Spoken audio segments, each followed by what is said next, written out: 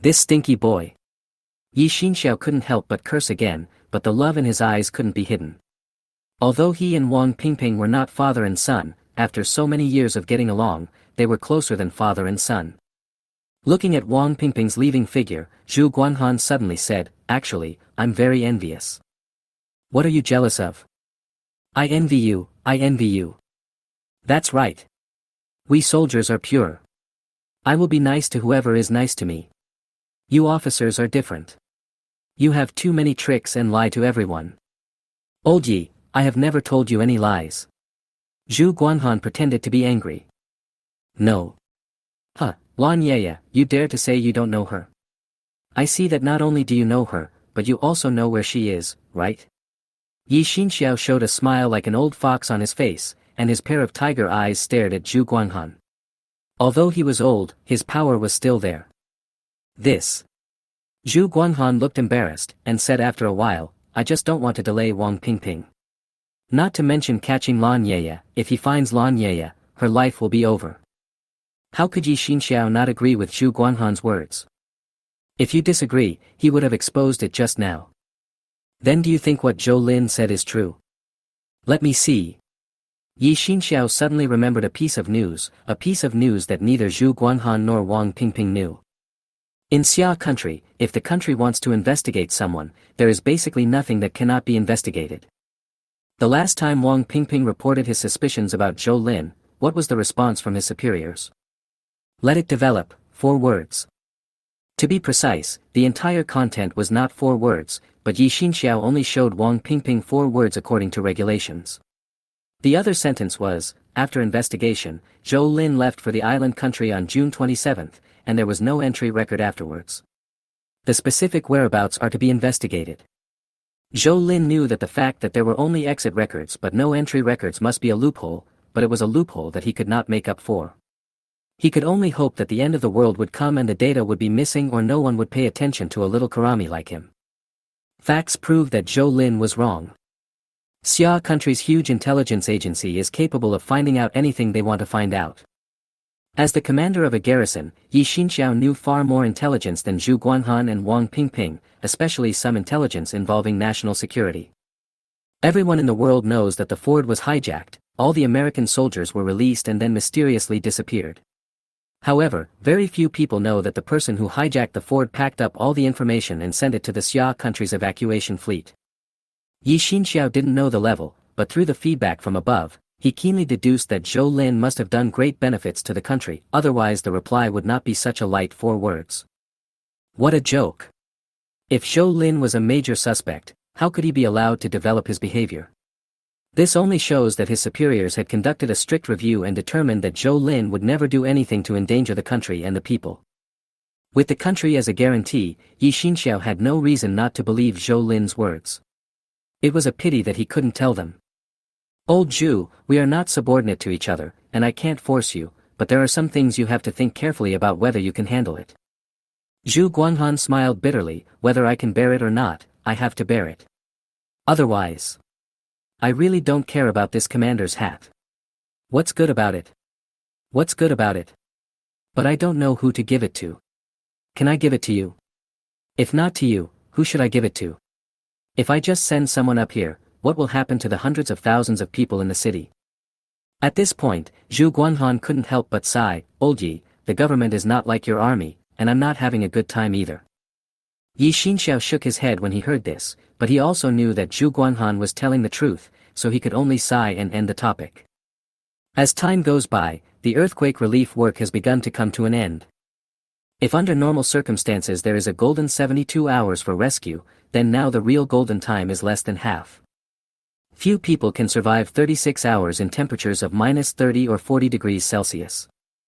Normally, if the human body is exposed to such low temperatures and is unable to exercise, the extremities of the body will suffer severe frostbite in just a few hours, and life will soon be in jeopardy. According to reports collected from various places, there were basically no living people 24 hours after the earthquake, and the occasional case was a special and exceptional case. In near despair, the rescue team persisted for another 48 hours, and during these 48 hours, only 8 people were rescued from the entire Bashu province, 7 of whom faced amputation. As a last resort, the Bashu Province Post-Disaster Command Center sent orders to all regions to suspend rescue operations. This is not indifference, but because of the special circumstances, the personnel and materials could not continue. In the last 48 hours, although 8 people were rescued, 18 people who participated in the rescue were sacrificed, and the materials consumed were difficult to calculate. Stop the rescue. When Zhou Lin received this news, he felt very emotional. If I had known this would happen, I would have stopped it earlier. If I were the one giving the order, I would have announced the suspension. Zhou Li pouted. This kid dares to say anything. Fortunately, there is no online platform now. Otherwise, if this was posted online, Zhou Li would be scolded as a fool. Today is a little brighter than yesterday. Zhou Lin threw a piece of pork ribs into his mouth. Qing Yali has been concentrating on studying cooking recently. Maybe it's because of her special abilities that she has opened her eyes. The taste is getting better and better every day, so much so that Wu Shui and Zhou Li are a little disgusted with it, saying that if they continue to eat like this, they will turn into pigs. Qing Yali's opinion on this is that if there is food to eat, just eat as much as you can. If there is nothing to eat, you can still use the fat to hold on for a while. What happens after the winter night? Wu Shui asked. It's a bigger disaster. Zhou Lin smiled bitterly. He didn't want to discourage them, but the facts were in front of him. Deception would do no good except to make them more disappointed. Plague? Zombies? Flood or high temperature? Zhou Li guessed randomly, and actually guessed a little bit. Floods are certain. It will be terrible if so much snow melts, because sewage will overflow and lead to the spread of diseases. High temperatures will also occur frequently. What the hell are zombies? Don't confuse novels with reality. Zhou Lin said. Wu Shui's face was as pale as snow. She can accept cold weather, but if it is hot and flooded, it means that some small insects may reproduce wildly, such as mosquitoes and flies. It is impossible to kill their eggs in just -40 degrees Celsius. As long as the temperature and humidity are suitable, they will start to hatch and reproduce immediately. Basically, those who can be identified as harmed by the Xia people can never be completely eliminated. Don't worry, mosquitoes and flies can't get in. Do you really think our filtration system is just for decoration? Zhou Lin patted Wu Shui's hand. They were an old couple, so what didn't he know? Wu Shui blushed. Since we don't need anything, there's no need for you to take risks, right? It's too dangerous. Don't worry, I have my own plans. Zhou Lin pinched Wu Shui's face, stood up and took the elevator down to the basement to start preparing. Symbiosis. Intermediate 4217/10,000. Currently symbiotic transportation, Laifu, large water surface transportation. Lu Xiaofeng, medium-sized ground transportation vehicle. Number of symbiotic vehicles, 0. Storage space, 1/2. Intensity symbiosis, 6.0 minutes/24 hours. Evolution level I, 6.0, 6001/10,000. Unconsciously, the experience value of symbiosis increased by nearly 1,000, and the degree of evolution also increased by an entire order of magnitude. Zhou Lin was quite satisfied with this speed. After all, he didn't have the opportunity in his previous life, and a lot of things were just hearsay. Whether it was the path of superpowers or the path of an evolver, he could only rely on himself to explore slowly. Zhou Lin found a beautiful pickup truck and prepared to modify it. Although he cannot use consciousness directly without symbiosis, Zhou Lin can control the equipment on the Laifu with ease while being on the Laifu. There are all kinds of equipment in the maintenance workshop next to the hangar. Zhou Lin made the entire workshop come alive with just one thought. Many robotic arms and movable equipment seemed to begin to surround the pickup truck, disassembling and assembling parts and accessories in an orderly manner according to Zhou Lin's consciousness. On the other hand, workpieces of special size and material required by Zhou Lin are gradually taking shape on machine tools, metal 3D printers and other equipment. In other words, no one saw it, otherwise they would definitely think that the AI had started to execute a plan to destroy humanity.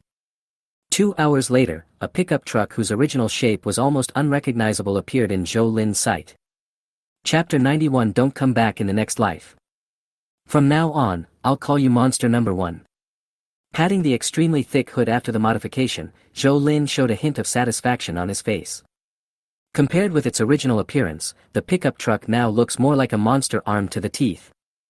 The front bumper was replaced directly from plastic to tough steel plate, and 9 long and sharp blades as long and sharp as the claws of Tyrannosaurus Rex were firmly welded on the steel plate. The 9 battering rams can tear apart any carbon-based creature that tries to block Monster No. 1's progress, while the sturdy lower obstacle bumper ensures that the upper row of battering rams will not be easily damaged when it hits something. Since the bumper has been reinforced, the entire body of the car naturally cannot be missed. From the hood, front fenders to the rear bumper, Zhou Lin reassembled them using spare steel plates on the aircraft carrier. That's right, it's the kind of steel plate that's strong enough to withstand ordinary rockets. This alone increases the vehicle's weight by 1.5 tons, but fortunately this pickup truck has sufficient horsepower. In addition to the vehicle's defensive capabilities, force is also indispensable. Zhou Lin made a machine gun stand using the pickup truck compartment. Although it could not be raised and lowered as easily as the Lu Xiaofeng and had its own protective barrier, it should be sufficient for now. If necessary, taking the machine gun out of the Lu Xiaofeng and setting it up should be able to dissuade many people. In addition, the carriage is made closed, which makes people feel safer when loading cargo and sitting in it. The reason why the tires are not modified is that the snow on the ground has basically hardened. For a 4-wheel drive vehicle like this, as long as iron chains are put on the tires, there will be no problem in driving normally. While it was still light and convenient for action, Zhou Lin planned to go to the shopping malls in the city to harvest some goods, with gold being the main target. As I said, antiques are valuable in prosperous times, and gold is valuable in troubled times. The natural properties of gold determine its use. It is not true that gold cannot be exchanged for food as in many novels. Even if this really happens, it will only be short-term or in individual cases. After all, as long as human society exists, transactions are inevitable, and the property of gold as an equivalent exchange will continue to exist. Zhou Lin did not leave from the lobby of the ship's island building, but chose a side door on the starboard side. When he and Zhou Li were piling up soil yesterday, he decided to use this side door, so he specially built a slope, which was rough for sure, but after freezing, it could be used by pickup trucks to go up and down. It was pitch black all around, except for a few beams of light that occasionally streaked across the night sky over Jiazhou City. Although it consumed a lot of energy, Zhu Guanghan had insisted on doing so since the earthquake, saying that it was his last thought for the people. As long as the column of light remains, it means the country is still there, the government is still there, and hope is still there. At the same time, the inextinguishable column of light is also a warning those who want to take risks, seize wealth by trickery, and kill for money not to be lucky. Even if you succeed for a while, there will always be a day of reckoning. However, many places in the city are still dark, and even if there are people alive, most of the energy can only be used for heating, not lighting. The roar of the pickup truck was a bit loud in the dark and quiet world, but Zhou Lin didn't plan to drive directly into the city.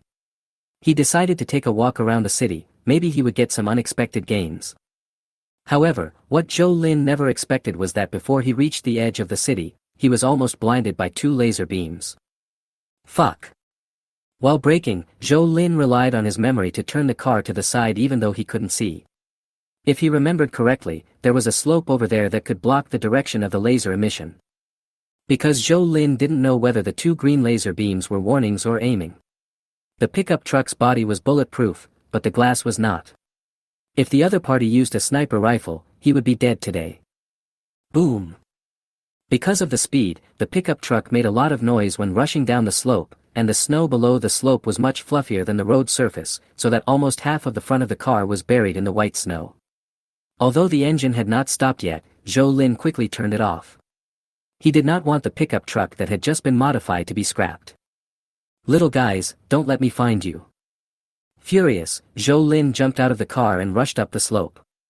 At the same time, he had a rifle commonly used by American soldiers in his hand, the famous 16. The 2 laser beams have disappeared, but unfortunately they are useless. Zhou Lin has already memorized the direction, and all that is left is to slowly feel his way over. He didn't believe that anyone could see farther and more clearly than him, unless the other party could come up with a better night vision device than his. Is it possible? Probably impossible. Unless the other party is from the military, and is the most advanced and elite one. Not far along the road leading into the city, there were several people lying on the slope on the other side. One of them was mumbling, "Isn't it said that this laser pen can blind the driver? Where is the car? Where is the car? What the hell are you arguing about? I saw a car rushing down. Maybe someone is dead right now. Wouldn't it be better to pick up the body later?" "Will it be picked up by someone else?" asked the third person. "What's wrong with you? We're the only ones around here, where did the others come from?" "But I just saw someone, you, next to you." "Fuck. There's a hammer, a hammer."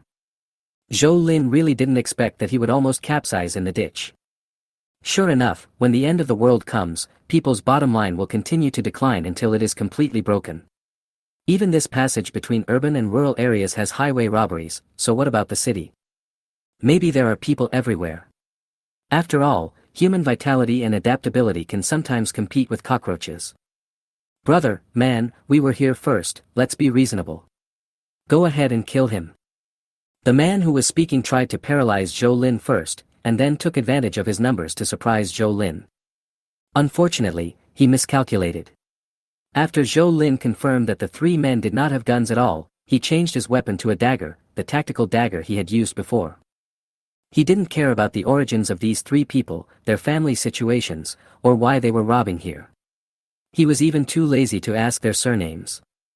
6 times the physical fitness makes Zhou Lin react faster, and stronger. The leader must be given the greatest respect, so Zhou Lin's first blow was given to the leader.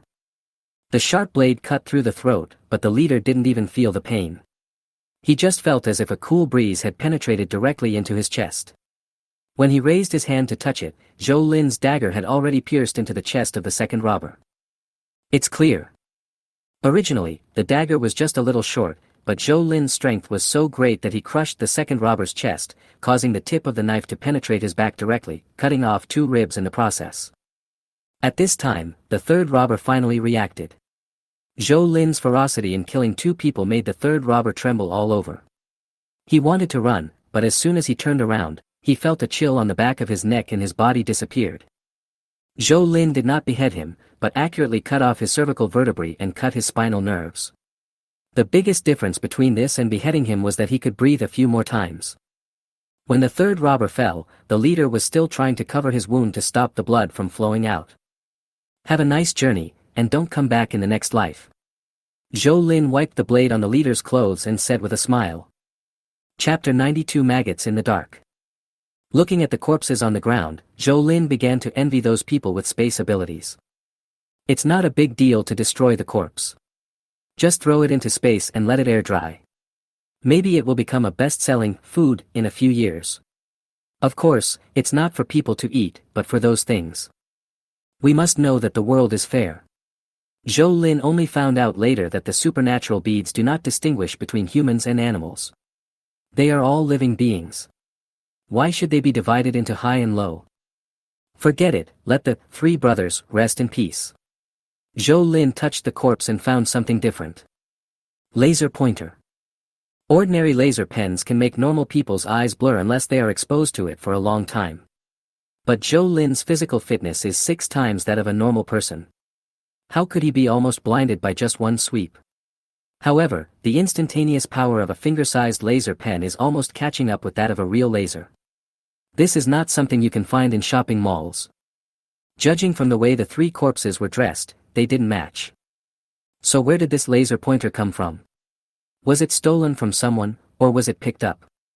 Or was it given to them specifically to do this? Zhou Lin didn't know. There was actually nothing wrong with the pickup truck. After being dragged out of the snow by Zhou Lin, it was only slightly deformed in some places, which did not affect its use. Zhou Lin thought about it and decided not to use it for the time being. What if the next time it's not a laser but a sniper bullet that gets into the cab? It's better to just use skis. After hiding the car, Zhou Lin walked into the city.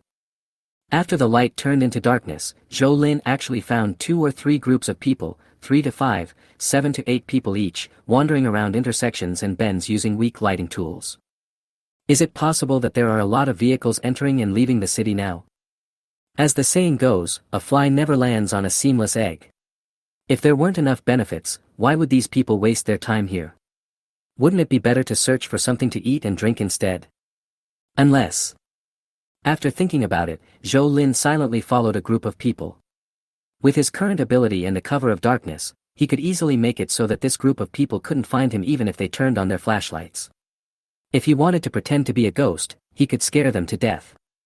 When the distance was close enough, Zhou Lin could easily hear the other party's conversation. Why haven't there been any fat fish today? Why are you in such a hurry? It's right to listen to me. Didn't we get it yesterday? Now we just lack weapons. If we run into a lone police car or something like that, don't be afraid, brothers. Just kill them.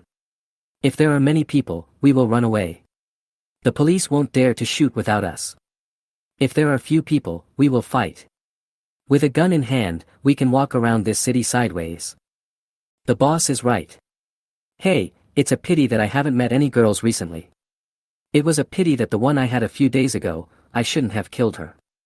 If I save her, I can have more fun for a few more days. As expected, when the end of the world develops to a certain extent, human nature begins to reveal the darkest side.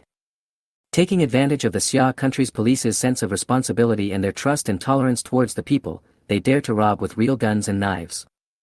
Zhou Lin shook his head, and suddenly remembered that he had no right to judge others. Didn't he also rob the Lai Fu?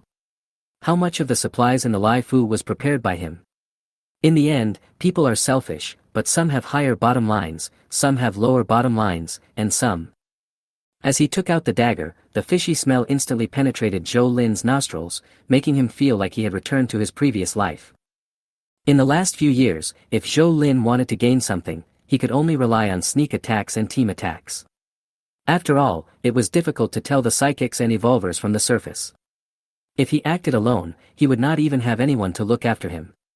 If he accidentally touched the prize, he would be doomed. At that time, Zhou Lin was with Ai Bing, Tang Yili and many others. Although he later discovered that Ai Bing had some unclear affairs with other men, the love between men and women faded a lot because they couldn't fill their stomachs every day. As long as they didn't see it with their own eyes, they would just let it go. I really don't know what kind of drug Ai Bing gave me in my previous life.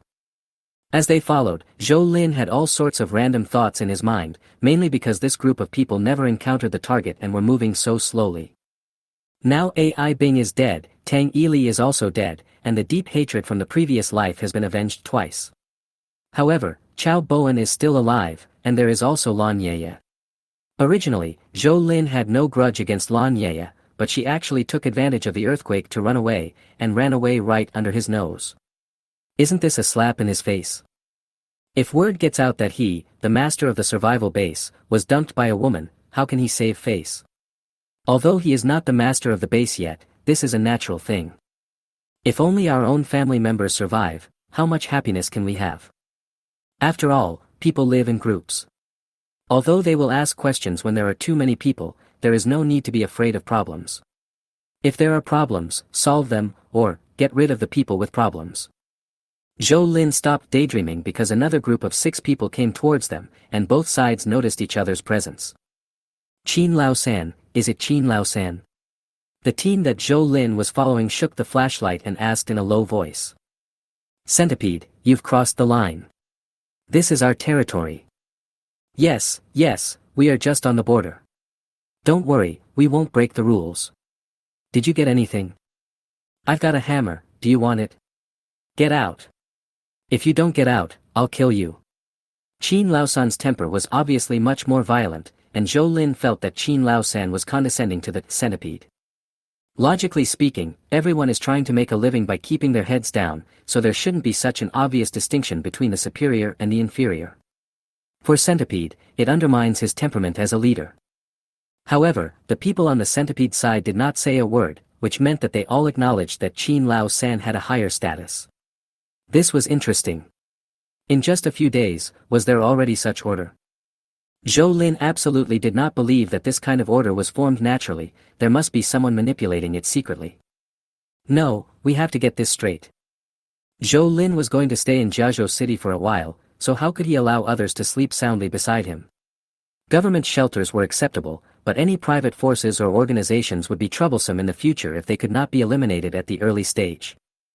Within 5 years, or to be more precise, at least 4 years and 10 months, there should not be large numbers of mutants and evolvers appearing. Then all battles for supplies will inevitably be dominated by ordinary people. At this stage, Zhou Lin's greatest reliance, apart from the evolution of his own supernatural powers, is the weapons and equipment in the Lai Fu. As long as he had enough manpower, Zhou Lin was even confident that he could capture the entire Jiazhou city, except for the government shelter. It's just a thought. Only a crazy person would do such a thing. It's not like we're fighting for the Central Plains or the world. This is the end of the world where resources are scarce. What's the point of keeping so many idle people? Talent, talent, talent. Master, master, master. From now on, only these 2 types of people are Zhou Lin's target. The centipede had already led the team back. Zhou Lin thought about it and gave up the centipede. Instead, he secretly followed Qin Laosan's team. Maybe he would get more rewards. Chapter 93 Zhou Lin's knife is too cold. Qin Laosan's team is much stronger than Centipede's team in terms of size, momentum and a tacit understanding when walking. They feel more like an organized. Well, there are some things Zhou Lin cannot say casually, as it may cause problems. In fact, in any era, as long as there are people, there will be color. Calling these people Jianghu is actually a compliment. Etc. Qin Laosan, who was walking in front of the team, suddenly stopped. He kept looking around with his eyes. The flashlight in his hand also turned, and the yellow circle of light kept scanning back and forth. Twice it almost brushed past Zhou Lin's hiding place. Quite interesting. Qin Laosan must have sensed something. In fact, human sensory organs are not as bad as they appear. The reason why some people are not inferior to animals after repeated training proves that the problem is not with our eyes, nose, and ears. This is like installing a computer. All the hardware has been installed. If there is a sudden performance improvement when the hardware cannot be replaced, it must be that the software system has changed. Nowadays, computers have some functions such as frequency reduction and energy saving. Why can't the brain be lazy? After all, human consciousness is generated by the brain, so if it is intent on being lazy, the consciousness usually won't notice it. Only when the brain feels that it has to be diligent will it truly utilize all of its sensory organs. As a result, people who achieve this level are regarded as monsters. Qin Laosan should be the type whose brain perception part is more diligent, but his ability is not enough to reach Zhou Lin's level, so he shows doubts. Keep going. Qin Laosan frowned. He really heard some noise, but the key point was that the noise followed them. Could it be that he had heard it wrong? Zhou Lin, who was hiding in the dark, was also hesitating whether to continue to follow or. It's better to follow him. If Qin Laosan really finds out, it's just a few more lives, no big deal. Zhou Lin's decision made Qin Laosan suffer a lot. Qin Laosan stopped not far away, and then shone the flashlight back and forth, but still didn't find anything. This happened again and again. Not only did the people in the team wonder if there was something wrong with the boss, even Qin Laosan couldn't help rubbing his ears and knocking his head, fearing that he was broken. Only Zhou Lin was laughing secretly. Who made Qin Laosan so dedicated that he doesn't even know to find a place to rest? 2 people go in and take a look. If everything is okay, we'll rest for a while. Qin Laosan still had no results and was full of suspicion. He suspected that he was too tired and that a short nap would be better. The house was a small building in the suburbs, and no one had lived in it for a long time. After Qin Laosan and others went in, Zhou Lin jumped lightly onto the roof of the 2nd floor. Although there was still some movement, it was far less than the one made by Qin Laosan's men in the house. I need to take a nap, stop making noise. After his men lit the stove and the temperature rose, Qin Laosan asked them to open it and sleep. That's right, now cold-proof sleeping bags have become standard equipment when going out, otherwise it is easy to go out and never come back. The younger brothers were all busy, some needed to heat up the food, some needed to take a nap, and some needed to take a break. It all fell into Zhou Lin's hands. The young man who was on guard originally wanted to call for help, but the shining dagger changed his mind, especially the strong smell emitted by the dagger. Do you know who your boss Qin is hanging out with? Zhou Lin asked in a low voice. I know. Don't kill me. I've already said that we are all from the end of the world Cleaver Gang, and Boss Chin is the leader of the branch. The Cleaver Gang. It's so down to earth, why not call it the Axe Gang?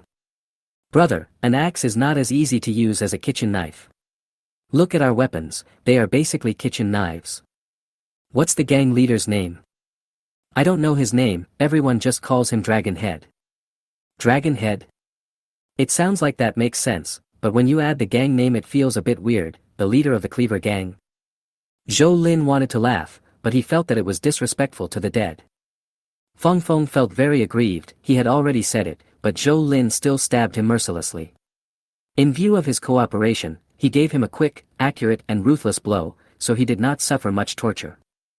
Everyone is going to die, so the sooner you die, the sooner you can be free.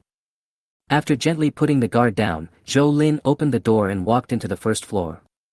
Just then, someone was walking towards him. Before he could see Zhou Lin's appearance clearly, his throat was cut by a knife. Chuck, chuck. It is very uncomfortable to have blood flowing back into the throat. Often, before too much bleeding occurs, the person chokes to death due to lack of breathing. Having followed Qin Laosan's team all the way and heard many of their secrets, Zhou Lin didn't feel any reluctance at all. Who's over there? 2 flashlight beams flashed over, but there was nothing there except a twitching corpse. The remaining 3 people were shivering all over, their lips were trembling, and they were at a loss. Zhou Lin hid in the darkness with an expressionless face. Randomly select a live audience member. It's you, who told you not to have a flashlight? A gust of cold wind suddenly blew, and it really felt like that. 1, 2, 3. All I can say is that Zhou Lin's knife is too sharp, and his heart is colder than the guy who has been selling fish in our T-Mart for 10 years. There was a little brother upstairs, who was a little scared when he heard the noise. After all, people like them can only fight when the wind is favorable. When it comes to a head-on fight, they are more cowardly than each other. What are you doing? Qin Lao-san also woke up. When he tried to get out of the sleeping bag, Zhou Lin's dagger pierced the chest of the night watchman. He didn't want to make it so bloody, but this guy wanted to rush down the stairs, so he bumped into him. As the ancient said, when 2 brave men meet in a narrow road, the brave one wins. Facts have proved that the kitchen knife is still a little inferior, at least in length. It is not as good as the dagger in Zhou Lin's hand. So the night watchman died, and Zhou Lin lived. You are the one who followed me all the way. Qin Lao-san was not too stupid, so Zhou Lin decided to have a chat with him. After all, a smart person is often easier to communicate with. We don't have anything valuable. You've got the wrong person. Looking at Zhou Lin's blood-stained body and ferocious appearance, Qin Lao-san seemed to have completely lost the desire to resist. However, if he thinks that this will make Zhou Lin relax his vigilance, then that would be too foolish. Zhou Lin, who has lived in the apocalypse for 10 years, is more cautious than a mouse in a cat's nest. Cleaner Gang. Dragon Head. Is there anything else you can tell me besides these? Well, I want to hear the kind of news that can keep you alive, otherwise. Without any hesitation, Zhou Lin stabbed Qin Laosan's right shoulder with his dagger. Grass. Qin Laosan screamed in pain, but his reaction was still a little slow. As a result, not only was his entire right arm broken, but the fine steel dagger in his right hand also fell to the ground and there was no way to pick it up. I thought you were a smart guy. Zhou Lin shook his head. Don't say I didn't give you a chance. Just tell me, and I'll let you go. It's a deal. Qin Laosan's eyes lit up. He didn't want to die. Okay, I promise. Zhou Lin nodded. The real name of Long Tu is Long Dashu. He was the owner of a slaughterhouse before the end of the world. When he was young, he made a living by slaughtering pigs. But secretly, he was actually the 4th master's man. 4th master. The one with the surname Su. It would be interesting if this leader was Su Laoxi's man. Su Laoxi is a prominent figure in Jiazhou City. As expected, a boastful person will always be awesome. Chapter 94, Time-Honored Gold Shop. Zhou Lin couldn't remember clearly how Su Laoxi made his fortune. Among the gangsters, there will always be a few who stand out, which is normal. In the past 20 years in Jiazhou City, Su Laoxi has been considered a man who has made a name for himself. Not only has he gathered a group of younger brothers, he also owns a gravel quarry, a nightclub and various clubs. The key is that he is smart and has sworn to be sworn enemies of gambling and drugs. Not only does he not touch them himself, he is also said to have secretly provided convenience to the police. Making things convenient for others is making things convenient for oneself, and with all the connections, Su Laosi got rich in Jiazhou City. However, most of the businessmen with a dark history like him will not be able to grow up. After the leaders in the city change, someone will want to use his head to exchange for a higher position. Fortunately, the end of the world has come. For those who do whatever it takes, the end of the world may be prepared for them. Of course, the premise is that you don't encounter cheating or rebirth. Otherwise, no matter how awesome you are, you can only be a supporting role.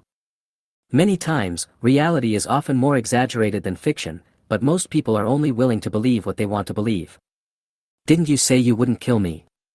Feeling his life slipping away, Qin Laosan felt very unwilling. Zhou Lin nodded. I said it, and I have to keep it. We are all in this together, why are you still so naive? Or do you think I am a good person? Normally Zhou Lin doesn't smoke much, but when he kills a lot of people, he will light one for himself. It seemed as if the lingering green smoke could cover up the twitching at the corners of his mouth and soothe his tense heart, or maybe the green smoke could send away those unwilling wronged souls like Qin Laosan's. As I said, don't come to this world again. All I can say is that Centipede Bug's team was really lucky, otherwise they would have been sent away by Zhou Lin. After killing nearly 10 people, Zhou Lin finally got rid of some of the resentment for being intercepted halfway. This area happened to be in the city, so he wandered around leisurely. The purchasing power of gold will rise sharply in a few years, but it has been in a state of plummeting in the first 1 or 2 years after the natural disaster. It has to be said to be a miracle. Just like the gold shop just a few steps away from Zhou Lin, the milk tea shop next door was looted clean, but the glass door of the gold shop was still intact. Are the Xia people too law-abiding, or are the people around here just not very smart? In the dark night, Zhou Lin smashed the tempered glass door without any cover and walked in on the broken glass all over the floor. There was a strong smell of mildew in the air, and there was a thick layer of ice on the floor tiles, which made a crackling sound when you stepped on them. This is still good. After all, this store is on the second floor and the terrain is relatively high. In the south of the city, the floors below the third floor are still buried in snow. There was a lot of empty space in the square counter, probably because the boss took some away when closing the business. After taking a look, I found that there were not many pure gold items. Instead, gems, jade and the like were thrown on the counter, which showed the difference in their value. Zhou Lin had no interest in those broken stones. He picked up a few gold ornaments from a small counter which might have been left untied by the boss, and went to the office in the back. The office is not big, but the safe is very conspicuous. When Zhou Lin saw the locked safe, he knew that he couldn't escape. In fact, violent disassembly is the simplest method. First, dig the safe out of the wall, and then break through it from the back. Things like self-destruction are nonsense. Which safe company dares to sell self-destructing safes in Xia country? Zhou Lin didn't care how much noise was made. It was freezing cold, and as long as the house didn't collapse, no one would care about other people's business. A few minutes later, the safe was opened. Although no equipment was found, a lot of money was dropped. Even Zhou Lin was a little surprised that such a remote, small store would hide nearly 3 kilograms of gold jewelry, gold bars, and gold that did not seem to come from normal sources in the safe. It's either dirty or black. I don't know who the boss is, but it can't be the guy on the business license. Originally Zhou Lin wanted to leave some for the owner of the gold shop, but now it seems unnecessary. It's just a case of thieves robbing each other, so there's nothing to feel guilty about. It was a good start, but I don't know if it was the blood of Qin Laosan and his men that made it red. After walking out of the gold shop, Zhou Lin looked at the time and realized that he had been delayed for a long time. As far as I can remember, there seemed to be 2 gold shops nearby. Although it was a bit late, Zhou Lin decided to walk over to take a look since he was already there. In fact, every city has those gold and silver shops hidden in small alleys with unremarkable facades. Some people may think that such small shops have no strength, but that is too naive. Think about why they can resist the tides and remain standing. Snakes have their ways, and rats have their paths. The money-making ability of this kind of small gold shop is often in places that ordinary people cannot see. Some are gold and silver shops, but actually run pawn shops, some act as private banks, and some. For example, the one Zhou Lin stopped at this moment, you could tell it was very old just by looking at the sign on the door, and the traces of weathering were more obvious than the wrinkles on Zhou Caijuan's face. The door was still that old-fashioned wooden door, very thick but not tight. If you looked carefully, you could even hear the sound of wind blowing through, and the sound of people breathing inside. Anyone? Zhou Lin narrowed his eyes and wanted to turn around and leave. He came out to collect, not to rob, and he has this bottom line. But the next moment, he heard a scream, a woman's scream. It's inside the gold shop. It didn't take much brainpower to guess that it was probably another apocalyptic tragedy. Zhou Lin thought about it and slowly turned around. To be the savior? It's impossible. It's just a reason for myself to intervene. After all, those who kill will be killed. No matter how thick the ancient door panel is, it has been hollowed out by time. When it encounters someone like Zhou Lin who regards violence as beauty, it can't play any role in stopping it. Amid the loud noise, a man's voice was heard, "Where did you get the shark arm? Get out of here." There was an emergency light in the corner of the store, and the light was almost completely blocked by the counter, which was why Zhou Lin didn't see the light through the crack in the door just now. A burly figure gradually stood up in the light, and the shadow of his head rushed straight towards Zhou Lin. "I want to exchange for some gold, can I?" "Exchange? What do you want to exchange?" The burly man was obviously confused. Was the guest who kicked the door actually a guest? Of course it's food. Isn't it said that a pack of instant noodles can be exchanged for 1 gram of gold? Is this man crazy? A pack of instant noodles for 1 gram of gold. Why didn't he just go grab it? Why did he have to waste a pack of instant noodles? From the corner of the counter came the sound of 2 men talking, mixed with a woman's painful and suppressed voice. "Then, how do we change it? How many packs of instant noodles do you have?" The burly man did not smile. His face was full of fat and beard, and he did not look like a good person at first glance. "It's a lot. Of course I don't have all of it on me. Can I exchange 1 pack for 1 gram? Change. Brother, it's really changed. Gold, that's gold. Gold can't be eaten." The burly man turned around and shouted. The case was solved. Zhou Lin's eyes drifted towards the counter. Perhaps the real owner of this gold shop was an unlucky woman. Chapter 95 Another Disaster. Jiang Lanlan is a very charming woman. This gold shop was opened by Jiang Lanlan. She lived above the shop in a 2-story house that was connected, which was very convenient. The building where the gold shop is located is more than 30 years old, but Jiang Lanlan has not lived here for that long. She moved in about 10 years ago. 10 years is long, but sometimes it is short. For example, the burly man who was talking to Zhou Lin was called Chen Feng. He was still a high school student 10 years ago. After accidentally seeing Jiang Lanlan in a black dress, he never forgot her curvy silhouette and the fragrance floating in the air. At that time, Jiang Lanlan was less than 30 years old, which was the most prime time for a woman. Once you meet Yang Gua, your life will be ruined. Chen Feng likes to read martial arts novels very much, and he has always longed for the kind of swordplay, the pleasure of revenge, the fine wine and beautiful women, and the bright lights and nights behind them. In his 18-year-old heart, Jiang Lanlan is the beauty destined for him by God. In order to see Jiang Lanlan every day, Chen Feng gave up the opportunity to take the college entrance examination and even gave up going out to work. He set up a bicycle repair stall at the entrance of the alley.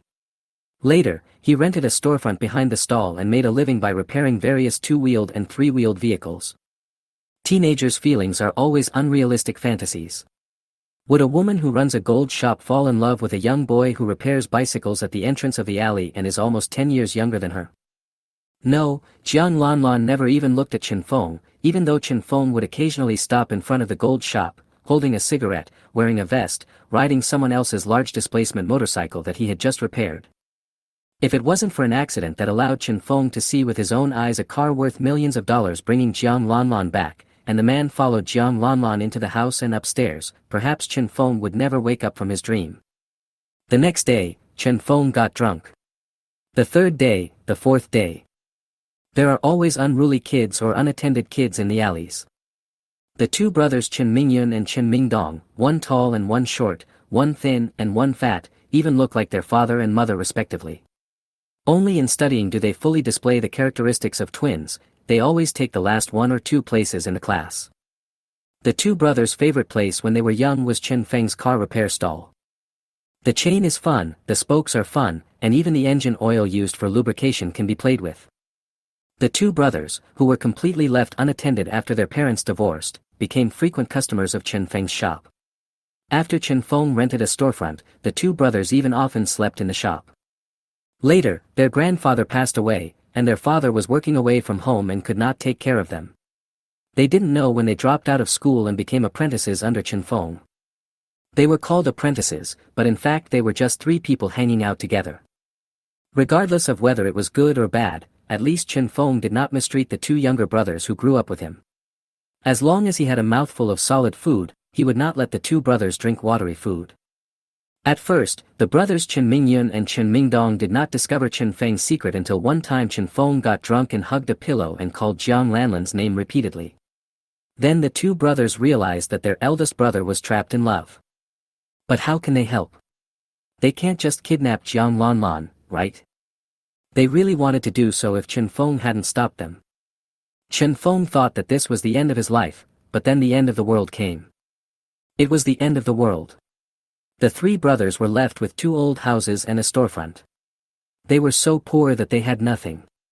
They ran out of food after just 2 days, and there was no fire in the house after 3 days. What to do?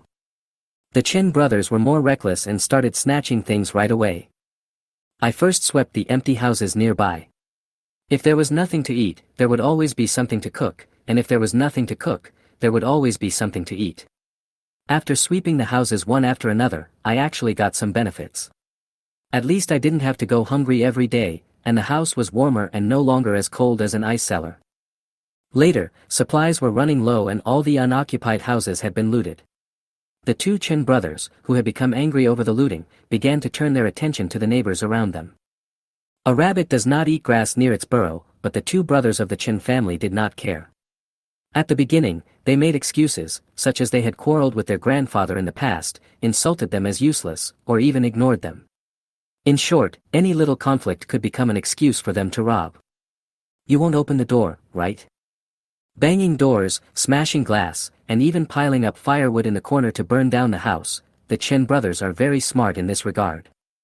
Thanks to this ruthlessness, the 2 brothers and Chen Feng have managed to live a comfortable life to this day. Originally, Chen Feng had not thought of bullying Jiang Lanlan, if he had not happened to have a car to deliver something to Jiang Lanlan. In fact, this car passed by twice after the natural disaster, but it just happened to miss Chen Feng and he didn't see it. The Chen brothers didn't care about the car at first, until they saw Chen Feng's expression was not right, and then saw Jiang Lanlan carrying boxes of supplies out of the car with a smile on her face. Fuck. This bitch actually has someone sending her things. No wonder you live such a comfortable life. How about we snatch her away, and let's give her to Big Brother, and eat the food together. Chen Mingyun licked his lips. In fact, he could kill Jiang Lanlan, but because of Chen Feng. The 2 brothers discussed it. At first, Chen Feng didn't want to do it, but he couldn't resist the 2 brothers teasing. They said that if you can't sleep forever, you can always sleep for a while. It's the end of the world, so why worry about tomorrow or the day after tomorrow? Seize the present. God has no idea how the 2 brothers who had not even graduated from junior high school convinced Chen Feng, who had a degree 3 years ahead of them. Then the 3 of them chose to sneak into Jiang Lanlan's house through the 2nd floor window. Jiang Lanlan was chased from the 2nd floor to the shop on the 1st floor by the 3 brothers. Just when the 2 brothers were planning to let Chen Feng have a taste of the first dish and they were waiting to drink the soup, Zhou Lin arrived. Where's the instant noodles? How much gold is here? I only want gold. Zhou Lin glanced at the counter in a pretentious manner, and was surprised to find that there was quite a lot of real gold and silver. There are still a few kilograms. Chen Feng rubbed his head with his left hand. In his right hand, he held a homemade steel pipe knife, which he hid behind the counter so that it was inconvenient to show it to Zhou Lin. That's fine, but I'd rather switch with the boss. Hey, boss, do you want to switch? Zhou Lin looked past Chen Feng and shouted in the direction of Jiang Lanlan. Fuck. Bro, catch him. Chen Mingdong is the youngest, but he is the smartest among the three, especially after the end of the world, he is basically the one giving the orders. Chen Feng gritted his teeth, raised the steel pipe knife and rushed towards Zhou Lin. You really don't know how to live or die. Zhou Lin raised his foot casually, and although he was the last to strike, he got ahead of the opponent and kicked Chen Feng backwards. Zhou Lin brushed off the non-existent dust on his trouser legs and walked towards the Chen brothers. Are you here for this woman? Chen Mingdong gritted his teeth, put a knife on Jiang Lanlan's neck, lifted her up, and wanted to use her as a hostage to threaten Zhou Lin. Only then did Zhou Lin see Jiang Lanlan's appearance clearly. How to put it, she looked a bit like Lan Yaya, but not exactly the same, there was a certain gap. To be precise, I came here for the gold. As long as you don't hinder me, I don't mind you playing whatever you want. Bullshit. You beat the boss to death, I want you to pay with your life. Chen Mingyun was the type of person who wasn't very smart. When he saw Chen Feng lying on the side without moving, the only thought in his mind was to fight Zhou Lin to the death. Zhou Lin's face changed slightly. I'm giving you face, right? I'll count to 3, either get out or die. 1, 2. Chapter 96, No Woman is Simple. Gun. Zhou Lin was too lazy to waste time. Anyway, he came here to find gold. If the two brothers must commit suicide, Zhou Lin doesn't mind fulfilling their wish. Wait a minute. Jiang Lanlan suddenly said, don't shoot, they are not bad people, they just acted on impulse, don't kill them. Oh. That's your problem. I just want the gold. Zhou Lin shook the gun and motioned Jiang Lanlan and the other two to stand in the corner. Faced with the gun, Chen Mingyun and Chen Mingdong remained silent. Instead, it was Jiang Lanlan who actually pulled the two brothers to stand in a corner, and whispered to comfort them, asking them not to act rashly. After all, she was the one who had really seen the world, and she could tell at a glance that Zhou Lin was not joking and that he would definitely shoot if he said so. The gold is all in the counter. You, do as you please. She was a woman who knew her priorities. Zhou Lin nodded and began to search. The store was not big to begin with, and there were only a few pieces of pure gold, less than 3 kilograms in total, which soon all went into Zhou Lin's pocket. What's your name? Jiang Lanlan. That's right, you can go. Zhou Lin shook the gun. Then, what about them? Jiang Lanlan looked at the Chen brothers behind her. They just threatened me. I don't like to leave trouble, especially for those younger than me. The Chen brothers, who had been so aggressive just now, were now completely cowardly. Facing Zhou Lin's arrogant words, they didn't even dare to say a harsh word. They could only stare at Jiang Lanlan eagerly. It's funny that just now they were just thinking about bullying Jiang Lanlan, but now they hope that she can save their lives. They are still children. TSK, you're a good guy. Zhou Lin suddenly turned the muzzle of the gun and pressed it against Chen Feng's forehead, making Chen Feng, who had already raised the iron chain to try to hit Zhou Lin's head, dare not move. So he's a good guy too. Zhou Lin already knew it when Chen Feng woke up just now, but he was just too lazy to expose it. He didn't expect that Chen Feng would actually want to launch a sneak attack. The reason why Zhou Lin didn't shoot Chen Feng in the head was because he was a little curious. Logically speaking, even if Chen Feng didn't die from that kick, he should have suffered broken bones and serious internal injuries. How could he still get up and launch a sneak attack? Could it be that? With a strong heartbeat and rapid breathing, Chen Feng's physical condition at this moment was definitely not that of an ordinary person. A martial artist? Neither in his previous life nor in this life, Zhou Lin had ever seen a so-called martial artist. Be it modern fighting or traditional martial arts, they are all rubbish in front of the evolvers. After all, strength can defeat skill. No matter how skilled you are, if your speed can't keep up with your strength, what's the use? Not bad, you're quite courageous. Why don't you come with me? Zhou Lin forced Chen Feng to retreat step by step with the muzzle of his gun, but Chen Feng's eyes kept glancing at Jiang Lanlan. It seems like you two have a story. TSK, you don't look like a couple. Are you secretly in love? Zhou Lin smiled, then let's go together. The space in the island building is limited, but the interior of the Laifu is very empty. Hundreds of people can live there with just some arrangement. Think about it, when they were in the island country, weren't the sailors from the United States arranged clearly by Zhou Lin? The main reason was that Chen Feng made Zhou Lin a little curious. Could he be another evolver? With you? Chen Feng rubbed his chest and said angrily, what's the benefit? Stay alive, isn't that good enough? What, you still want me to help you tie her back? Impossible, a person should have some bottom line. Do you think she's a good person? Surprisingly, Chen Feng actually laughed and pointed at Jiang Lanlan and said, do you think she's a good woman? Jiang Lanlan, who was accused, said nothing, but just looked at Chen Feng with disappointment. It's quite interesting. What does it have to do with me whether she is a good woman or not? Of course it matters. You stole her gold.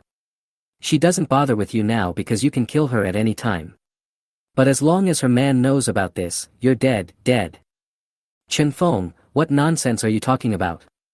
My husband died a long time ago. Jiang Lanlan finally couldn't help it and scolded Chen Feng. But at this time, Chen Feng had completely given up. As much as he loved her in the past, he hated her now. Dead? Are we all blind? That car we can't see. Xiaoyun and Xiaodong, you guys think so, right? Yes. She's a bitch. Well, just now she was a lifesaver, but now Jiang Lanlan has become a bitch in their mouths. So, don't always think of exchanging sincerity for sincerity. Sorry, who else will be sincere to you except your parents? Not to mention the end of the world, can you exchange it in peacetime?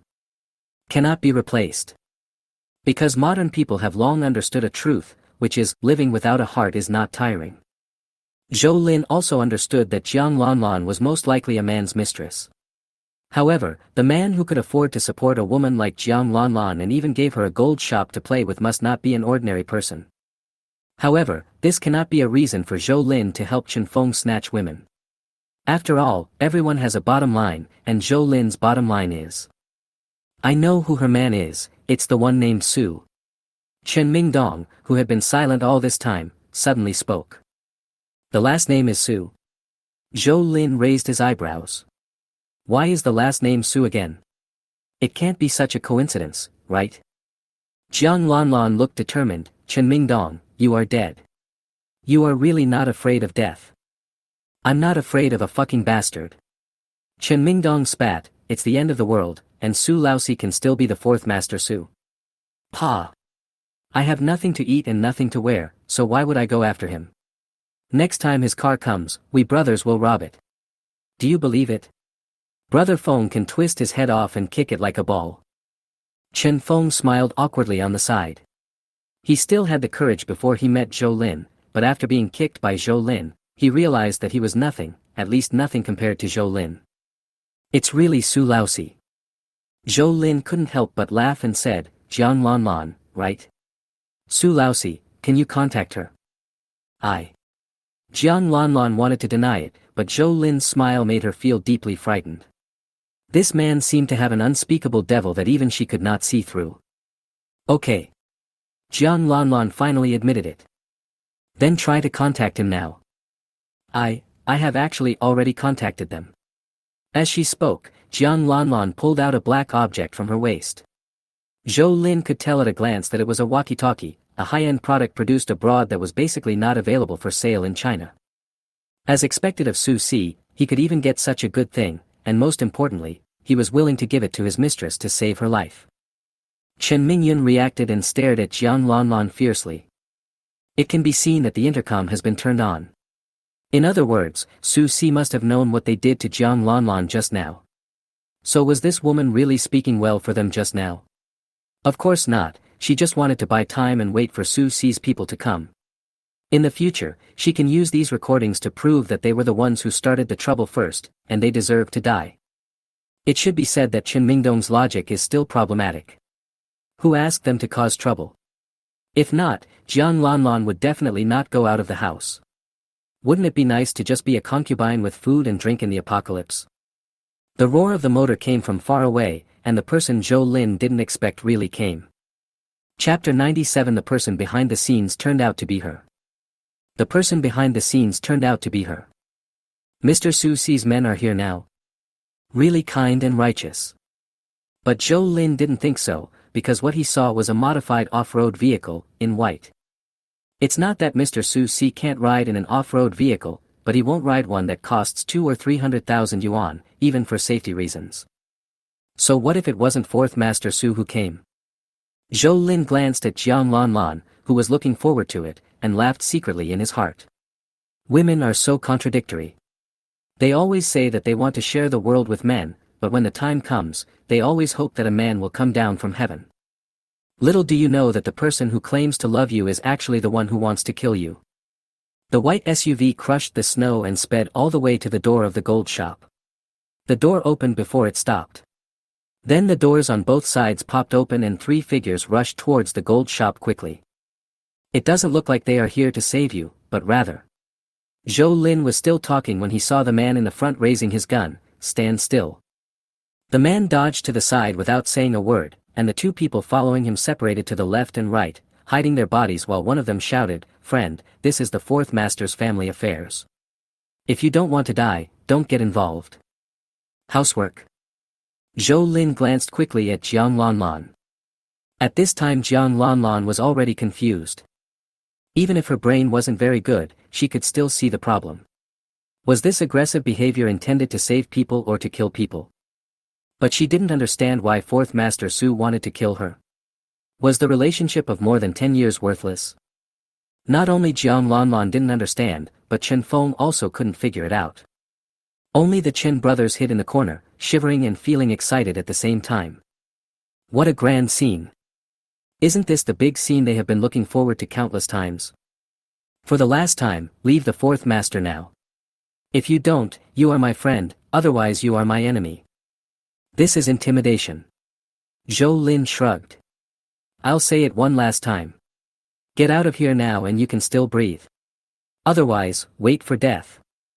As soon as Zhou Lin finished speaking, gunshots rang out from 3 or 4 directions at the same time. Bullets whizzed over and smashed the wall panels, counters and even the ceiling where Zhou Lin had just been. Isn't there any saving at all? It is conceivable that Fourth Master Su must have something in his hand, otherwise why would his subordinates waste it like this? Go upstairs. Jiang Lanlan lay on the ground, indicating the location of the stairs to Zhou Lin. She didn't dare to move, and hoped that Zhou Lin could pull her up when he passed by. But how could Zhou Lin bear to leave when it was such a fun thing? Besides, the space on the second floor is smaller, and it would be even more uncomfortable if it was blocked by someone. Chen Feng, have you made up your mind? Do you want to come with me?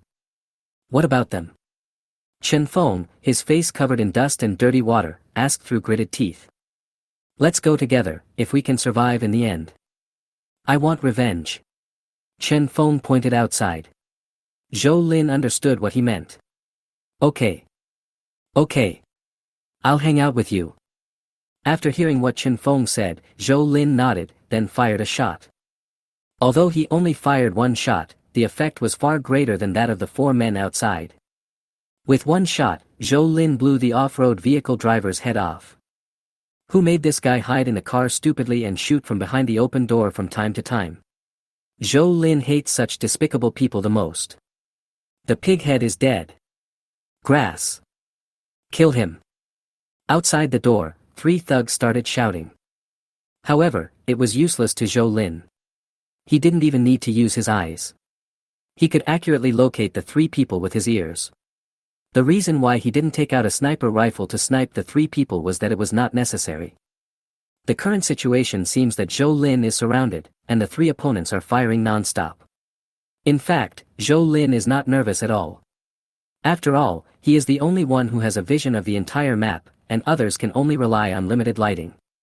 If they want to play with him, isn't that courting death? Bang! After quietly changing the angle, Zhou Lin shot him in the head again. The remaining 2 thugs were really scared this time and didn't dare to make a sound, for they were afraid that Zhou Lin had moved to another place without them knowing and then they would be shot from behind. As a result, the gold shop became quiet. Jiang Lanlan was still pointing at the stairs, while Chen Feng clenched his fists, looking as if he wanted to rush out and fight. It's getting late. Looking at the time, Zhou Lin walked to the door quietly, and taking the opportunity when the thugs didn't dare to use the flashlight, he took a step out. After exchanging positions, the hiding places of the two thugs were completely exposed to Zhou Lin's sight. He didn't even shoot. He just threw the dagger out and killed the guy who had just rushed to the first place. The feeling of crushing everyone throughout the whole process is actually not particularly satisfying. The reason why I chose this thug is because I think this guy must be very loyal to Su Laosi. If a person is too loyal, then his brain must be not very smart, and it is very difficult to make a person with a not very smart brain say what he does not want to say. Zhou Lin was lazy, so he chose to keep the other one alive. Surrender, I surrender. Facts have proved that Zhou Lin's vision is quite accurate. After all his friends were killed by Zhou Lin, the last thug surrendered voluntarily. Not everyone is not afraid of death, the fact is that most people are afraid of death. The fourth master asked us to kill you. Faced with Jiang Lanlan and Zhou Lin, the thug Zheng Ping confessed everything without any hesitation. How could he do this? How could he do this? Jiang Lanlan was no longer as calm as before. She seemed like a madman, chattering non-stop and looking a little dazed. In fact, Zhou Lin also felt that it didn't make sense. There was absolutely no need for Su Laosi to take the life of a woman who had followed him for more than 10 years just because of the actions of the Chen brothers. There must be other reasons. Zheng Ping quickly mentioned a person, a woman who completely fascinated Mr. Su Si. What woman is more charming than me? Jiang Lanlan didn't believe it. She had followed Fourth Master Su for so many years, and she wouldn't have gotten to where she is today if she didn't have some abilities. You really can't compare to her. After listening to Zheng Ping's description, Zhou Lin knew who the woman was. Blue Moon. Not to mention whether Lan Yaya can surpass Jiang Lanlan in appearance and demeanor, can Fourth Master Su withstand Lan Yaya's mental abilities? Zhou Lin was a little surprised that Lan Yaya had gotten involved with a local tyrant like Su Si. Logically, she should have looked down on Su Si, unless. We all think that many things recently were caused by that woman. We just received news from Miss Jiang. The fourth master originally wanted us to rescue Miss Jiang, but that woman only said a few words to the fourth master, and the fourth master changed his mind. The more Zheng Ping talked, the more Zhou Lin felt something was wrong. In this case, weren't those people of Qin Lao Sen also arranged by Lan Yaya? The purpose was to prevent him from entering the city, or to confirm whether he had entered the city. Then why did Lan Yaya do so many things just to protect herself? As long as she hides obediently under Su Si's wings, it will be difficult for others to know her existence. If it is for self-protection, why would she jump out and make trouble? Unless she has some other purpose. Chapter 98. Seeing the light again may not be a blessing. Zheng Ping is dead. Chen Feng beat him to death. It doesn't matter whether it's justice or evil, Zhou Lin just wants Chen Feng to practice a little bit, and not just talk. As for Jiang Lanlan wanting to find Lan Yaya to duel, Zhou Lin would not accompany her in such a stupid thing. It's time to go back. Chen Feng finally decided to go with Zhou Lin after he shot Zheng Ping to death. The feeling of controlling someone's life and death. Chen Feng didn't have a high level of education, but he had read some books, although they were all novels. It was really intoxicating.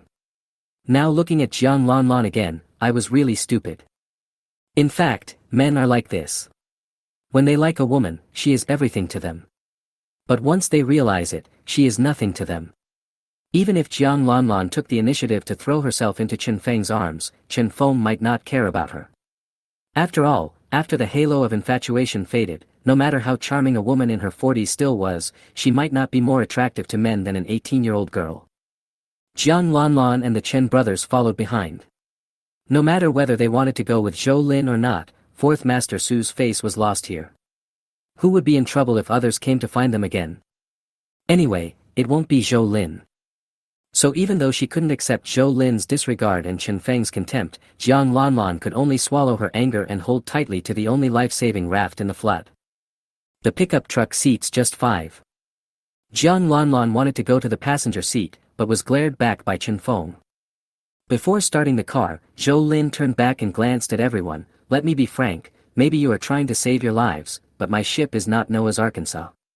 It's easy to get on board but easy to get off, forget it. Think about it all. I'll give you 3 minutes. 3 minutes is enough for Zhou Lin to smoke a cigarette. Chen Mingyun picked up the cigarette that Zhou Lin had placed on the center armrest of the front row, lit it up for himself with satisfaction, and then gave one to his younger brother Mingdong. Chen Feng also took out one. In a blink of an eye, the entire carriage was filled with green smoke. Jiang Lanlan began to cough, but no man cared. Okay. Zhou Lin started the car, and the pickup truck whizzed up the snow and sped towards the Lai Fu. The specially modified island building does not emit any light most of the time. Zhou Lin did not intend to let Chen Feng and others know the existence of the island building. He drove the car directly to the side door of the Lai Fu and drove in along the sloping ramp. Oh my god, what on earth is this place? After getting off the pickup truck, Chen Feng and others were completely stunned. There are steel structures on all sides, as if you are in the future. People who have never really come into contact with large warships often have similar illusions, especially since this area has been deliberately modified by Zhou Lin. In terms of living conditions, it is certainly not as good as the island building, but the place is very spacious. The area inside and outside, including the 3 floors, adds up to more than 2,000 square meters. Not only can it be used for parking, but there is also enough space for activities, accommodation, and living. It's not that there are no sailors' rooms, it's just that they are not open to Chen Feng and others now. But for Chen Feng and others, as long as there is water, electricity, gas, and enough food, it is no different from heaven. Come with me. Regardless of how the Chen brothers and Jiang Lanlan were settled for the time being, Zhou Lin took Chen Feng through an isolation door and walked through a long passage. How big is this place? Just a few of us. Isn't it bigger than the official shelter? Chen Feng arrived at the hospital in trepidation. Strip off. I want to do a checkup. Amid the strong white reflection, Chen Feng underwent a series of examinations, feeling extremely uncomfortable but without any ability to resist. Although Zhou Lin is not a professional, he is tortured by Wu Shui every day. Today he finally tasted the joy of torturing others. Is it over? Yeah. Zhou Lin nodded with satisfaction. You are different from them, so you'd better not tell them about what happened today. Got it. Chen Feng nodded. He was completely shocked by what he saw and dared not refute. Zhou Lin went out twice more after that, and each time he gained some small results.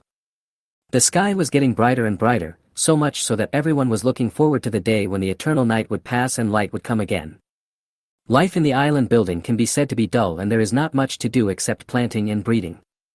Wu Shui and Zhou Li would be urged by Qing Yali to exercise for a period of time every day. After becoming a superpower, Qing Yali naturally began to evolve. In Zhou Lin's opinion, she was developing towards the direction of King of Strength. This may be bad news for women. After all, few women want to be big and strong. But Qing Yali didn't care. She was even a little happy, especially when she heard Zhou Lin say that the evolvers in the Power King direction would not even be afraid of ordinary thermal weapons in the future. She was so happy that she almost hugged Zhou Lin to death. What a unique taste. Zhou Lin began to worry about his father. If his mother found out about his infidelity or inappropriate behavior, he would be gone in a matter of minutes. In fact, Zhou Lin was not sure how many days the eternal night lasted. The distribution of volcanic ash in the sky is not absolutely uniform. Due to atmospheric movement, the dust may be thicker in some places and thinner in some areas. After waking up, Zhou Lin suddenly felt his heart beating fast. He stood up and walked to the 3 closed windows, then slowly opened them one by one. A faint yellow light appeared on the bulletproof glass. That was the sun. The sun is coming out. The sun actually came out. Zhou Lin let out a long breath and gently pressed the intercom. Everyone, the eternal night is over. Qing Yali and Zhou Kaijun opened the window and embraced each other in the sunshine. Huang Menjing pushed her mother, who was sitting in a wheelchair, to a place where the sun could shine, so that she could feel the warmth that did not exist but made her cry. Zhou Li sat at the head of the bed, rubbed her eyes, and pouted in disdain, but she couldn't help but smile. There are no windows on the 2nd floor, but there is a patio facing east. The sunlight came in from the patio, just circling Sun Qinghao, who was looking up to the sky and crying with joy. However, before he could howl twice, Haizi ruthlessly pushed him aside. The dog turned around twice happily, then coiled up in the halo of light, showing off his shiny black fur. It wasn't just the island building that cheered. It is said that it is rare to see the sun in Bashu. I wonder if God wanted to compensate for the damage caused by the earthquake, but the first place in the entire Xia kingdom to see the sun was Bashu. In Jiazhou City, Zhu Guanhan, who seemed to be 10 years older, walked into the sunshine with the support of Su Ziyuan. He was only 50 years old, but his hair was already full of silver hair. In the still biting cold wind, a smile bloomed on his face covered with ravines and age spots. In comparison, Yi Xinxiao laughed very loudly, like a wake-up call, full of energy. Great! The darkness will eventually pass, and dawn will finally come. This good news was received throughout the country, and every living person was rejoicing over it. Light represents hope, and hope gives people the courage to live. The days ahead may be more difficult, but as long as there is hope. The radio waves carried the good news in all directions, but the smile on Zhou Lin's face did not last long. His gloomy expression scared Wu Shui. Chapter 99 The Cursed Light. Thick dust can still be seen in the sky, black, yellow, brown. In clumps and pieces. The sunlight squeezed through the gaps in the dust reluctantly, falling on the ground, on the ice and snow, and on people's faces. The temperature is still -30 degrees Celsius, but many people choose to take off their thick masks and feel the long-lost sunshine. Wu Shui was messaging her parents, wanting to tell them the good news as soon as possible, when she saw Zhou Lin's gloomy face. It was rare to see Zhou Lin with such an expression at home. Wu Shui's heart skipped a beat. She threw her phone aside and leaned against Zhou Lin. What's wrong? If we are the first place to see the sun, then. When the eternal night of his previous life ended, Zhou Lin was not in Bashu. At that time, he did not care where he saw the sun first, but there was one thing he remembered very clearly, the curse of the sun. The curse of the sun may sound a bit weird, but it is a real thing that happened. Wang Pingping, it's me, Zhou Lin. Wang Pingping was a little surprised when he suddenly received Zhou Lin's message. How do you know this frequency? That's not the point. Zhou Lin said, every word I say next may affect the lives of countless people in Jiazhou City and even the entire Bashu. You'd better remember it clearly. What do you mean? Wang Pingping was still confused, but Zhou Lin didn't explain at all. First, immediately organize people to build a clean water reservoir. It would be best if your military is responsible for protecting it. Second, all personnel must leave the low shelters. It is best to seal all entrances and exits. Third, maximize the collection of pesticides, various disinfectants and medicines. Fourth, good luck to you. After saying 4 o'clock, Zhou Lin terminated the communication. He didn't know why he chose Wang Pingping, as they didn't get along very well before. Maybe it was because he recognized Wang Pingping's character. Yes, is it that serious? Wu Shui asked in a low voice. It will be more serious than you think. Zhou Lin sighed softly. He originally wanted to celebrate with everyone, but now it seems unnecessary. The sun has just come out today, and the temperature may not rise so quickly, but some things need to be prepared early. Starting tomorrow, no one can enter or leave the building without my permission. Sun Qinghao, you are responsible for installing screens on all ventilation pipes. The mesh size must not be larger than 1 mm. Lily, Huang Menjing is no longer allowed to enter the planting and breeding areas. Only my mother and I can go there, but we have to go through disinfection before entering or leaving. What about me?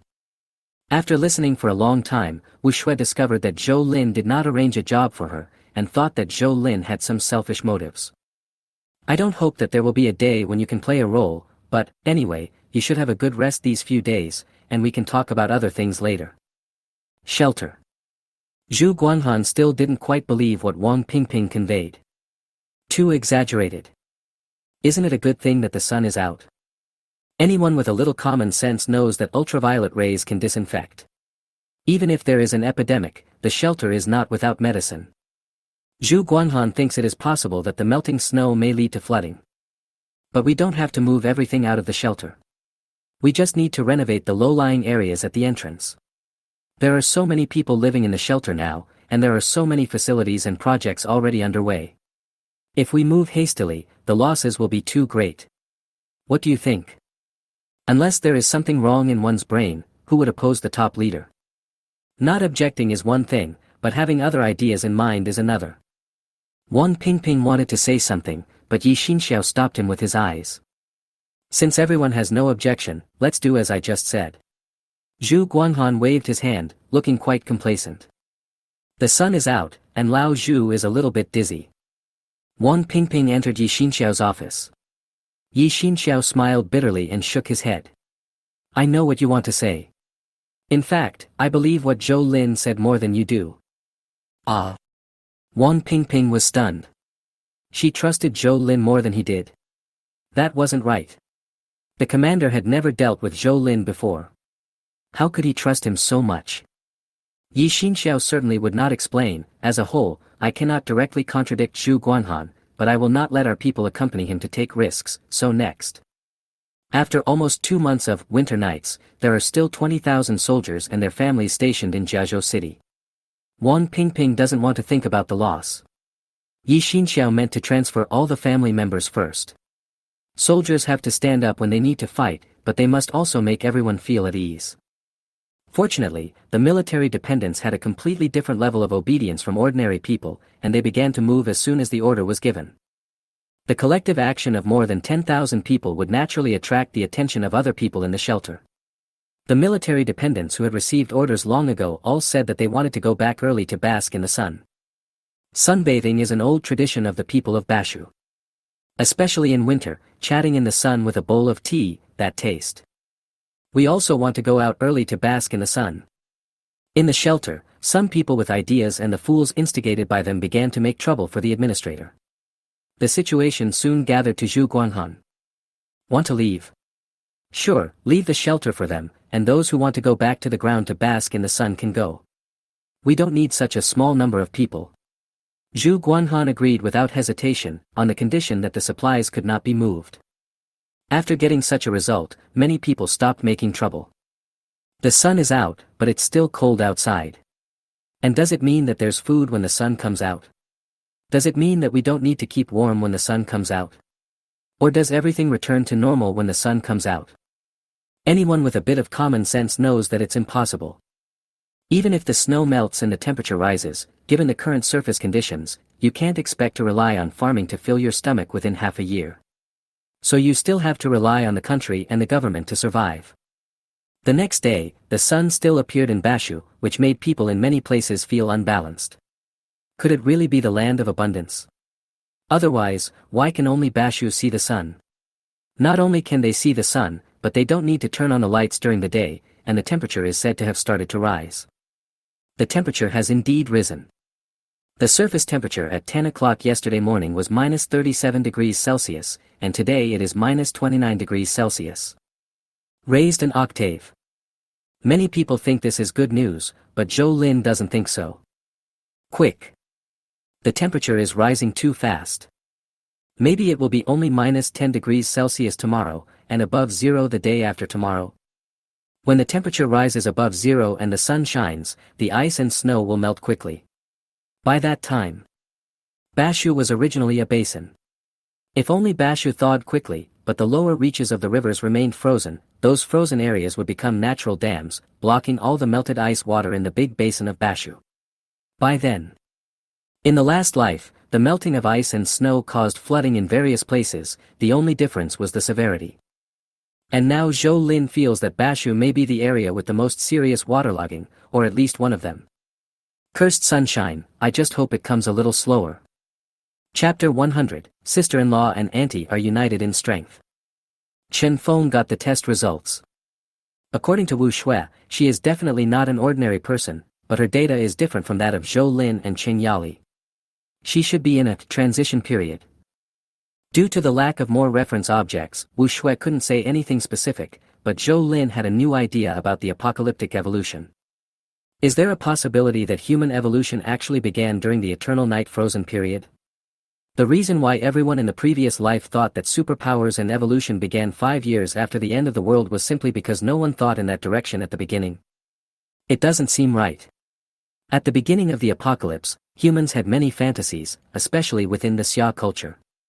Some people looked forward to alien civilizations, some dreamed of the revival of spiritual energy, and some waited for supernatural powers to emerge.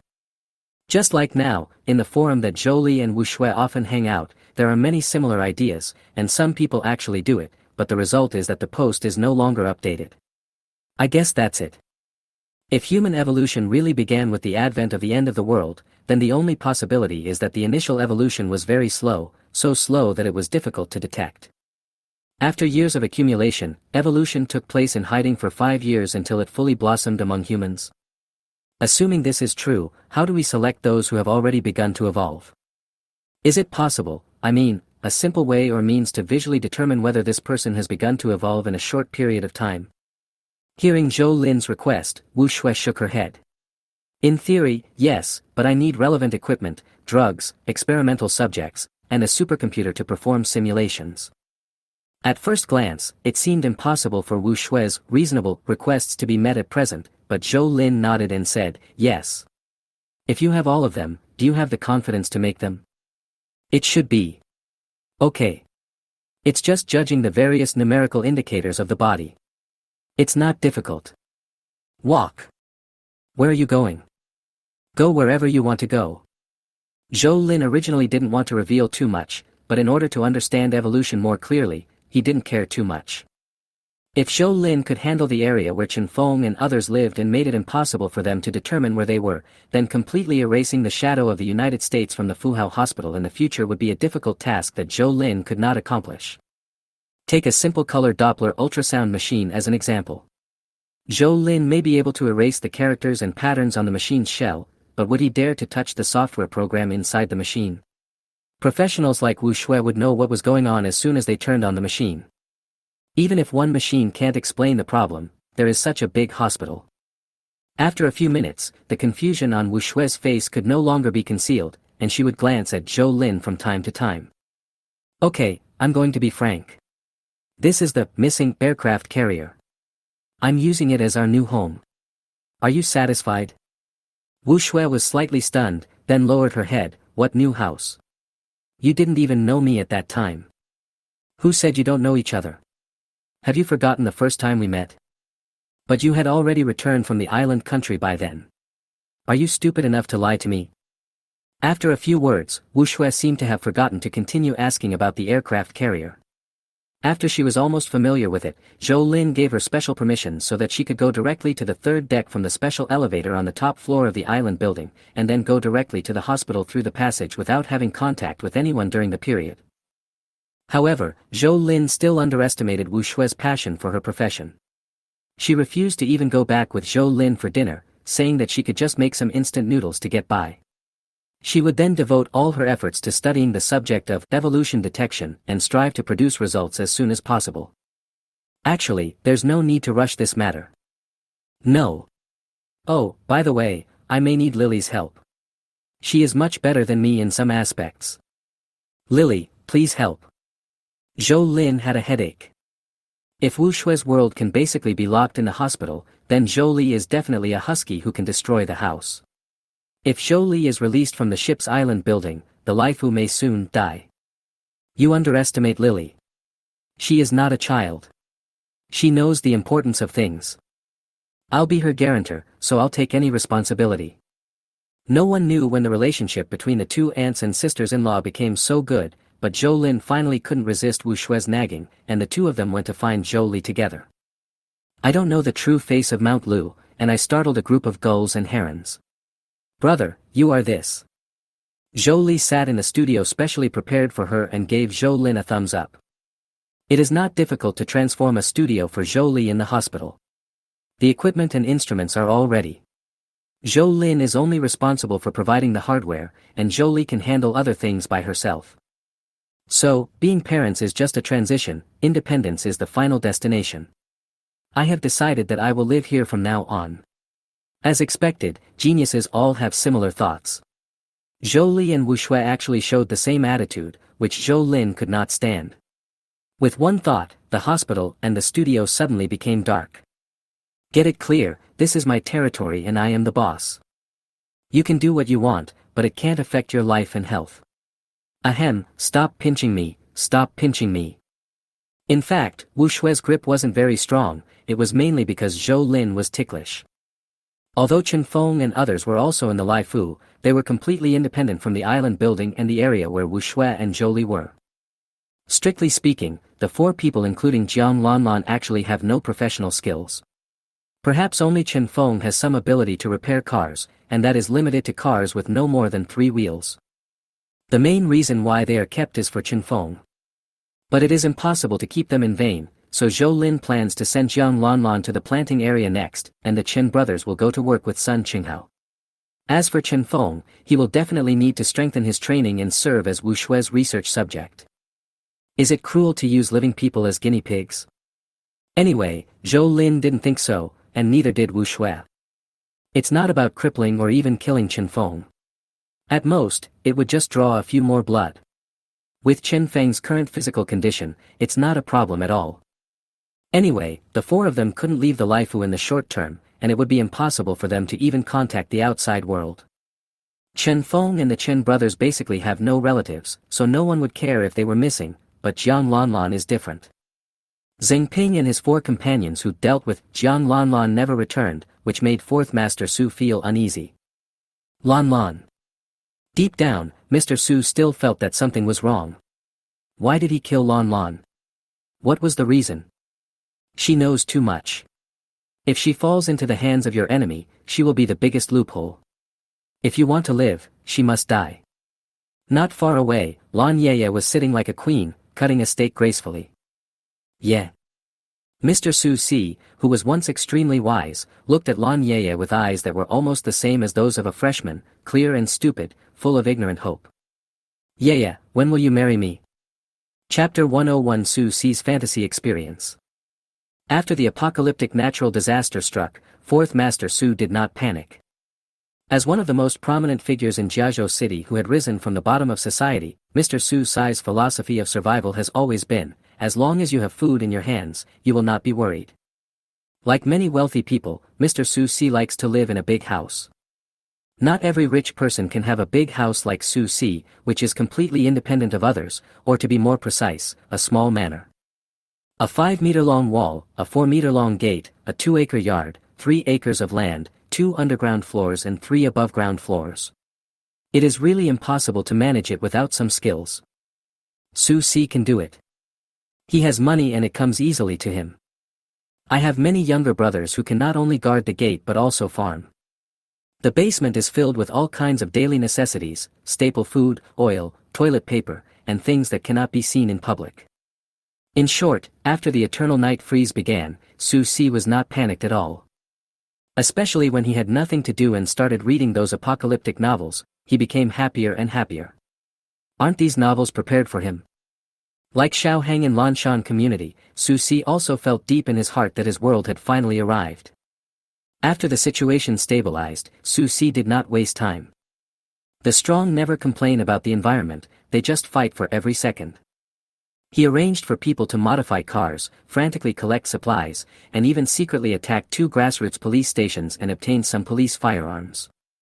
It's not that Su Si is without weapons in his hands, but who would complain about having too many weapons? Having tasted the sweetness, Su Si became more and more crazy.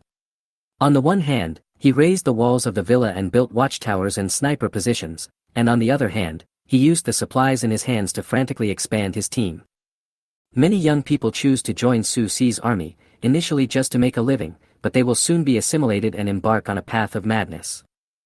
Fortunately, Su Si has not gone completely crazy. He requires his subordinates who go out to collect supplies not to use his name and try not to conflict with the government shelter team, especially the military. More than a month after the end of the world, Su Si had 300 thugs under his control. Not only did they all have cold weapons, but they also had 17 or 18 pistols and countless bullets. Some of these guns were prepared by Su Si before, some were stolen from government agencies after the end of the world, and some were used to kill people. There are more than one Su Si who have made a name for themselves in the city, but only Su Si can continue to prosper after the end of the world. Su Si, who knew his former enemy well, would certainly not let him go. He waved his hand and sent his subordinates to the door. Those who did not surrender were all wiped out, and those who surrendered, only the ringleader would be executed. Originally, 4th Master Su might really be able to live a prosperous life. As long as he didn't offend the government and the army, he would have no problem living so comfortably until superpowers and evolution appeared. If he was lucky enough and found a matching superpower bead and evolved again, he might even be able to become a powerful man. We can only blame Zhou Lin. Why did he catch Lan Yaya and scare her so much? When the earthquake happened, Lan Yaya suppressed her inner fear and crawled towards the city. She was afraid of death, but she was also afraid of being controlled by Zhou Lin for her whole life. As a well-known socialite in the small circle of the provincial capital, Lan Yaya once had no expectations for life. But when the end of the world came, she was given a big gift, psychic powers. After acquiring superpowers, Lan Yaya finally realized the happiness of the men around her, and finally understood what she really wanted. So Lan Yaya couldn't accept that not only was her ability ineffective against Zhou Lin and Qing Yali, but even a little girl could laugh at her. Even if it was just to save face, she had to take a gamble. I can only say that Lan Yaya is very lucky. During the earth-shaking earthquake, she was neither swallowed by the cracked ground nor crushed to death by the collapsed buildings. She was not even frozen or starved to death. Instead, by coincidence, she ran into Su Si's men. Even without her superpowers, Lan Yaya's appearance and temperament were still enough to conquer Su Si's men. Their first thought when they saw Lan Yaya's true appearance was to send Lan Yaya to Su Si to seek credit. Isn't it written like this in the books, that the general sends troops to fight, brings back beauties and property, and presents them to the Lord? The end of the world is a chaotic world, Su Si is the Lord, and Lan Yaya is the treasure. Originally Su Si thought that he had seen so much that nothing else mattered to him, and that he cared about nothing more than power. However, the moment he saw Lan Yaya, he fell in love with her. How could there be such a charming woman? Why did she end up in this world? Su Si immediately rewarded the 3 armies, then took Lan Yaya's hand and accompanied her to enjoy the kingdom he had built for her for a day. From then on, the king no longer held court early in the morning. Well, at least Su Si thought so. In fact, Lan Yaya just gave him a casual reward. If she wanted, she could even let Su Si go straight to heaven in joy. The reason why Su Si is still alive today is simply because Lan Yaya doesn't want to change her clothes for the time being.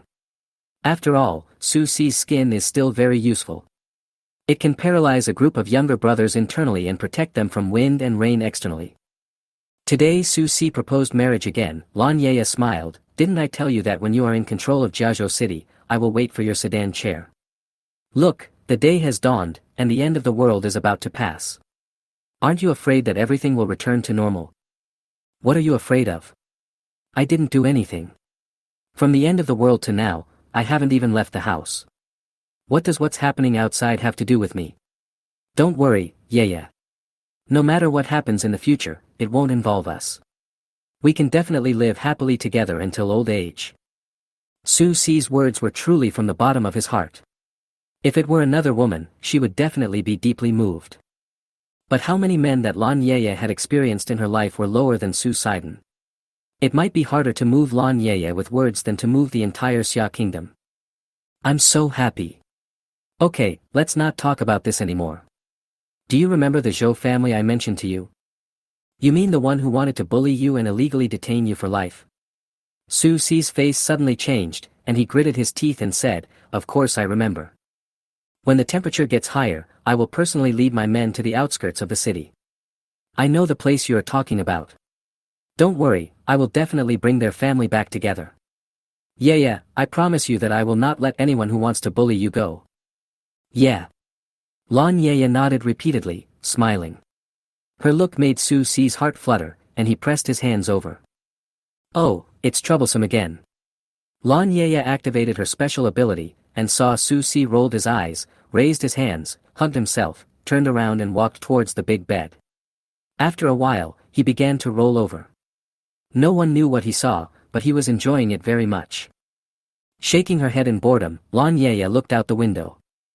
At this moment, she actually missed Zhou Lin a little, or rather, she was looking forward to seeing Zhou Lin again soon, to seeing him crying and begging for mercy on his knees. Oh, and that cow-like woman and that hateful little girl, they deserve to die just like Zhou Lin. Chapter 102 Leadership is useless.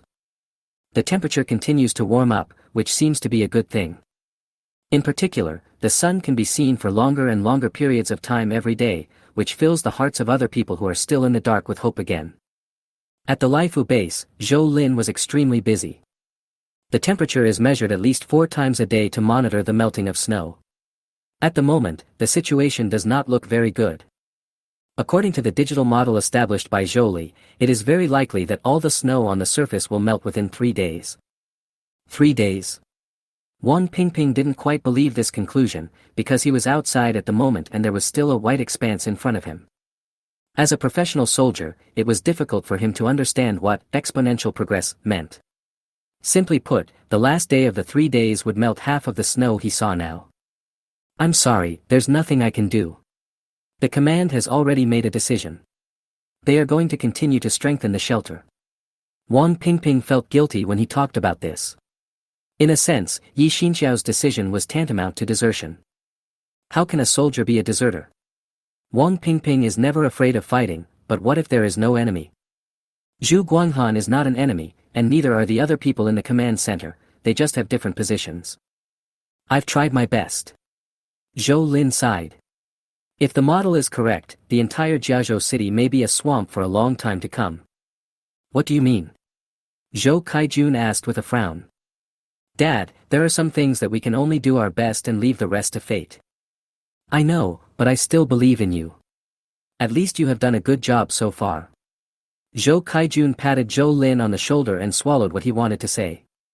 He is also a son, but he doesn't want to embarrass Zhou Lin because of him. At the shelter, Wang Pingping watched the last batch of evacuated military dependents, who gathered into a team with their families, moving slowly and arduously on the snow. They would go to the highest mountain nearby, Huda Mountain, where they had already started building infrastructure 2 days ago.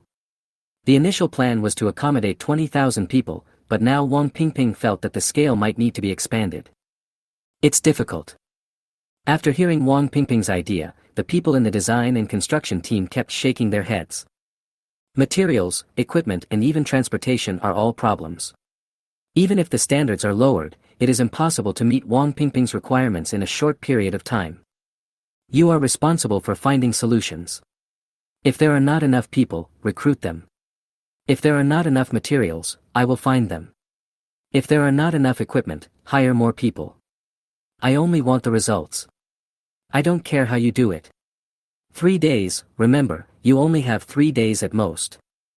In fact, in national research institutions, amidst the cheers, some people expressed the opposite view, believing that Bashu might run into problems due to the rapid warming. Unfortunately, his voice was too small and was drowned out before it could even make any waves. Almost no one thought that sunshine and warmth would be a bad thing, until the morning of the 3rd day, when people discovered that the snow that once buried the roof of the 2nd floor had suddenly disappeared, and there was only flowing sewage and dirty ice cubes on the ground. Then they realized that something was wrong. There is too much water. The icy, bitingly dirty puddles were everywhere, replacing the snow. However, they entered buildings more easily than the snow, corroding all objects soaked in them. Ordinary doors and windows are enough to keep the snow out, but it is difficult to prevent the sewage from entering. The waterproof sandbags that were piled up overnight in the shelter were already as high as an average person's chest, but streams of icy water still flowed in from the bottom of the sandbags, soaking the ground near the entire gate into a mass of mud. After repeated trampling by outsiders, the ground became no different from a rice field. Zhu Guanghan has lost weight again. The smile that was always on his face in the past 2 days disappeared from last night. The water rose last night. If there was still hope this morning that the water would flow away, those hopes have now been completely shattered. Hurry up, where are the sandbags? Where is the sandbag I want? No one is there, go find it, otherwise it will be too late. Left, add another layer on the left, quick. Who's fallen? Take him to rest and replace him.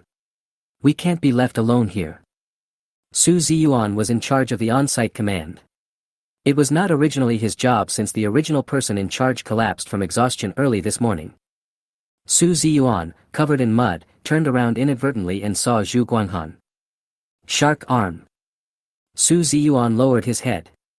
Although he was dissatisfied with Zhu Guanghan, he did not have the courage to point his finger at Zhu Guanghan and scold him. Wang Pingping told Su Ziyuan about Zhou Lin's suggestion.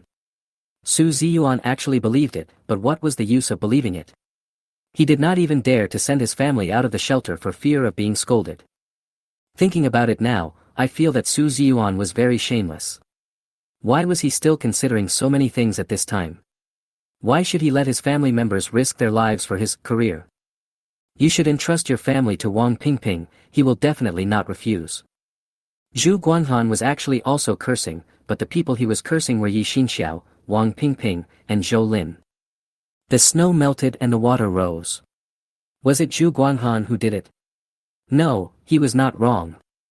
Zhou Lin was wrong. Why did you make such an accurate prediction? And why did you tell Wang Pingping? What was your intention? And Wang Pingping, do you listen to everyone? Do you report to your superiors after listening to them? Do you also bring it up in the meeting after reporting it? As for Yi Xinxiao, what kind of person is he? He actually disobeyed the collective decision, ignored the safety of the people, led his own troops, and fled at the critical moment. Just wait, when I recover, I will sue you all the way to the Forbidden City. As for Zhou Lin, he is even easier to deal with. First, let the police arrest him and punish him for spreading rumors and misleading the public, and then. Water is coming in, water is coming in. Run, everyone run. The roar coming from behind interrupted Zhu Guanghan's fantasy. Water in. No, it's all blocked. Zhu Guanghan frowned and glanced at the gate, go see who's yelling. This kind of behavior that shakes the morale of the army must be dealt with swiftly and severely. It's really flooded. Without waiting for the secretary to investigate the situation, people rushed out of the shelter with panic on their faces. Some even brought packages and belongings. Without even looking at Zhu Guanghan and other leaders, they rushed to the sandbag dam and demanded that it be opened to let them out. We can't live here anymore. There's water everywhere. We need to go out and find a higher place. We can't live here even if we don't drown, let us out. My house is on the 20th floor. You don't have to worry about my life or death from now on. Open the door. Zhu Guanghan never imagined that it only took one day, or one immersion in water, to go from being the people's savior to being reviled. The water leakage in the underground shelter is not actually too bad, but who among the people living in it is willing to gamble with their own life or even the life of their family? As for Zhou Lin, the situation was equally bad, even worse than in the shelter in the city. Due to the terrain, there was originally a lot of snow on the farm side. In addition to the melted snow water itself, there was also reinforcements from the surrounding areas. In just one night, the roof of the old house was completely invisible. Zhou Lin was not worried about the rising water level alone. The key was that the soil piled up on the right side of the Lai Fu began to loosen after being soaked and washed by the snow water. Chapter 103 A Man in a Worrying Position. The draft depth of the USS Rifle aircraft carrier is about 11 meters, which means that when the surrounding water depth exceeds 11 meters, the USS Rifle will float. Even though the water level is only 1 or 2 meters now, the piled soil will become softer and softer due to the immersion and will gradually collapse. By that time, the entire right side of the Lai Fu would be completely exposed. Once seen. Currently, only the Zhou family and Wu Shui know about the aircraft carrier. Zhou Lin is definitely at ease with his own family, but it is hard to say what will happen once it is exposed. What if the country needs it at that time? To give or not to give? It definitely won't and can't be given, but it will make people think about it. By then, all kinds of tricks and conspiracies will inevitably follow. Not to mention the annoyance, even tigers take naps. There is no such thing as a thief who can thieves all day long. Zhou Lin couldn't think of a proper solution for the time being. He could only comfort himself and take it one step at a time. The key still depended on whether God would cooperate. At this time, the top leaders of the Xia state had already received the latest report from Bashu. For a moment, most people couldn't believe it. It was obviously a good thing, so how could it suddenly turn into a disaster? What to do? The airship troops sent out during the last earthquake have returned, in part. Together with the airships produced during the general mobilization a few days ago and the reinforcements from various places, the number of various airships has increased to more than 70. Although this fully demonstrates the strong production capacity of the Xia kingdom, even if all of these airships are sent to Bashu, they will be a drop in the bucket for the impending flood disasters. What's more, someone suggested yesterday that the manufacture of airships should be suspended because the winter night has passed and maybe everything will return to normal soon. Now we should concentrate our efforts on preparing to restore the planting and breeding industries, and first of all, ensure that the people of Xia have enough food to eat. Many people hold the same view. 2 months of winter nights destroyed more than 90% of the animals and plants on the Earth's surface. Even after the winter nights are over, it will be difficult for the natural environment to return to normal without 3 to 5 years or even 3 to 50 years. Instead of using a large amount of resources to build an airship that may not be used, it is better to stop for a while and make plans. After seeing the situation in Bashu, some people began to worry whether the capital and other supermarket cities with larger populations would face the same situation. How should we prepare countermeasures in advance? By the end of the meeting, almost everyone looked unhappy. After driving for more than 4 hours, there is no conclusion, let alone result. In a word, we'll just have to wait and see. Without waiting for orders from the national level, the provincial capital of Bashu did not dare to make a decision easily and could only broadcast the news throughout the province. The first purpose was to let the military and civilians of Jiazhou City fight the natural disaster together, and the second was to warn the people around Jiazhou City not to bring their families to Jiazhou City just for the sake of sunbathing, as doing so would not only increase the burden on Jiazhou City, but also put their lives in danger. Zhou Lin's family would naturally also receive this news. They won't listen unless the sun can be seen throughout Bashu tomorrow. Now, the only one who is willing to chat with Zhou Lin is Zhou Kaijun. At this time, there were only a father and son sitting at the table, drinking a little wine, smoking, and chewing a plate of peanuts for a long time. Zhou Kaijun has been busy in the past few days. Although the Zhou family used to be mainly engaged in animal husbandry, and Zhou Kaijun has shown his talent in animal husbandry, in fact, Zhou Caijun's ability in planting is not bad, not inferior to professors and experts in general agricultural colleges, and he is a real theory practitioner. Zhou Kaijun was responsible for the theoretical guidance of the planting and breeding areas on the second underground floor. He also participated in the actual work, which is currently going well. In terms of planting technology, relying on the almost never-ending power supply of Lai Fu, Zhou Kaijun designed hydroponics, substrate culture, and aeroponics according to the growth characteristics of different plants. Solanaceae plants such as tomatoes, eggplants, and peppers are best suited to aeroponics. In theory, these 3 plants can grow indefinitely. As long as the conditions are right, they can even grow into woody plants. I have estimated that when they are in their peak fruit-bearing period, 1 plant can meet the daily needs of all of us. Ha! Are you drunk? 1 is enough. How big does it have to be? I'm not drunk, this is just the beginning. Zhou Kaijun said as he picked up the vegetable and took a sip. For tuberous plants, I used both aerosol and substrate methods. It depends on the situation. If the humidity of aerosol is too high, it will easily lead to secondary germination and reduced yield of tuberous stems, which is more troublesome. For leafy vegetables, liquid culture is the most cost-effective. For example, the lettuce and Chinese cabbage we grow in Lanshan can be harvested in 30 days at most. Now we use a 2-meter-long 6-layer rack for planting. We can harvest about 300 leafy vegetables in each round. If we consume 8 vegetables a day, theoretically 1 rack can meet our needs. Hiss. As an outsider, Zhou Lin gasped in surprise, just that 2-meter-long, 6-layer shelf, 1. Zhou Kaijun nodded and said yes. There are currently 20 racks like this in operation. A small number of them are used to grow vegetables, and the rest are used by Zhou Kaijun for research. He even plans to use liquid culture to grow staple foods such as wheat and rice. In addition to the planting industry, the breeding industry can now also be liberalized. The first batch of breeding eggs have been hatching for almost a week, and the 2 female rabbits are about to give birth. For Zhou Kaijun, these are all small matters. He even asked Zhou Lin to bring back some horses, cattle, sheep and the like when he has the chance. After all, the territory is large and the electricity is sufficient. If nothing unexpected happens, he is confident that these poultry and livestock can reproduce and thrive in the Lai Fu. When the time comes, we can take out the leftovers to exchange. Am I your dad very capable? Well, a man's damn desire to win was fully reflected in Zhou Kaijun at this time, but Zhou Lin could also understand it.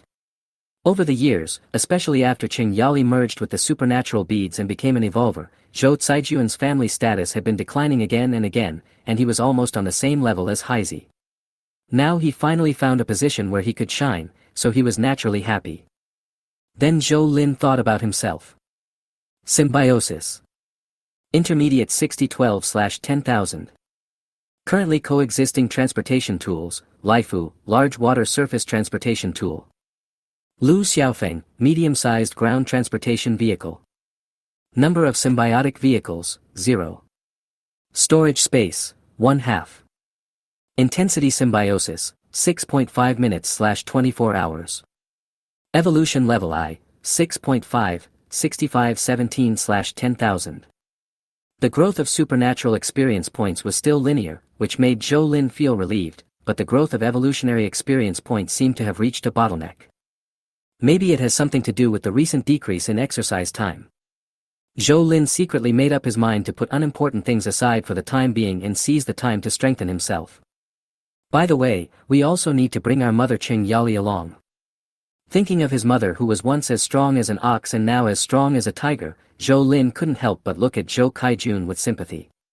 Poor father, as long as he doesn't fuse his superpowers to awaken and evolve, he will have no sense of existence in front of his wife. As a son, how could he stand by and watch him die? Zhou Lin decided to get a matching superpower bead for Zhou Kaijun no matter what, so that he could regain his masculinity. Zizi, Zhou Lin, is Zhou Lin here? I'm Wang Pingping. The call interrupted Zhou Lin's thoughts. It must be some bad thing again. Zhou Lin frowned impatiently and picked up the walkie-talkie. Chapter 104, Probably Suspected. Something happened. Water was gushing out in many places in the shelter, and a large number of residents were trampled while fleeing. The people at the command center were no longer able to control the scene and called Yi Xinxiao for help. Wang Pingping did not say how Zhu Guanhan cried and regretted his decision. It was pointless to talk about it now. But what's the use of telling me? Zhou Linqi asked. Is that something he can fix? Absolutely not. Even if he has superpowers and the Laifu, how many people can the Laifu accommodate? 5,000? 10,000? 20,000? I'm sorry, Zhou Lin is very selfish. He may lend a helping hand within his ability, but he can't put himself in a difficult position to help others. Wang Pingping actually didn't think so. It was Yi Xinxiao who asked him to contact Zhou Lin. That's what I was saying. Why did the commander ask me to contact you? Well, I'll just inform you. Those people who came out of the shelter are running in all directions. They might run to your house. You can handle it yourself. It seems that you have a good relationship with the commander. He even notified you specifically. Zhou Kaijun said with narrowed eyes. No. Zhou Lin said in a deep voice. As a reborn person, Zhou Lin has been struggling in the apocalypse for 10 years. In terms of professional knowledge, Zhou Kaijun may not be as good as him, but in terms of crisis awareness, he is 10 streets ahead of Zhou Kaijun. Why did Yi Xinxiao let Wang Pingping contact him? Just to inform him. It's not necessary and impossible. So what is the logic behind it? The last time an emergency occurred, Zhou Lin used the radio frequency of the Yongfu node to send a message. Combined with Yi Xinxiao's position and the deal between Zhou Lin and the Xia country's military, after putting this information together, Zhou Lin had reason to believe that Yi Xinxiao might have known something, or at least was suspecting him. So this was definitely a test. If Zhou Lin was a enthusiastic person, a little expression might expose everything. Looking at his naive father, Zhou Lin suddenly felt that Zhou Li and Qing Yali were the same kind of people as him.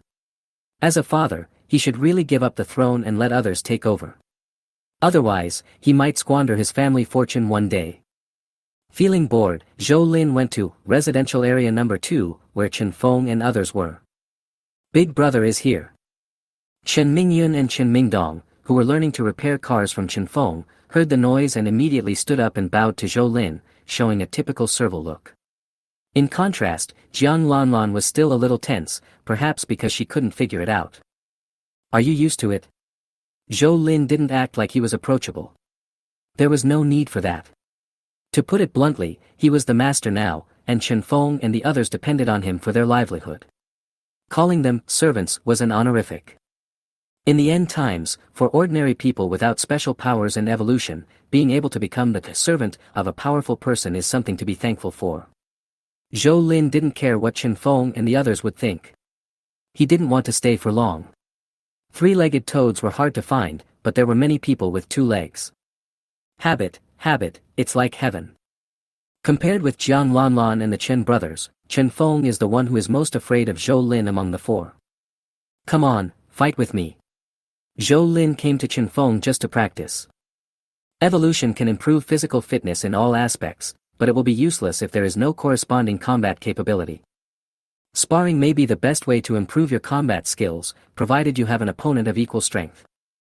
There was no professional fighting arena, so Zhou Lin just laid some wooden boards on the ground, then threw a few protective pads to Chen Feng to protect his vital parts, and the fight began. As a young hoodlum, Chen Feng's fighting experience was limited. Zhou Lin took the initiative to attack him after roughly testing his endurance. He must have been holding back, but even so, Chen Feng was quickly defeated, sweating profusely, his face pale, and trembling with pain all over his body. You are too strong. I can't do it. Waste. Zhou Lin shook his head. I'll give you an extra half-pound of beef every day and strengthen your training. If you do this again next time, I'll kick you out. Chen Feng nodded with a bitter face, but the Chen brothers who were watching the fight were extremely envious. Half a pound of beef every day, wow, this was simply the treatment of a god, okay? Forget about being beaten, even if they were beaten half to death, it would be fine. You come with me. Zhou Lin pointed at Jiang Lanlan, and the woman actually had a look of, as expected, on her face. She was slapped by Zhou Lin and spun around on the spot, with half of her teeth loosened. Keep your heads clear, you two. Remember, I can give you something to eat, but I can also use you as fertilizer. Zhou Lin's cold expression and ruthless actions made the Chen brothers swallow their saliva and nod repeatedly, fearing that they would get into trouble. Jiang Lanlan, who had been slapped, was indeed sober at this time. She lowered her head, and only dared to stare at the area below Zhou Lin's knees. She took a step when Zhou Lin took a step. I told you not to keep idle people. From now on, you will just follow his arrangements. When Sun Qinghao saw Jiang Lanlan, his eyes widened. He was a man who couldn't stand the sight of women, let alone a woman like Jiang Lanlan. However, after just one look, Sun Qinghao quickly lowered his head. Compared to the woman, he was more afraid of being chased out by Zhou Lin, or becoming like Ai Bing and Tang Yili. Arrange something for her, but don't make trouble. Follow my dad's arrangements. If anyone has any inappropriate ideas. No, big brother, don't worry, I will be honest and do whatever you ask me to do. Sun Qinghao kept nodding and bowing. As for Jiang Lanlan, whose half-face was still swollen, she was shocked by the scene in front of her. Rows of planting supports with neatly arranged seedlings or half-grown vegetables appear lush under the red and blue lights. In the cages against the wall, the cries of chickens, ducks and geese can be heard one after another. Next to them are several brightly lit incubators. Through the glass doors, one can see the neatly arranged hatching eggs inside. Jiang Lanlan had only seen such industrialized planting and breeding scenes on the screen. These. Zhou Lin frowned, do you have any other questions? No, Jiang Lanlan quickly lowered her head again, fearing that she would be slapped again, and her teeth would really fall out. After glancing at the two of them again, Zhou Lin left. The air suddenly became quiet, and finally Sun Qinghao spoke to break the silence. Have you ever done this before? No. What's your name, little brother? My last name is Sunday. Hey, you don't have to be so polite. We are all the same. A wanderer in this world. Jiang Lanlan smiled and blinked, which made Sun Qinghao stare at her in amazement. Yes, a wanderer, but you are still educated. Don't worry, I have the final say when Big Brother is not around. I will try my best to arrange some easy work for you in the future. In fact, there are not many things to do here every day, especially in the planting area. Check the test readings every 6 hours. If they are within the normal range, there is nothing wrong. The rest is to take care of those animals. Sun Qinghao introduced her to Jiang Lanlan in a dazed manner, totally unaware of the cunning light that flashed in Jiang Lanlan's eyes. The one guiding us is my eldest brother's father.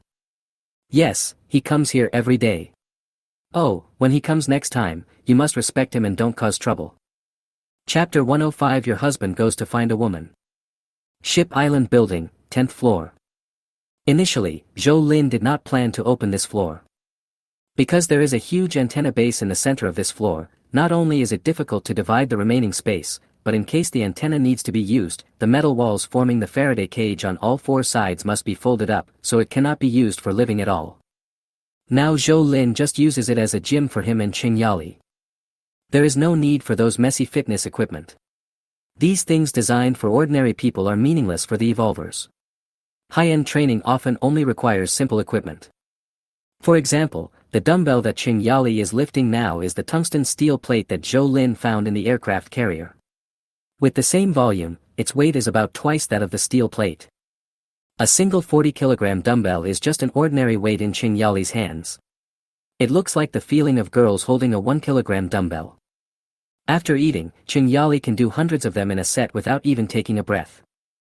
Zhou Lin picked up another pair of dumbbells and told Qing Yali about Jiang Lanlan while training. Another bitch. Qing Yali never hides her vulgarity. Zhou Li was not the kind of delicate girl. After she was born, she jumped directly from a tigress to a female rhinoceros. Now, Zhou Lin felt that only Tyrannosaurus could be used to describe the noble mother. Zhou Lin once talked to Qing Yali about why he had to bring people to Lai Fuhao. Qing Yali had no objection and emphasized to Zhou Lin that if he couldn't handle the person, he should let her do it. For the sake of this family, Qing Yali would never be soft-hearted or show mercy. Qing Yali doesn't believe in karma and reincarnation. So what if it really exists? The worst that can happen is eternal damnation in hell. I'm willing to do that. Qing Yali couldn't explain it, but Zhou Lin was not a child, so how could he not understand? There's one more thing I can't make up my mind about.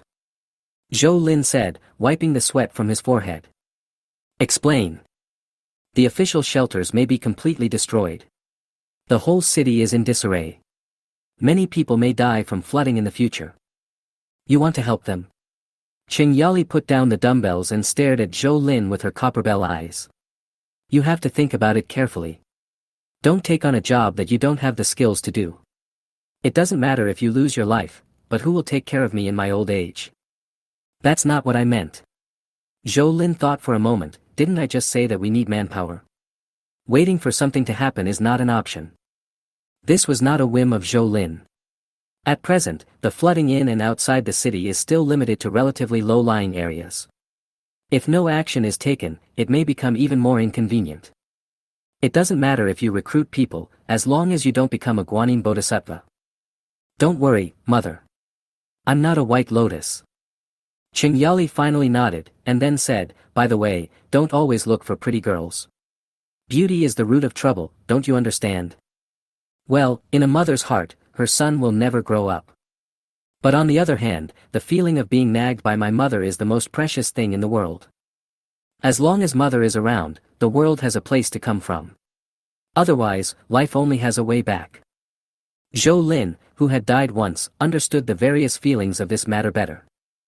Besides, Qing Yali is not a difficult mother to get along with. Even though she is a little strong and a little rough, most of the time she is a, well, reasonable mother. If you don't believe it, you can ask Zhou Kaijun. Over the years, Zhou Kaijun didn't have a bruised face every day. Especially when both of them got older, in Qing Yali's words, they didn't dare to fight anymore for fear of someone losing their life. The Rifle Hospital. When Wu Shui heard Zhou Lin say that he was going to the city to recruit people, she asked if she could find some biological and chemical reagents. Leifuheo Hospital had basically everything in terms of diagnosis and treatment, but it was not a scientific research hospital after all. Jioha Pharmaceutical Factory, there must be one in their laboratory. If it is convenient for you, go there. Safety first. Wu Shui said.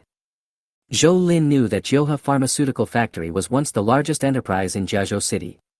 In its heyday, it had tens of thousands of employees and their families. In those days, being able to become a worker at Jioha Pharmaceutical Factory was the dream of countless people in Jiazhou City. Afterwards, he fell from grace and for several years he couldn't even pay out retirement salaries. Later, like many similar companies, it was sold, raised funds, and changed from public to private. It then recovered somewhat by relying on its huge size.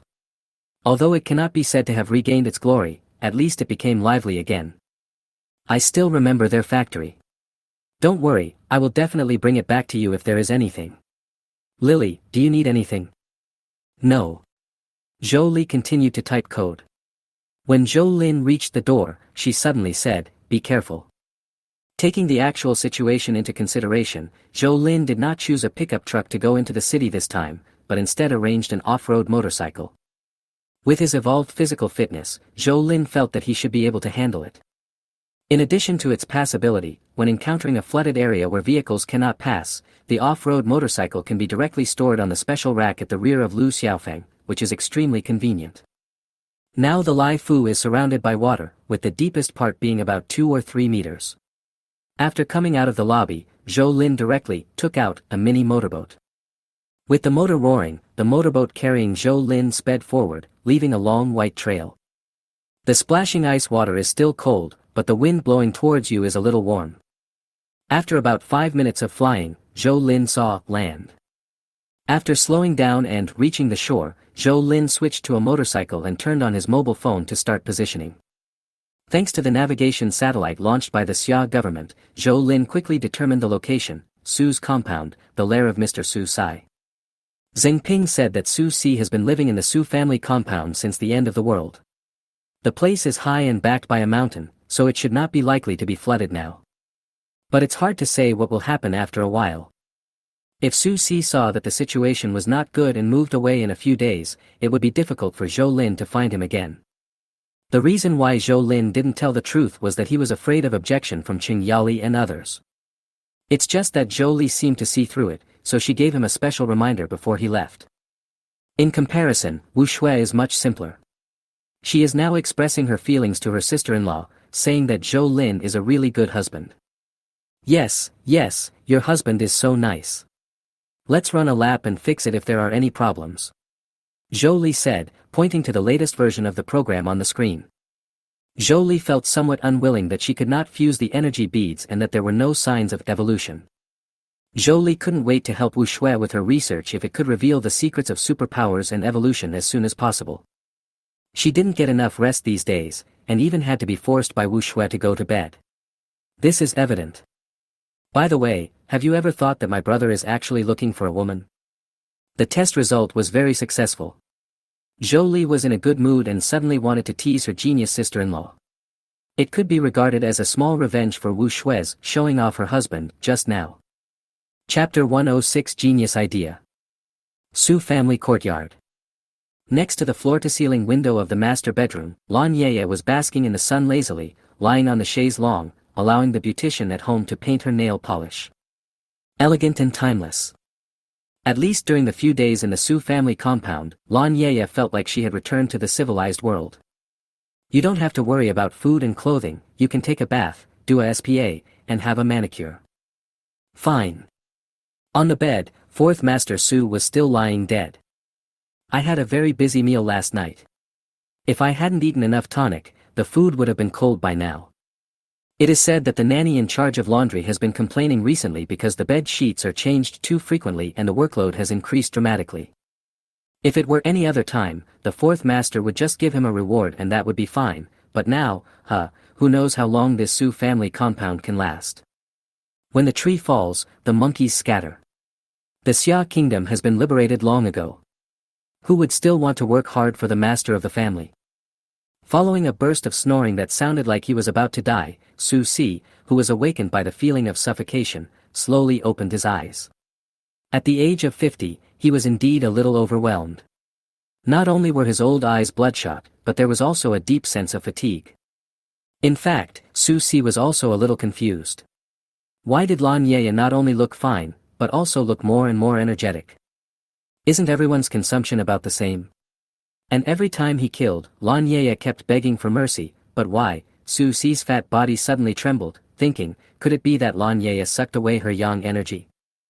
The fourth master is awake. Lan Yeye stopped doing her nails and twisted her waist to move closer, tickling Su Si's stubble like a kitten. Fourth master, this is not good. What's wrong? Su Si asked with narrowed eyes. My waist is almost broken. Tonight. I need to sleep in another room tonight, otherwise I will be killed by the fourth master sooner or later. The beautician by the window lowered her head and dared not speak. Can the fourth master kill people? Ha, it's not like I haven't tried it before. It's really green tea. But Su Si was very happy. He had already thrown away his suspicion of Lanya. He hugged her slender waist and said with a stinky mouth, okay, I promise to be gentle, and gentle tonight. Not coming. After acting coquettishly for a while, Lanya remembered that the beautician was still there, so she quickly sent her away. Fourth master, the sky has been clear for several days now, but you promised to help them, avenge their hatred. Alas, it is not necessary to do this, but when I think of the suffering I suffered at the hands of Zhou Lin, I feel very uncomfortable in my heart. I have no interest in doing anything. Not interested. That's too much. Just now Su Si was still thinking about how to enjoy himself tonight. If he ruined the beauty's mood, wouldn't he have no fun at all? It can only be said that Lan Ye's ability is too powerful. Anything that the fourth master can think of can help him make his dream come true, otherwise Su Si would not have suffered such a loss in just a few days. Wait, I'll arrange it now. In Su Si's opinion, an ordinary person, even if he had a little money, could not compare with him. In the past, he would not have to arrange it in person, and it could be solved immediately with just one phone call. Half an hour later, half of the younger brothers in the Su family compound gathered in the living room. After changing his clothes and combing his hair, Su Si seemed to be more alert. On the table in front of him were 3 pistols, 6 magazines and 2 boxes of bullets. Take it and go to the Zhou family's farm outside the city to find the young man named Zhou Lin. It doesn't matter whether he is dead or alive. 3 of the 8 young men stepped forward and put away their pistols, magazines and bullets. After the 8 young men left in an orderly manner, Lan Ye came in from the side door. Regardless of the presence of others, she leaned against Su Si softly and squeezed into the man's arms like softened butter. The elasticity and flexibility made Su Si, who was used to the wind and waves, breathe rapidly. Thank you, fourth master.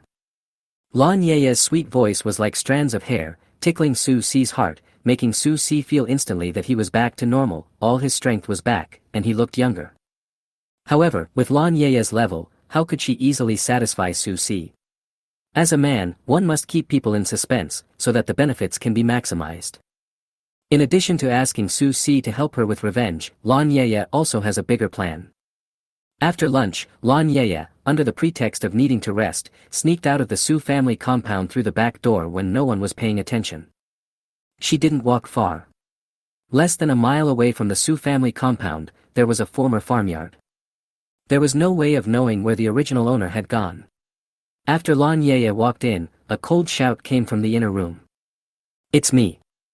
At this moment, Lan Ye looked dignified, without any trace of scorn. A tall figure walked out slowly.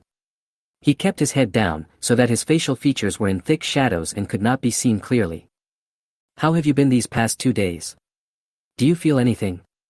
Lan Ye stood tall and gracefully, folding her hands on her belly like a lady, looking at Lin Min with clear and bright eyes. Yes, it's powerful. Lin Min slowly raised his arms, and his fists, which were really as big as a sand bowl, made a clear, crack sound when he clenched them with all his strength. Lan Ye nodded with satisfaction. Su Si may not live long, are you ready? Any time. Hearing Su Si's name, Lin Min's fist trembled slightly unconsciously. Sit down. I'm going to start. Following Lan Ye's order, Lin Min sat down cross-legged and closed his eyes obediently. Soon after, Lan Ye also closed her eyes and activated her supernatural powers. Soon, Lin Min, who had been motionless, suddenly trembled violently, and the muscles all over his body began to swell at a speed visible to the naked eye. He originally had a height and weight that were rare for southerners, and now his body shape became even more exaggerated, just like a hairless King Kong. Roar! A suppressed and dull roar burst out from Lin Min's swollen and red neck, as if producing an invisible impact, stirring up the dust around him and forming a gray mist. Ha! Lan Ye suddenly opened her eyes and relaxed. She didn't know when her forehead was covered with sweat and her face was as pale as a relative who had been visiting for half a month. She staggered to the side, took out beef jerky and chocolate and started chewing and swallowing them, while at the same time observing Lin Min's changes. Without the support of Lan Ye's special ability, Lin Min's body has obviously shrunk a little, but from the blue veins on his forehead, behind his ears and on his neck, it can be seen that his consciousness at this time should still remain in a dream, created for him by Laya. Laya, who had recovered a little, nodded slightly, a smug smile appearing on the corner of her mouth. Lin Min is actually one of Lanya's followers, a very ordinary gangster, just a bit strong and willing to fight to the death. Not long after escaping from Zhou Lin, the two unexpectedly met again near the Su family compound. The communication with Zhou Lin gave Laya a new idea about her supernatural powers. Since evolution is a change of human beings in the end times, can it be stimulated through human consciousness? Laya wanted to try this crazy idea, and her first experimental subject was Lin Min. Chapter 107. I'm in a good mood, so I won't ask. During the last 10 years of the apocalypse, Zhou Lin's greatest realization was that one should never look down on women. Even without considering superpowers and evolution, Qing Yali can still kill most men in seconds in terms of combat power, and Zhou Li and Wu Shui are far ahead of him in terms of intelligence. When Zhou Lin saw Laya escape during the earthquake, he felt that this woman was no ordinary person, but he still underestimated Laya. Laya can use psychic powers to stimulate the brains of ordinary people and make them embark on the path of autonomous evolution. She must be crazy to do this. If Laya is a lunatic, then Lin Min is a fool. Because at the beginning Laya said that she had a way to make Lin Min several times or even dozens of times stronger than an ordinary person, but there was a possibility of losing his life. Lin Min agreed without any hesitation. Between living in disgrace or fighting to the death, he chose the latter. The first time, Laya almost died, and when she woke up, Lin Min was still in a coma. Lin Min was lying there, with blood oozing from all his orifices, black blood. Because of the low temperature, the black blood solidified into ice not long after it flowed out. It was black, extremely smelly ice. Laya thought that Lin Min was dead. If she hadn't been kind enough to help Lin Min close his eyes, Lin Min might have really died. Lin Min blinked once, and then again. 3 minutes later, Lin Min looked at the wall that he had punched through and was ecstatic. After the first practice, the two agreed to try to do it once a day. Today is the 5th day. Laya didn't know that Lin Min's level of evolution had already exceeded 5, and was only slightly lower than Zhou Lin. It took Zhou Lin more than a month to evolve to this level, while Laya and Lin Min only took 5 days. If Zhou Lin knew this, I wonder what he would think. But there are gains and losses. The achievements of Laya and Lin Minmang were actually obtained at the cost of Lin Min's vitality. However, even if she knew, would Laya care? From the day she knew she had acquired superpowers, she vowed to trample all men under her feet in this life. She would never allow any man to covet her, either physically or as a free soul. So when the earthquake happened, she had to escape even though she knew the risk was extremely high. She had no control over Zhou Lin, and she couldn't even deal with Zhou Li. It was also because of this that Su Si was almost dying without ever truly tasting Laya. He has sent out half of his men. Now is the best opportunity. When Lin Min stood up refreshed like a drug addict who had just finished taking a few marijuana drugs, Laya put her hands behind her back and said to Lin Min with her back to her. Then what are you waiting for? Lin Min spat out a mouthful of saliva that was streaked with blood and yellow. Okay. Laya didn't even look back, but walked forward with her long legs. She walked very steadily, and although she was dressed fashionably, she looked very confident. On the other side, Zhou Lin was speeding along on his motorcycle. As the name suggests, the best feature of an off-road motorcycle may not be power, but the suspension and tires are definitely top-notch to ensure grip during driving. The first time he played it was so exciting that Zhou Lin almost had a collision with 2 oncoming off-road vehicles. Grass. The passenger window of the Japanese off-road vehicle in front of him rolled down, revealing a black gun muzzle pointing at Zhou Lin. This car is great, I want it. Zhou Lin couldn't believe it. He was robbed again. Do I really need to check the almanac before going out? Fuck, you want the car but not your life, right? The man with the gun hadn't finished his words when, in a flash, he saw both the man and the car disappear. He rubbed his eyes involuntarily. Could it be that he saw a ghost in broad daylight? A black object suddenly flew down from the roof of the car, brushed past his nose and flew into the car. When he turned his head to look, Zhou Lin had already jumped high from the roof and landed on the car behind a few meters away like a big bird. Fly over here. Compared with the car in front, people in the rear car can see more clearly. However, they couldn't believe that there were people in the world who could move so fast that afterimages appeared. The one who reacted the fastest had just grabbed the door handle when Zhou Lin disappeared from his sight. When Zhou Lin jumped up from the hood of the rear car again and landed at the rear of the car, a bright ball of fire completely enveloped the front car. Boom! The incendiary grenade exploded in the carriage, and the high temperature of nearly 2000 degrees instantly ignited all the combustibles in the carriage. The four people didn't even have time to react before they turned into four burning torches. Fuck, fuck, fuck. In the back car, the man driving the car could no longer utter a single coherent sentence, while the man next to him was talking with his upper and lower teeth chattering, run, run, run.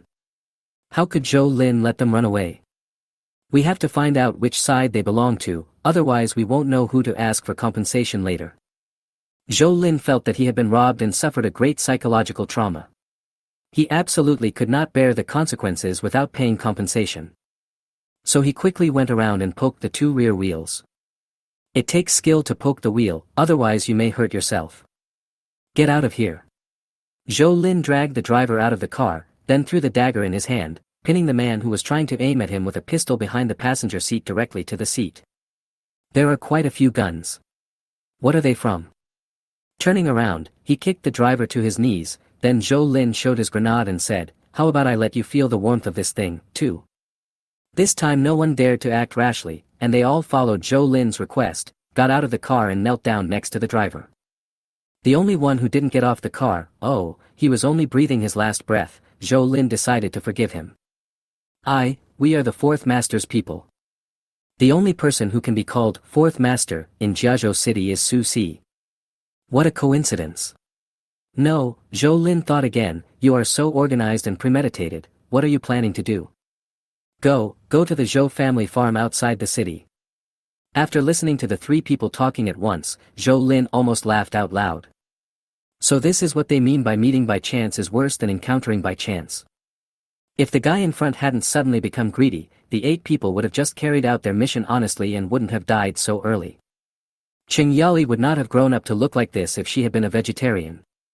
With these 8 guys, she would probably only be able to fill her teeth, not to mention the little female devil who always mutters, everyone is mortal since ancient times, and all grudges will be settled after they are killed and turned into ashes. With Zhou Lin, at least they could die peacefully.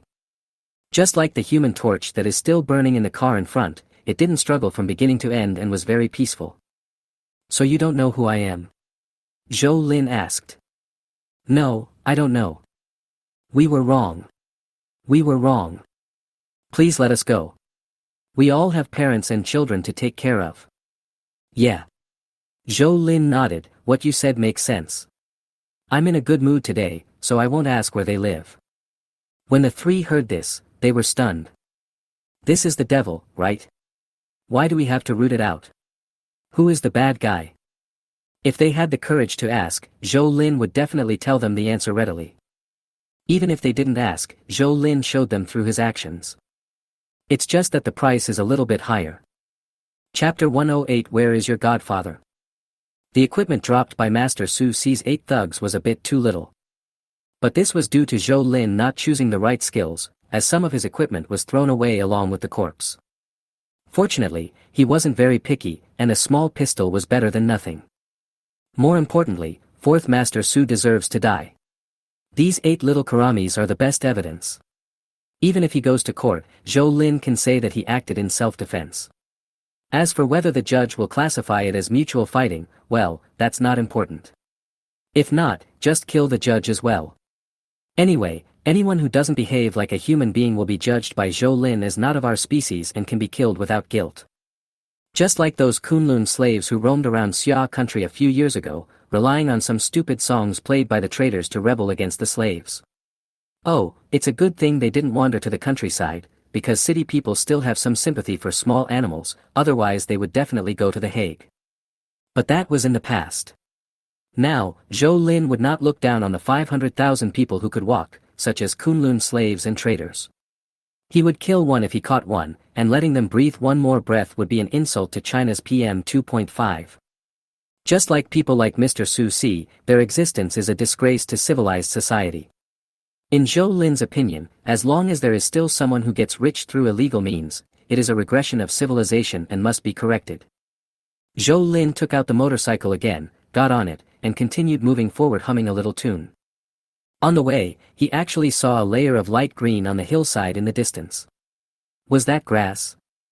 The grass looked green from a distance but was not there when he got closer.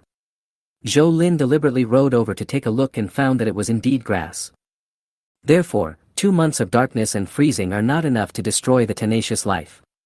The iceberg will only make the snow lotus bloom more brilliantly.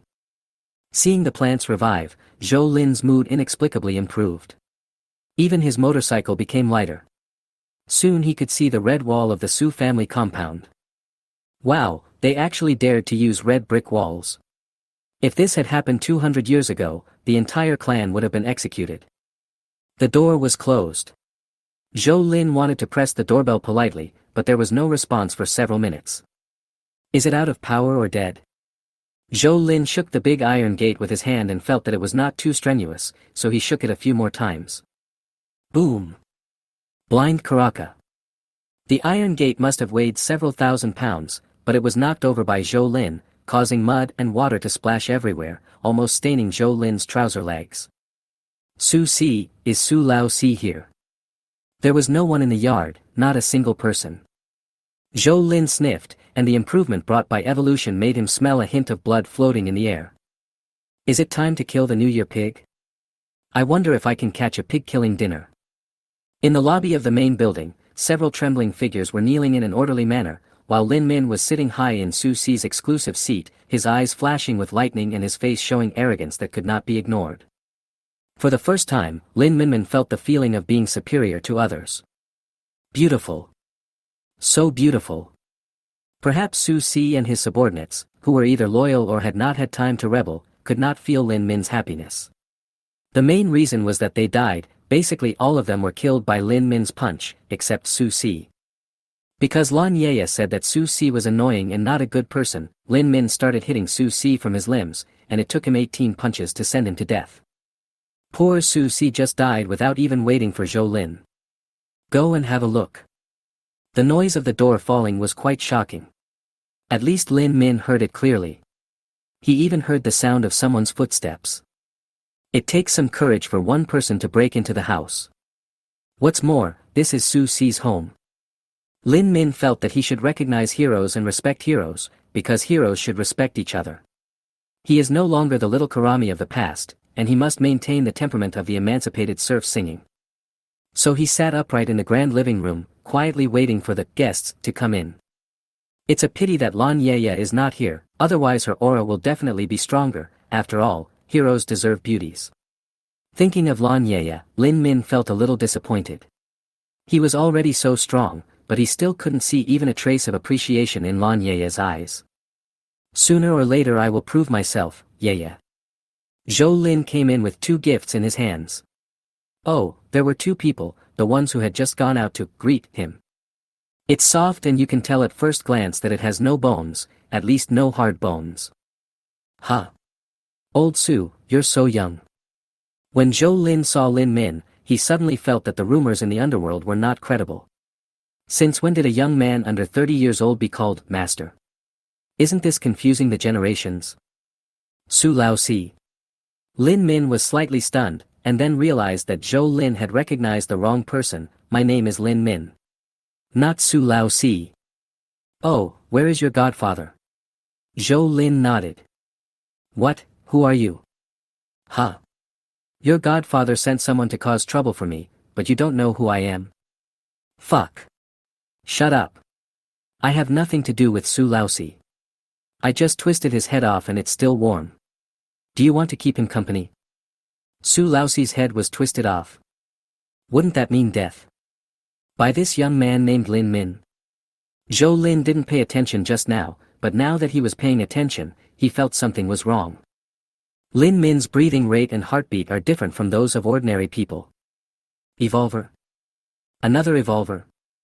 So does he have special powers? For a moment, Zhou Lin felt that his mind was completely confused. The superpowers and evolvers who were supposed to appear 5 years after the apocalypse were suddenly appearing before his eyes so frequently. Was it really that many of them, or was it the so-called pregnant woman effect? No words. Let my people go first, otherwise. Lin Min was a little annoyed. If his subconscious mind hadn't reminded him not to act rashly, and if he hadn't wanted to create the image of a scheming big boss, he would have taken action long ago. Lin Min, right? How did you become? When Zhou Lin said the last few words, only the shape of his lips changed. He believed that Lin Min should be able to understand. As expected, Lin Min's expression changed slightly, and his expression turned serious. You too, let's talk somewhere else. Lin Min didn't want to reveal too much, especially in front of these subordinates of Mr. Su who had just surrendered. Good. Zhou Lin also wanted to find out more about Lin Min's situation, so he followed Lin Min to the backyard. There were a lot of bloodstains, broken furniture and damaged decorations on the road, indicating that a battle had indeed just taken place here. It is obvious that the winner is Lin Min in front. The evolvers planned it out unintentionally, and unless the ordinary people had enough guns and elite soldiers who were good at using them, their fate would definitely not be good. Su Laosi is the best example. He and his younger brothers have been in Jiazhou City for a lifetime, but in the end, Lin Min easily picked up a weak persimmon. Lin Min, who was walking in front, suddenly stopped. He hadn't reacted just now, but now his mind was clear and he finally guessed Zhou Lin's identity. It's you. Zhou Lin was a little puzzled, and then he seemed to understand. You. Lan Yeye. It's you. Lin Min's face was full of emotions, and his anger suddenly burned. He shouted and mobilized all his strength. His fist as big as a sand bowl smashed towards Zhou Lin's head with a sound of breaking through the air. One punch brings life, one punch brings death. Chapter 109. No matter how deep the relationship is, it is not worth starving to death. So fast. With Zhou Lin's current physical fitness 6 times that of an ordinary person, he felt that Lin Min's punch was ridiculously fast. Well, it was a good thing that he was just a little bit slower, so he had time to calmly start blocking. It's not that he can't avoid it, he just simply wants to test Lin Min's strength and determine his level of evolution. Judging from Lin Min's perception just now, it must be related to that woman Lan Yeye. A mistress? No, it's most likely a nanny. Wow. With a jolt of his arm, Zhou Lin secretly thought to himself that what a great strength this Lin Negu had. This Lin Negu had evolved to a very high level. Lin Min was surprised that Zhou Lin blocked his full-strength punch without even frowning. It was the first time he felt powerless since Lan Yeye inspired him to evolve. How is it possible? I have suffered so much, how can he be better than me? The more Lin Min couldn't figure it out, the more angry she became. If one punch doesn't work, punch again. I'm a little bit inferior in strength, so I'll compete with you in speed and physical strength. Lin Min, who was filled with rage, exerted 150% of his strength. His punches and kicks were so fast that they left afterimages. The strong winds raised the dust within a 5-meter radius. He was like a human hair dryer. Zhou Lin narrowed his eyes and blocked all of Lin Min's attacks. Compared to him, Lin Min's evolution level was indeed a little bit behind him, but even though it was only a little bit, the result was a world of difference. It can be seen that Lin Min should have learned some martial arts routines, so his punches and kicks are more disciplined than Zhou Lin's, but many of them should be moves from the Japanese or Korean countries, which are a bit flashy. In comparison, Zhou Lin has many more tricks, all of which were earned with blood and life in the apocalypse in his previous life. They are simple and effective, even vicious. It was only because he still had some questions to ask that he didn't use those freehand fighting techniques on Lin Min. No matter how powerful an evolver is, he is still a human being and must obey the physical laws of the three-dimensional world. Energy does not appear or disappear without a reason. The crazy, lightning-fast attack requires huge energy reserves and support. Even though Lin Min is taller than Zhou Lin, the greater his weight, the more energy he consumes. 1 minute. Zhou Lin estimated that Lin Min could only maintain this attack frequency for 1 minute at most. When it comes to understanding superpowers and evolution, let alone Lin Min, if Zhou Lin says he is second to none, I'm afraid no one in the world dares to say he is first, including Lin Min's master, Lan Yeye.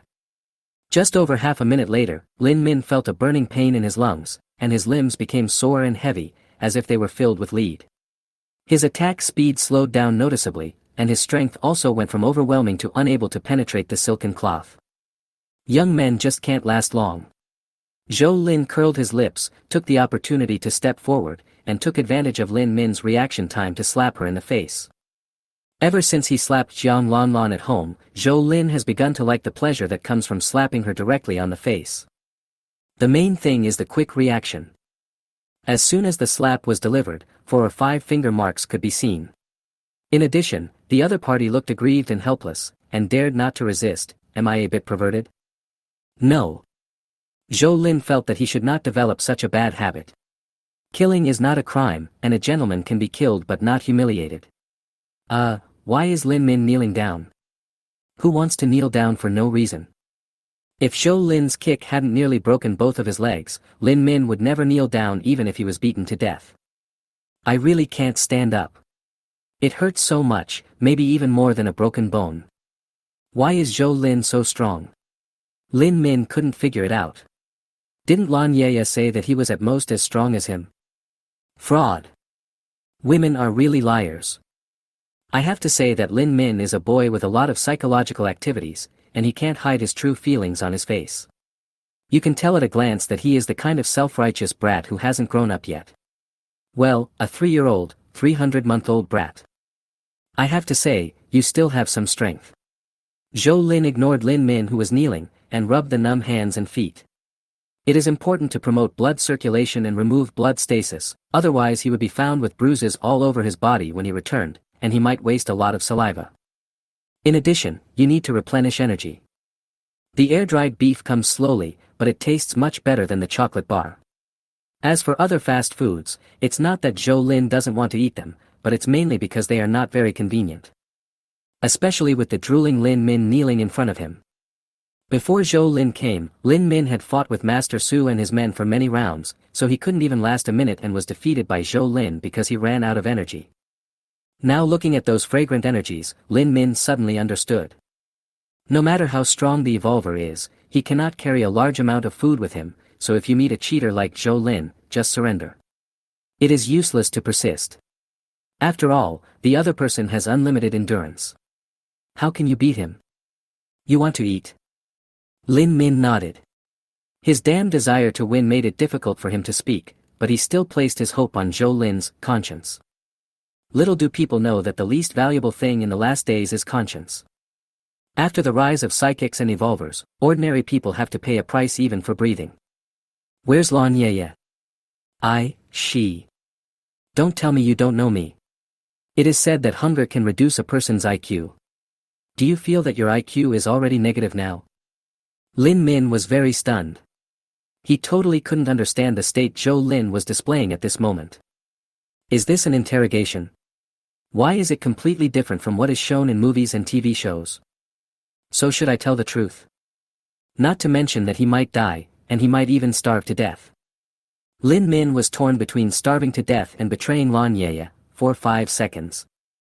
5 seconds, that should be enough for Lan Yaya. Although he once thought that he could die for Lan Yaya, he definitely didn't want to die of starvation. After hearing Lin Min's summary answer, Zhou Lin was completely dumbfounded. Evolution can also be activated by psychic powers. Is it that only Lan Yaya has this ability, or do all psychics have this ability? If it is the latter, then why had he never heard of such rumors in his previous life? If it wasn't the latter, then wouldn't Lan Yaya have become a great treasure? But no matter which possibility it is, we should find Blue Moon first. I don't know where she went. She asked me to take over the Su family compound, and she went to collect supplies to prepare for the upcoming flood disaster. The location of the Su family courtyard is indeed very good. It is built on the mountain and is located at a high altitude. Even if the city is flooded by 10 or 20 meters, it will not endanger this place. If it weren't for the Lai Fu, Zhou Lin would have wanted to move his whole family here, but then he thought better of it, because the Lai Fu was, after all, a ship and should have stayed in the water. Perhaps we can contact Wang Pingping and build a shelter based on the Su family compound. But that's all in the future. Now there are 2 urgent problems that need to be solved, finding Lan Yaya and, should Lin Min be killed? If Lin Min knew where Lan Yaya was, or even helped Zhou Lin find Lan Yaya, then he would definitely be able to live longer, at least a few hours. Although evolvers are relatively scarce, Zhou Lin will not easily raise a tiger to cause trouble. Can you find Lan Yeye? Chapter 110 I eliminate harm for the people. Lan Yeye actually came. Shortly after Zhou Lin broke into the room. She stood at the door and stared at the flat iron door for a full 30 seconds. During these 30 seconds, at least dozens of possibilities flashed through Lan Yeye's mind. In the end, her vigilance made her choose to leave temporarily. After all, being able to pull out an iron door weighing thousands of pounds from the pillars on both sides requires a strength that no normal person can possess. If there were obvious signs of impact on the iron gate, or if there was a car that did not belong to the Su family parked nearby, or even just messy tire marks, Lan Yeye would consider going in to take a look, at least from a distance. Unfortunately, there was nothing, as if the iron gate wanted to lie flat on its own. Regardless of whether Lin Min is a match for the visitor or not, Lan Yeye would not risk her safety. In simple terms, psychics are just fragile mages, and head-on confrontation is never something they should do. Walk. Go now. After making up her mind, Lan Yeye did not stop for a moment. She didn't even know where to go for a while. Lan Yeye's agitated mood gradually subsided after she had left the Su family compound for a long time. She suddenly felt that there was nothing worth her staying in Jiazhou City. Even if Lin Min won and truly controlled the Su family compound, it wouldn't matter. Jiazhou City was too small, and she, Lan Yeye, needed a bigger stage. Go to the provincial capital. Not only are there her old connections there, but there are also more people and more resources. Lan Yeye felt that she could make a great success in the provincial capital. If she had been basically invincible in front of men before, now she could be popular with both men and women without being contaminated by any scandal. There is no human being without desires. And Lan Yeye's ability is just right for this. Anyway, all satisfaction is actually for the brain, so isn't it natural for it to act directly on the brain? As for how to get to the provincial capital, Lan Yeye had already thought about it on the way. Military. The military has airships, and Lan Yeye had seen them during the earthquake relief efforts. With other means of transportation basically out of service, airships are the only way for cities to communicate with each other. There are also 2 airships in Jiazhou City. Originally, they were managed and commanded by the military. When Yi Xinxiao and Zhu Guanghan parted ways, they took both airships away. It was useless to give them to Zhu Guanghan. Who else but the military would be able to operate them? Instead of keeping it, it is better to use it to maintain the relationship with the military. When it comes to being an official, Zhu Guanghan is still very capable. Lan Yeye felt that the military was definitely the best plan at the moment, planning to use an airship to go to the provincial capital. As for whether the military would agree, well, as long as they met, wouldn't it be up to her to decide whether they agreed or not? Unless the military also has people with special abilities, or is a monster like Zhou Li. In the Su family compound, Zhou Lin finally had his fill. The most important parts of an evolver's life might be his teeth and stomach, otherwise after eating so much food, there wouldn't be any changes in Zhou Lin's stomach. Since you can't find Lan Yeye. Wait a minute, I. Facing the threat of death, Lin Min's brain suddenly became active. Brother, I can be your slave, just give me grass, brother, please think about it, I still have some strength. At this moment, Lin Min threw all his deep love for Lan Yeye and his dignity as a man to Java Island. The most important thing is to survive. If you can't beat them, just join them. That's not a shame. But I'm worried. Zhou Lin suddenly took action, grabbed Lin Min's neck and lifted him up. It is indeed a pity to kill an evolver whose evolution level is very close to his at this moment, but as the saying goes, if it is not possible to completely control it, it is best to eliminate it in the bud. Since Lan Yeye values her, who knows if Lin Min has any connection with the mysterious organization. Zhou Lin can't get into Lin Min's mind to check, so. You will not die a good death, Yeye will not let you go. With no hope of survival and no strength to struggle, Lin Min's face was filled with resentment, and he tried his best to utter the most vicious curse he could think of. Silly bird. Feeling that his life force was fading, Zhou Lin turned his hand downward and slammed Lin Min upside down onto the ground. Bang! Even though the skull had evolved to be several times harder than that of an ordinary person, it still exploded into pieces, red, white and black, like a surrealist work. Zhou Lin didn't believe that Lin Min had any chance of resurrection. Didn't our ancestors always say that all evil should be eradicated? Zhou Lin felt that he had always been a traditional person. In the reception room, someone secretly passed back the news that Lin Min had been torn into pieces, causing the few remaining people to tremble with fear. It's not that they don't want to run. Lin Min has already shown them the speed of the evolvers, the difference between a turtle and a power train. Anyone with a brain knows what to do. You are all Su Laoxi's men. Zhou Lin sat on the chair that Lin Min had just sat on, which originally belonged to Su Laoxi. How should I put it, it feels weird. It's very comfortable. Sure enough, sometimes it is more comfortable to be a bad guy. Let's all go. By the way, make me a cup of tea. Su Laoxi's house should still have this. After eating so many high-calorie foods, Zhou Lin felt a little greasy in the mouth. Big brother, I'll make it for you right away. The middle-aged man who was speaking was the gardener here. Those who were actually in charge were dealt with by Lin Min. Just as Zhou Lin was worried about Lin Min was also worried about those who were valued by Su Laoxi. While drinking tea, Zhou Lin thought for a while, took out the walkie-talkie and contacted Wang Pingping. I'm very busy right now. You make me sound like I have nothing to do.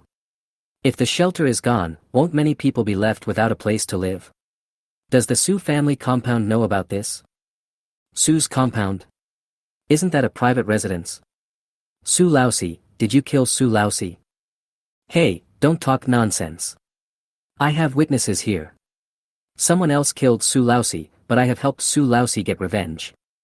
Special treatment is required in special times. Is this not illegal? On the other side, Wang Pingping was so angry that his teeth were itching. You're only asking if it's illegal now after you've killed someone. That's clearly just teasing. The key point is that he cannot be angry, because the location of Su family compound is indeed very good. It is one of the highest areas around Jiazhou City. It is not that there is no higher terrain than Su family compound, but it is a place with nothing but plants and not even a road for traffic. It is extremely difficult to use it to accommodate disaster victims. In comparison, the Su family compound is much more convenient. Although the road built by Su Laoxi was not very wide, the solid concrete road surface can greatly improve the transportation efficiency. I will report to the commander immediately. Please wait. Hey, don't forget my reward. We agreed at the beginning that this is a fair trade and no one should be cheated. While waiting for Wang Pingping's reply, Zhou Lin contacted his family again, mainly about the Jioha pharmaceutical factory that Wu Shui mentioned, but he still hasn't been there. It's already afternoon, maybe I won't be able to go back tonight. If you can't go back, then don't go back. Anyway, you have the Lu Xiaofeng to stay overnight, so you won't be wronged. On the other side, hearing that the Su family compound was in Zhou Lin's hands, Yi Xinxiao showed a sly smile on his face. He waved and called Wang Pingping to his side. Come, just tell him. Chapter 111, Turn Your Face. What? Satellite usage rights? After hearing what Wang Pingping said, Zhou Lin's head was buzzing. Satellite usage rights are a good thing. With the national power grid basically down, data communications are only possible through satellites. Xia country was considered to be good. Before the end of the world, relying on its strong technological capabilities, it had at least thousands of satellites in space, most of which could be used for data communications. In comparison, many countries did not even have a satellite of their own. After the end of the world, they either had to beg for help to borrow satellites from other countries, or exchange them for supplies. However, most of these countries cannot last long in the end times. Eventually, their political systems collapse and their people disappear like yesterday's flowers. No, do you really have this authority? Zhou Lin was not stupid. Whatever Wang Pingping said was the truth. That couldn't be the case. It's up to you to believe it or not. No. Zhou Lin thought about it. Although it was a good thing, he had Zhou Li. What? This time it was Wang Pingping's turn to be dumbfounded. After all, the satellite use rights thing is just a gimmick. Even if some of the bandwidth allocated to Jiazhou is allocated to Zhou Lin, can he still occupy it all day to download movies? The key is that there is no place to download now. He doesn't want it. Yi Xinxiao was slightly stunned, and then his expression became somewhat meaningful. Young people, not having the internet is almost like losing your life, but Zhou Lin doesn't need it. What does this mean? Forget it. Ask him what he wants. I'll contact Zhu Guanghan first. Zhu Guanghan hadn't slept much in the past few days since the flooding of the shelter. His superiors had great doubts about his ability to work, and if it weren't for the inconvenience of transportation, they would have probably replaced him. Su Laosi is dead. Yi Xinxiao's words brought life back to Zhu Guanghan's eyes. Relying on the Su family compound to rebuild the shelter might become a turning point in his political life. As for Zhou Lin, Zhu Guanghan generously stated that not only would he exempt Zhou Lin from any punishment, but he would also present a silk banner in the name of the Post-Disaster Reconstruction Command Center. Yi Xinxiao almost laughed out loud when he heard this. Banner? Even if he could find a job now, would Zhou Lin care? But now that the topic has been brought up, Yi Xinxiao is too lazy to say more, so let Zhu Guanghan talk to Zhou Lin directly about the rest. But Zhu Guanghan didn't think so. Killing Su Laosi and taking over the Su family compound was indeed a good thing, but the gap in their status was there.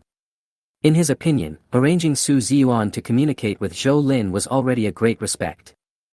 So the person Zhou Lin was waiting for in the end was Su Ziyuan. Seeing Su Ziyuan covered in mud, Zhou Lin frowned. Originally, the commander wanted me to call you. I think since we are old friends, it would be better for us to communicate in person. Does face-to-face communication mean exchanging a banner for the Su family compound? Can't even bear to part with $500. The commander said that this is your contribution to all the people in Jiazhou City, and it will be included in our local annals in the future. Is it rare? It is indeed rare in normal times. After all, it is something that will be remembered forever. No need to talk. Zhou Lin didn't give Su Ziyuan any face at all. He knew that Su Ziyuan was actually a good person. He had worked at the grassroots level for a long time, knew the sufferings of the people and had a spirit of dedication. However, his position was low-ranking and his words did not matter. He did not even have the qualifications to make suggestions on matters like today. Zhu Guanghan's order could make him so anxious that he could not even take care of his family affairs. He personally came to speak well of Zhou Lin. In fact, such a big place is not enough for your family. Who said my family is moving here? Hiss, Zhou Lin, this is no joke. If I remember correctly, your area is very low-lying. The water is rising. Don't worry about this. Just ask that commander-in-chief for me if he really wants to get something for nothing. When Zhu Guanghan heard Su Ziyuan's reply, he was furious. What are you talking about? Getting something for nothing? Ask him if he is still from Xia country. Do we still need rules? Do we still need laws? Does the Su family courtyard belong to him? Can you provide evidence? Zhou Lin definitely does not have evidence in the legal sense. Seeing Su Ziyuan walking around in circles and rubbing his hands in sadness, Zhou Lin sighed, forget it, old Su, I'll give you a favor this time and I won't want this place anymore. But don't look for me if you have any problems in the future. Remember that, otherwise I'll take your money with interest. Just tell that shitty commander. Xiao Zhou, you can't say this. If it gets out, it will be hard for everyone. Maybe you will ask him for help in the future. Zhou Lin smiled. Does he need Zhu Guanghan's help? Even Stephen Chow's comedies don't dare to be shot like this. He had originally been planning to leave, but now he had to say a few words to Zhu Guanghan. Comrade Zhou Lin, you should be more aware that nothing is trivial for the people. It is your honor to sacrifice a little personal interest for the overall situation. I'm honored by your sister. I honor your whole family. Zhu, remember this. Never come to me for help in the future. You, and everyone in your official shelter, never come to me for help, or I will make you kneel down and lick my shoes first. Over there, Zhu Guanghan was stunned. Although his rank was not high, when had he ever been insulted like this in person in his life? You, do you know who you are talking to? Ah, well, if you say so, then just wait, I will have someone go and call you in now. I have already thought of a reason for you, murder. Oh, the crime of murder is really scary. Come on, that bastard can't come, I'm waiting at home, do you want me to send you a location? Hey, Zhou Lin, why are you doing this? Hiss, the commander is calling again, you'd better leave. Su Ziyuan felt very uncomfortable being caught in the middle. He knew that Zhou Lin was not to blame for this matter, but he could not disobey Zhu Guanghan. All I can say is that the last mistake made Zhu Guanghan change a lot. In fact, it's not just Zhu Guanghan who has changed. In the Xia kingdom, because of the existence of the government and the army, at least the most basic social order was barely maintained, but it is difficult to say about other countries. Not to mention the island nation which has been completely destroyed. In South Korea, ordinary people are now having a harder time surviving than dogs. As a country actually controlled by chaebols, the so-called political system and the real elite troops are actually in the hands of chaebols. When the apocalyptic natural disaster occurs, the small chaebols gather around the big chaebols and activate the apocalyptic fortress at the southernmost tip of their territory. The Doomsday Fortress covers an area of more than several hundred acres and can actually accommodate up to 500,000 people, but in the end only 300,000 people lived in it. What is even more unacceptable is that people are clearly divided into different groups in the Doomsday Fortress. The 4 top chaebols and their direct descendants are at level 1, the middle-level chaebols and senior military officials are at level 2, former government officials, small chaebols, and grassroots military officers belong to level 3, and below that are not level 4, but rather, slaves. 200,000 people, the nameplates hanging around their necks clearly indicated their identities, slaves. Even so, every day there are still countless South Koreans surrounding the barbed wire fence of the Doomsday Fortress, hoping to be able to get in, even if it means becoming slaves. Let's go now, old Sue. You're a nice guy. If you feel uncomfortable following that pig, you can come find me. Zhou Lin said as he walked towards the safe depository of Su Si's family. Chapter 112, One of the airships is missing. Su Si has been in Jiazhou City for so many years, so he still has some assets. As a person who climbed up step by step from the bottom, Su Si does not have those pretentious hobbies. He collects things that are easy to cash in. After all, he has to be prepared to run away at any time. The entrance to the safe is in Su Si's bedroom. It is actually a disguised door. This was told to Zhou Lin by an old maid who is in charge of cleaning at home. Since he had already broken off relations with Zhu Guanghan, Zhou Lin was too lazy to look for any mechanism. He just picked up the hammer and went up when he found the wrong sound. 80. 80. 80. Boom. The wall cracked and the roof collapsed, smoke and dust filled the air, and the entrance to the safe, no, the small vault was exposed. In the windowless hut of about 10 square meters, 3 walls were either shelves or glass cabinets, with suitcases stacked in the middle. When the light was turned on, the bright yellow color was a bit dazzling to the eyes. As expected of the richest man in the underground, the gold bars, gold bricks, and gold jewelry alone probably weighed nearly 50 kilograms, which would be worth more than 20 million before the end of the world. Zhou Lin didn't care about the various expensive watches, jewelry and jades. As for the cash and banknotes from various countries in the suitcase, well, he was too lazy to put them in as they were too hard to use for wiping butts. In a niche on a wall, Zhou Lin found 3 brand new pistols and matching magazines and bullets, as well as several foreign military knives that were obviously authentic. After walking out of the small treasury, Zhou Lin checked Su Si's bed and found 2 pistols. He also took out a tang sword from under his pillow. Is it really comfortable to sleep with this thing as a pillow? Zhou Lin found it difficult to understand Su Si's special hobby. But the knife was really good. As soon as I pulled it out, I felt a chill. I gently wiped along the blade, and blood flowed out before I felt any pain. My brain is fucking screwed. Looking at the wound, Zhou Lin really wanted to give himself a blow. Okay, don't learn that kind of stupid drama. Isn't this pure stupidity? Fortunately, the physical changes brought about by the evolution made the wound heal quickly, and the bleeding stopped before he walked out of the main building. After wiping off the blood, his skin looked no different from normal. However, this is also related to the sharpness of the knife, not entirely due to physical fitness. What is this for? When Zhou Lin saw Su Ziyuan and several people in police uniforms standing at the gate, his good mood disappeared without a trace. Zhou Lin, why don't you come with us to meet the commander and apologize? I'll count to 3, old Su, don't test my patience. Zhou Lin drew his sword with his backhand, his face as cold as ice. When the 3 policemen saw Zhou Lin pulling out his knife, they all stepped back and one of them was clearly reaching for his gun. Fuck. Zhou Lin glanced at the 3 people, and suddenly rushed out with force from both feet, turning the handle of the knife and pushing it against the policeman's chest. With a click, the policeman who tried to touch the gun flew backwards, and after landing he was unable to move. If he had not been able to groan in pain, others would have thought that he was killed by Zhou Lin's move. Su Ziyuan didn't know what to say. Zhou Lin's exaggerated force was far beyond his comprehension. You two, don't move.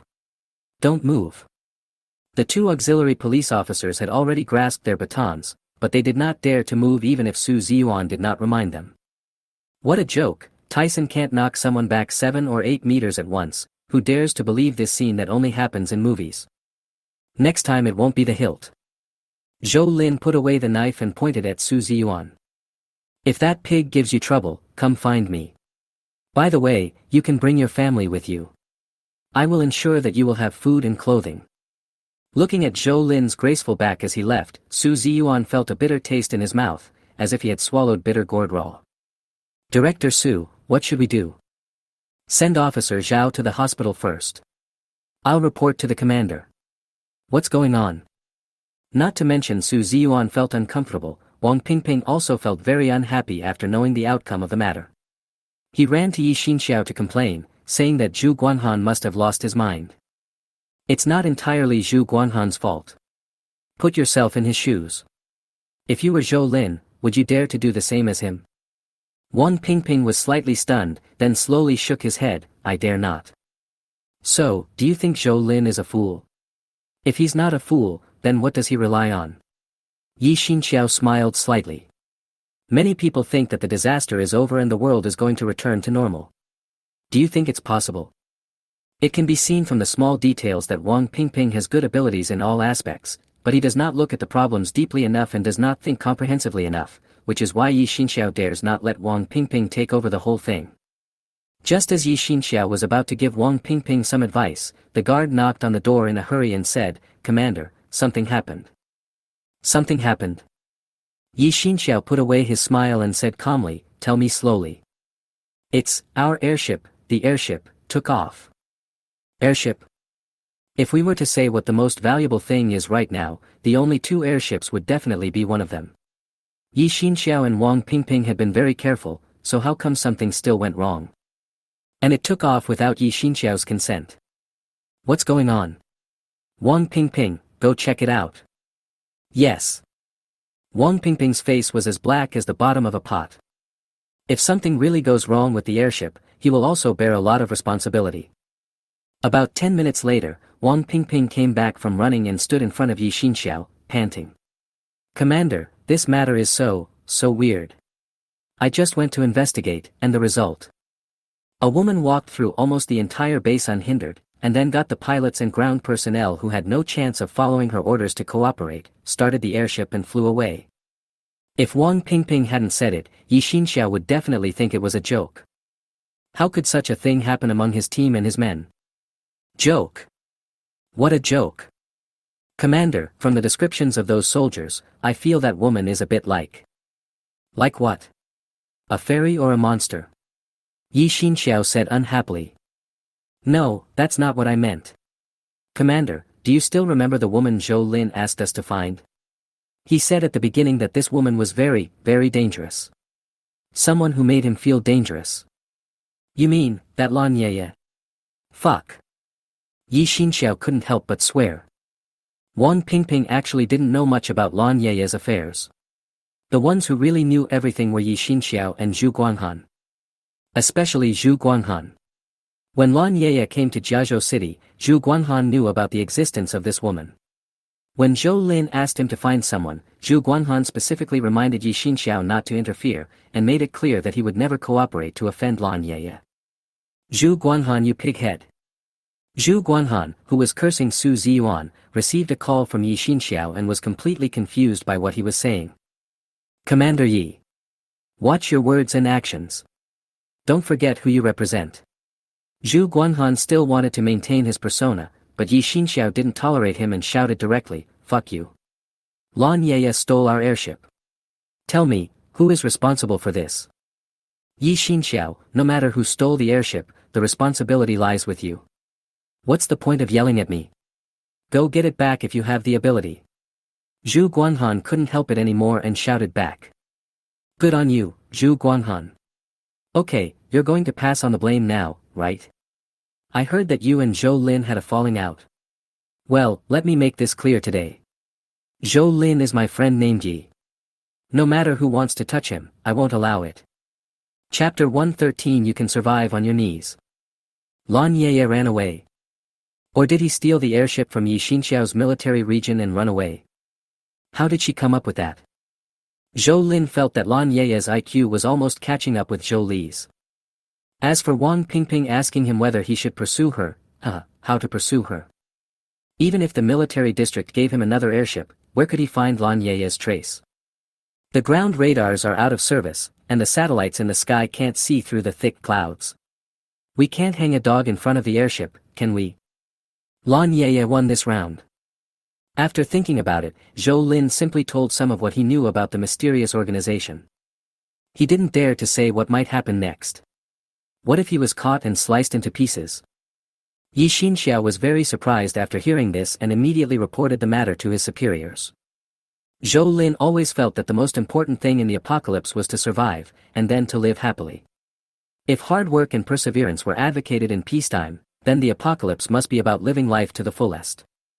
So even though Lan Yeye is a trouble, since it cannot be solved for the time being, Zhou Lin's attitude is to let it go and not even think about it. What could be more important than completing what Wu Shui asked me to do? After looking at the sky, Zhou Lin decided to find a place to spend the night. Although walking at night is not a big problem, why make things difficult for yourself? The Lu Xiaofeng is fully functional and spacious. Although some space is filled with the spoils of this trip, Zhou Lin alone does not need much space. After talking with his family for a while, Zhou Lin did not mention anything about Su Si, but only said that he had gained a lot from this trip. Mimi slept until dawn. After Zhou Lin made sure that there was no one around, he packed up the Lu Xiaofeng and continued to head towards the Jioha pharmaceutical factory. From a geographical point of view, Jioha pharmaceutical factory and Su family courtyard are located in the south and north respectively. If you want to take the shortest route, you have to go through the entire Jiazhou city. Considering the current situation in the city, Zhou Lin thinks it is better to take a detour. The weather seems to be a little unkind today.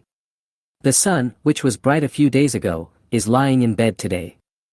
Without the sun, the whole world feels gray.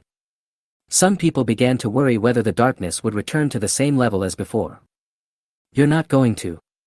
The air was humid, and Zhou Lin felt uneasy, so he quickly sped up. The snow in and outside the city has melted by more than half. Most of the people who came out of the shelters chose to return to their original places of residence. Those who lived on high floors naturally moved back home. As for those living on low floors, they either chose uninhabited places nearby or looked for relatives and friends to live together. The first thing to do after settling down is to collect as many supplies as possible. By now, ordinary people are basically out of ammunition and food. Except for the elderly who can't walk and the children who still need care, basically the whole family goes out to look for supplies at dawn.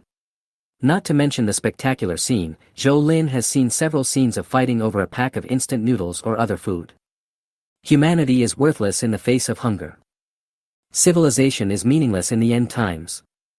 A group of people who are almost going crazy with hunger are likely to do anything. This is just the beginning, the real hard days are still to come. If Zhou Lin had not traveled back in time and possessed the supernatural power of Symbiosis, his family's life would definitely not be much better than those people in front of him, and might even be worse. Shaking his head, Zhou Lin walked through the crowd as if he saw nothing. His relatively handsome appearance often attracted a lot of attention, but those greedy eyes basically retracted silently after seeing the ancient long sword on Zhou Lin's back. A man, with a knife on his back, walked by unscrupulously. Anyone with a bit of brains knows that he is not to be trifled with. Unless two conditions are met. There are many people and there is power. Zhou Lin thought that he would not meet many people when he walked along the edge of the city, but he was wrong. In order to find a bite to eat for himself or his family, the lazy guy who usually wanted to take a taxi when leaving the community could now travel 1,000 miles a day. What's going on the edge of the city? The less people there are, the more likely you are to find a fish that has slipped through the net. Because there were so many people, Zhou Lin did not ride a bike on this section of the road, but he did not expect to be blocked by others in the end. Boy, hand over the knife behind you. And the food I have on me. I want clothes, pants, and shoes. Zhou Lin touched his forehead. How could he still be robbed? The key point is that the four people in front of him look tall and strong.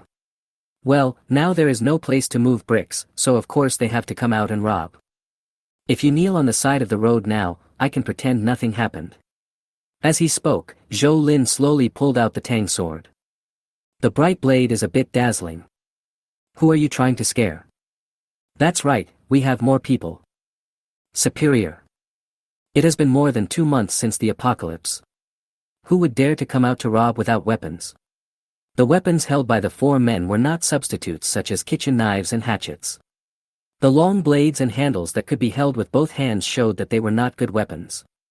The faint red rust showed that the knives had already drunk human blood. The four men dispersed, leaving each other enough space to swing their swords. Judging from their decisiveness, it was obvious that they had no intention of leaving Zhou Lin any chance of survival. Coincidentally, Zhou Lin thought so too. Although the Tang sword obtained from Su Si was of extraordinary quality, Zhou Lin always felt that something was missing. Now he understood, it was blood. No matter how good a knife is, if it has never seen blood, it is just a decoration, a collectible, a useless thing. Kill. A knife was chopped towards Zhou Lin's head, but what was more deadly was the sharp knife that stabbed silently from another direction. It was obvious that the four people had a good understanding with each other. Even though Zhou Lin was alone, they still gave their all and did not slack off. The team spirit is admirable, but it's a bit misplaced. After all, Zhou Lin and they were not on the same starting line. The attack they thought was clever and fast enough was actually not much faster than a snail in Zhou Lin's eyes. As the saying goes, the only way to defeat martial arts is to be faster. Unless Zhou Lin wants to tease them, they can't even touch the corner of Zhou Lin's clothes. As for the situation where sparks fly when blades collide, it will most likely only appear in thrilling film and television works. A true expert in knife use will not easily use his own treasure to clash head-on. When materials of roughly equivalent quality are used, neither side will remain unscathed. The difference is nothing more than killing 1,000 enemies and losing a few hundred of your own. To kill someone with a knife is like butchering an ox, using the thin blade to penetrate the thick blade, like moving clouds and flowing water. Swish. In the eyes of the four people, Zhou Lin seemed to sway on the spot. In fact, Zhou Lin was dragging the Tang sword and circling around them. The blade, which was powerful enough to cut hair, easily cut the back of the necks of four people with its speed and strength. It was just so fast that it sounded like a single sound. Zhou Lin slowly put away his sword, and a dragon roar sounded. Four bodies fell to the ground, splashing mud everywhere. After a few exclamations, the people watching the fight not far away scattered like birds. There are also brave ones who stop and are reluctant to leave. Zhou Lin chose one of them, pointed at it, and said, "Come here." Chapter 114. A young couple. Zhao Xiaogang is 16 years old this year.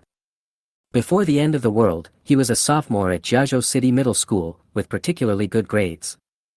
I thought the rest of my life would be to get into a prestigious university, then start a family and build a career like my parents, and gloriously become a relatively healthy leak.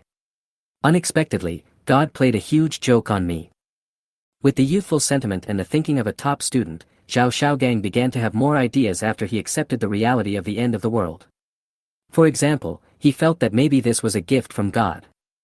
As long as he seized the opportunity, he might really be able to realize the saying, "Are there any kings, princes, generals, or ministers who are born with different blood?" Oh, it seems that the school no longer teaches them this sentence. He learned it from online novels, and also learned the sentence, "My fate is in my own hands, not in the hands of God." So when the four robbers fell down and blood spurted all over the ground like tap water, Zhao Xiaogang gritted his teeth and didn't run away. "What's the name?" "Zhao Xiaogang." Zhou Lin looked at the half-grown child who was holding on, and couldn't help but smile. "Don't be nervous, I don't eat people, and I won't kill people at random. Here, take whatever you like, you just need to answer me one question." "Please go ahead." "Do you know anyone at Johua Pharmaceutical Factory?" Zhou Lin knew where the gate of Johua Pharmaceutical Factory was. He didn't know if he had eyes, but the building Wu Shui mentioned was a bit mysterious. For an old factory like Johua Pharmaceutical Factory with decades of history, the red brick buildings were lined up in rows, almost identical. If you are not particularly familiar with the person, you might get lost. In order to save time, Zhou Lin hopes to find a guide. I'm not, but my friend is, and she can lead the way for you. Zhao Xiaogang felt a surge of heat in his heart. He didn't see Zhou Lin's move clearly just now, but that was exactly why he was excited. The end of the world had come, but he had never seen any signs of superpowers, evolution, or spiritual energy revival until Zhou Lin appeared. Su Qingmei is Zhao Xiaogang's girlfriend. Although she is 21 years old and has only known Zhao Xiaogang for 7 days, this does not affect their relationship. She loves Zhao Xiaogang, especially the way he finds food and daily necessities. Scrap picking is not something that you will get if you pay. It requires a smart brain and a pair of sharp eyes. Su Qingmei had just hidden herself because she felt that no matter who won between the 4 robbers and Zhou Lin, they might covet her beauty. If Zhao Xiaogang hadn't called her, and Zhou Lin had been very gentle, she probably wouldn't have come out. Of course, what really touched her was the chocolate Zhou Lin took out of his pocket, imported from the United States, which Su Qingmei had always liked to eat. Yes, my parents both work at Jioha Pharmaceutical Factory, and so do my grandparents. Family situations like Su Qingmei's were very common in the past. In those years, a very popular way of employment in Xia State was called, the son inherits the father's business, in a more elegant way, and succession, in popular terms. This was not actually the first creation of Xia State. Just look at the household registration system in Xia State's history to know. As the saying goes, success and failure are both due to Xiao He. The more glorious life that Jioha Pharmaceutical Factory brought to Su Qingmei's grandparents, the more miserable life her parents had to live for a long time. After Zhou Lin told Su Qingmei where he wanted to go, Su Qingmei said that it was no problem. She could not only help Zhou Lin find that building, but she could also help Zhou Lin find anything else he wanted that was available in the pharmaceutical factory. The premise of all this is food. My car is nearby. Zhou Lin lied to make his argument more convincing. The 3 of them set off.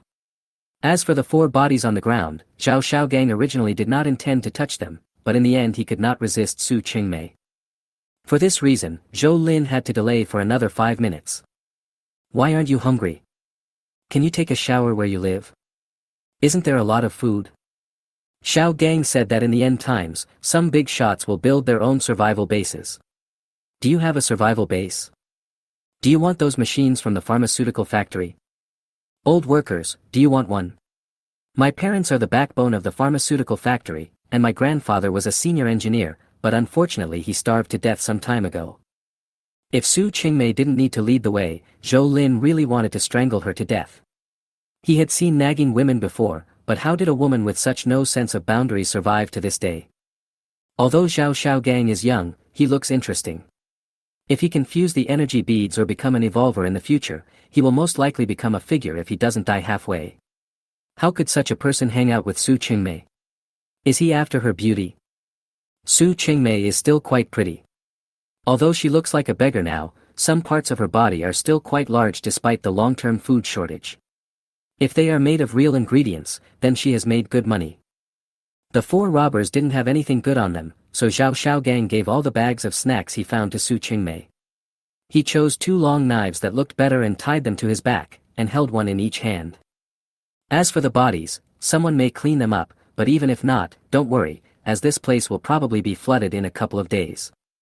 By then, not to mention the bodies, even the houses might be gone. The gate of Jioha Pharmaceutical Factory was open. When Zhou Lin entered the factory, he found that even the door of the security room at the entrance had been smashed. This made Zhou Lin very worried. What if someone else found what Wu Shui wanted? The building has a door that looks very heavy and unique, with large red characters that are very eye-catching. Su Qingmei pointed at the door and said, "Look, no one has ever opened it." After saying this, Su Qingmei looked at Zhou Lin eagerly, and the meaning was very clear, it was time to fulfill the promise. Wait for me here.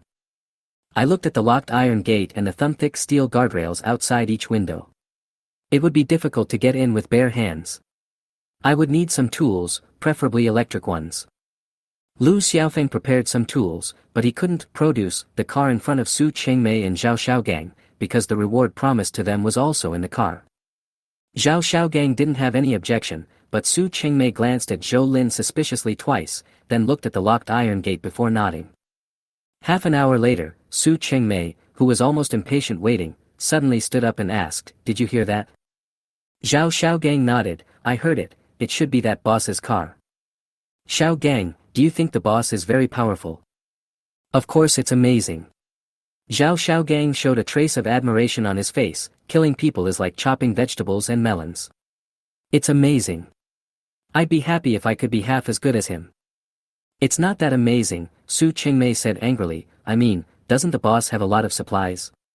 If we can follow the boss, will we not have to worry about the rest of our lives? Chapter 115 The Transparent Guy. The Conqueror RV, no matter when and where it appears, has its own stun bomb effect, which is enough to make most people in the world dumbfounded. After Zhou Lin's transformation, the Lu Xiaofeng is stronger than the original in terms of size, appearance and aura. So Zhou Lin was not surprised at all when Su Qingmei and Zhao Xiaogang were stunned. As for what they would think, well, you can tell by looking at their expressions. They are probably thinking how great it would be if the Lu Xiaofeng was theirs. It's understandable human nature, but when Su Qingmei took a big bag of food, she secretly rubbed Zhou Lin's big hand with her fingers. This was a bit too much, as Zhao Xiaogang was standing next to her. He was so careless that he didn't even care about his stomach. He just hugged Lu Xiaofeng and started licking him. Boss, this car, is it expensive? Average. Zhou Lin was busy pulling the wire so that the high-powered cutting machine in his hand could work. Zhao Xiaogang wanted to say something, but was drowned out by the noise of the cutting machine. While Zhou Lin was busy digging a hole in the big iron gate, Su Qingmei was trying to open the door of Lu Xiaofeng's car. Why is it locked? This is too untrustworthy. After several failed attempts, Su Qingmei became a little angry and knocked on the car door a few times, not noticing that Zhou Lin and Zhao Xiaogang were watching her every move from behind. Qingmei, you. Zhao Xiaogang felt his face getting hot, and he felt like he was digging a hole in the 3-bedroom, 1-living-room apartment with his toes. I just wanted to go in and take a look, there's nothing else to it. Apart from the flash of panic in her eyes, Su Qingmei was very calm, as if there was nothing wrong with her behavior just now. Zhou Lin sneered, you treat her like a treasure. Even if it's not the end of the world, keeping a woman like this around is a disaster. Think about it yourself. Patting Zhao Xiaogang on the shoulder, Zhou Lin turned and walked into the gate. Who is that? Su Qingmei rolled her eyes, walked to Zhao Xiaogang and whispered, Xiaogang, you won't listen to him, will you? Seeing that Zhao Xiaogang didn't react, Su Qingmei picked up the food bag and patted it, this bag won't last for 2 days. Do you think you will have more in the car? If. Stop talking. Zhao Xiaogang took a deep breath, this bag of food is yours, you can go now. Su Qingmei was stunned for a moment. Let her go. Separate. Why? Just because of Zhou Lin's words. She didn't do anything, so how could it be wrong? Who is Zhou Lin? Have you thought it through? It's not like I can't live without you. If I leave, you can't bring me back. Su Qingmei's excitement only made Zhao Xiaogang frown. Seeing Zhao Xiaogang's reaction, Su Qingmei put her hands on her hips and shouted angrily, Zhao Xiaogang. I misjudged you. Humph, people like you will never achieve anything in your life. Just wait, one day I will let you know that that guy is nothing. After Su Qingmei finished speaking, she turned around and left, taking away all the food Zhou Lin had given her, leaving nothing for Zhao Xiaogang. In the building, Zhou Lin took out the order Wu Shui gave him, and then looked for it room by room. After all, he is not a professional, so Zhou Lin needs to connect with the audience from time to time during the search process. He confirms everything under Wu Shui's guidance. Only when the 2 extra-large travel bags in his hands are full do he feel how nice it is to have a space with him. I wonder if there will be another means of transportation that can coexist if the superpower is upgraded to the next level. If so, then you must find a super large space and never put it out at ordinary times, and use it as a storage space. Thinking of this, Zhou Lin couldn't help but check the data. Symbiosis. Intermediate 6135/10,000. Currently coexisting transportation tools, Laifu, large water surface transportation tool. Lu Xiaofeng, medium-sized ground transportation vehicle.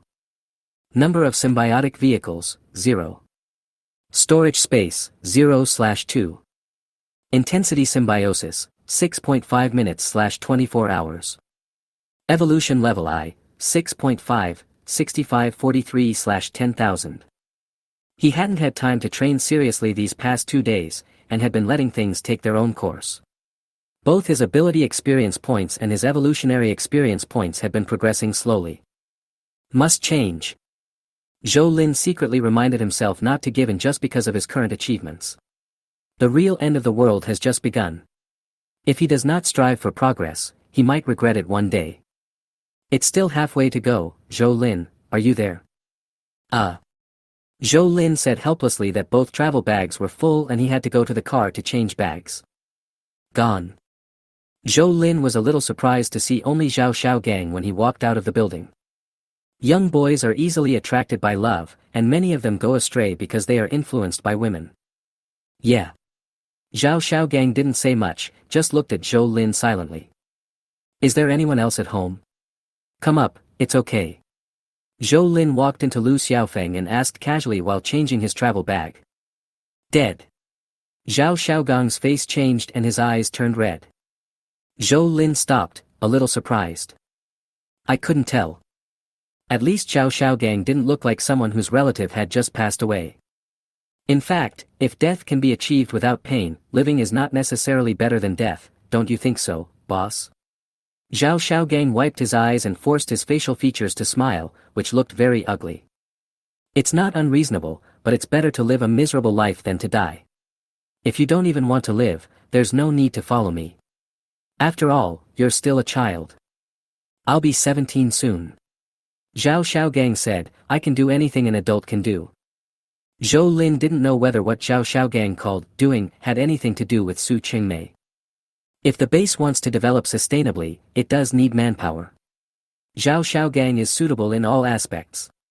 As for the fact that he does not have professional skills, he should be able to handle security work. Another thing worth considering is loyalty, which takes time to prove. Why do you want to follow me? You don't even want a girlfriend. Girlfriend? Zhao Xiaogang laughed. Although I am young, I know that the woman I exchanged for steamed buns can also be taken away from me by others with steamed buns, and even a piece of bacon can be used to make her stab me. Is it so transparent? Zhou Lin looked at Zhao Xiaogang with some surprise. Are all kids nowadays like this, or is it because of the influence of the end of the world? Thinking about the little devil at home, Zhou Lin suddenly felt that he might have found the reason for the end of the world. Human beings are evolving more and more terrifyingly. Is it a social problem, or? I don't know how to comfort you. I can only say that you are right. But you still didn't answer me. Why do you want to follow me? Because you are strong and ruthless. In this world, only by following people like you can we survive, and live, without being frustrated. Am I cruel enough? Zhou Lin shook his head. He felt that he was not ruthless enough. In this respect, he was even worse than Zhou Li. Okay, I still need to go up and collect some things. You stay here and watch. You can call me if you need anything. What Zhou Lin couldn't have expected was that not long after he entered, several figures sneaked towards Lu Xiaofeng. Chapter 116, Heart as Serpentine as a Scorpion. In the Su family compound, Zhu Guanhan saw the big hole in Su Si's bedroom and his face suddenly became extremely ugly. Who did it? Who? The scattered things in the small treasury made Zhu Guanhan furious. He knew it must have been Zhou Lin's doing, who else could it have been? Go and call Su Ziyuan for me. How do you do things? Is it so difficult to catch an ordinary person? Where is your execution ability? Zhu Guanhan first scolded Su Ziyuan. Not only did he arrest them, he also dared to hurt people. I think this Zhou Lin is a heinous criminal. I don't know what kind of benefit Yi Xinxiao got from him. I'll give you a task. Go and bring Zhou Lin and his family back to me. A family? Su Ziyuan thought he had heard wrongly. Even the gangsters knew what it meant to spare their wives and children from the disaster, so why did they want to kill Zhu Guanhan?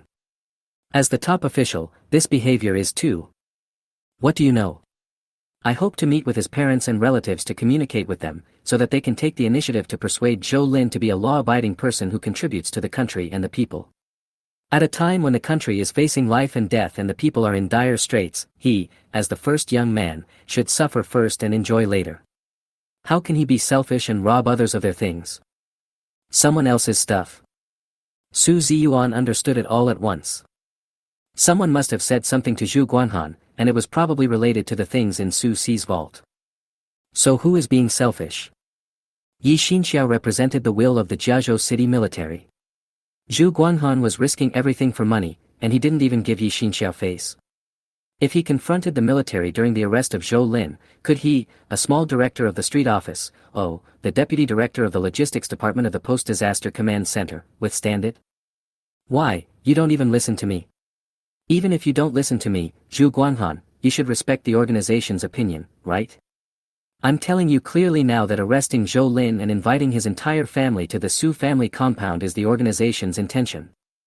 Commander. Su Ziyuan thought for a moment and whispered, this is a huge responsibility. I'm afraid I'm not up to the task. Waste. The organization doesn't need people like you. It's already this late, you're seriously thinking like a lay-flat person. It's worse to raise a pig than an official like you. Zhu Guanhan was very angry and the consequences were serious. In the end, Su Ziyuan was almost driven out of the living room. Zhu Guanhan even suspended his duties and asked him to go back and reflect on himself. Now is not the past. People in the command center basically distribute supplies once a day. Suspending Su Ziyuan's duties is equivalent to cutting off his supplies. After the shelter was flooded, Su Ziyuan and his wife moved back home. Their son and daughter-in-law worked in the provincial capital and could not return after the end of the world. Su Ziyuan's wife Zhang Ruihua fell ill shortly after the winter night fell because she was worried about her grandson and has not recovered since then. Originally, the family did not have many supplies prepared. In order to treat Zhang Ruihua, Su Ziyuan took some more to exchange for medicine. As a result, Zhang Ruihua's condition improved, but the family did not even have food for the night. They had to survive on the supplies he collected from the command center every day. Old Su, Zhu Guanhan wants us to die. Zhang Ruihua was less than 50 years old, but her eyes and lips were covered with wrinkles. Her skin was sickly pale due to 2 months of winter nights and malnutrition. Her eyes were abnormally yellow, and she spoke weakly even when she was emotional. Wife, I'm useless. I shouldn't have agreed to stay on the street and learn from others to climb up the ladder against their conscience. Maybe today Zhang Ruihua's eyes turned red again. She stretched out her skinny hand to hold Su Ziyuan. It's okay. 1 or 2 days won't kill you. You are a capable person. Zhu Guanhan will call you back eventually. Let's grit our teeth and hold on. Hold on. It can be seen that Zhang Ruihua is actually very weak. In her case, it is difficult to fully recover relying on medication alone. She must keep up with nutrition, otherwise there is a high probability of serious problems. The doctor who treated Zhang Ruihua reminded Su Ziyuan many times, and he was also anxious. The problem was that in the current situation, let alone replenishing nutrition, even filling his stomach was a big problem. Originally, Su Ziyuan stood firmly on the government side, firmly supporting any decision made by the command center, and was even willing to make some sacrifices for it, but now. Honey, you take a rest first. I'm going to go out and see if I can find something to eat. Without the salary, Su Ziyuan felt that a living person should not be suffocated to death by urine. Others could go to the ruins to find food, and so could he. Old Su, you. Zhang Ruihua couldn't hold Su Ziyuan back, so she could only remind him from a distance to be careful and never get into conflict with others. Even though she had been bedridden at home for a long time, Zhang Ruihua was still aware of the changes in the outside world. Zhao Xiaogang, who was waiting for Zhou Lin to come out beside the Lu Xiaofeng, had no idea that someone had sneaked up behind the Lu Xiaofeng and was only a few steps away from him. When he heard the faint sound of footsteps, the man had already pounced on him and clamped him down with a chokehold. Before falling to the ground, Zhao Xiaogang saw several people coming out. What he didn't expect was that Su Qingmei was among them. How could she do this? How did she find these people? Could it be that they have always been nearby? Zhao Xiaogang was right. As a child of Jioha Pharmaceutical Factory, although Su Qingmei did not work in the factory, she knew a lot of people, especially those who were around her age. Some of them had studied with her and some were even neighbors. The factory area and accommodation area of Jioha Pharmaceutical Factory are connected. After the winter night, some people who went to the shelter moved back and usually hang out around the factory area. When Su Qingmei just went out, she ran into these young people who were wandering around. They originally only noticed the bag of food in Su Qingmei's hand, but Su Qingmei recognized 3 of them. The leader, Jiang Weihong, was Su Qingmei's former neighbor. Although he was several years older than Su Qingmei, they were not strangers to each other. Jiang Weihong felt a bit troubled by the recognition of Su Qingmei. They were jealous of the food in Su Qingmei's hands, but they also felt too embarrassed to rob their childhood playmate, especially since their parents were very good colleagues. Unexpectedly, Su Qingmei sold Zhou Lin and Zhao Xiaogang without hesitation. After listening to Su Qingmei's description, Jiang Weihong knew that the RV was worth a lot of money. Although it might not be useful in the apocalypse, it at least showed that it must belong to a wealthy family. A wealthy family should not be short of food, otherwise they would not have given Su Qingmei such a big bag so casually. After a brief discussion, Jiang Weihong decided to do it. When they saw Zhao Xiaogang from a distance, Su Qingmei told Jiang Weihong lightly that he was her ex, a 16-year-old kid. Then she told Jiang Weihong and others not to think about it and just do what they had to do. Jiang Weihong and others were somewhat surprised at Su Qingmei's coldness. It was hard for them to say much about the situation at the moment, but in their hearts, they all silently labeled Su Qingmei as a vicious person. Before losing consciousness, Zhao Xiaogang's only thought was to kill Su Qingmei. Chapter 117, Killing Habit. The current Lu Xiaofeng is quite different from the original conqueror. Jiang Weihong, like many men, cannot afford it, but that doesn't stop him from studying it when he has nothing to do, or discussing it after dinner, as if he owns it. So after circling the Lu Xiaofeng, Jiang Weihong frowned. It's not easy. Where is the man named Zhou Lin you mentioned? He should still be looking for something in the building. Su Qingmei didn't want to mention Zhou Lin because she was afraid. Did you see that? Facial recognition, fingerprint password, bulletproof steel plates, bulletproof glass, even the tires are specially made. Come on, tell me how to get in. Brother Hong, is there no other way? Su Qingmei still held on to a glimmer of hope. She didn't want to meet Zhou Lin. Jiang Weihong shook her head. If we have enough tools and time, it's not impossible to open it, but it's best for him to hand over the password and car keys to us. Impossible. Absolutely impossible. Su Qingmei shook her head, making Jiang Weihong feel that she was worried that the other party would not cooperate. We have a ready-made car here. Delu, each of you can take one. Let's go ask Zhou Lin if he is willing to give us the car. So if it's clearly a robbery, do we really have to use civilized language? As soon as Jiang Weihong said this, the other 3 people burst into laughter. It's just civilized robbery, they are just so good at it. Is he inside? Liu blocked the door for me. I was afraid what if he couldn't accept our enthusiasm and ran away. After saying that, Jiang Weihong laughed again, and everyone else laughed too, except Su Qingmei. She really couldn't laugh. Whenever she thought of the scene of Zhou Lin killing people, she would involuntarily put herself, Jiang Weihong and others into the scene. The flash of dazzling blade light, the spurting blood, the twitching limbs, the eyes that could not close.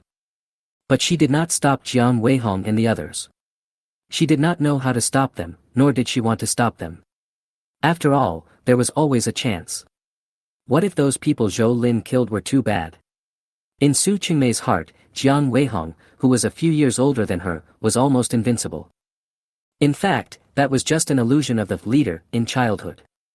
Although Jiang Weihong was tall and looked a bit fierce, it did not mean that he was strong, especially compared with Zhou Lin. Even though Jiang Weihong weighs 180 kilograms, Zhou Lin can still lift him up with one hand, like a child of 5 years and 300 months old. Let go of me.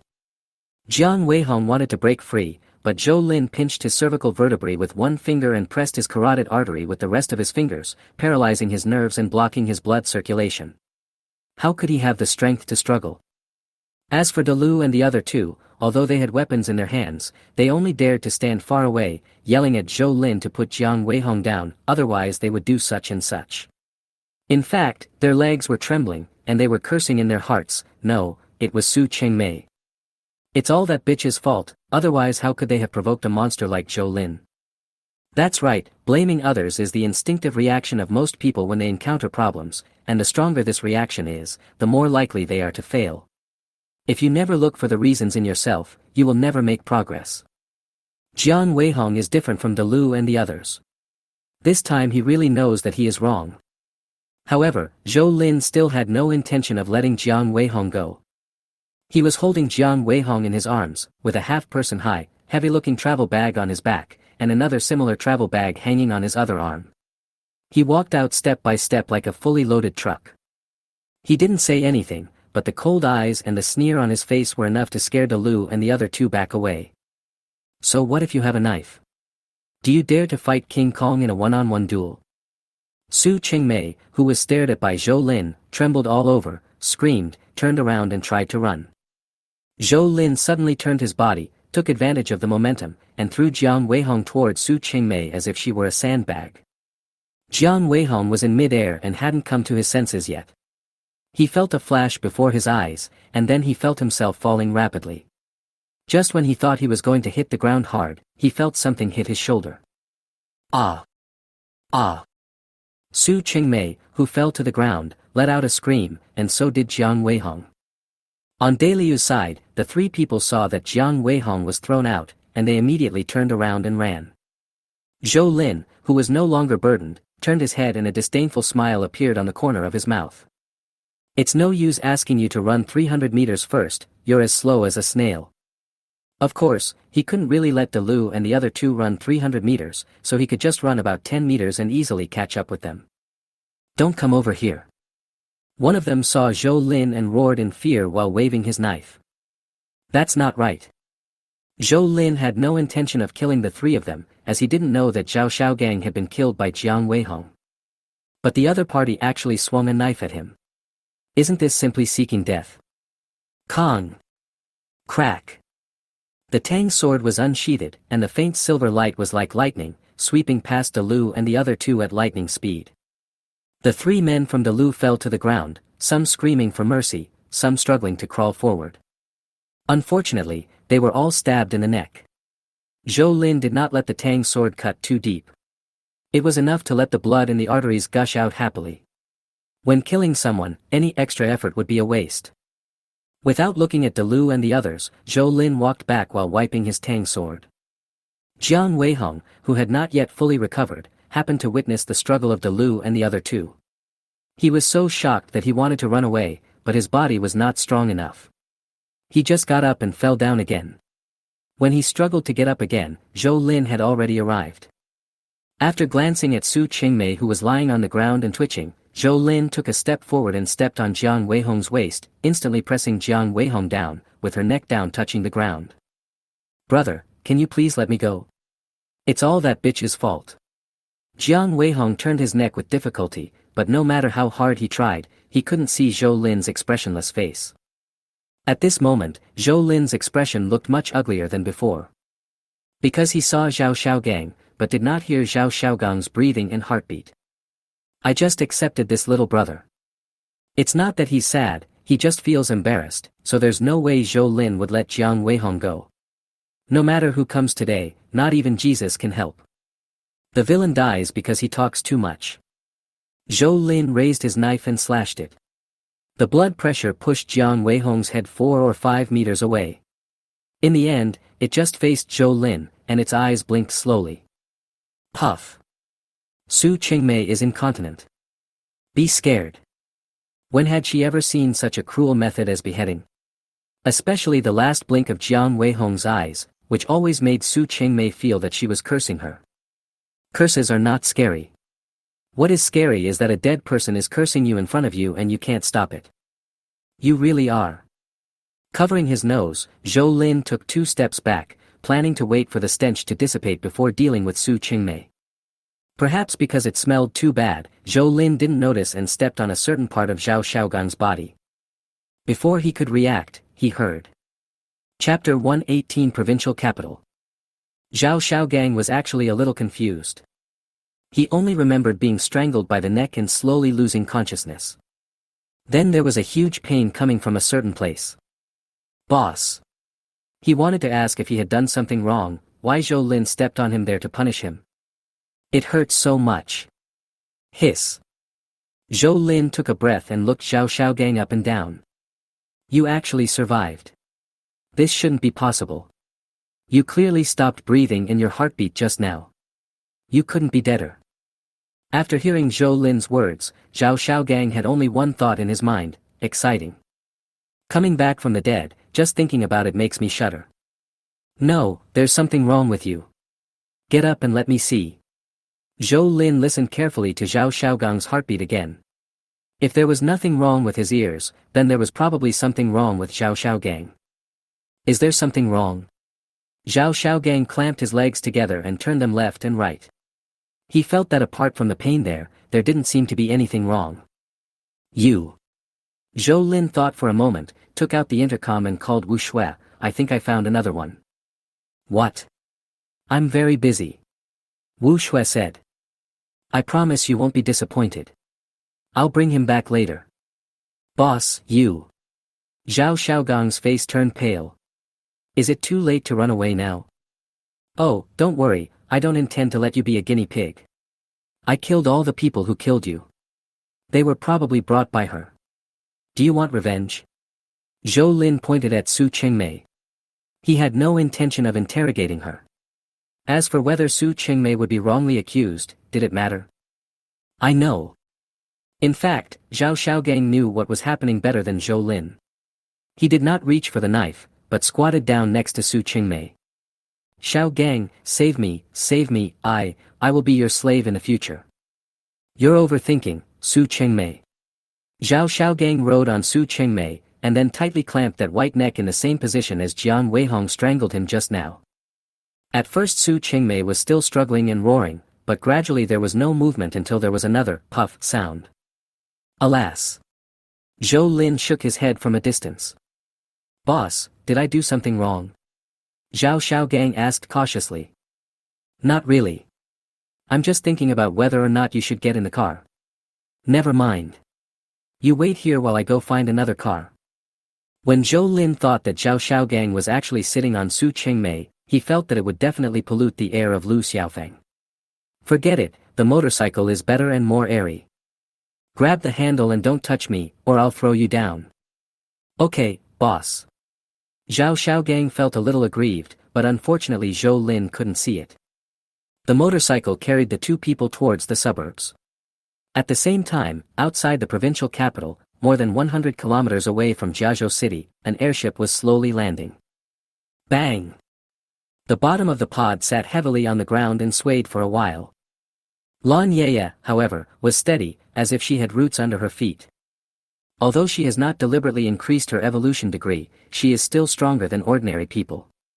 Even well-trained soldiers cannot compare with her as an evolver in terms of physical fitness. We're finally here. Lan Yaya glanced at the three people in the pod and smiled. I'm leaving first, you guys just wait here. The expressions on the three soldiers' faces were dull and obviously abnormal. Although it would be a pity to give up the airship just like that, this is the only thing we can do now. Shortly after Lan Yaya hurriedly left, one of the three motionless soldiers suddenly let out a loud roar, then hit his head several times with his fist, and then looked around blankly. It's over. What happened? Master, wake up, wake up. Although the provincial capital is only more than 100 kilometers away from Jiazhou, there is still only dim light in broad daylight, unlike the bright sunshine in Jiazhou City. Some people say that the reason why Jiazhou City is the only city in the world where sunshine can be seen is because there is a giant Buddha there. Lan Yaya scoffed at this statement.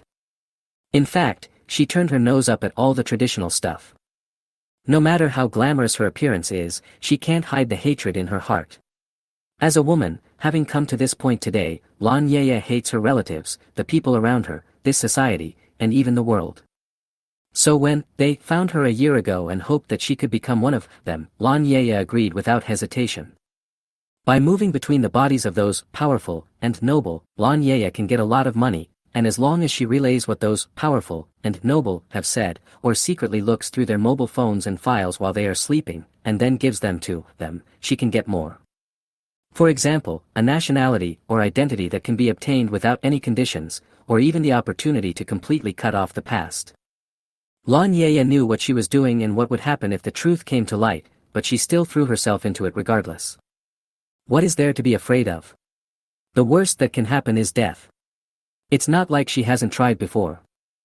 Someone like Lan Yaya, if she were given the launch button of some major power's nuclear weapons, she would press it without hesitation. Isn't it just destruction? She was already tired, and the reason she was still alive was simply because she felt that she had not yet taken revenge on the world. Although there is no warm sunshine, the temperature in the provincial capital is much better than that in winter nights. It is definitely above zero at noon, so some of the snow has melted. As a city with a population of over 20 million before the end of the world, even in the most remote areas, you can still see many people moving around. In order to allow such a large number of people to survive on winter nights, the authorities converted all subway passages into underground shelters. In addition, the basements and underground parking lots of many tall buildings are also ready-made shelters, which can withstand the cold of winter nights with simple modifications. Compared to small cities without subways, if there is no population pressure, the threat to life brought by the end of the world is actually the smallest. Of course, the premise is that there is enough food. If it's just 3 to 5 days or even 10 days or half a month, there will be no food shortage in the provincial capital. Whether it's shopping malls, warehouses, or logistics parks, there are large amounts of food reserves. In addition, the government has always attached great importance to the strategic grain reserves. If they can be properly distributed, there will be no problem with a longer time. But the fact is that the government-run shelters had already begun restricting food supplies 10 days ago, with each adult only receiving the equivalent of 1,000 calories of food per day. That's right, a food rationing system that's accurate to the calorie level. So what does a 1,000 calorie meal look like? If we just use rice as a reference, it would be about 5 bowls of rice. It may sound like a lot, but this is a day's supply. And the rice is just a reference. When it is actually distributed to you, it may be a few eggs and a handful of dried fruits, or 3 donuts, or 200 candies. In short, people who are used to eating diet meals will burst into tears when they see this 1,000 calorie food. What to do if there is not enough food? On the day when the winter night ended, the government called on everyone to take matters into their own hands and ensure their own food and clothing. That's why Laya saw so many people moving around in the dim light. She was also very hungry, but she wanted to find that person more, the person who had a one-on-one contact with her. Chapter 119 Security means taking 30 years less detours.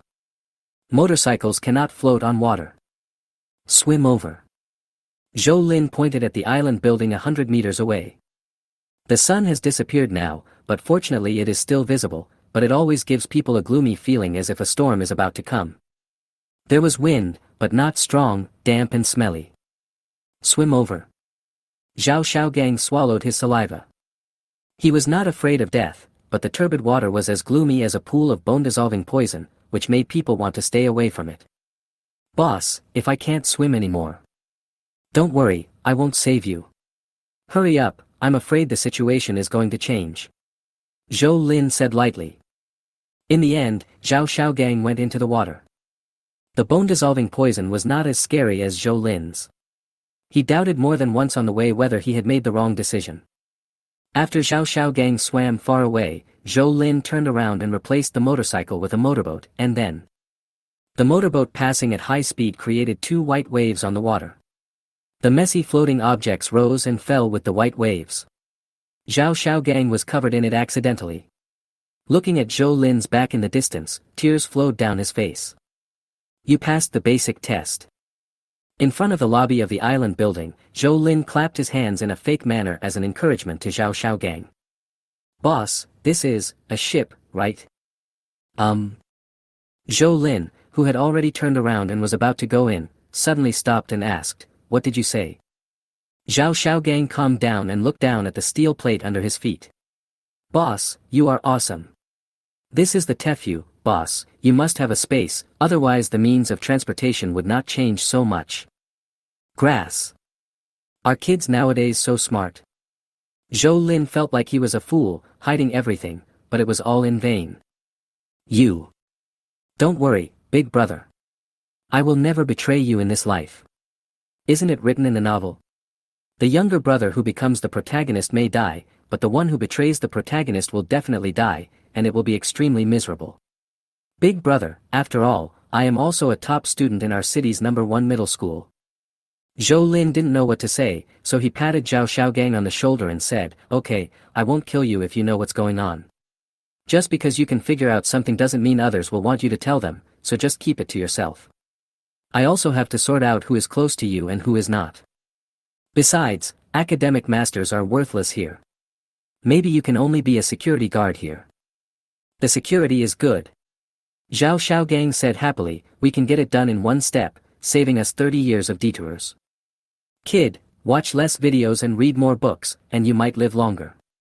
Sun Qinghao, come here. Zhou Lin introduced Zhao Xiaogang to Sun Qinghao, and they would be partners in the future. After Wu Shui had finished studying Zhao Xiaogang, she would probably arrange for him to be a security guard. The people who were most happy to see Zhou Lin coming back must be Zhou Kaijun and his wife. After all, a mother worries about her son even when he is far away, let alone in today's world. No matter how dangerous the situation is, one should always be prepared for the worst. Son, have you noticed that I've become stronger? Qing Yali showed off her biceps and triceps in front of Zhou Lin, which made Zhou Kaijun next to her quite embarrassed. Probably, possibly, maybe they were thicker than his thighs. Every night before going to bed, he was always scared, afraid that his wife would turn over and he would collapse. Well, I see, my mom is awesome. Zhou Lin flattered the dog while rubbing its head. The dinner was very rich. 5 people plus a dog were all very satisfied. At Qing Yali's suggestion, the fully automatic mahjong table made its debut. Considering his personal interests and hobbies, Zhou Lin gave way to others and invited Huang Menjing and her daughter to come and have fun with his parents. How can a person from Bashu not play mahjong? This is what Qing Yali is most dissatisfied with the 2 girls. Such noble spiritual entertainment and cultural inheritance must not be cut off just because of the end of the world. It's meaningless. Zhou Li found playing mahjong boring. After all, with her IQ, she really couldn't look down on such a simple number game. She would rather continue writing code and have more fun. Perhaps even the top students look down on her. Wu Shui also doesn't like playing mahjong. She would rather meet Zhao Xiaogang, or ask Zhou Lin to take out all the chemical and biological reagents he has collected so that she can sort them out as soon as possible and start new research tomorrow. What's going on with him? You may not believe this, but that kid is definitely dead. I heard it right. His breathing and heartbeat stopped for at least 5 minutes. Wu Shui nodded. Generally speaking, he is dead, but the international standard is still based on brain waves. His case is a special case, but it's a pity that it can't be replicated, otherwise, we can mass-produce evolvers. Only a madman would do this. However, there is never a shortage of crazy people in this world. Just because you are good at something doesn't mean others won't do it. On the other side of the earth, somewhere underground in the United States, in the lowest part of a doomsday facility called Eden, a protracted experiment is at a critical moment. Through the thick bulletproof glass wall, Missy Polant was staring intently at the naked man on the stainless steel bed on the other side of the glass wall. It doesn't matter which experimenter this is, or how many times he has failed before. The key is that according to the test data, this man's brain cells are always in a relatively active state after his breathing and heartbeat stopped. Doctor, 1/10 of the brain cells are beginning to die. Should we activate the program now? No hurry. Misapprint said with a smile and a magnetic voice, let's see where the limit is. Theoretically, even if only 1 brain cell is still alive, the experiment is successful. All the efforts of the pioneers are to illuminate the way forward for their successors. Their names will be engraved on every step of the progress of human civilization. It was a very sentimental hymn, but all the researchers present knew that the test subjects only had numbers but no names, even if they once had names. 30% of brain cells die. 50%. Doctor. 60%. Once death begins, it will accelerate, and the further it goes, the more difficult it will be to reverse. Several researchers involved in the operation broke out in cold sweat. Even though they could be called leaders in their respective fields, they were still not good enough in front of the chief scientist, Misapprint. Activated, we pray to God, hoping he can be reborn. At this moment, Misipulant's face actually radiated a kind glow, which made everyone present feel extremely strange. Sizzle. Blue arcs of electricity appeared in the glass cabin, flashing back and forth between the roof, the ground and the stainless steel bed, like miniature lightning. Amen. Amid Misapprint's loud prayer, everyone saw that the experimental subject trembled violently. Instead of destroying the subject's body, the high-voltage electric shock caused the monitoring equipment to make a beeping sound almost simultaneously. Doctor, the heartbeat has been restored. Breathing restored. Intense brainwave activity. Thank God. Missy Polant spread her hands, looked up at the ceiling, and slowly turned around. Thank you all for being here. Now, let us enjoy the greatest work of human civilization in this century. Chapter 120. Experience suddenly surges. It's raining. At 12 o'clock in the evening, Zhou Lin was about to go to bed, but was awakened by a loud thunder.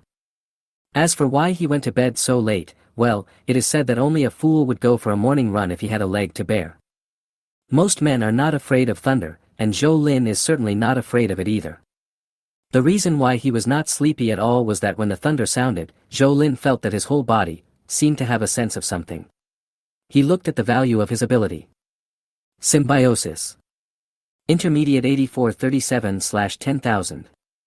Currently coexisting transportation tools: Laifu, large water surface transportation tool. Lu Xiaofeng, medium-sized ground transportation vehicle. Number of symbiotic vehicles, 0. Storage space, 0/2. Intensity symbiosis, 6.6 minutes/24 hours. Evolution level I, 6.6, 6684/10,000. There was no change in the evolution experience value, but the ability experience value strangely jumped by almost 2,000 points. 2,000 points. If it grows naturally, it will take about a year. If you use it frequently within your physical condition, it may take about a month. Just a thunderclap and the price rose by 2,000 points. Beside him, Wu Shui had fallen into a deep sleep.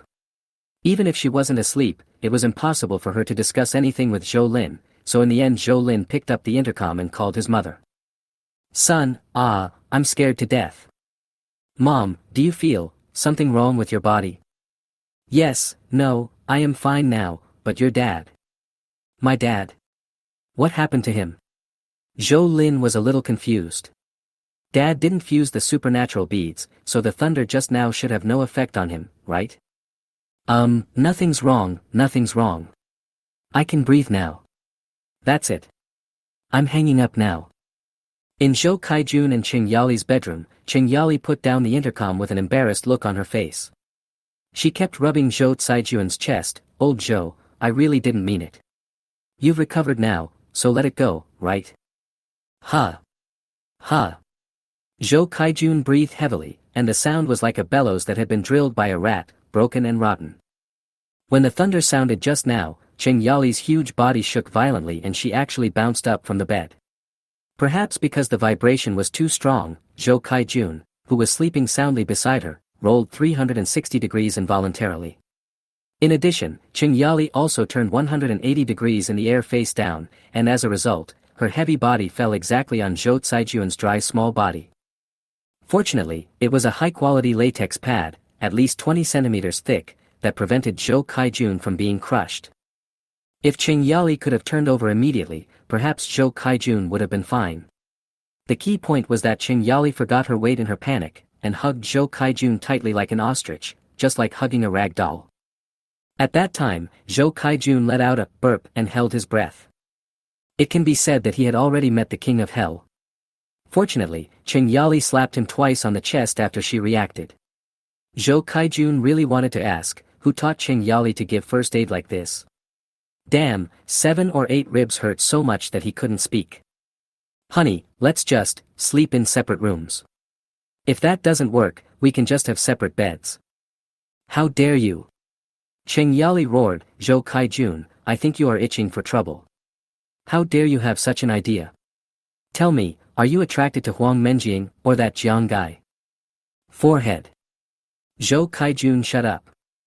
When other wives say they want to kill their husbands, they are just acting coquettishly, but when Qing Yali says she wants to kill him, it's like a game. Son, you have to work hard and get dad a superpower as soon as possible, otherwise. I'm afraid I won't be able to see the birth of my grandson. In the end, Zhou Lin still couldn't figure out why the supernatural power suddenly increased by 2,000 experience points, but it was a good thing after all. Zhou Lin tried it again after waking up, and everything was normal, except for the extra 2,000 points out of thin air. The rain kept falling and the atmosphere was not harmonious. During breakfast, I saw 2 obvious dark circles under Zhou Caijuan's eyes. Although he kept his head down, everyone here is not blind. Well, why is it still raining? Qing Yali stood by the window, holding a 2-liter cup of milk and taking a sip from time to time. I don't know. Zhou Lin became a little nervous when talking about this. It rained heavily overnight. I don't know how much the water level outside has risen. Finally, the ice and snow in those corners must have melted. Once the drainage is not smooth. Thinking of this, he quickly ended the fight, put on his raincoat and rushed out. 5 meters 3. It should be fine, bullshit. Theoretically, the water depth must be more than 11 meters for the live food to float, but it is still a long way off. However, the soil piles on the starboard side of the rifle were completely gone after a night of heavy rain. Not only was the entire starboard side exposed, but even the covering soil on the deck mezzanine was washed away by the heavy rain. The entire outline of the rifle was now visible. I don't know whether it was photographed by satellites in the sky. After all, the sunlight can now shine through, and theoretically a satellite with remote sensing capabilities can definitely take pictures. But there is a prerequisite, that is, the people who control the satellite are willing to take pictures of this place. Lily. Zhou Lin suddenly realized and rushed into the island building to find Zhou Li. Zhou Li, who was about to start finishing work, responded unhappily, if you can't do small things well, you can't do big things well. Look at you like this, what on earth do you like about you? Beside her, Wu Shui burst out laughing. No one knew what she was thinking about, but her face turned red after she finished laughing. She quickly said she was going to the hospital and ran away. Let's talk business. I've never been idle. Tell me. You seem to be able to handle those satellites, right? Zhou Li frowned and motioned Zhou Lin to continue. Can you tell the satellites flying over our heads not to take pictures of our area? I'll try. Normally Zhou Li rarely said such ambiguous words. It could only be said that Zhou Lin, an outsider, had no idea what kind of divine request he had made. Yes, theoretically, if you can hack into a satellite, you can change the satellite's built-in programs to a certain extent, but the problem is that there are too many satellites flying in the sky. To complete this task 100%, the amount of work required is extremely huge. Even though Zhou Li was so confident, she didn't dare to say with certainty that she could do it in a short period of time. Zhou Lin. What? I need a supercomputer. The more powerful the better. If the end of the world had not come, and Zhou Lin was so capable, Zhou Li would never have made such a crazy request. Perhaps she would have relied on her own abilities to slowly realize this dream. In any case, Zhou Lin definitely did not have that ability. This. Zhou Lin stamped his feet, isn't it enough? The spent force of a strong crossbow cannot penetrate the silk of Lu. Understood. I guess that's right. Just get one. I think you may have some misunderstanding about supercomputers. Zhou Li shook her head. Normally, supercomputers are only built by very advanced research institutions or supercompanies. After all, even if you don't consider the cost, the daily electricity bill is very scary. It's just like the artificial intelligence that the United States developed before the end of the world. Not to mention the cost of setting it up is close to $1 billion, the electricity bill is $1,500,000 a month, which is really scary. However, when Zhou Lin mentioned supercomputing at this time, it felt like he was going out to buy cabbage, the kind that was on sale. Chapter 121 The Meaning of Home. The heavy rain affected more than just the Laifu. Jiazhou City was originally surrounded by several large rivers. Some low-lying areas were already severely flooded, and with last night's heavy rain, the water levels in many places rose rapidly. Some people even lost their lives directly in their sleep because of the water that flooded into the room. In the morning, Zhang Ruihua woke up from a nightmare. Old Su. She let out a cry of surprise and looked around, then she remembered that Su Ziyuan had gone out to find food yesterday and had not returned. It's over, Lao Su, please don't get into any trouble, don't get into any trouble. Looking at the heavy rain outside the window, Zhang Ruihua's tears fell like beads from a broken string. She had only one thought in her mind, may all the gods and Buddhas bless me, and please do not let anything happen to Su Ziyuan. Su Ziyuan did not believe in the theories of gods and Buddhas. Just like last night, when the torrent suddenly rushed in, Su Ziyuan's first reaction was that it was over. The water level in the room was rising at a speed visible to the naked eye. It was only a few steps from the sleeping place to the door, but Su Ziyuan had to walk extremely hard. The water only reached his ankles on the first step, but it had reached his waist on the fifth step. The huge impact force slowed Su Ziyuan down greatly, making the last two steps seem like a chasm. If Su Ziyuan had any idea of leaving everything to fate at that time, he might not have thought of it now. At the critical moment, what Su Ziyuan thought about was not life and death, but what would happen to Zhang Ruihua if he was gone. It is definitely impossible to survive, Su Ziyuan thought. In the end times, death is not a painful thing, but if he starved to death at home, especially if he still had to worry about him, it would be too miserable. Wife. In desperation, Su Ziyuan let out an angry roar, and he didn't know where the strength came from in his body, but it allowed him to squeeze out against the increasing water pressure. After rushing out of the room, the pressure suddenly eased a lot. Su Ziyuan stared at the stairs at the end of the corridor, gritted his teeth and ran. In terms of age, he is middle-aged. Physically speaking, he had not eaten a single grain of rice for 48 hours straight, and even though there were 2 bags of biscuits and some candies in the bag on his back, he just couldn't bear to eat them. Zhang Ruihua needed these more than he did, and he always felt that he could still hold on. As long as Zhu Guanhan gave up punishing him, he could get rations from the headquarters again, and he wouldn't have to worry about food anymore. Fuck Zhu Guanhan. Su Ziyuan sprinted while cursing loudly, as if this could make him run faster and farther. No wonder people say that anger is the most fundamental source of power. In short, Su Ziyuan rushed over and stood on the stairs that were not flooded. But the crisis is not over. Because the rain is still falling, the water will still rise. I shouldn't have been lazy last night. If I had found a tall house. It certainly wouldn't be as dangerous as it is now, but the problem was that Su Ziyuan really couldn't walk last night. Not to mention changing places, if he had a little more physical strength, the thunder would wake him up and the rain would disturb him. The water was still rising and soon submerged the stairs where Su Ziyuan was. He had to continue climbing until the rooftop of this 4-story office building. There is no way out. Su Ziyuan stood in the heavy rain and tried his best to open his eyes, but he could not see anything except a vast expanse of white. In the distance, there seemed to be some tall shadows, but within the visible range outside the platform, there was nothing but water. I can only say that he didn't choose the right place yesterday. The houses in this area are relatively low and sparse. But what else could he do? Such busy places had either been searched many times or many people were searching. If he was alone and encountered such a place, he would definitely not end up well. Am I going to die here today? Su Ziyuan was unwilling to give in. However, there was almost no movement in the water around the platform, which meant that the accumulated water had nowhere to go, and that it could not recede in a short period of time. As long as the heavy rain continues, the temperature will rise sooner or later. There is a way, there must be a way. Su Ziyuan kept knocking his head, looking for a way out. We've got no choice but to take a gamble. The door to the rooftop is made of wood, and with a few large pieces of foam piled in the corner of the stairs by the cleaners, it might be possible to make a raft. Although such a raft is almost unsafe, it is better than waiting to die here. Su Ziyuan was a man of great execution ability. Once he made up his mind, he put aside all his worries and started to act.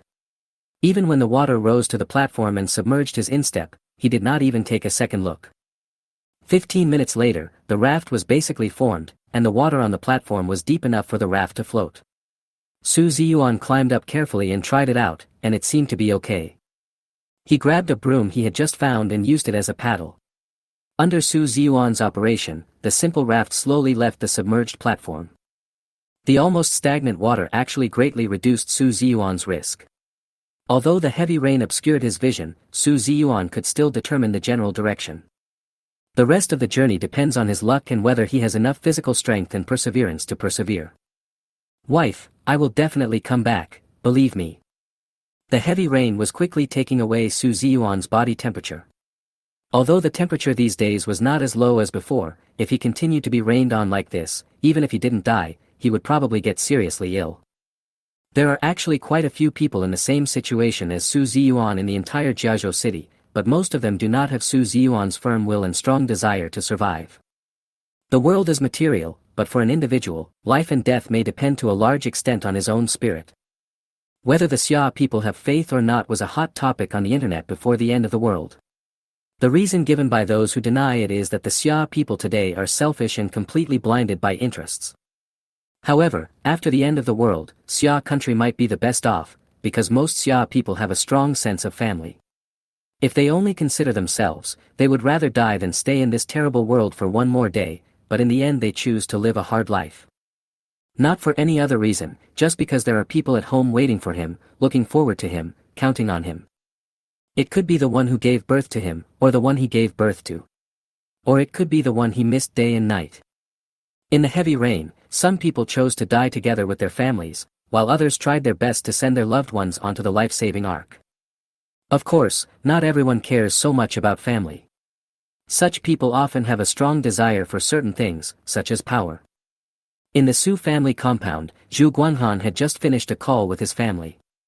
Perhaps for the sake of his own image, or for some other reason, after Zhu Guanghan moved the command center to the Su family compound, he did not bring his family members over, but instead let them return to their original community to live. There was no need to worry about food and drink expenses, as someone would naturally deliver them. However, the water level rose due to heavy rain overnight, and seeing the downstairs being flooded layer by layer, the family panicked and quickly contacted Zhu Guanghan. In the end, Zhu Guanghan just promised his family that if there was real danger, he would arrange someone to pick him up, but now he had more important things to do. Chapter 122 The Top Guy in the Beautiful Country. Heavy rain blocked the world. Zhou Lin didn't want to go out in the heavy rain, so he wandered around the Lai Fu and suddenly found a good thing. SSC, that is, Landing Craft Air Cushion. It is 27 meters long, 15 meters wide, has a standard displacement of 95 tons and a full load displacement of 200 tons.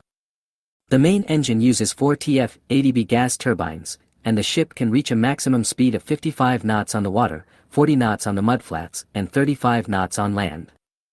The cockpit and propellers are distributed on both sides of the hull, and there is a huge deck space in the middle that can be used to load personnel and vehicles.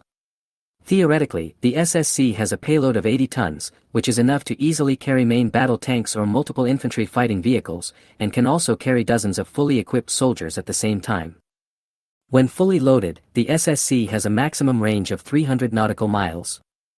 300 nautical miles may not sound very far, but converted into kilometers it is equivalent to 555.6 kilometers. Generally, a large displacement car may not be able to travel that far on a single tank of gas, and many electric cars are even more unable to catch up. After learning about this SSC, Zhou Lin finally understood what was going on. As the latest generation of military hovercraft of the United States, SSC has not been officially put into service. This trip was originally intended to conduct some tests along the way, and the aircraft carrier itself will not be equipped with a hovercraft. So this was a pleasant surprise. Theoretically speaking, this thing is the most suitable for the current environment around the Lai Fu. There is water and mud, and other means of transportation are not useful. If it weren't for the heavy rain outside, there is really no reason to go out. Zhou Lin even wanted to drive this thing out for some fun.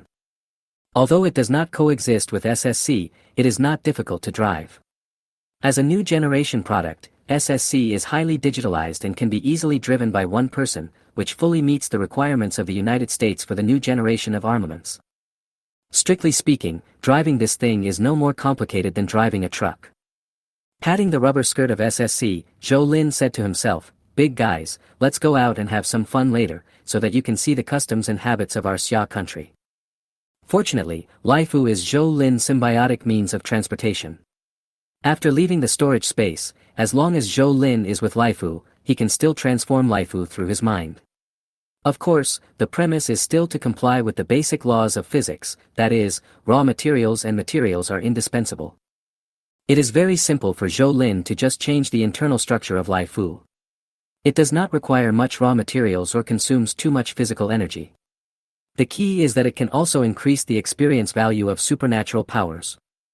Only he could transform the internal structure of the rifle so that a behemoth like the SSC could easily drive out of the rifle. The last and most important point is that the Symbiosis ability ensures that Zhou Lin will naturally take into account the structural safety and strength of the Lai Fu when modifying it, and that no problems will arise on the Lai Fu itself due to arbitrary modifications. Zhou Lin gained a great sense of satisfaction from watching those huge steel structures change with his ideas. Finally, a huge passage large enough for the SSC to pass smoothly is perfectly presented between the space where the SSC is located and the large warehouse door on the right side of the ship. Brother, did you just hear? Not far away, Chen Mingyun pricked up his ears. Stop talking nonsense. Have you learned this engine now? Chen Feng knocked on Chen Mingyun's head.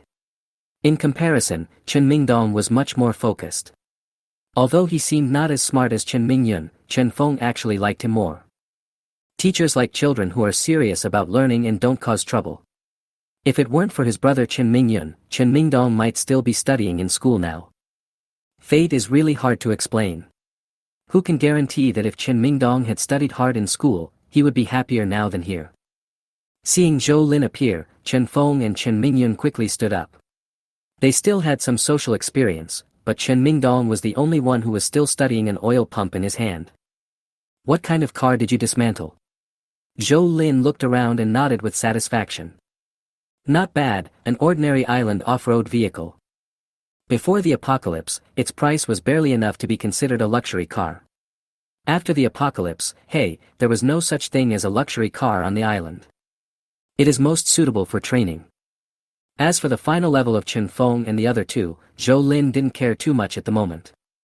They didn't need to cultivate symbiosis, and the others didn't need to be cultivated for the time being.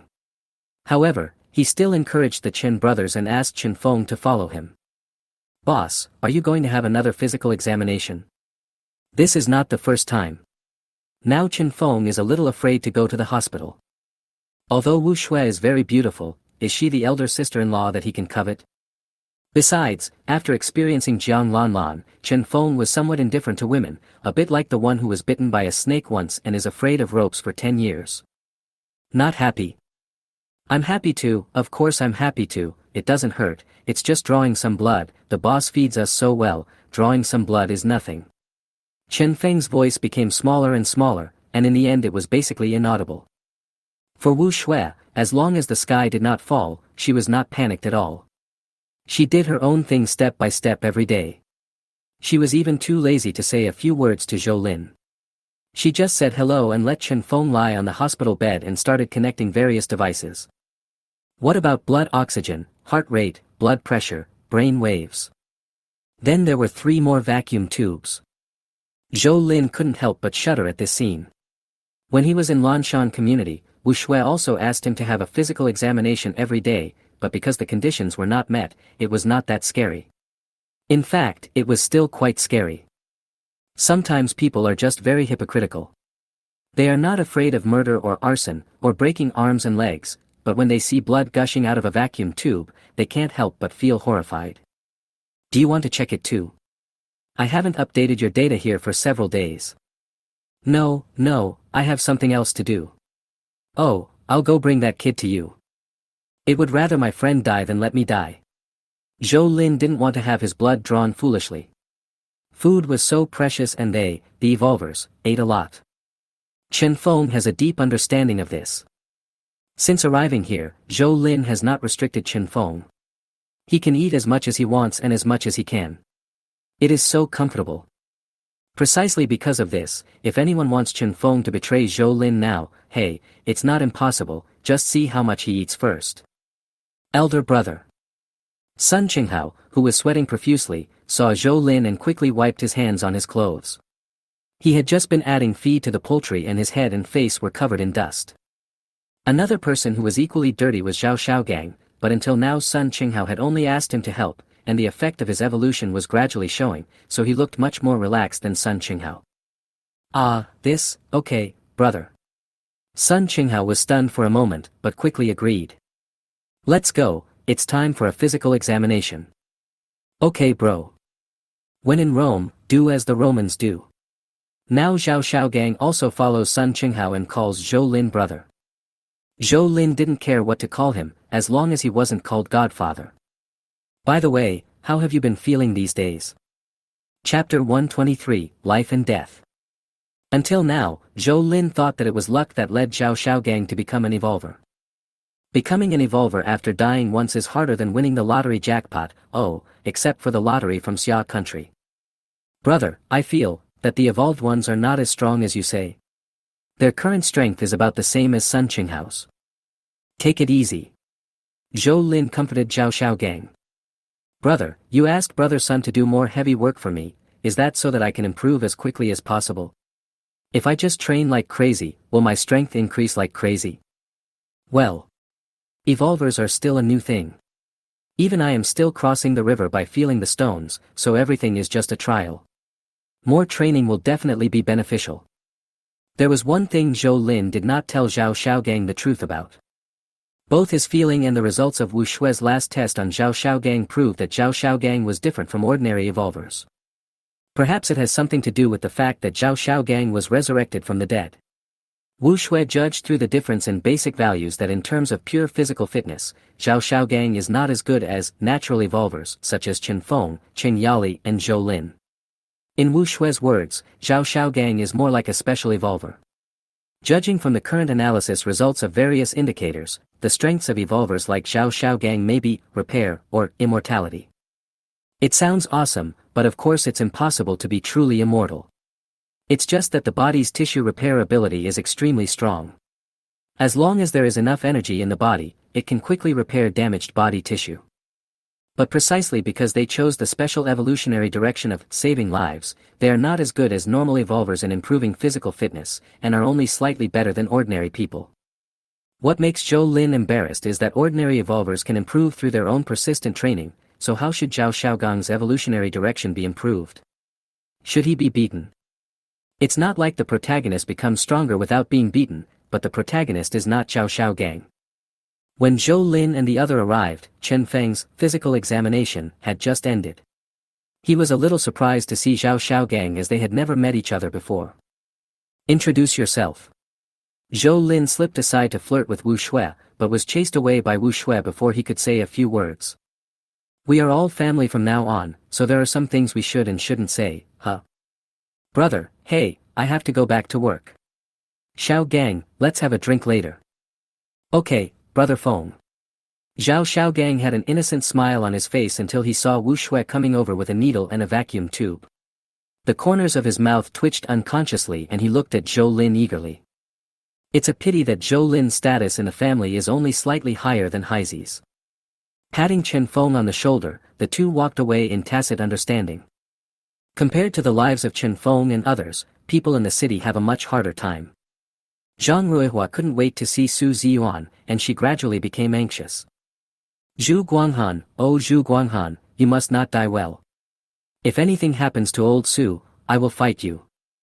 In Zhang Ruihua's opinion, the reason why Lao Su took the risk was because he was suspended by Zhu Guanghan. If it was really Lao Su's fault, it would be fine, but was it really Lao Su's fault? From morning till afternoon, the rain seemed to be gradually subsiding, but Su Ziyuan still hadn't returned. Zhang Ruihua, who was completely stuck in a dilemma, walked out of the house leaning on a cane. She wants to settle the score with Zhu Guanghan. Wife. I'm back, where are you going? Outside the staircase window on the third floor, Su Ziyuan, trembling all over, with a pale face and black lips, put his hands on the window. He had no strength left. Fortunately, the upstairs neighbor heard Zhang Ruihua's cries and came out to help, otherwise Su Ziyuan might not have been able to climb in. I'll go get you some hot water. As soon as Su Ziyuan entered the house, he collapsed. He had held his breath to get downstairs, but now that he was relaxed, he not only lost his strength, but also suffered from severe hypothermia. Fever, malaria, confusion, let alone now, even before the end of the world, if Su Ziyuan is not sent to the hospital in time with symptoms like his current symptoms, he might die soon. Send to the doctor. Where did the doctor come from? Even if there were doctors, there would be no hospitals. Even if there is a temporary hospital, how can we send the troops there when the water is flooded outside? Old Su, don't scare me, ah. Zhang Ruihua was helpless and could only hug Su Ziyuan and cry bitterly. Perhaps, Su Ziyuan and his wife really couldn't bear it anymore. But at this critical juncture, who will lend a helping hand, and who can lend a helping hand? The situation in Jiazhou City now is perhaps even worse than during the winter nights. Many people survived the winter nights but fell down after the sun. In the provincial capital, more than 100 kilometers away, we can see the sun today. So many people came out from their hiding places early in the morning, either searching for supplies or finding a place to lie down and bask in the sun. In the words of those who lie down, if they don't bask in the sun to get rid of the cold in their bodies, they will probably have to live by the stove for the rest of their lives. In a high-end residential area in the provincial capital, Laya lazily sat by the window after washing up, letting the sun shine on her delicate face. Even after a whole winter night, her skin was still as white and tender as before, shining with a girlish luster. Of course, this was due to proper maintenance, but most of it was really natural beauty. A tall man appeared at the door. "Yaya, you are from Jiazhou City, do you know this place? Jiazhou City is so big, and I don't know many places." As she spoke, Yaya took the tablet computer from the man. Nowadays, there are very few people in the provincial capital who can achieve electricity freedom, and those who can communicate with the outside world through the internet like the Su family are definitely rare in the community. However, Yaya was not surprised. Her slender fingers slowly slid across the screen, and her pair of autumn eyes stared at the map that was constantly enlarging on the screen. After a few seconds, Yaya took a breath slightly. "Is there anything special about this place?" Suyu's eyes narrowed slightly. "Do you know this place?" "I don't think I know. I was kidnapped here." "Is that the one you mentioned, Zhou Lin?" Yaya nodded. "Yes. If I remember correctly, it seems that his home is nearby." It was still a winter night in Jiazhou City at that time. Think about it again. Did you see other people or residents around you, or any places with lights? Suyu obviously took this matter very seriously. What on earth made Suyu take it so seriously? Yaya's first thought was not to answer, but how to gain benefits from it. Yaya, put away those unrealistic ideas of yours, otherwise, you may never be able to leave Xia country in your lifetime.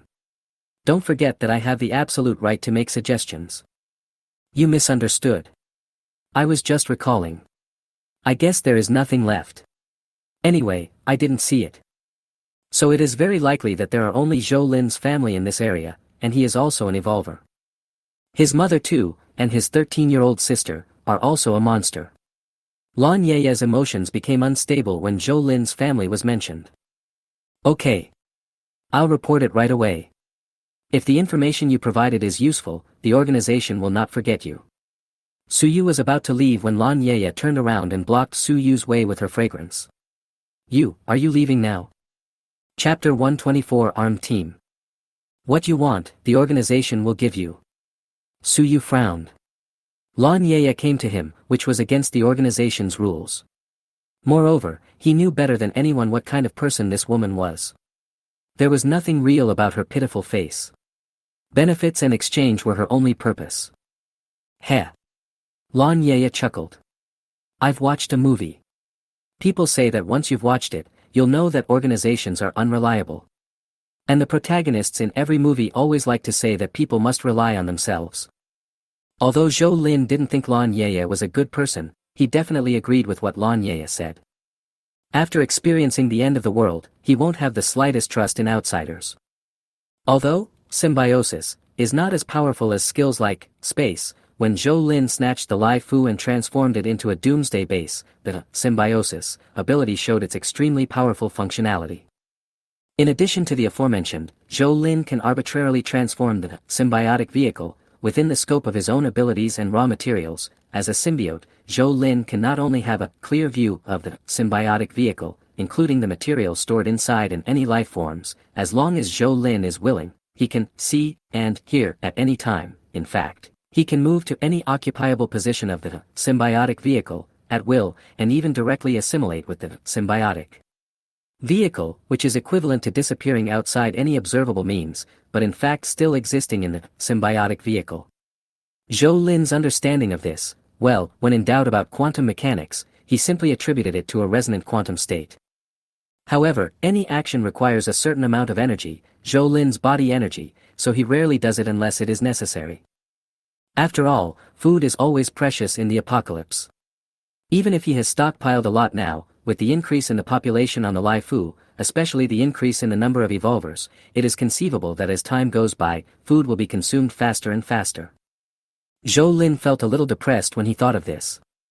If he had known earlier, he should have stockpiled more and should not have had the mentality of being content with a small fortune. As expected, what the country said was right, people must be positive, no matter what they do.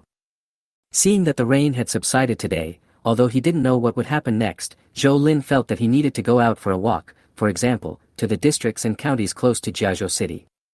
There was one county town he really wanted to visit, just because he learned from Zhou Kaijun yesterday that the government had a super huge granary in that county town. People outside the circle often don't understand the situation in the circle.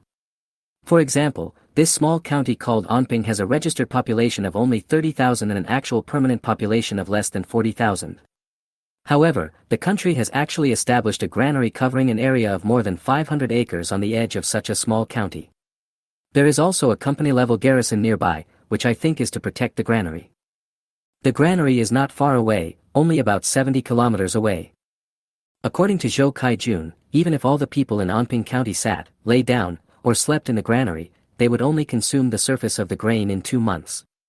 As a state-level granary, it has 20 room-type warehouses, each with a capacity of 50,000 tons, and 50 vertical silos, each with a capacity of 10,000 tons, so when the warehouse is full, its reserve grain is 1.5 million tons. Don't think it's an exaggeration. It is said that Xiagua has 2 phobias, one is insufficient firepower, and the other is hunger.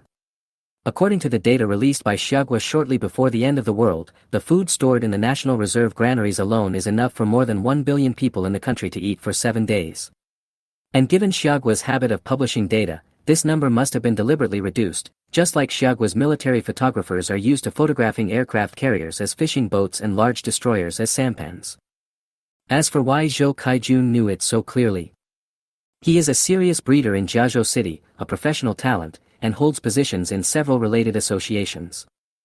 Considering that he was unfamiliar with the place, Zhou Lin felt that he could not work alone all the time, and he had to use Chen Feng and his people when necessary. However, before setting off, people must be gathered together, the equipment they need to be given must be distributed, and the necessary words must be said. Chen Feng, Zhao Xiaogang, Sun Qinghao and Huang Menjing. The Qin brothers are ordinary people, and they are relatively young, with unstable personalities and no moral integrity. As for Jiang Lanlan, Zhou Lin still doesn't know what her use is. He originally kept her because he thought that if there was any problem with Su Si, she might be useful. But Su Si died at the hands of others. However, since she was brought back, he kept her for now, but he couldn't let her have too much contact with him. As for Huang Menjing, she asked for it on her own initiative. Zhou Lin just told Qing Yali that he wanted to take someone out when they were playing mahjong, but Huang Menjing immediately asked to join. It was not because she couldn't sit still, but because she knew that if a person was no longer useful, he would be excluded or even abandoned. For herself, for her mother, and for the comfortable environment here, even though she knew it would be hard and life-threatening to go out, Huang Menjing still decisively and firmly asked to join, and even Qing Yali couldn't talk her out of it. No matter what you see or get later, don't be surprised, and don't ask. If you ask, it means you don't know. If you don't know how to use it, ask me. Don't mess around. Now I will explain the action plan for tomorrow morning. Zhou Lin stood there like an instructor, while Chen Feng and the other 3 were like new recruits. All of them were filled with curiosity at what Zhou Lin said, especially the oldest one, Sun Qinghao, who would occasionally glance at the 5 large metal boxes at Zhou Lin's feet. Tomorrow our goal is Anping County's National Granary. This granary is located in. Depart on time at 6 o'clock in the morning. After arriving at the destination, Zhao Xiaogang will be responsible for staying behind to guard the transportation vehicle. Remember, anyone who tries to approach the transportation vehicle can be shot after the warning is ineffective. Gun. The eyes of the 4 people, including the woman Huang Menjing, lit up instantly. They basically all knew that Zhou Lin had a gun, but they never thought that Zhou Lin would give them the gun. These are 2 completely different things. What are you so excited about? Zhou Lin kicked the metal box at his feet. Since you are so excited, come and get it. 1 box per person. After saying that, Zhou Lin dragged the box to the side and waited for Chen Feng and the other 3 to distribute the box. Now take out everything in the box and place it at your feet. I will show you how to put it on and the basic usage. Brother, no bullets. After Zhao Xiaogang took out all his things, he refused to put down the M9 in his hand. There were 3 magazines in the metal box, and 1 in the pistol. All 4 magazines were empty. He searched the box but couldn't find a single bullet. Why are you in such a hurry? Do you know how to use it? Zhou Lin said calmly, now follow me and learn how to put on clothes and helmet. Now no one can guarantee what the situation is at the Anping National Granary, so Zhou Lin can only ensure the safety of Chen Feng and the other three to the greatest extent possible. Chapter 125 Blessings and Disasters. Fully armed. Chen Feng and the other three may have heard this word often before, but it was not until today that they truly experienced it. If it is equipped with pistols, rifles and things like grenades, then we can use another phrase, armed to the teeth. Brother, I feel. Sun Qinghao twisted left and right a few times, and then tried to walk a few steps. How should I put it?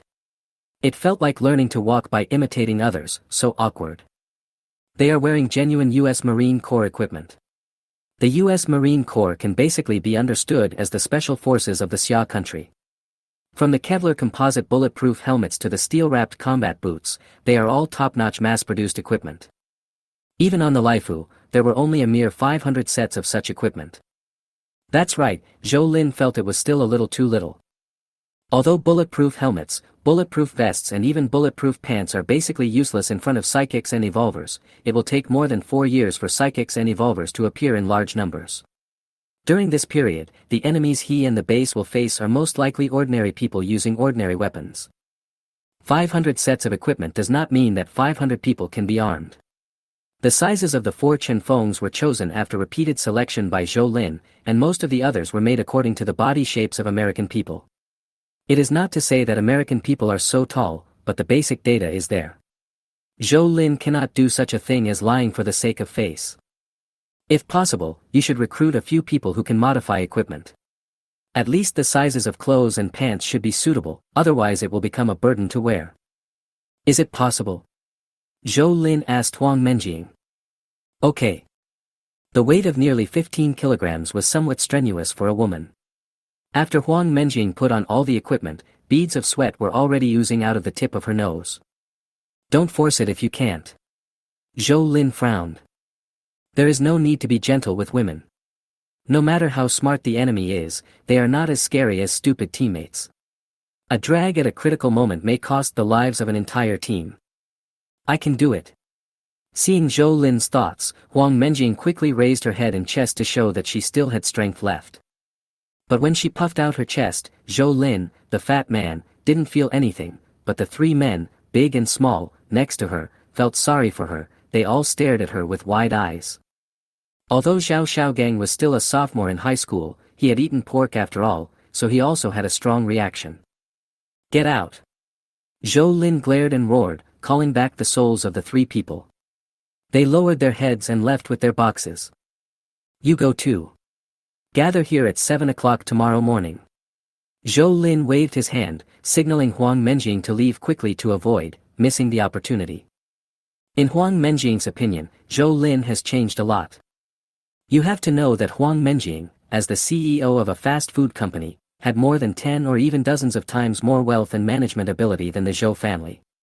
So let alone Zhou Lin, even Zhou Kaijun and Qing Yali were not good enough. If they hadn't had business dealings and Qing Yali and Huang Menjing's mother were poker friends, they might not have had the chance to meet. However, in just over 2 months, their identities had completely reversed. Huang Menjing did not dare to be arrogant in front of Zhou Lin. It was precisely because of this clear self-awareness that the mother and daughter could stay safely on the Laifu. Even so, Huang Menjing still felt a sense of crisis. For her, this action was the time to demonstrate her role. After all, even if she was sure, Zhou Lin might not be willing to covet her body. Don't talk about whether it was mean or not.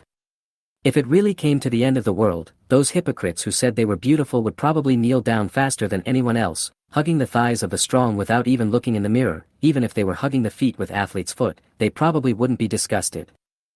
Huang Menjing is a relatively sober person. Since the world is like this, there is nothing she can't do in order to survive. It's just a matter of whether she can pass the psychological test. However, as a person who has received higher education and has been a CEO, she knows very well that human moral standards are not that high and will change with the environment in which they live. The annoying rainstorm finally stopped completely at night, but after dawn, people in Jiazhou City found that the situation had not improved at all. Even though the rain stopped, the waterlogging situation in the city had not improved much. In fact, the situation will continue to get worse. Because the range of sunlight is gradually expanding. Since yesterday noon, it can be seen in most of Bashu. In other words, the temperature in the entire Bashu is gradually rising. From the perspective of the whole world, this is definitely good news. Some people from the surrounding areas of Bashu have even started to head to Bashu. Even if they can get some sunshine a day earlier, it would be great. Especially for some people who are already extremely unwell, the sunshine and warmth can really save lives. But most people forget that Bashu is a basin. Therefore, once the water and air flow is very slow, the basin is prone to water accumulation and temperature accumulation. The reason why Bashu can quickly warm up after the sun appears is actually due to this natural geographical shape. Under normal weather conditions, Bashu is prone to extremely hot and humid environments, not to mention now. When all the snow in Bashu melts, it may be the beginning of another disaster. Zhou Lin arrived at 5 o'clock. As usual, he had to exercise first. Evolvers seem to emerge like mushrooms after birth, and only by working hard could he always maintain the advantage of being the leader. Symbiosis. Intermediate 8901/10000. Currently coexisting transportation tools: Laifu, large water surface transportation tool. Lu Xiaofeng, medium-sized ground transportation vehicle. Number of symbiotic vehicles, 0. Storage space, 1/2. Intensity symbiosis, 6.9 minutes/24 hours. Evolution level I, 6.9, 6945/10000. Seeing the current progress, Zhou Lin nodded with satisfaction, then packed up and headed for the gathering place. Although you can teleport in the Laifu, you don't have the proficiency to do it and it consumes energy, so why bother? Walking around can at least help regulate your body, and you're not in a hurry. 6:55. Huang Menjing arrived at 6:50. When she arrived, Chen Feng and the other two were already there, and they were all dressed. Even the youngest, Zhao Xiaogang, did not look tired at all. He sat cross-legged on the ground, disassembling and assembling his M9. This set of equipment is quite heavy, but in order to avoid unnecessary embarrassment, Huang Menjing put it on in the house and was even a little out of breath when she walked through it. It looks like you are all well prepared. Zhou Lin came and nodded with satisfaction after seeing the status of the 4 people, then took out boxes of bullets and distributed them to them. Each person had 100 rounds, and he gave them 10 minutes to load the magazines. He went straight to the place where the SSC was parked. I didn't expect that I would use this big guy today. Those who are capable should do more work, since it is the most suitable for the outdoor environment at the moment. Besides, today we are going to to collect food. No matter how luxurious the Lu Xiaofeng is, it can't compare with this thing, whether it is trafficability, load-bearing capacity, or price. When they heard the roar and then saw the huge body of SSC, Chen Feng and the other 3 were completely dumbfounded. Grass. How could there be such a thing in the base? Can an individual own it? Oh, big guy, that's okay. Get up, let's go. Chapter 126, Moths Fly into Fire. Provincial capital, Su family. Su Yu just decoded a message. Even though it is the end of the world now, it is better to be safe than sorry. Have you confirmed it? It's probably Zhou Lin. The exit record matches. There's no entry record because he's on an aircraft carrier. Investigate. How do we investigate? This guy is so ruthless that he even dares to rob an aircraft carrier. If I go there, I'm sending him off, unless... The shadow of Lan Yeye flashed through his mind, but then Su Yu shook his head.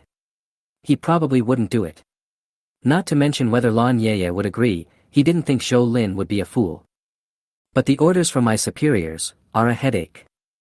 After some thought, Su Yu transcoded the words he wanted to report and sent them out. Direct communication is not impossible, but it is easy to expose yourself, and it may even ruin the entire Su family. A few minutes later, Su Yu received a reply. What made him most curious was that the organization said that it had mastered the technology for mass production of superhumans, and was constantly improving it. No problems had been found so far, and 3 places could be reserved for Su Yu, but the prerequisite was that he had to complete the task of going to Jiazhou City to investigate Zhou Lin.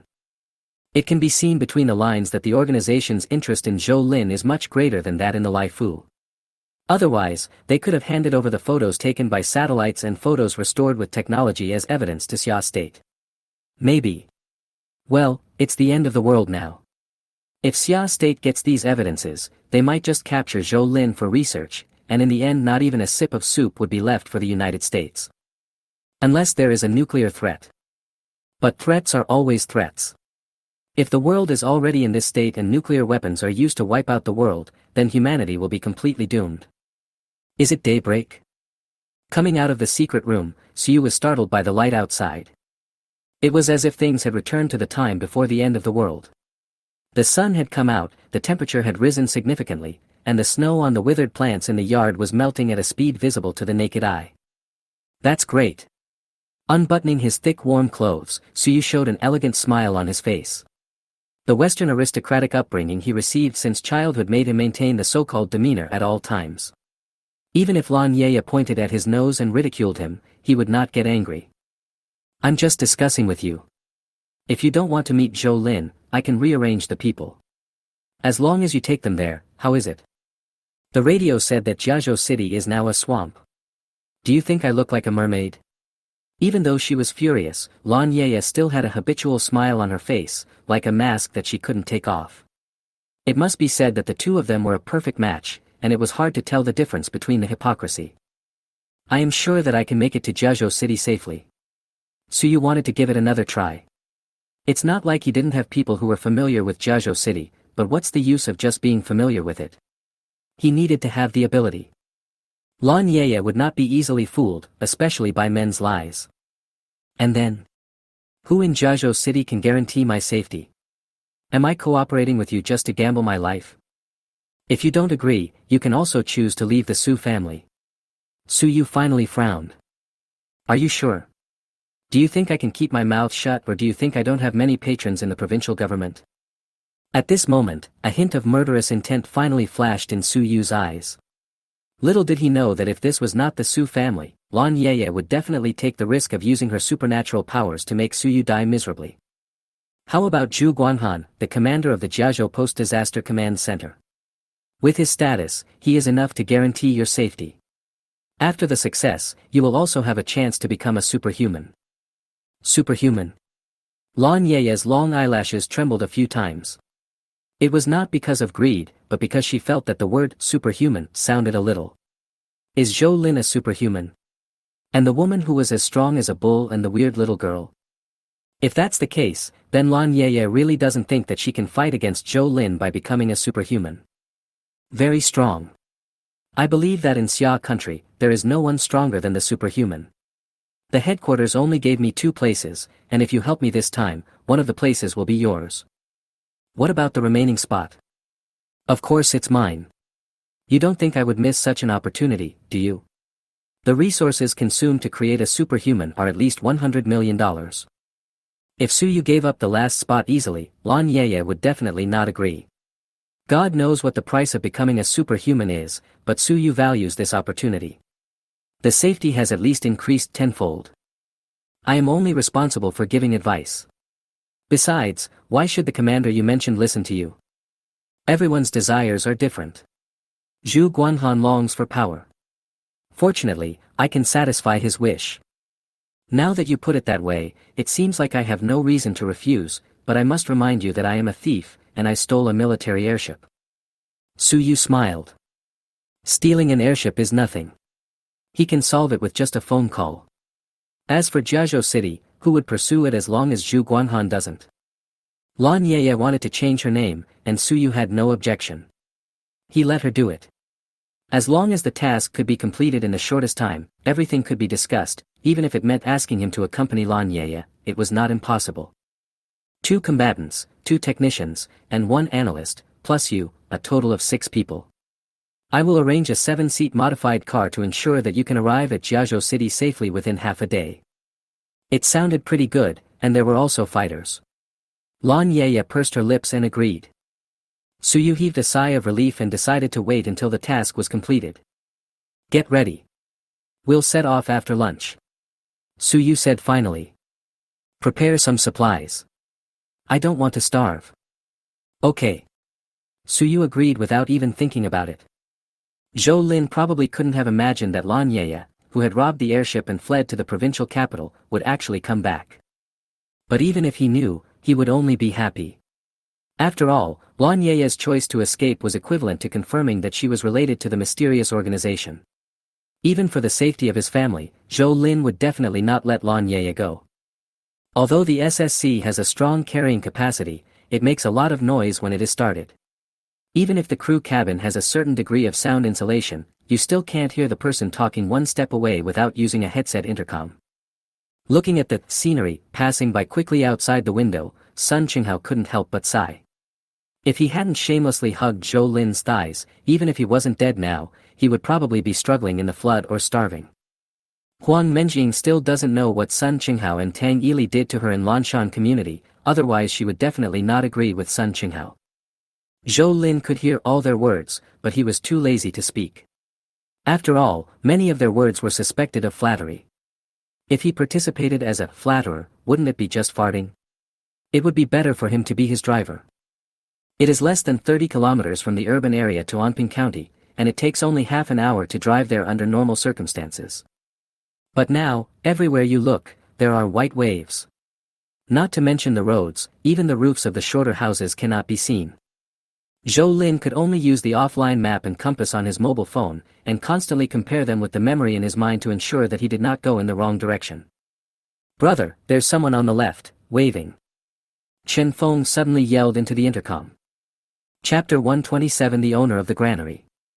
Some people are not surprised. 2 months of winter nights are not enough to kill most people, especially after enduring the first month. The low temperature is no longer a big problem for those who survive.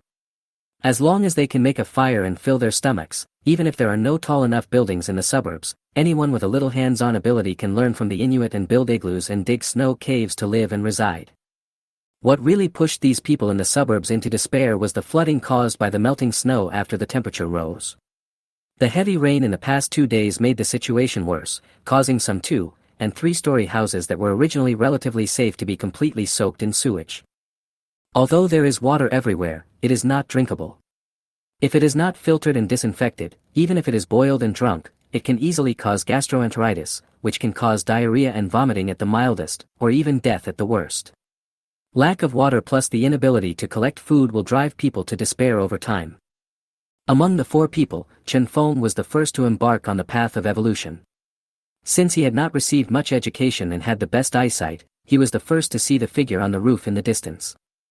As he called out, Zhou Lin naturally saw it as well, and he even saw it more clearly than Chen Feng.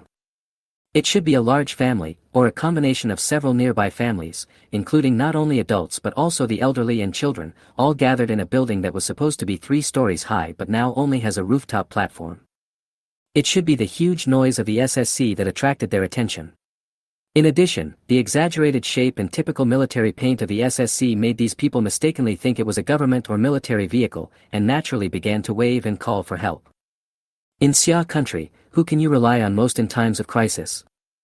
It's not the gods and Buddhas in the sky, but the olive-green military uniforms. We'll talk about it when we come back. Zhou Lin glanced at them and stopped looking. It was the end of the world. Even if a god came, he wouldn't be able to save everyone. Besides, he had a mission to accomplish today. When could he come back? Would the water level continue to rise? Would they die? Sorry, Zhou Lin couldn't think about that much. After hearing Zhou Lin's words, the 4 people had different expressions on their faces, but no one said anything. I would rather die than let my friend die. 2 months of winter nights are enough. It would be difficult for those who have not awakened to this day to survive. Theoretically, it would take 40 minutes for the SSC to travel the distance on Highway 30 at full speed. However, because he was unfamiliar with the route and not all of it was waterways, he had to slow down when encountering muddy flats. After about an hour, Zhou Lin saw the landmark building of Anping County, the Anping County Government Building. What's surprising is that there are still a few lights on the roof of the government building. In broad daylight, isn't gas-free. It might be solar power generation. Zhou Lin thought as he looked up at the sun above his head. We cannot judge that there are people moving around in the government building just by looking at the lights. Besides, Zhou Lin had no intention of going to the government building. He was not here to provide disaster relief. The location of the National Granary is on the edge of Anping County. Perhaps flooding was taken into consideration when it was built, so the location of the granary is relatively high, and most of the wall is still exposed above the water. When Zhou Lin reached the gate, he frowned. The gate, which was originally an iron fence, has been completely blocked by dense sandbags. The SSC is not an icebreaker, so it is impossible to break in through the door or the wall. Change of plans. The original plan was for Zhao Xiaogang to guard the boat alone. Now the boat could not go directly into the granary, and the situation on both sides was unclear, so Zhou Lin decided to take Chen Feng in a small boat to climb over the wall, and the other 3 people were responsible for guarding the boat. If it was attacked, it would be difficult for one person to take care of both ends of such a large boat. The SSC was parked about 50 meters away from the wall. Judging from the sonar reflection data, the water depth here was only 1.5 meters. Judging from the terrain, the water depth on the other side of the wall was probably only 1 meter at most, or even lower. After lowering the boat, Zhou Lin and Chen Feng each took a paddle. After a brief adaptation, before they had exerted much effort, the boat had already reached the base of the wall. Originally, the wall of the granary should have been more than 3 meters high, but now the part exposed above the water is only about 2 meters. Zhou Lin looked up and had an idea in his mind. I'll go first. The wall seemed to be 2 meters high, but in fact, there was not much distance left after subtracting Zhou Lin's height and arm length. He only needed to exert a little force, and even without the boat shaking much, Zhou Lin had both hands on the wall. Grass. Even through the gloves made of Kevlar fabric, Zhou Lin could feel the stinging pain from the broken glass. This ancient anti-theft facility is truly durable. Relying on his powerful strength, Zhou Lin grabbed the wall with one hand, pulled out a dagger with his backhand and swept the wall with the back of the knife. There was a loud clang-clang sound, and countless glass fragments fell down and disappeared into the accumulated water. Even so, Zhou Lin only dared to pull in his stomach and stand on the wall with military boots. Inside the wall, the most eye-catching things are the neat rows of warehouses and the big barrels. Both the warehouse and the barrel have a cement foundation of more than 1 meter, and each door is above the water level. You wait on the boat. Zhou Lin had good eyesight and noticed a figure flashing through the air vent near the roof of one of the warehouses even from a distance of several dozen meters. It is not surprising that there are people in the granary. As long as there are no troops stationed there, Zhou Lin is not afraid even if the other party has guns. After all, not everyone can become a sharpshooter. With Zhou Lin's current movement speed, it is basically impossible for him to be hit unless he is surrounded by dozens or hundreds of gun muzzles. After jumping down from the wall, the water on the ground only reached Zhou Lin's thighs. At such a depth, ordinary people would find it difficult to walk, let alone run, but Zhou Lin tried it and felt it was okay. As Zhou Lin walked towards the nearest warehouse step by step, he saw a group of people sitting around a fire pit in the central area of the warehouse where he had just seen the swaying figures, communicating in low voices. Xiaoping, are you sure that man is wearing a military uniform? The middle-aged man who was speaking wore a pair of glasses with broken lenses on his face. His Mediterranean hairstyle showed that it had not been trimmed for a long time. A few strands of hair hung on his bald head, making him look a bit funny. His name is Zhang Fengnian. He is the director of this granary. In terms of administrative rank, his position is only slightly lower than that of the county magistrate of Anping County. Most of the people in the warehouse at this time are warehouse employees and their families. When the granary was first built, it was customary to build a family building next to the wall. With the development of the times, some employees' family conditions have improved, so they bought houses in Jiazhou City and drove to get off work every day. Zhang Fengnian is quite dedicated to his work. Since his daughter also works in another place, he and his wife live in the old building next to the granary for convenience. In addition, new employees or retired old employees still live in the family building. But who could have thought that those who chose to live in this unwelcome family building would actually find a blessing in disguise when the end of the world came? In addition to having no shortage of food, the granary also has emergency generators, fuel reserves, and weapons for dealing with special situations. Although they were just 2 police shotguns, they played a huge role when the winter night came. In close-range street fighting, shotguns are almost invincible. Chapter 128. When is it still nepotism? There were 2 shotguns, one of which was in Zhang Fengnian's hands, and the other was given to Zhu Jijun, a distant relative of his wife and one of his most trusted deputies. Normally, Zhang Fengnian and Zhu Jijun take turns on duty, while young people like Li Xiaoping are responsible for monitoring the entire granary. If someone from outside comes, the person in charge of monitoring will issue a warning immediately. After Zhang Fengnian or Zhu Jijun on duty receives the signal, they will immediately go into combat status. On a previous winter night, some people from the surrounding area sneaked into the granary. Some of the more honest ones were left behind, and the others were buried in the backyard. Maybe the soil there will be especially fertile in the future. Li Xiaoping almost cursed and swore that he was not mistaken. Logically speaking, if it was really the Xia army that came, Zhang Fengnian should be very happy, but there was no sign of excitement on Zhang Fengnian's face. It's troublesome. 2 months is neither long nor short. It was definitely bitter, but Zhang Fengnian gradually felt a certain feeling, the feeling of being a local emperor. Not to mention anything else, he slept with 3 women, all of whom he thought were young and beautiful. Even though the granary sounds small, it is a large unit with nearly 200 people including their families.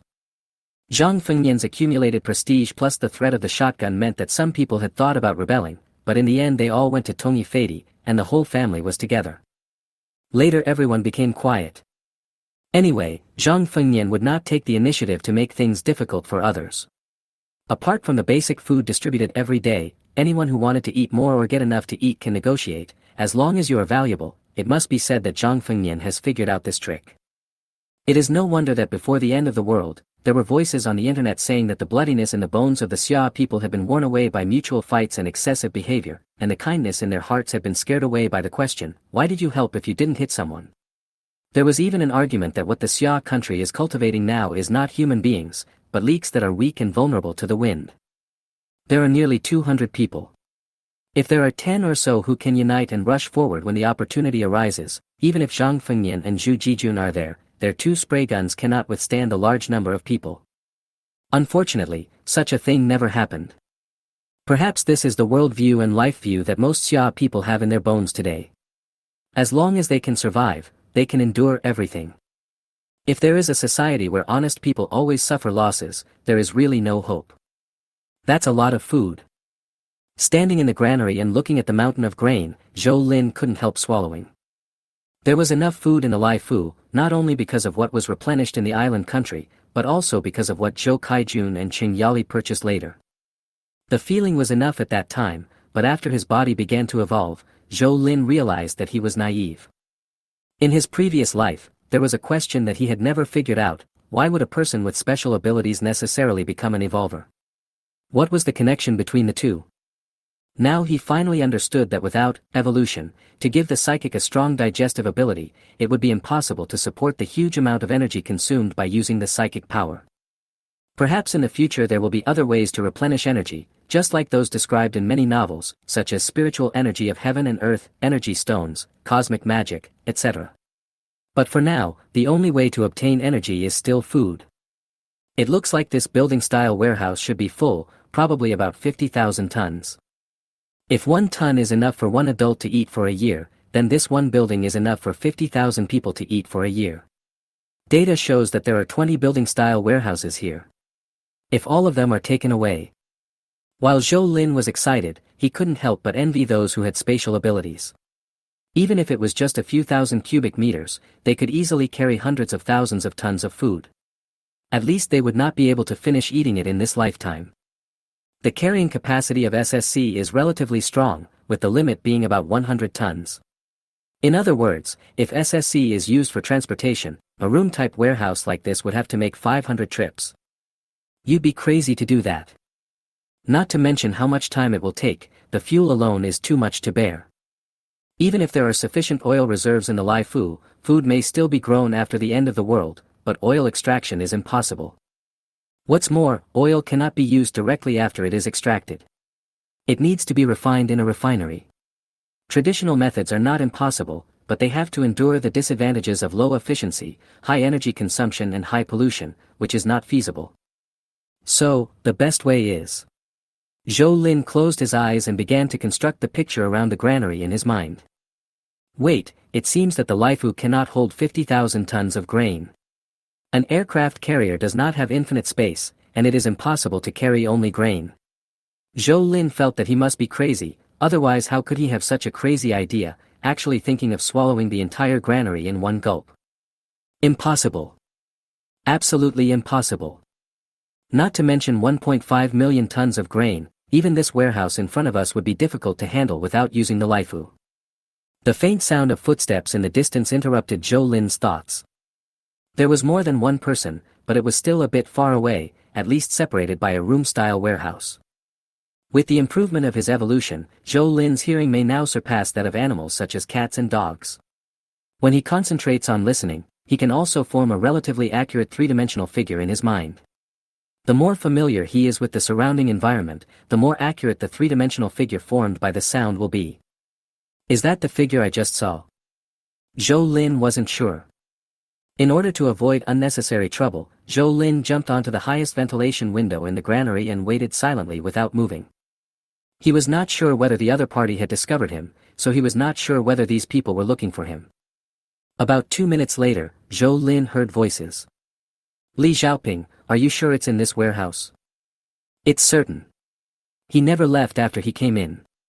I was staring at the door all the way here just now. It has never been opened, unless... Unless what?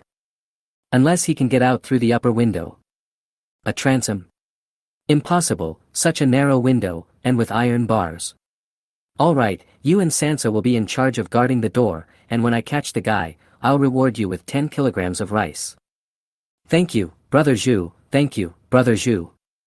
Why call me Brother Zhu? You should call me Station Master Zhu, right? Station Master Zhu. No, the station master is my cousin's husband, I'm just a temporary worker. Although Zhu Jijun opened his mouth to reject it, his face was almost broken by laughter. Before the end of the world, he was just an ordinary courier. The reason why he got in touch with Zhang Fengnian and his wife was because he happened to be in charge of the grain warehouse.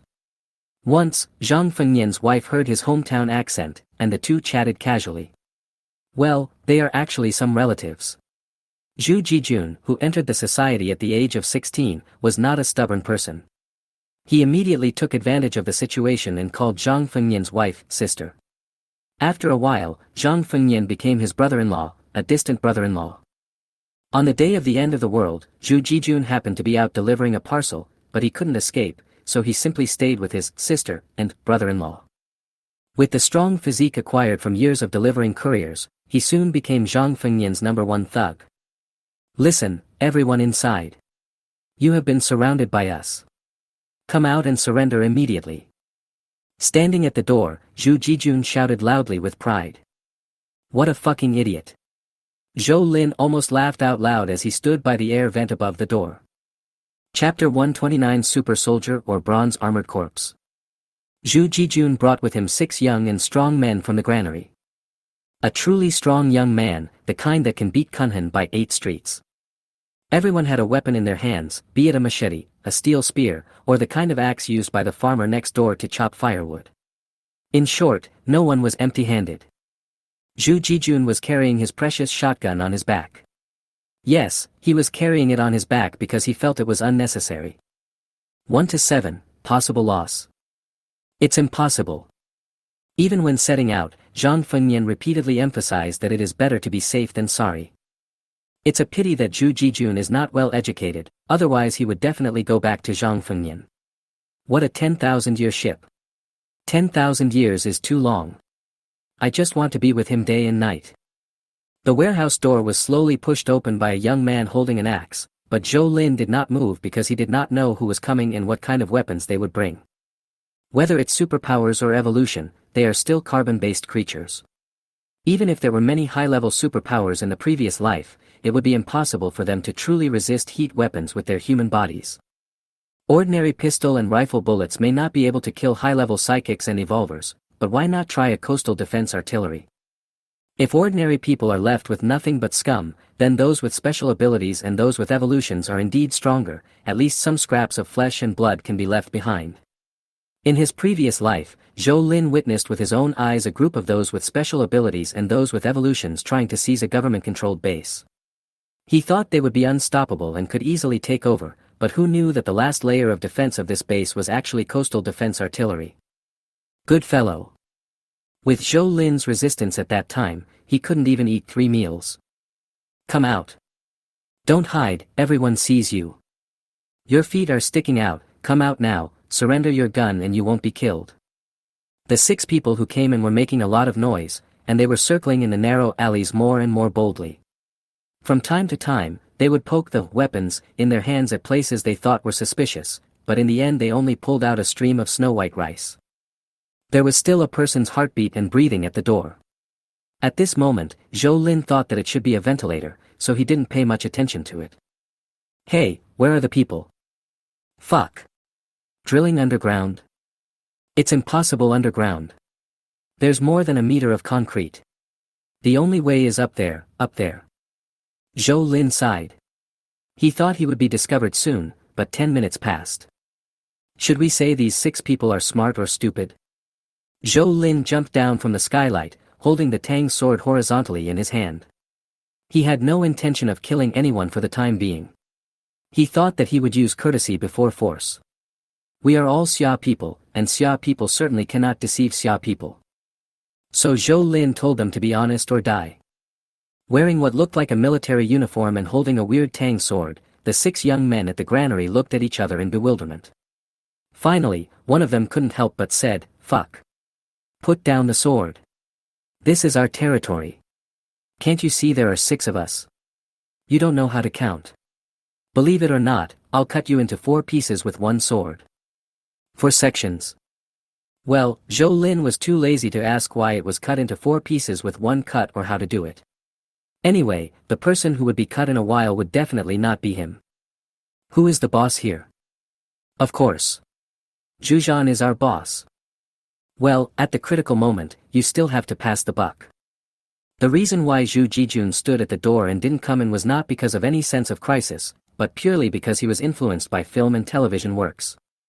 He felt that how could a character like him appear casually? Isn't the atmosphere set now? Zhu Jijun walked in with what he thought was a steady pace, his face was greasy and he hadn't washed it for days, and he tried his best to open his eyes wide. He asked, "Zhu Jijun, which unit are you from? What's your rank? Force? Level?" It seems that this set of beautiful country's weapons caused the other party to misunderstand. Originally, if he followed Zhu Jijun's advice, he might be able to make some progress, but the final result would inevitably bring bad reputation to the military. Zhou Lin thought about it and gave up. Morals may not be necessary, but bottom lines are important. You're not a soldier. Then what are you here for, robbery? The speed at which Zhu Jijun's expression changed was truly astonishing. He didn't even give Zhou Lin a chance to react. He suddenly turned the shotgun hidden behind his back, pointed the muzzle roughly in the direction of Zhou Lin, and pulled the trigger. Boom! In the relatively closed granary, the gunshots were particularly loud, not only making Zhu Jijun's ears buzz, but also causing several people standing nearby to cover their ears. The scene was filled with gunpowder smoke. Everyone, including Zhu Jijun, thought that Zhou Lin was dead, even though the figure in the smoke had not fallen yet. Well, it's very common in movies and TV shows. Although he didn't fall down, at most he would just say something harsh, Zhu Jijun thought. But he ignored the fact that he was using a shotgun. Even if those small iron balls were replaced with rubber ones, they could still send people flying at this distance. How could he stay still like Zhou Lin? At this moment, Zhou Lin's mood could only be described in 2 words, awesome. In fact, he could have dodged it just now. With his speed, even if he couldn't stop Zhu Jijun from shooting, he could definitely cut off Zhu Jijun's head and kick it like a ball before the gunshot disappeared.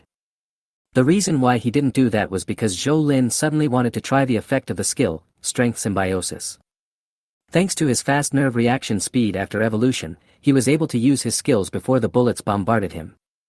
Then he felt like someone threw a handful of sand at him. There is feeling on the face, but not much. Of course he instinctively closed his eyes. In his excitement, Zhou Lin lowered his head and couldn't help but curse himself in his heart for being stupid, just because his combat uniform was full of holes. Shotgun bullets without armor-piercing capabilities certainly cannot penetrate bulletproof vests, but they can penetrate the combat uniforms and pants worn outside, especially the pants. The dense holes in them make Zhou Lin feel a chill in his heart. Fortunately, the supernatural power is instant. If it requires a reading bar, the consequences would be unimaginable. At least Wu Shui would definitely fight him to the death, or just say goodbye to him. Fuck, you, why aren't you falling down yet? Zhu Jijun was considered quite brave. He clearly felt that something was wrong with Zhou Lin, but he still raised the muzzle of his gun, ready to fire another shot. Intensity Symbiosis, the current duration is 7 minutes. It's still early, but Zhou Lin doesn't want to do it again. He appears in front of Zhu Jijun in a flash. He raises his hand lightly, and Zhu Jijun can't hold it. The shotgun hits the roof directly, and with a pop, it breaks into several pieces. The 6 people nearby who had not yet figured out the situation were completely dumbfounded. Is this still a human? No. Either it's the legendary bronze-armored corpse or it's the super soldier in the movie. And no matter which one it is, it seems that they are not able to contend with it. The best solution is to run. But Zhou Lin and Zhu Jijun were blocking the gate, so it was definitely not a good idea to rush towards the bronze-armored corpse. Without any discussion, the 6 people rushed in different directions tacitly. Anyway, the granary was so big that they could bury themselves in the grain if they really couldn't make it. As for whether their pants would contaminate the grain if they got scared and became incontinent, who the hell cared? How many guns do you have here? Holding Zhu Jijun's neck, Zhou Lin asked calmly. Chapter 130. We are all fallen. Military base. Yi Xinxiao's guard found Wang Pingping, who was working hard. Commander. Why are you sweating so much? It's because there are not enough people. I don't have anything to do, so I'll go and lend a hand. Wang Pingping said while wiping his sweat. I just received news from above. Special circumstances require special treatment. We can go to the National Granary in Anping County now. Really? Wang Pingping was so excited that he forgot to wipe his sweat and put the towel on his shoulders. Then I will. Commander, how much food did you say last time? Zhu Guanghan may have the exact number, at least 1,000,000 tons. So, are you planning to move it all back? Wang Pingping chuckled. How can that be possible? It's 1,000,000 tons, there's no place to pile it. You're right. There was no smile on Yi Xinxiao's face, but instead there was a deep worry between his brows. All I can say is that the granary in Anping County is really too large and holds a huge amount of stored grain. Judging from the current weather conditions, if there is another heavy rain, the granary may be flooded, and then all the grain will be destroyed. Let's transfer it. Let's not talk about whether we can find a 10,000-ton barge. Even if we find a barge, where should we put the grain after it is pulled out of the grain warehouse? Food is actually very delicate. The climate in Bashu, especially, is hot and humid, which is not very suitable for preserving food. Zhu Guanghan should have received the news. There are now 100,000 people in the Su family compound. So many people consume a lot of food every day. He will definitely send people to the granary. We can't just watch the food get soaked in water. Commander, leave the hard work to me. Wang Pingping patted his chest. In fact, he didn't want to deal with Zhu Guanghan. Millions of tons of grain. When Wang Pingping thought about worrying about the food rations for more than 20,000 people every day, he really wanted to grow wings and fly to the granary immediately, but it seemed that flying over there would be of no use. The key was to transport the grain back. Got to find a boat. Although we don't know the specific situation in Anping, we can tell from military maps and basic common sense that Anping must be a swamp. Ordinary speedboats are easy to use as they are readily available in the base, but the only ones that can carry large quantities of cargo in shallow water areas are barges. Thanks to the many rivers in Jiazhou, the dozen or so water restaurants along the rivers alone are equivalent to having a dozen barges. On the one hand, Wang Pingping asked people to gather those who were good at swimming, could drive boats, and were from Anping County. On the other hand, he sent 3 teams to look for boats separately. As the saying goes, time waits for no one. No one can guarantee whether it will rain or how heavy the rain will be. If the granary is really flooded, no one will have anywhere to cry. Zhu Guanghan thought so too. Although the number of people on the Su family compound side is almost 10 times that of Yi Xinxiao's side, the number of people who can actually be used is pitifully small. Apart from those in uniform, Zhu Guanghan can only command about 1,000 people. Even though a few thousand people may sound like a lot, to manage more than 100 or 200,000 people all over the mountains and plains, a few thousand people are really nothing. Fortunately, relying on the Su family compound and Su C's accumulation in the past period of time, mobile phones can be used again, at least within this mountain. Full functionality is certainly not available, but the app that supports sending messages and even voice calls to each other within the local area network can be used, which made many people overjoyed. Long queues formed at the charging points around the Su family compound, all of them anxiously waiting to charge. The communication problem within a small area was solved, which greatly improved administrative efficiency and provided a platform for those who were squatting in the mountains outside the Su family compound and had nothing to do to communicate with each other. Relying on various available apps, large and small online organizations have been established. As the saying goes, there are all kinds of people in the world, let alone 100,000 or 200,000 people.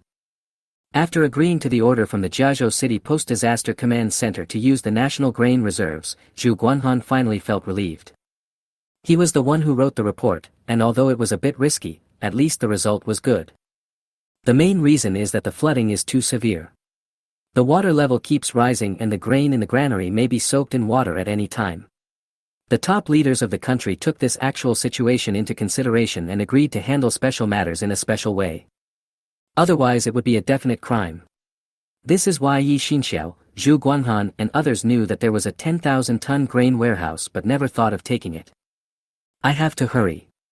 Hey, go get everyone here. Compared to Yi Xinxiao's calmness, Zhu Guanhan was much more excited, and even trembled a little when he spoke. However, as an administrative leader, he knew nothing about the actual situation of the grain depot at that time and how to move the grain. This was also the actual situation of many grassroots organizations in Xia before the end of the world. For the sake of his own political achievements, the leaders made some unrealistic things at random, which wasted people's time and money. In the end, the leaders patted their butts and left, leaving a mess for the locals, making the locals complain bitterly. When they heard that the country agreed to use the Anping County National Grain Depot, everyone Zhu Guanhan called smiled. But the next moment they couldn't laugh anymore because Zhu Guanhan gave an order. Within 3 days, I want you to move all the grain in the granary here. I don't want to hear anyone negotiate conditions with me during this special period. If you can do it, do it. If you can't, leave. Puff. A chuckle suddenly rang out from the crowd, and Zhu Guanhan's face immediately turned pale. Who? Stand out. Dozens of pairs of eyes suddenly looked at the same place, and the people covered by the gazes suddenly felt embarrassed. Who are you? Which department are you from? I. Yuan Jia swallowed his saliva and was about to say that he didn't mean to laugh, but he heard Zhu Guanhan said fiercely, "Get out. I don't care who you are, get out.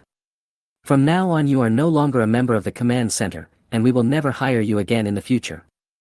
Yuan Jia was dumbfounded. He graduated with a master's degree from a prestigious university and went through a formal public recruitment system, but he was fired just because of one sentence from Zhu Guanhan. However, the fact is that no one would stand up to speak for Yuan Jia. Some people even urged him impatiently to leave quickly so as not to waste everyone's time, especially the commander's precious time. Grass. Yuan Jia, who is usually gentle and refined, couldn't help but swear at this moment. But so what? Facing dozens or hundreds of people, he couldn't just rush over and beat Zhu Guanhan up. Walking out of the crowd in disgrace, Yuan Jia comforted himself in his heart that being kicked out was not a bad thing. He didn't have to serve anyone, especially a jerk like Zhu Guanhan. Perhaps because of his concentration, Yuan Jia bumped into a man who was also walking with his head down. Who is it? You don't have eyes when you walk. Hey, Director Su. The person who was knocked down by Yuan Jia was Su Ziyuan. Director Su, weren't you suspended by Zhu Guanhan? Was it him who asked you to come? Su Ziyuan's eyes were a little scattered, and his expression was even uglier. To put it bluntly, he looked no different from a dead person. Forcing out a smile that was uglier than crying, Su Ziyuan said, "We're out of food at home." Alas. Yuan Jia sighed and patted his belly, saying, "Who doesn't bend over backwards for a few pieces of silver?" I just couldn't help laughing. Zhu Guanhan, that bastard, actually fired me. Ha, he asked me to empty a 1,000,000-ton state grain depot in 3 days. Isn't that funny? Chapter 131. 7 minutes is too short. What can you do in 7 minutes? If you randomly interview women on the street, I guess the answers will be very interesting. The 7 minutes of intensity symbiosis made Zhou Lin involuntarily have bad associations. How can 7 minutes be enough? Not enough. It's not enough. Zhu Ziyuan said that in the entire granary, only the station master Zhang Fengnian had a gun in his hand, but Zhou Lin didn't believe it. Where are the troops stationed near the granary? Where did they go? I don't know. My sister said that the team left before the winter night came. Zhu Jijun said honestly. Drive away. The whole team together. Having never been in the military, Zhou Lin didn't know that this situation was not uncommon. It was basically certain that he had received a special order. Moreover, the team at the granary was not under Yi Xinxiao's command. It was an independent Air Force ground force. Whether it was stationed next to the granary to protect it or for other reasons, even Yi Xinxiao didn't know. Let's go find your brother-in-law. Zhou Lin shook the gun, signaling Zhu Ziyuan to go out, then he took out a padlock and locked the warehouse door. Since the 6 guys in there like to play hide-and-seek, let them stay in there and we'll deal with them later. Something happened, station master, your brother-in-law has been arrested. Caught. Zhang Fengnian stood up suddenly, and perhaps because he exerted too much force and his body could not adapt, he felt dizzy. If he had not grabbed the armrest of the chair, he would have fallen. What's going on? After taking 2 deep breaths, Zhang Fengnian tried his best to calm himself down and took out a bottle of quick-acting heart pills from his pocket. I don't know. The young man who came to report the news spread out his hands. He was just a messenger. Besides, even if the person in charge of observation did not have X-ray vision, how could he see what was happening in the warehouse? Somehow, Zhou Lin felt as if someone was watching him. Following that feeling, he looked over and saw that it was the ventilation skylight of the warehouse at the beginning. That's a good point. As the saying goes, the higher you stand, the farther you can see. Moreover, the skylight is extremely small, so even a sharpshooter may not be able to hit the person inside the skylight. Go knock on the door. The time for intensive symbiosis has passed, and Zhou Lin doesn't want to be criticized at close range. If the webmaster named Zhang Fengnian doesn't know what's good for him, Zhou Lin doesn't mind sending him to death. People have to bow their heads when under the gun. The only thought in Zhu Jijun's mind at this moment was that Zhang Fengnian should not shoot him. He just wanted to survive. What's wrong with that? However, Zhu Ziyuan's throat was almost broken from shouting, but there was no movement from the door. How could Zhang Fengnian let anyone open the door? He must be crazy. Zhu Ziyuan went with a gun, and there were 6 people with him, but they were all dealt with by Zhou Lin alone. Now, in the warehouse, apart from Zhang Fengnian, there were only about 10 people who could really fight, but the other party had at least a shotgun in his hand. Zhang Fengnian also knew that he was old, and his reaction speed and physical fitness were far inferior to those of young people. If a gunfight broke out, he would have no confidence at all. So there's nothing wrong with staying indoors and learning to be an ostrich. But Zhang Fengnian forgot one thing. Although the door of the granary had been reinforced with 2 layers of iron sheets welded inside and outside, its skeleton was still made of wood. After 2 months of torture in winter nights, it was actually very fragile. Boom. Zhou Lin doesn't have much patience. You won't open the door, right? Shotguns are not just for show. The iron sheet can block the first and second shots, but it can't stand up forever. Boom. In the smoke, a hole large enough for a person to enter and exit appeared on the wooden door, and the remaining part seemed to be crumbling. There were exclamations, women's screams and children's crying in the warehouse, which made Zhou Lin suddenly feel like a villain in a novel. He is a villain, so what? He doesn't care about that. Hiding behind the door frame, Zhou Lin shouted, Zhang Fengnian, I'll give you a chance to surrender. Who are you? Why are you wearing a US military uniform? Are you a traitor or a spy? Zhang Fengnian's voice was heard from the warehouse. As expected of the station master, he recognized Zhou Lin's attire at a glance. He also wanted to use this to inspire the people in the warehouse to unite against a common enemy and deal with Zhou Lin together. Unfortunately, all of Zhang Fengnian's little plans were doomed to be in vain after a few gunshots. Which general would be brave enough to ignore the shotgun? That's not bravery, that's stupidity. Be it a pistol or a rifle, one shot can injure or kill one person at most. But a shotgun is different. It can kill people on the ground. Once you encounter it in a relatively small granary, it is simply unsolvable. Seeing that no one responded, Zhang Fengyan felt embarrassed and began to plan a way out. The reason why this granary was chosen to live in was because it had an extra back door. The key to the back door has always been in the hands of Zhang Fengyan, and its location is very hidden, making it difficult for outsiders to find. Boom! Zhou Lin fired another shot. It didn't hit anyone, but it shattered objects near the door, causing more screams and cries. Shut up! Zhang Fengyan, if you don't come out, I'm going to throw a grenade. Brother, don't throw it. Zhang Fengyan, he ran away. Someone shouted in the warehouse. No one would doubt Zhou Lin. He fired so many shots without any scruples, so what was the big deal about throwing a few grenades? Run away. Zhou Lin turned his head and glanced at Zhu Jijun. Is there another door in this warehouse? I don't know either. Zhu Ziyuan was panicking. He was afraid that Zhou Lin would kill him in a rage, so he quickly activated his few remaining brain cells. It should be on the other side. I'll take you there. Hurry. The remaining people in the warehouse are actually not important, and Zhou Lin would not kill people for no reason. If Zhang Fengyan didn't have a gun in his hand, he might not even bother to chase them. Surprisingly, when Zhu Ziyuan and Zhou Lin went around to the back of the warehouse, they didn't even see Zhang Fengyan's shadow. Here is the back door. It runs fast. With Zhou Lin's hearing ability, he could vaguely hear the sound fading away. Zhang Fengyan must have hidden an electric bike outside the back door and is now riding it away. The granary covers a large area, and as long as Zhang Fengyan doesn't run towards the main gate, Zhou Lin won't bother to chase him. He is not here to restore order, nor is he here to save people from danger. Go, find a few people to help me move the food. Zhou Lin pointed his gun at Zhu Jijun, then he took out a grenade and showed it to Zhu Jijun. Okay. In order to survive, I have to bow my head and not kowtow. Not only Zhu Jijun thought so, but other people in the granary also thought so. They didn't even have a gun, so how could they have an equal dialogue with Zhou Lin? Besides, it was just moving some food, wasn't that their job? Zhou Lin forcibly demolished a gap in the sandbag wall at the main entrance of the granary. Even so, the SSC still couldn't get in, but it could stick tightly to the sandbag wall and park the cargo deck right under the gap in the sandbag wall. In this way, Zhu Jijun and others only needed to push bags of food from the nearest warehouse on a cart, and Zhou Lin would throw them onto the sandbag wall himself. When it was almost full, he would go up and throw them onto the cargo deck of the SSC.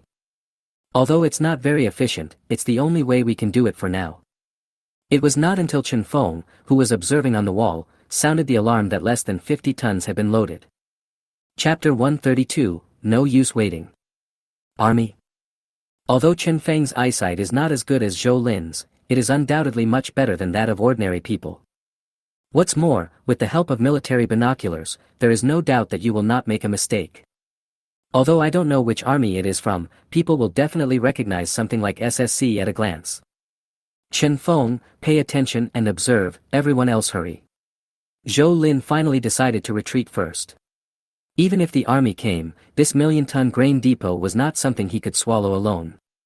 It would be best if it fell into the hands of the army. Anyway, we got dozens of tons this time, so it's not a loss. After Chen Feng warned him for the third time, Zhou Lin activated the SSC and left quickly in the surprised eyes of Zhu Jijun and others. Almost at the same time, a speedboat with the national flag flying hit the sandbag wall at the entrance of the granary. 2 soldiers jumped directly onto the sandbag wall. Although they did not draw their weapons, their 4 bright eyes scanned Zhu Jijun and others several times. Welcome, warm welcome. Zhu Jijun really wanted to conjure up 2 big red flowers, hold them high and shake them back and forth. Wang Pingping is not a god, so he can't make a barge appear immediately just by asking for it. In order to ensure that the mission went smoothly, he decided to split his troops into 3 groups. The granary cannot afford to lose anything, so he led the team personally, for fear that Zhu Guanghan would not abide by the moral code of martial arts and cause trouble. Wang Pingping heaved a sigh of relief when he saw the sandbag wall at the entrance of the granary. He was not afraid that there were people in the granary, but he was afraid that the grain would be flooded because there was no one guarding it. What a waste of millions of tons of grain. Who is the leader among you?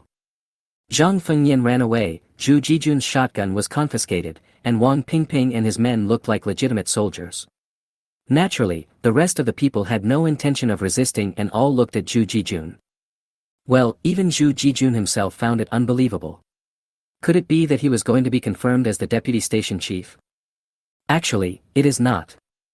If Zhang Fengyan had not eliminated dissidents before, the remaining people would not have submitted to Zhu Jijun now.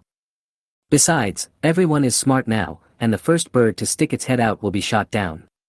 What if? It's hard to say. Scratching his scalp, Zhu Jijun expressed his cooperation with a silly smile. Wang Pingping actually doesn't care who is the leader here. Since he is here, everyone has to listen to him. Otherwise, how about understanding the wartime regulations? I now declare. Wang Pingping told me that the granary is now taken over by the military. Due to lack of manpower and in the spirit of responsibility to the people, Zhu Jijun and his people can still stay in the granary and live in the warehouse they have renovated. However, they can no longer take food privately. Everyone must register, and if they want more food in addition to the basic food, they must participate in labor and earn work points. When some elderly people heard the word work points, they immediately felt nostalgic and thought about the old days. Forget it, it's the end of the world now, why think about the past? Let's just live in the present. What Wang Pingping never expected was that Zhu Jijun actually wanted to run away, but was caught by the vigilant soldiers. Tie him up first and watch him. I'll go ask someone. Half an hour later, Wang Pingping rushed back with a face full of anger, and threw Zhu Jijun, who was tied up like a dumpling, to the ground fiercely. Then he kicked him twice in dissatisfaction. Damn it, I almost got fooled by you. Tell me, where is Zhang Fengyan? I don't know. Zhu Jijun cried, I really don't know. He was scared away by that person. You mean the group of people who drove the hovercraft, fully equipped with American equipment? Wang Pingping also found out about Zhou Lin, but Zhou Lin had camouflage painted on his face, so except for Zhu Ziyuan, most people had only seen him from a distance and could not accurately describe his appearance. Even Zhu Ziyuan couldn't explain it clearly. I really want to shoot you. Wang Pingping waved his hand and asked someone to take Zhu Jijun away first. He was not a judge, and Zhu Jijun's bad behavior was not directed at the army, nor did it happen after he came. So no matter how much hatred he had in his heart, he could not really shoot Zhu Jijun to death. In Wang Pingping's opinion, Zhang Fengyan is a really ruthless man. He just gave up on his original wife just because she said she didn't want it. They are all fucking scum. On second thought, Wang Pingping felt that it was actually quite good that she was not married and had no children. At least she didn't have to worry about these things all day long. Not everyone thinks the same as Wang Pingping, otherwise would the human race still be able to continue? After all, husbands like Zhang Fengyan who run away when disaster strikes, are only a minority. A true couple must support each other and live and die together. In the Su family compound, now called the Jiazhou City Official Shelter Command Center, Zhu Guanghan is receiving a group of special guests. Even with a veil, Lan Ye's figure and temperament can still attract men's fiery gazes. Just now, Zhu Guanghan still had a trace of greed in his eyes, but after knowing that it was Lan Ye, he suddenly became serious. Miss Lan, don't worry, it's safe here. As for these people, they are the ones who do the work. I am only responsible for taking them there and arranging a place for us to stay. You don't need to worry about the rest. Oh, you should put the food and daily necessities on the bill. You will know who to contact later. Zhu Guanghan was just smiling when someone suddenly knocked on the door and said that Su Ziyuan was here. What is he doing here? Lan Ye didn't want to have too much contact with Zhu Guanghan. She just wanted to find a place to stay comfortably, and then wait for those people to do what they should do, so that she could leave this damn broken place. It would be best if the whole world slowly returned to normal, so that she could go to the United States, find a place where no one knew her, and start over. In fact, Zhu Guanghan was unwilling to stay with Lan Ye, mainly because this woman was too tempting and he could not get involved with her. This strong conflicting psychology made Zhu Guanghan feel very uncomfortable. So he decided to meet Su Ziyuan. After being punished for so many days, it's time for him to behave himself. This is what Zhu Guanghan thought. So he appeared in front of Su Ziyuan with a stern face. Where's Su Ziyuan? Looking at the only old man in the room, Zhu Guanghan frowned, thinking, Su Ziyuan, where's your attitude? Where's your sincerity? Commander, I'm here. Su Ziyuan replied in a hoarse voice. Are you Su Ziyuan? Zhu Guanghan didn't believe it. In his impression, Su Ziyuan, although his hair was a little gray, always looked energetic, not an old man at all. How did you become like this? How did it become like this? Have you heard of Wu Zishu passing through Zhaoguan? There is no greater sorrow than a dead heart, you know. He asked how it became like this. Su Ziyuan's eyes shone with madness, and he murmured, Commander Zhu, I'll tell you a secret. What secret? Zhu Guanghan said with a straight face, I don't want to know your secret. This is a workplace, Su Ziyuan, you are the one who has been suspended. Looking at your appearance, someone who doesn't know would think that we have no food to eat. Go back first, and come back to me when you have packed up. We want the elite, not trash like you. Waste? Su Ziyuan smiled coldly and suddenly pulled out a long dagger from his trouser leg. Zhu Guanghan, I'm going to kill you. Chapter 133, There is hope as long as you are alive, right? Looking at the piles of grain, Chen Feng, who knew little about granaries, was filled with joy. What is the most valuable thing in the end times? Even a fool knows that it must be food. Man is iron and food is steel. We have dozens of tons of high-quality steel here. Brother Feng, if you say so, then the grain warehouse we just went to is actually a steel plant. Zhao Xiaogang shook his head. Oh. Why do you say that? The granary can't grow food. Haha. Zhao Xiaogang smiled bitterly, do you know how much food is stored there? At least 1 million tons. What we have is just a drop in the bucket. Are you happy now? Sun Qinghao was standing aside, his face full of surprise. He knew that he had no right to speak in such an occasion, but millions of tons of food, what was the difference between this and the bank vault before the end of the world? So why didn't they move more just now? We're almost there. Call everyone over to unload the cargo later. Zhou Lin looked at the island building not far away and reminded Chen Feng and others, actually telling them to stop talking nonsense. Hearing that food was coming back, Chen Yali and others came to help. When they saw SSC, they were all stunned. Forget it, Zhou Lin was too lazy to hide it, he wouldn't say anything anyway. Fortunately, no one was stupid enough to ask Zhou Lin, aren't those bags of food delicious? Why are you so curious? You don't have 9 lives. Only Zhou Li didn't come. It seems that the task assigned to her is a little too heavy. After all, she is only 13 years old. However, anyone who knows her will probably forget her real age after a few words. Zhou Lin didn't know what went wrong. In his memory, although Zhou Li was smart when she was a child, she was definitely not BT, that is, in the last 2 years. Well, as a reborn person, his memory of the 10 years of the apocalypse may be deeper. In fact, the memory before the apocalypse has long been blurred. After all, the easiest thing for people to forget is happiness, followed by normal times. Qing Yali was probably the happiest person among all the people, so she also contributed the most. A bag of grain weighing 100 kilograms was like a bag of instant noodles in front of her. It was just that she didn't have enough hands, otherwise she could probably take away 10 or 8 bags at a time. Zhou Lin was not idle either. With everyone's concerted efforts, 60 tons of grain were quickly transferred. Qing Yali couldn't help but ask Zhou Lin if he wanted to make another trip. No. Zhou Lin shook his head and said, the food is almost gone. Think about what else you can stockpile before the weather changes. He only remembered that after the winter night, the coastal areas had a high temperature weather that lasted for several months. The surface temperature exceeded 45 degrees, and the highest reached 50 degrees from noon to 2 p.m. The high temperature alone was not fatal. The key was that for some unknown reason, the coastal areas had very little rain, which completely deviated from the geographical and climate common sense mastered by humans. In that situation, most people couldn't hold on and began to move away. I don't know if Bashu will have high temperatures or something else next. Not all places in my residence are hot and dry. As far as Zhou Lin knows, there is no drought in Korea at all. Instead, there are frequent heavy rains. It is said that in the whole 6 months, more than 250 typhoons landed in Korea. 250. Zhou Lin didn't know whether that person was bragging or not. If that was true, wouldn't there be more than one on average every day?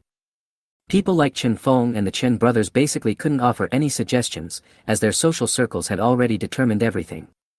On the contrary, Jiang Lanlan, who was standing on the periphery, saw that no one spoke, and silently raised her right hand. Su Si owns a winery. Winery? Who has the heart to drink in the end times? Chen Feng and others rolled their eyes, thinking that Jiang Lanlan was so eager to highlight her importance that she didn't even care about her brain. Where is it? Zhou Lin took the initiative to walk up to Jiang Lanlan and asked. In. Jiang Lanlan took a step back involuntarily. It's over there on Jiaobao Mountain. It seems not too far from here.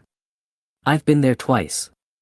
Originally, Su Si planned to turn it into a farmhouse, but later he felt that he couldn't make much money, so he gave up.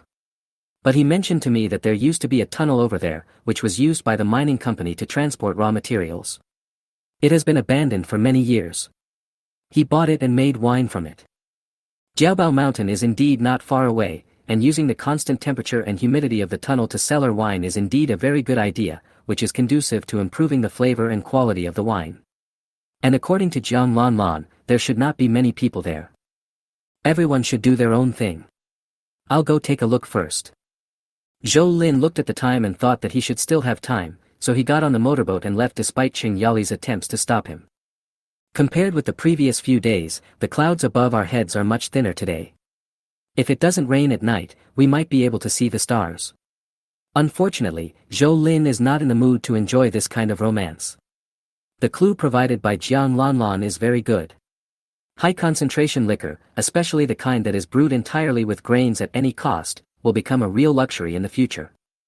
Chen Feng and the others don't understand yet how precious a little tipsiness is to those who have lived in the apocalypse for several years or even decades, and may have to continue living there.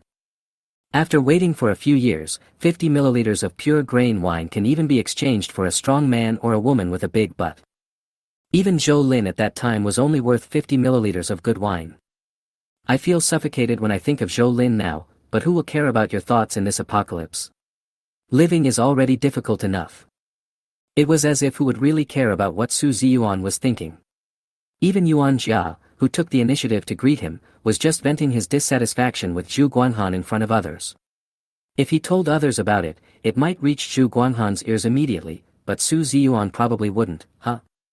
When Zhu Guanhan saw the long knife in Su Ziyuan's hand and his eyes that looked like they were burned red by 2 kilograms of white liquor, he was really scared.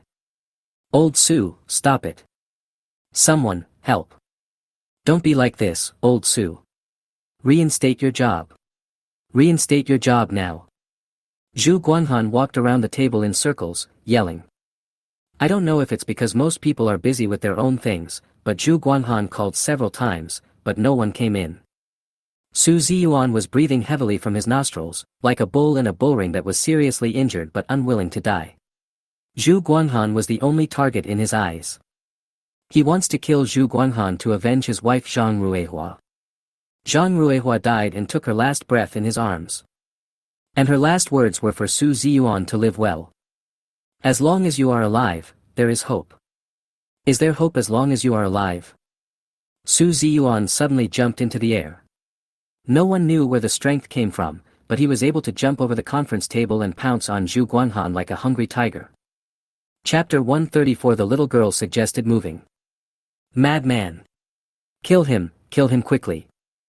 Su Ziyuan ultimately failed to kill Zhu Guanhan. It was the people brought by Lan Yeye who rushed in and held Su Ziyuan down. Kill you.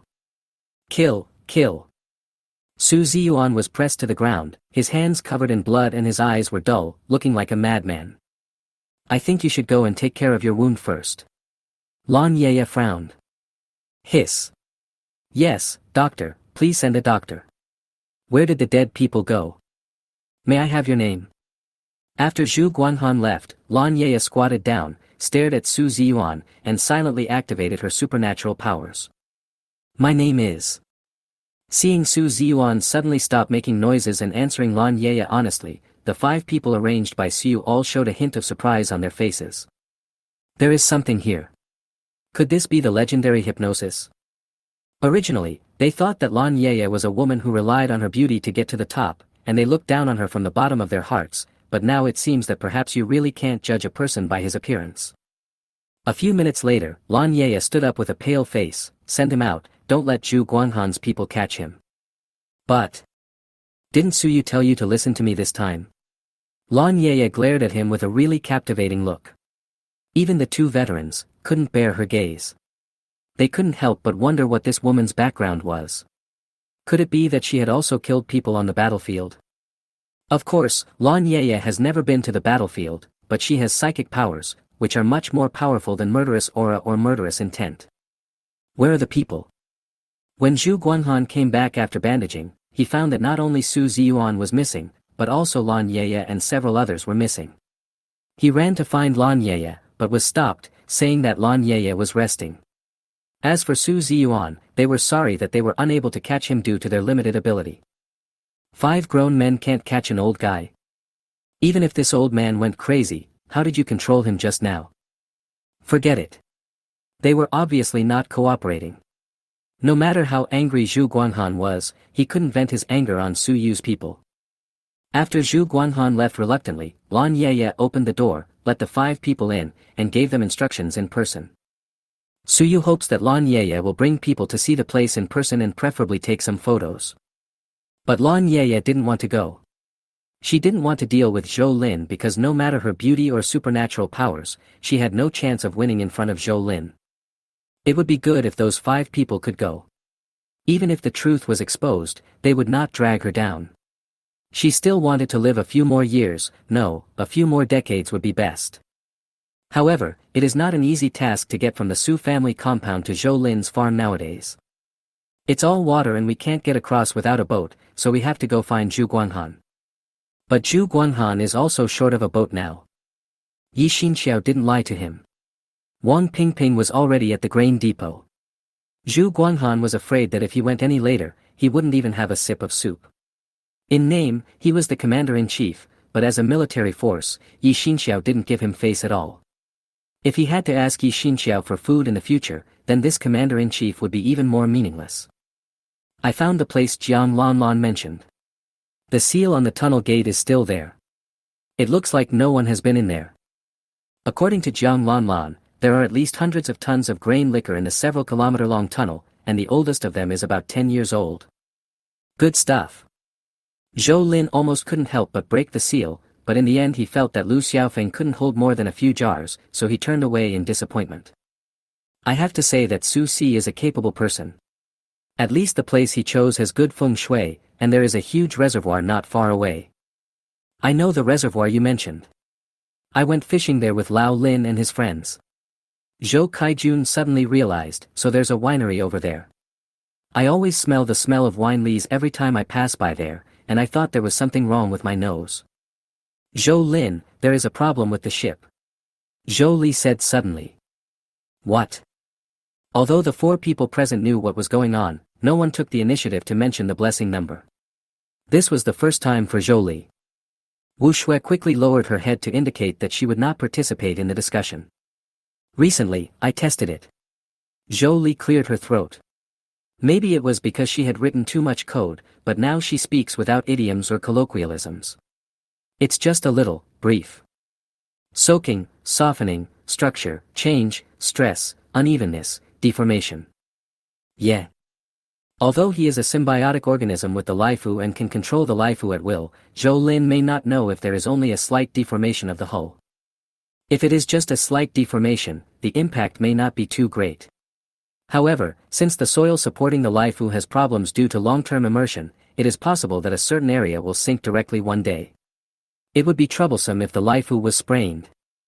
Theoretically, Zhou Lin could also repair Laifu, and the materials and energy consumed might be unimaginable. If it couldn't be repaired in a short time, how to arrange so many people? You can go to the winery. As if she had guessed what Zhou Lin was thinking, she spoke again when everyone remained silent. I say, could you please stop speaking word by word, it's awkward. You might as well just say idioms randomly. Zhou Lin said. After throwing a feibai to Zhou Lin, Zhou Li lowered her head and began to eat seriously, as if those words just now were not said by her. Although he was unhappy, Zhou Lin still understood it and started to think about it silently in his mind. Strictly speaking, the environment here is indeed not suitable for the long-term parking of the Lai Fu. The terrain is too flat. Especially after the flooding, the island building can be seen from a long distance and the covering soil has almost fallen off. If a ship passes by, it is estimated that the outline of the Lai Fu can be seen at a glance. If you go there. Dad, you often go fishing. Is the water in Qiandao Reservoir deep? Deep. Zhou Kaijun narrowed his eyes. It's very deep. One of the water sources in our city is usually 5 or 6 meters deep near the shore. The water near the small islands is about the same. But as long as you get to the center, it's at least 10 meters deep. Normally it is more than 10 meters deep, and now it must be even deeper. Moreover, the water in Qiandao Reservoir has 3 sources. Even if there is extreme heat or drought in the future, it is estimated that the water in it will not dry up for a while.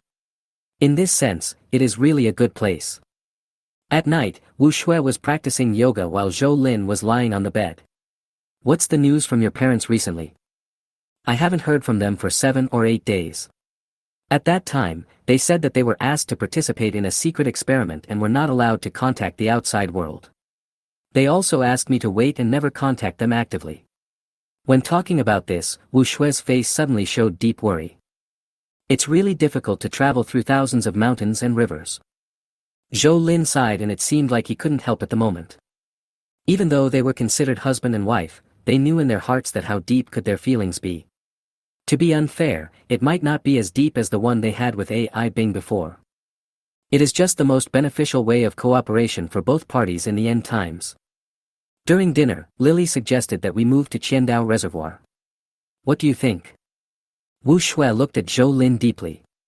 She actually knew that Zhou Lin had already made up his mind and asked her only to show respect for her. Even so, she still pretended to be thinking. After about half a minute, she said, I don't have any objection, as long as you don't interrupt my research. By the way, I have some ideas recently. Chapter 135, Just Do It. Wu Shui is indeed from a family of top students. Zhou Lin suspects that she has a natural comprehension buff in her genes. Compared with him, who is a poor student in his bones, it doesn't seem right. Zhou Kaijun was also a top student in his past, and this is very obvious in Zhou Li. So the Joker is himself? In short, Wu Shui was talking and Zhou Lin was nodding for the next half hour. That's right, he just nodded, in fact he didn't understand at all, he knew every word, and when added together. Finally, Wu Shui noticed Zhou Lin's look and stopped. Well, did I say too much? Not much, keep going. Zhou Lin wanted to pretend, but Wu Shui didn't indulge him and said bluntly, sleep? Okay. Zhou Lin suddenly became excited. Wu Shui clearly said to sleep, so why did Zhou Lin become so energetic? Only the two of them could answer this question. In short, Zhou Lin slept in the next day, but Wu Shui got up at about the same time as usual and worked in the kitchen with Qing Yali. Shue, is there any movement? Qing Yali stood next to Wu Shui, and it felt like a basketball player and a gymnast taking a photo together. In fact, Wu Shui was not short among women, almost 1.7 meters tall, but Qing Yali was taller. After gaining superpowers and starting to evolve, she seemed to have started to develop again, in terms of body shape. Every time this happens, Wu Shui actually feels a lot of pressure. Not yet, Mom, Zhou Lin said we're moving today. Move place. Qing Yali was a little surprised. Wasn't it just mentioned during dinner last night? Why was it so decisive? How troublesome it would be to move house, with such a large business, even with that weird boat, it would take many trips, right?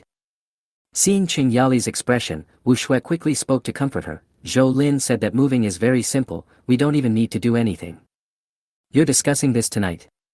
Qing Yali was unhappy. You can't do this. Lao Zhou and I are not young anymore. If you don't hurry up, I won't be able to help you take care of the children later. Can't take care of kids. Watching Qing Yali pick up a bucket of mineral water with one hand and put it on the water dispenser, Wu Shui really didn't know what to say. Fortunately, after changing the water, Qing Yali did not continue this topic, but discussed with Wu Shui what to eat for lunch and dinner. The amount of energy consumed by the evolvers every day is terrifying, especially for those who are strengthening their bodies like Qing Yali, Zhou Lin, and Qin Feng. The price of constantly improving their physical fitness is that any action, even breathing, will consume more energy than ordinary people. Again, unless new and more effective ways of replenishing energy are found, the evolvers can only rely on large amounts of food to offset the body's consumption. After 9 o'clock, Zhou Lin finally got up. In fact, it's not that Wu Shui is really that great, she just has been working non-stop for a few days and simply wants to relax. After eating breakfast for almost 10 people, Zhou Lin patted his stomach and said with satisfaction, "Notify them to move after lunch." Except for the Zhou family and Wu Shui, most people were a little confused. They can't decide whether to move or not, but what does it mean to not have to take anything? Don't you want it anymore? That's such a pity. Even if it wasn't the end of the world, few wealthy families would dare to waste like this. But no one dared to go against Zhou Lin's wishes, and based on their trust in Zhou Lin, everyone accepted it silently. There is no more suitable means of transportation than SSC. Although it is a bit ostentatious to drive, there is no better choice. Compared to the huge noise, those who had never been on the SSC were more curious about where Zhou Lin was going to take them. Although the landform has been greatly changed due to flooding, everyone still recognizes Jiaobao Mountain. Qiandao Reservoir is not only suitable for fishing, but also a good place for many people to cool off and go on vacation on weekends. Everyone in Jiazhou City has been there more or less. You guys wait here now. I'll go get ready. It'll probably take a few hours. Mom, you don't have to wait for me for dinner. Once Zhou Lin retrieved the Lai Fu, which was half buried in the muddy water, it would not be earth-shattering, but it would certainly make quite a commotion. Although it was a bit like trying to cover up one's own faults, people always have a lucky mentality. Still riding a motorboat, after returning to the Lai Fu, Zhou Lin took a special walk around to make sure that there was no one around. He pinched a few chocolate bars, then took a deep breath and put them into the storage space. Boom! The scene before his eyes was like a special effect from a movie. The entire exposed part of the Lai Fu first became blurred, and after about a second, it completely disappeared. The covering soil and the space formed after the disappearance of the Lai Fu were filled with mud and water all around, causing a huge noise and rippling waves several meters high. Fortunately, Zhou Lin started the motorboat in time, otherwise it would have been overturned. However, after running for a while, Zhou Lin had to stop. Just a few chocolate bars could not sustain the energy consumption of storing the future blessings. If he measured his weight now, he might have lost more than 10 kilograms of fat. That's right, apart from direct sugar, only fat can most effectively produce energy to make up for the body's deficit. However, in the process of fat being hydrolyzed into energy, the organs of ordinary people simply cannot hold on and will completely collapse. Symbiosis. Intermediate 9901/10,000. Currently coexisting transportation tools: Laifu, large water surface transportation tool. Lu Xiaofeng, medium-sized ground transportation vehicle. Number of symbiotic vehicles, 0. Storage space 2 halves. Intensity symbiosis, 7.0 minutes/24 hours. Evolution level I, 7.0, 7045/10,000. At present, Zhou Lin's physical fitness has reached 7 times that of an ordinary person, which is why he can hold on. Even so, a few chocolate bars could only keep him awake. If he wanted to return to normal, he would need a lot of energy. After finding a roof that was exposed above the water, Zhou Lin didn't bother to care what kind of building it was. He quickly took out 20 beef burgers from the Lai Fu and ate them without even bothering to heat them up. Given his physique, it is really not a problem whether the finished burger is heated or not. Even if it is raw meat, he would not have any difficulty digesting it. He just simply finds it difficult to swallow. In less than 20 minutes, Zhou Lin finished the hamburger in front of him, but his stomach still felt empty. Fortunately, his body felt better and he no longer felt as if he was about to die at any time as before. Not enough. After thinking about it, Zhou Lin took out the kerosene stove and a large iron pot and started cooking the beef. Chocolate bars can indeed quickly replenish the energy lost by the body, but they can only replenish energy. If you want to store more energy in the body, you still have to eat protein and fat. After figuring out the source of superpowers and evolution, Zhou Lin finally understood why in various ancient novels, those people with extraordinary fighting power would be described with words like, broad-shouldered and fat-waisted, and, broad-shouldered and strong. When the first pot of beef was just cooked and the blood foam had not yet been spit out, Zhou Lin suddenly stopped and looked into the distance. On the water, a speedboat was cutting through the waves and speeding towards him. Chapter 136, The Great Discovery of Superpowers. The speedboat was not originally heading directly towards Zhou Lin. If it weren't for the conspicuous black smoke, Zhou Lin's presence might not have been discovered. Zhou Lin ignored the approaching speedboat and only stared at the beef in the pot. Although it is cooked in clear soup, which is not in line with the eating habits of Bashu people, this is the only way due to the simple conditions. He picked up a piece of steaming beef and put it into his mouth. Regardless of the high temperature of nearly 100 degrees, he chewed it a few times and swallowed it down. The taste of the beef made Zhou Lin feel as if he had more strength, so he began to scoop up the beef one after another and stuff it into his mouth. When the speedboat approached the platform, Zhou Lin just stuffed the last piece of beef into his mouth. At this point, all 10 kilograms of beef had entered his stomach, but from the outside, there was no change at all. "Hello, are you from nearby?" Li Chun was the first to jump off the speedboat and step onto the platform. Although he did not draw his gun, he had the pistol on his back. He was confident that if Zhou Lin dared to do anything wrong, he would be able to get the gun in time. Zhou Lin scooped the broth in the pot into his mouth mouthful by mouthful. The original broth turned into the original food. This was the essence that could not be wasted. Besides, in the apocalypse, let alone eating meat, being able to drink a sip of meat soup is a kind of happiness for many people. If you don't believe it, just look at the expressions of the 4 people on the speedboat. Zhou Lin could even hear the sound of them swallowing saliva. The Su family had abundant supplies, but they were not prepared for them. Then, Li Chun also swallowed his saliva, but he concealed it well. Do you know that there is a Zhou family breeding farm nearby? Zhou's breeding farm? Are you looking for me? Zhou Lin's mind raced, but his face didn't show it at all. I know, but now. Pointing to the vast expanse of white water, Zhou Lin curled his lips, and his meaning was very clear. Li Chun and the other 4 actually had photos of Zhou Lin, but they were photos of him when he was 17 or 18 years old. In addition to the changes in facial features caused by evolution, more important was the changes in temperament and aura. Plus, Zhou Lin's mouth was full of grease at the time, so Li Chun didn't recognize him at first. But no matter how you change, it is ultimately limited. Oh, if that's the case, then I won't bother you anymore. Li Chun said as he smiled and backed away until he reached the edge of the platform and jumped onto the speedboat. Brother, he. Li Chun glared at the person who spoke and said, let's go and look around. The speedboat started and slowly accelerated away. Looking at the speedboat going away, Zhou Lin took out a piece of paper and wiped his mouth. He runs fast. And he's quite alert. Did I let someone slip somewhere? Zhou Lin saw Li Chun's reaction just now clearly. He clearly recognized him, but why did he run away? You may not have noticed the soup he drank. On the speedboat, Li Chun held up a telescope and looked at the platform where Zhou Lin was from afar. Even with a military telescope, only a small figure can be seen now. It would be impossible to see anything farther away. Soup. It smells nice, and seems to be beef. Yes, it must be. Fragrant. He scooped it up and poured it into his mouth. If it's not 100 degrees, it must be 90 degrees. Can you do it? Li Chun handed the telescope to another person. Keep an eye on it and see where he goes. We just need to follow him. Li Chun is the real person in charge of this operation. He comes from an unusual department and strictly speaking, he is not even Su Yu's man. The reason why he participated in this operation is a bit complicated. Really, like flies.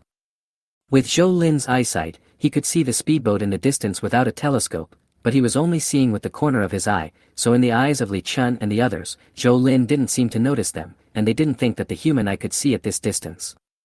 Hurry, he looks like he's leaving. Fuck, what is that? A motorboat, holy shit. I thought the speedboat was invincible, but who knew? There are speedboats that can compete with motorboats in speed, but they are definitely not the kind that Li Chun and his team are driving now. Buzz. 2 white waves were raised by the motorboat. Zhou Lin glanced in the direction of the speedboat, gave Li Chun and others a meaningful smile, then suddenly turned the throttle and directly pulled the motorboat to maximum power. In other words, he had extraordinary physical fitness, otherwise he would not have been able to nimbly avoid every obstacle in such complex waters at a speed close to the maximum speed of a motorboat and easily get rid of Li Chun and others. Fuck. What to do? It would be nice to have a drone. Isn't this nonsense, Lao Li? Are you still going to chase him? To chase or not to chase? It was impossible to catch up with it. Zhou Lin was very cunning. He had already estimated the maximum speed of the speedboat, so he circled around this place several times, causing the nearby water surface to be cluttered and it was impossible to tell which direction it was going. If I don't chase her, I can't swallow this anger. Forget it, let's go back. I'm afraid I won't have enough gas if I continue chasing. Finally, Li Chun found a reason that convinced himself. Zhou Lin didn't care too much. The speedboat couldn't escape his sight. As long as he couldn't see the other party, unless they used satellites or high-altitude reconnaissance aircraft in the sky, the other party would never be able to see him. Moreover, to get over this side, they had to climb over a bunker mountain. He could fold up the motorboat and go up the mountain. How dare those people on the speedboat abandon the speedboat? Back at the SSC, the first thing that greeted Zhou Lin was Heizi's foul mouth. Okay, Lao He, don't you know that you have a foul mouth? Zhou Lin rubbed the dog's head habitually, and then he was stunned. Damn it. Besides taking care of people, Lai Fu also raises more than a dozen adult chickens and hundreds of newly hatched chicks, in addition to dozens of rabbits of varying sizes, a dozen geese, more than 20 ducks, and quails that have just started breeding. It's game over. Zhou Lin quickly immersed his consciousness into the storage space, and then found the breeding and planting area. However, the total destruction he thought he had seen did not happen. All the small animals were just like usual, eating when they should, sleeping when they should, and digging holes when they should. So. Zhou Lin couldn't help but slap his head heavily. Why hadn't he thought of trying it before? If small animals can live normally in the Lai Fu, doesn't that mean humans can do the same? Assuming it works, then. The more Zhou Lin thought about it, the more he felt it was feasible. Why not give it a try? However, when he walked up to Sun Qinghao and wanted to collect the Lai Fu Hao like an ordinary thing, the strong feeling of dizziness almost made Zhou Lin faint. Why not? Waving his hand to stop Sun Qinghao who was trying to support him, Zhou Lin said that he was fine, just a little disappointed, or to be more precise, very disappointed. If it is possible to receive living people directly into the storage space of the Lai Fu, then the skill of symbiosis will be really awesome and can be used in many different ways. Mom, make something delicious. I want to have a big meal. Since we can't take people in directly, we can only release them in the future. Qiandao Reservoir covers a large area. Zhou Lin plans to find a relatively remote place with a suitable environment to release the Fuhao, and then use SSC to send people there. If his estimation was correct, Symbiosis would be able to be upgraded again soon. But there was one thing that Zhou Lin always found strange. In his previous life, he heard others say that upgrading superpowers was very difficult. Why doesn't he feel that? Chapter 137 Second Transformation of Laifu. As earth-shattering as Zhou Lin's action was when he put away the blessing, it was as silent when he released it. The night was originally chosen, and after repeated measurements, a feng shui treasure land was found. There are small islands on both sides that are exposed to the water, with lush branches and leaves, and a narrow waterway between the two islands. The key is that this waterway, which is several hundred meters long, is wide and deep at both ends, enough for the Lai Fu to move. It seems to be tailor-made for the Lai Fu.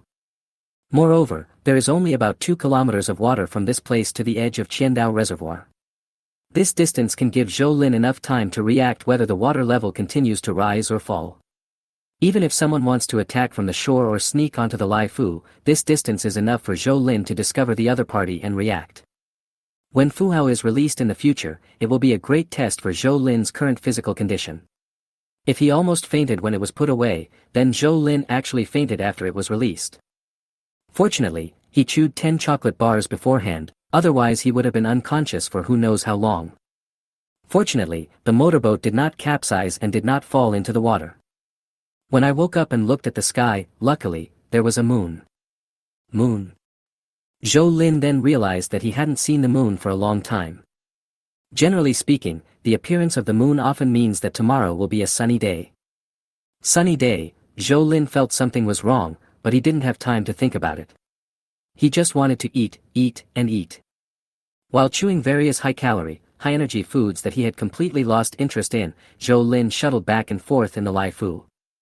It is obvious that the Lai Fu is now a real ship, floating on the surface of the Qiandao Reservoir, which probably caused the water level of the entire Qiandao Reservoir to rise significantly. The island still retains its appearance after the transformation, and the 6-meter-high overhead floor on the deck still exists. Because it was transformed by the Symbiosis skill, it looks very smooth, more original than the original, as if the rifle should look like this. However, all the covering soil on the elevated layer was gone. Zhou Lin thought about it and decided to plan out planting areas on it first, then go back to the nearby island to dig some fertile soil and start planting. The entire elevated floor is about 20,000 square meters, which is about 30 acres of land. If it is fully utilized and cultivated carefully, the yield will still be considerable. But whether there will be any harvest in the end depends on God. Back to the planting and breeding area in Lai Fu, Zhou Lin did not plan to move the small animals and plants here to the deck overhead. It was hard to predict climate change, so he would just use this as a backup. When he saw the little animal, Zhou Lin was shocked. He remembered that they all seemed alive and well when he observed them last time, so why did they all look like they were dying now? Confused, Zhou Lin hurried to check the testing equipment, and then found that the oxygen concentration index had dropped to the lowest limit. Lack of oxygen. With such low oxygen content, it can be said to be a blessing in disguise that they are only dying instead of dying completely. More importantly, Zhou Lin discovered a major hidden danger. If one day in the future he is forced to store people and the Lai Fu together, he must not ignore this point. There is no air in the storage space, and the air inside the Lai Fu is simply not enough to support consumption. Over time, the animals inside may die from lack of oxygen. On the contrary, plants only consume carbon dioxide when there is light. However, it is undoubtedly difficult to rely on plants to provide oxygen. According to the most popular research results in the scientific community, if you want to maintain the oxygen concentration required for a person to breathe normally, note that this is oxygen concentration, not just oxygen, and to maintain the oxygen concentration at the level of normal air, then about 700 plants are needed. So how did the number 700 come from? A towering tree is definitely not comparable to a sprout. To get a relatively accurate answer, we must first start with the most basic unit of oxygen released by plants, that is, a leaf. Scientists have calculated that it takes about 150 square meters of ordinary leaves to meet the oxygen needs of an adult. If you replace these leaves with more specific plants, such as common tomatoes, you will need about 50 tomato plants that have begun to bloom and bear fruit, and the distance between these plants should be wide enough to ensure that the leaves of each plant can receive enough light for adequate photosynthesis, so this will require about 60 square meters of space. It can be seen from this that the conditions are still very harsh if one wants to use plants to absorb carbon dioxide and release oxygen to maintain a person's breathing. Although the area of the planting and breeding cabin is not small, and there are many small animals that can be raised, poultry in particular have a high metabolic rate and are big consumers of oxygen. It was really lucky that not many of them died in the end. If Zhou Lin had come later, I'm afraid all the poultry would have died, and the loss would have been huge. After turning the ventilation equipment to maximum power, the air in the warehouse became noticeably more comfortable, and the little animals gradually became more energetic. Zhou Lin picked up some of the little guys that had unfortunately died, and after thinking about it, he didn't throw them away. He first found a big box to put them in and put them in the freezer.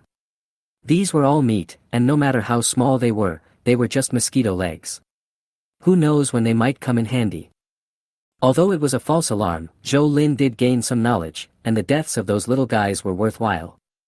By the time I finished all the work, I looked at the time and it was almost dawn.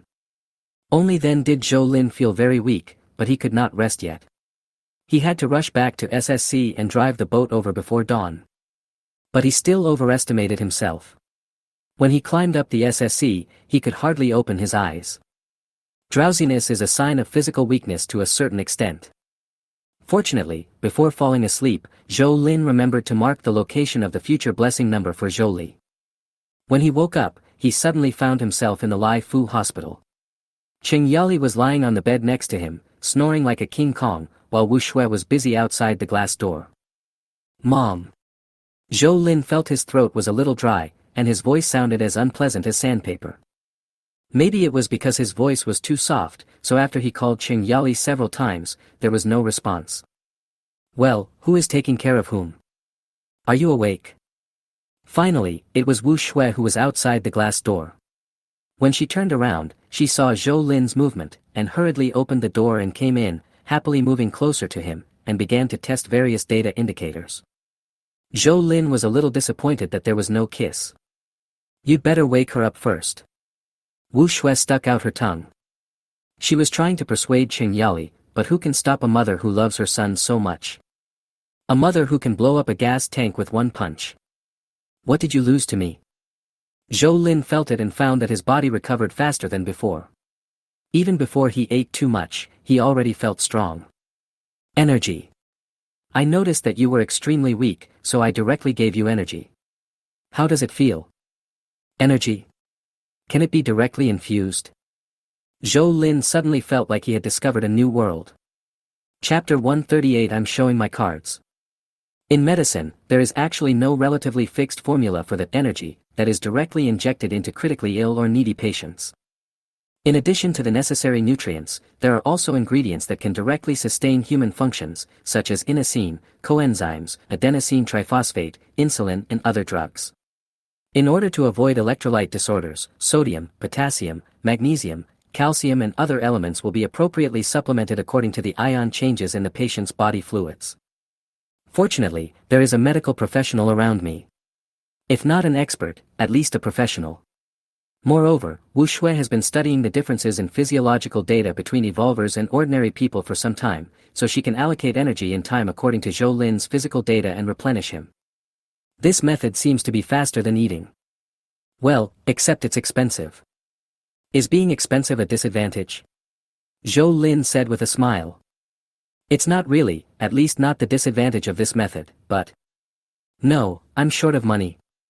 You are not short of medicine, but you are short of these reagents. The hospital doesn't have much in stock. Wu Shui was speaking the truth.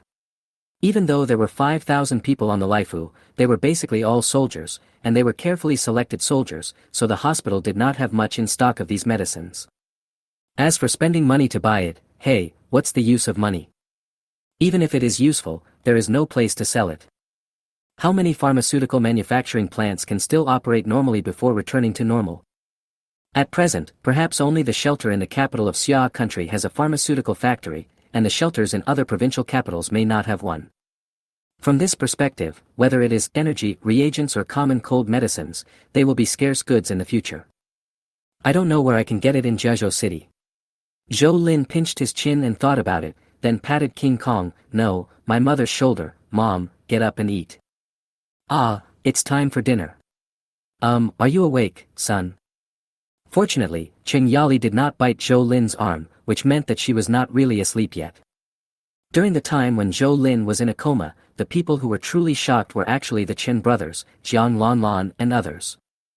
Before the end of the world, the hijacking of the United States aircraft carrier was a hot topic on the internet. Unless you were a savage, who wouldn't know about it? At that time, they had speculated and even fantasized about it. When they found out that they had been living on the Lai Fu for some time, they were completely stunned. How did Zhou Lin get the Lai Fu, and how did he get it to Jiazhou? It's a huge thing weighing more than 100,000 tons. It can't be towed by a flatbed truck, right? As for the water route, when will the river in Jiazhou City be able to carry aircraft carriers? Even 10,000-ton cargo ships dare not come in. Zhao Xiaogang and Chen Feng had guessed something, and Huang Menjing also had some idea in her mind. Sun Qinghao is relatively simple. Since he determined that Zhou Lin is the protagonist, he will not be surprised no matter how miraculous things happen to Zhou Lin. Haven't you read online novels? Learn about the protagonist's halo. Just hold on to the thighs. Why think so much? You are not the protagonist. The next day, Zhou Lin felt that his body had recovered well. Although he was still obviously thinner, he was in good spirits, so he gathered everyone together to announce something. Zhou Lin basically did not mention anything about the Lai Fu itself and its origins. Anyway, those who should know it, and those who don't know it don't need to know it. On the one hand, gathering everyone together is to allow them to get to know each other and understand each other's position here. It is said that it is unfair to divide people into different classes, but in the end times when survival is a problem, who would care about fairness?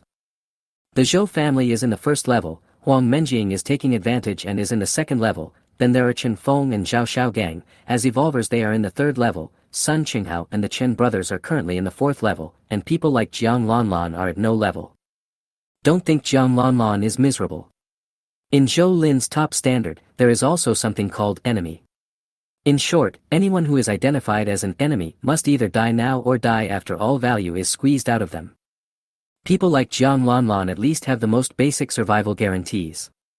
Her work will definitely be harder, but she won't be squeezed to death. I can tell you clearly right now that there is no hope. Give up your illusions. The world will only get worse in the next 10 or 20 years. It's impossible to expect a return to the past. It's even a big question whether you can survive 10 or 20 years from now. The country, the regime and the society you are familiar with are only one step away from complete collapse, and it could happen at any time. If you don't want to stay here, you can tell me now. If you don't want to live, you can tell me too. The future world requires everyone to live with all their might. Don't think I'm exaggerating. No one can be an exception. I'll give you a benefit in advance. If you are lucky enough, you may become a superpower or an evolver. Why are Chen Feng and Zhao Xiaogang only level 3? Because they are evolvers. The value they can create is far greater than yours. It doesn't matter if you haven't become a mutant or an evolver. As long as you can create value, I mean create for me, and the value I recognize, you can upgrade your level. As for the benefits brought by the level, they are visible to the naked eye. After the showdown, only members above level 3 were qualified to live in the island building with a better environment. Sun Qinghao, the Chen brothers and Jiang Lanlan had to live in the cabins under the deck that were never exposed to the sun. Moreover, depending on the size of the cabin, there were either 2 people in a room, or 3 or 4 people in a room. The lower the level, the lower the living place. No one opposed Zhou Lin's arrangements, and no one dared to oppose them. From now on, Cheng Yali will be responsible for everyone's specific work on the ship. Generally speaking, there have not been many changes. The Chen brothers still focus on learning machinery maintenance and repair. Jiang Lanlan is still responsible for various chores in the planting and breeding areas, cooperating with Zhou Kaijun and others. In addition to work, Chen Feng and Zhao Xiaogang were also required to strengthen their training, and there were no restrictions on food. Huang Menjing mainly assisted Cheng Yali in managing many affairs, and as for Huang Menjing's mother, of course, she was purely raised. There is no need for Cheng Yali to arrange the work for Wu Shui and Zhou Li. Zhou Li is simply unable to arrange it. Wu Shui knows almost nothing about other things except medical care. I'm afraid it will take several days to fully recover. Lying on the bed, Zhou Lin said to Wu Shui. Wu Shui, who had just come out of the shower, exudes the charm of an intellectual woman. Well, it seems like there's nothing to do recently, so just take a rest and don't take yourself too seriously. That being said, can Zhou Lin really take a break? Chapter 139 The Terrifying Trend.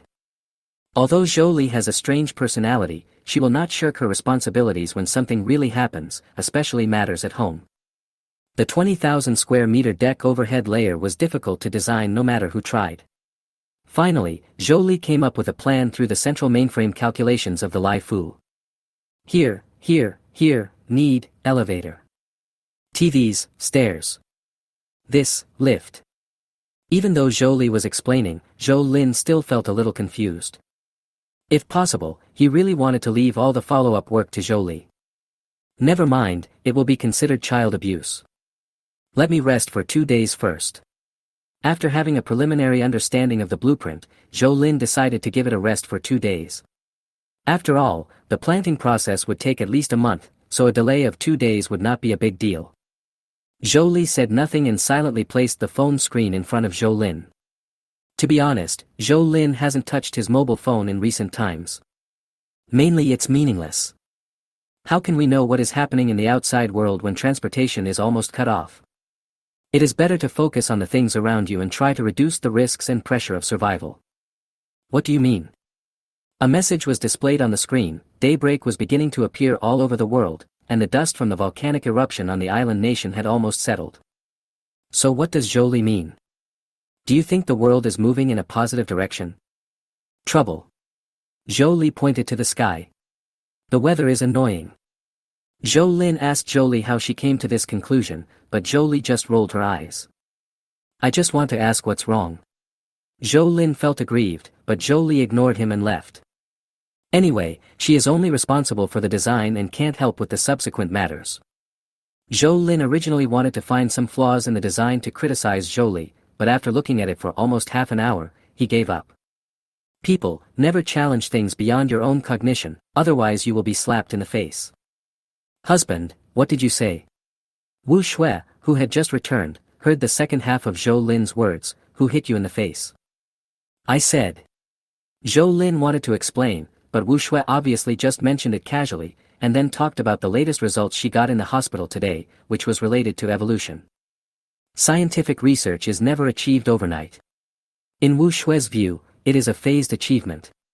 However, a long string of professional data coming out of her mouth is undoubtedly a second critical blow to Zhou Lin. So I'm just too stupid. Zhou Lin looked at the ceiling with an expressionless face. He is a little worried now. It is said that boys usually inherit their IQ from their mothers, but what should he do if he really wants a little princess? That's not right. What does a girl need intelligence for? Isn't it enough for her to be pretty and well-behaved? I'm talking to you. I need to collect data from Zhao Xiaogang and Chen Feng again tomorrow. What about mine? No need to collect anymore. That's fine. No. Wu Shui laughed and took out a set of tools from her pocket, tools for drawing blood. I brought them back. You can continue to rest at home tomorrow.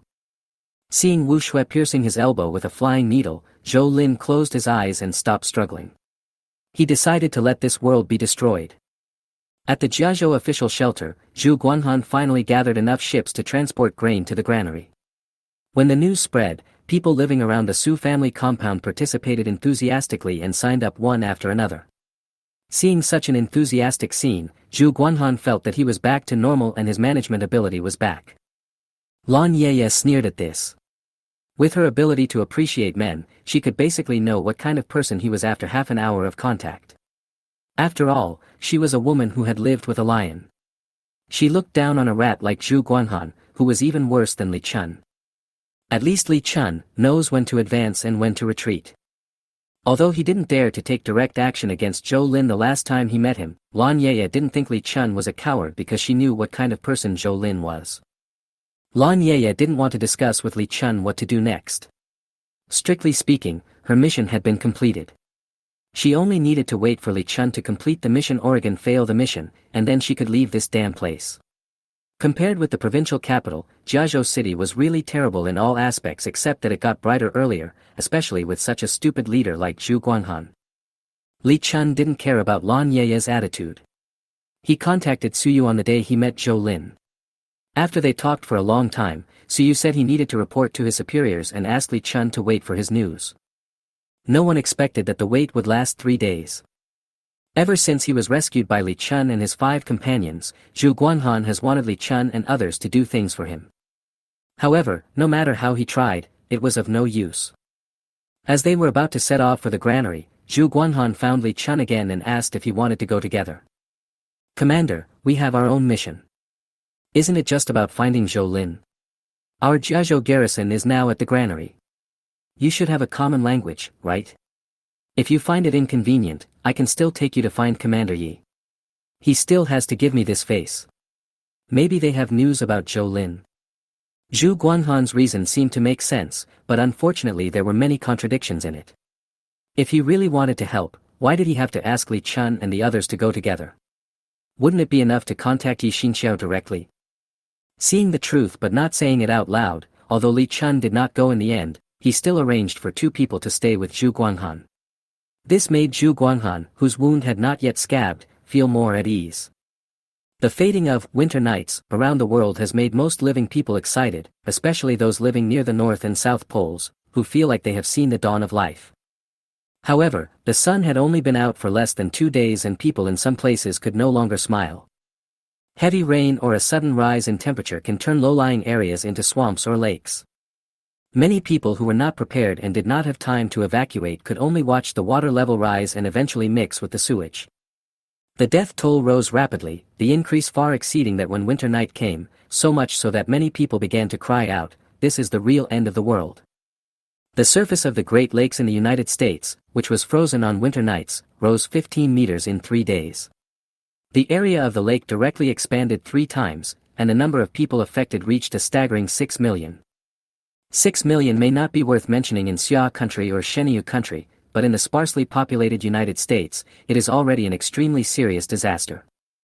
However, even though nearly 10 million people were affected by the disaster, the US government did not even mention it, as if the incident had never happened. When the news spread among the people, many citizens of the United States finally gave up their expectations for the country and began to form cliques. Since the country and the government could no longer protect them, they could only protect themselves. Anyway, in the United States, weapons are not the biggest obstacle. The further away from big cities you are, the more organizations there are. The emergence of the organization marks the beginning of the division of power. A society that follows the Black Forest Law will eventually move from dispersion to unification. By that time, perhaps no one will be able to stop the rise of such an organization, or even replace the current government. Chapter 140. There has never been a doomsday. The temperature continued to rise, and more places experienced extreme conditions of high temperatures during the day and heavy rain at night. After the end of the world began, the weather common sense accumulated by humans for thousands of years became yesterday's news, and all experience became a joke. Take Qiandao Reservoir for example, the temperature rises to 28 degrees at 8 a.m. and jumps to 38 2 hours later.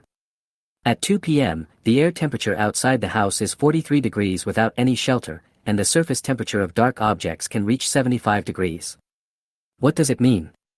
Take a black non-stick pan and put it in the sun, and you can fry eggs in a few minutes. It is not fried slowly but stir-fried. Before the end of the world, high temperatures of this magnitude only occurred occasionally in a few places around the world, but now they are a common phenomenon. On the deck's elevated floor, Chen Feng and others are carrying out basic planning according to the blueprints. The planting area will be fenced off with carbonized wood, and a series of modern agricultural facilities such as root barrier layer, water storage layer, water retaining board, etc. will be laid on the bottom. Anything that will be directly exposed to sunlight should be made of carbonized wood. On the one hand, it is a renewable material after the end of the world. On the other hand, its corrosion resistance, UV resistance, and high temperature resistance are stronger than many seemingly good materials. Zhou Lin's life these days basically consists of eating and sleeping, exercising when he wakes up, and then eating again. He has now completely given up on his dream of becoming a muscular man. After all, if he doesn't store enough energy in his body, if he can't keep up when he really needs it, hey, that would be really miserable. Besides, in the end times, do men still need to use their appearance to please women? Dowry? Dog licking? As long as he is strong enough, it's easy to change women every day, and those women are still happy. After a few days of recuperation, the degree of evolution has increased significantly. Symbiosis. Intermediate 9988/10,000. Currently coexisting transportation tools, Laifu, large water surface transportation tool. Lu Xiaofeng, medium-sized ground transportation vehicle. Number of symbiotic vehicles, 0. Storage space 1/2. Intensity symbiosis, 7.8 minutes/24 hours. Evolution level I, 7.8, 7813/10,000. The intensity of the training these days is very high, so it is reasonable that the degree of evolution has increased significantly, but in general, the higher the degree of evolution, the slower the improvement. On the contrary, the experience value of supernatural powers is about to be upgraded. Even with his experience of living 2 lives, Zhou Lin still felt a little restless when he woke up this morning. He was struggling with whether to continue his routine life or to strengthen his training of supernatural powers. In the end, after looking at the date, he decided not to rush. When Zhou Lin had nothing to do, he would go to Chen Feng and Zhao Xiaogang after dinner to exchange ideas. Both of them are evolvers, but their evolutionary directions are slightly different. Chen Feng and Zhou Lin are almost on the same path, but his speed is obviously slower than Zhou Lin's. However, he is more durable, and Zhou Lin can beat him for 3 to 5 minutes. In comparison, Zhao Xiaogang looked like he couldn't take a beating, and was basically the type that could be beaten to tears with just one punch, and was often mocked by Chen Feng for this. Zhou Lin didn't point out that Zhao Xiaogang just evolved in a different way. If they really face a strong enemy, Chen Feng might be the type who rushes forward and dies if he fails. Zhao Xiaogang, on the other hand, will be trampled in the mud soon after the battle begins, with only one breath left.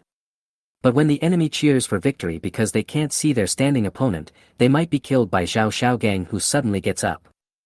Every stick has its own strengths and weaknesses. Zhou Lin feels that as the leader of this base, he must have a vision for development. He cannot ignore Zhao Xiaogang just because Chen Feng seems useful now. What if raising one more person won't waste much food, and Zhao Xiaogang wasn't raised for nothing? If one really wants to be fussy about that little bit of food, shouldn't Huang Menjing's mother have pushed him out to feed the fish? Even if Zhou Lin and Zhou Li can accept it, can Qing Yali really accept it? Even if she still agrees with Zhou Lin's decision, she must feel bad. Zhou Lin feels that Qing Yali has a bit of the traditional Xia country peasant mentality. She can be cruel to outsiders, but she can't be cruel to those around her. If you think about it carefully, it doesn't seem like a big deal.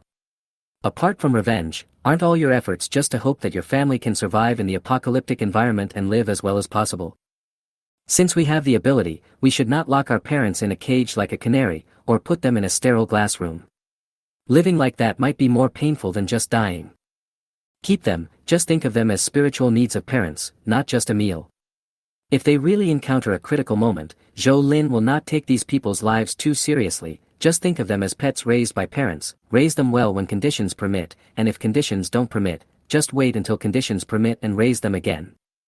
People who have experienced the end of the world for 10 years will inevitably become more and more cold-blooded, and their blood has long been cold. Only family members can inspire a little warmth in Zhou Lin's heart. In fact, it is not necessarily the end of the world that makes people cold-hearted. Crisis will certainly force people to give up tomorrow and focus only on the present. Isn't poverty the same for life? In the end times, people can turn their backs on their relatives just to have a bite to eat. How many people in the seemingly prosperous times would turn against each other just for a handful of silver coins? Not to mention those who dare to disregard everything to make money. Think about the scandals that broke out before the end of the world.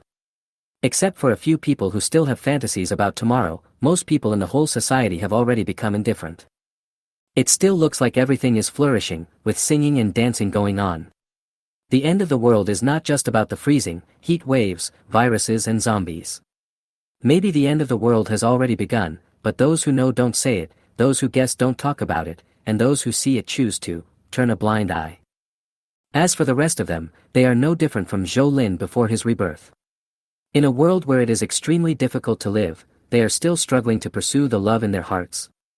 Little do they know that in other people's hearts, they are not even considered honest people. After all, Ai Bing would not choose to marry Zhou Lin if she had enough fun, and Zhou Lin would never even hear the 3 words, "I'm sorry." The only difference might be how they died in the end. August 15th, Mid-Autumn Festival. I miss my family more during every festive season. For Zhou Lin, the greatest happiness after rebirth is to be able to live with his parents and, well, living with his parents is the greatest happiness. I want to eat mooncakes. At the dinner table, Zhou Li suddenly spoke.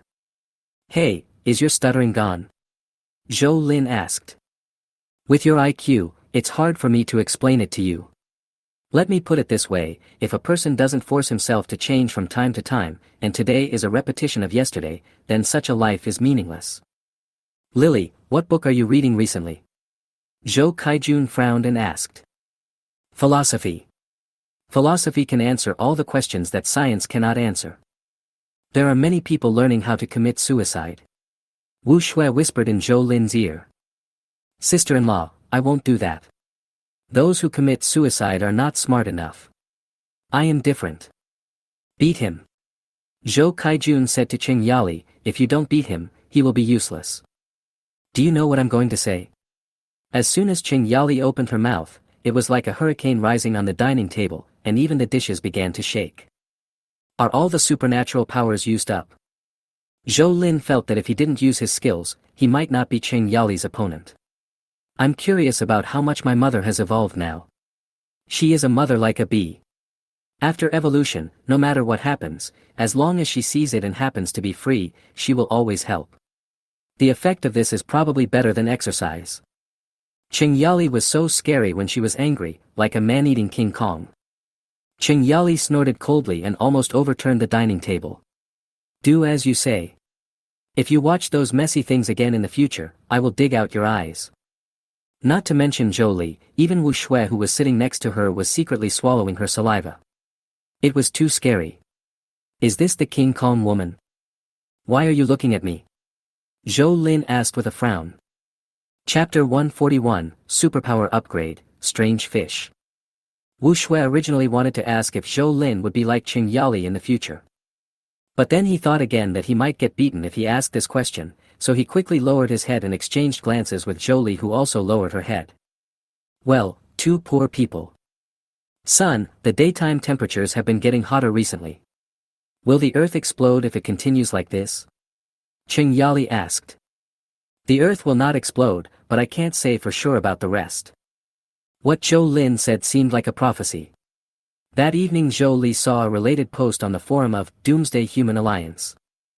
I never expected that there was a natural gas tank near my house. It exploded at noon today. Can you believe it? The explosion of the natural gas tank is nothing. The septic tank in the building next to my house exploded, and half of the building collapsed. More than 20 people died. They all exploded. Today I saw an electric car explode with my own eyes. Electric car. Where can I charge it? Solar power generation, it's such a waste if we don't use the sun to generate electricity. Speaking of solar power generation, I want to buy a set of solar power generation equipment. If anyone can sell it to me, I will buy it at a high price. I also accept it, the price is 10% higher than the one upstairs. The building became crooked at some point. After seeing it, Qing Yali couldn't help but ask Zhou Lin if he wanted to install one at home. Solar power? Zhou Lin shook his head. Is it necessary? The nuclear reactor of the Laifu has always been operating at low power, which is simply a waste. At the current consumption rate, 50 years is not the limit at all. Moreover, there is the advantage brought by Symbiosis, which allows Zhou Lin to have an in-depth and detailed understanding of the conditions of each device on the Laifu, so as to avoid hidden dangers that may eventually lead to a catastrophe. Is solar power generation equipment so popular now? Unfortunately, because the Laifu had its own nuclear reactor as energy, Zhou Lin did not prepare to collect more solar power generation equipment, especially silicon crystal power generation panels. This thing is actually not valuable at all in Jiazhou. There is a place 50 kilometers away from Jiazhou City, known as the Silicon Valley of the world. It is said that a factory paid 6 billion yuan in taxes last year. Its production and sales can be imagined. Before the industry was upgraded in the past few years, the factories produced relatively low-grade polysilicon and monocrystalline silicon raw materials. It was about 3 years ago that they began to directly produce end products, including solar panels. Although various extreme weather conditions have emerged one after another since the extremely hot weather in my previous life, there is still sunshine. Although solar power generation is affected by the intensity and duration of sunshine, if polycrystalline silicon panels are used, it is still possible to generate some electricity throughout the day, at least for daily lighting, turning on a fan or even simply cooking a meal. When the superpowers began to build private survival bases, solar and wind power generation equipment became very popular. In the end times, silicon panels can be said to be a non-renewable resource. Generators can be made by hand, but rubbing silicon panels by hand can only be said to be too much to think about. Should I get some and stock up? Even if you can't use it yourself, it's still worthwhile to trade it or do a favor in the future. What's more, the factory is just in a county 30 kilometers away, which is like the door of the bank vault is open, but you are sitting at the door of the bank considering whether to go in. Only a fool would not go. But I can't go yet. Zhou Lin planned to upgrade his ability first. If he was right, he could coexist with another means of transportation if it was upgraded to a high level. At the very least, he would have an extra space for storage, so he wouldn't be unable to move much in one trip. At present, Zhou Lin will not easily put away Lai Fu. On the one hand, his body can't bear it. Now the number of people and animals relying on Lai Fu is increasing. It is troublesome to accommodate them. If he doesn't accommodate them, it will be a pity if they suffocate to death in the storage space. I've packed these. Zhou Lin put all the food on the table into the lunchbox, then carried it away. If you want to upgrade your skills as quickly as possible, the easiest way is to keep sending Lu Xiaofeng out and taking him back. It seems easy on the surface, but the energy consumption is quite high. Although it cannot be compared with the Lai Fu, Zhou Lin needs to replenish a considerable amount of food every time he retracts and releases it, and he also needs to take a short rest to allow the food to turn into energy in the body. Again, superpowers and evolution complement each other. If you don't have a strong enough body and digestive ability, and can't digest food quickly to replenish energy, then wanting to upgrade your superpowers is almost like a dream. Moreover, Zhou Lin always felt that his superpowers were very special. In his previous life, he had never heard that it was easy for superpower users to upgrade. It was said that some superpower users might not be able to upgrade to the next level even after several years. After choosing a place where he would not be disturbed, Zhou Lin began his cultivation. The method is simple, but the process is uncomfortable. It is certainly pleasant to eat when you are hungry, but if you eat the same thing over and over again, the taste, only those who have tried it will know. 1 o'clock, 2 o'clock, 3 o'clock. Every time he retracts and releases Lu Xiaofeng, he can gain 2 points of supernatural power experience, but this cycle takes Zhou Lin almost 4 hours, otherwise he will not be able to replenish the lost energy. At the same time, it is also very exhausting. After 2 times, he feels dizzy and wants to sleep. After almost a whole day, or 24 hours, Zhou Lin, who was already exhausted, finally had the moment to upgrade his supernatural powers. Without having the time to take a closer look at what Symbiosis would look like after the upgrade, Zhou Lin, who was relaxed, tilted his head and fell asleep completely. If he hadn't warned her in advance, Cheng Yali would probably have lost her temper again. 8 hours later, Zhou Lin slowly opened his eyes and yawned.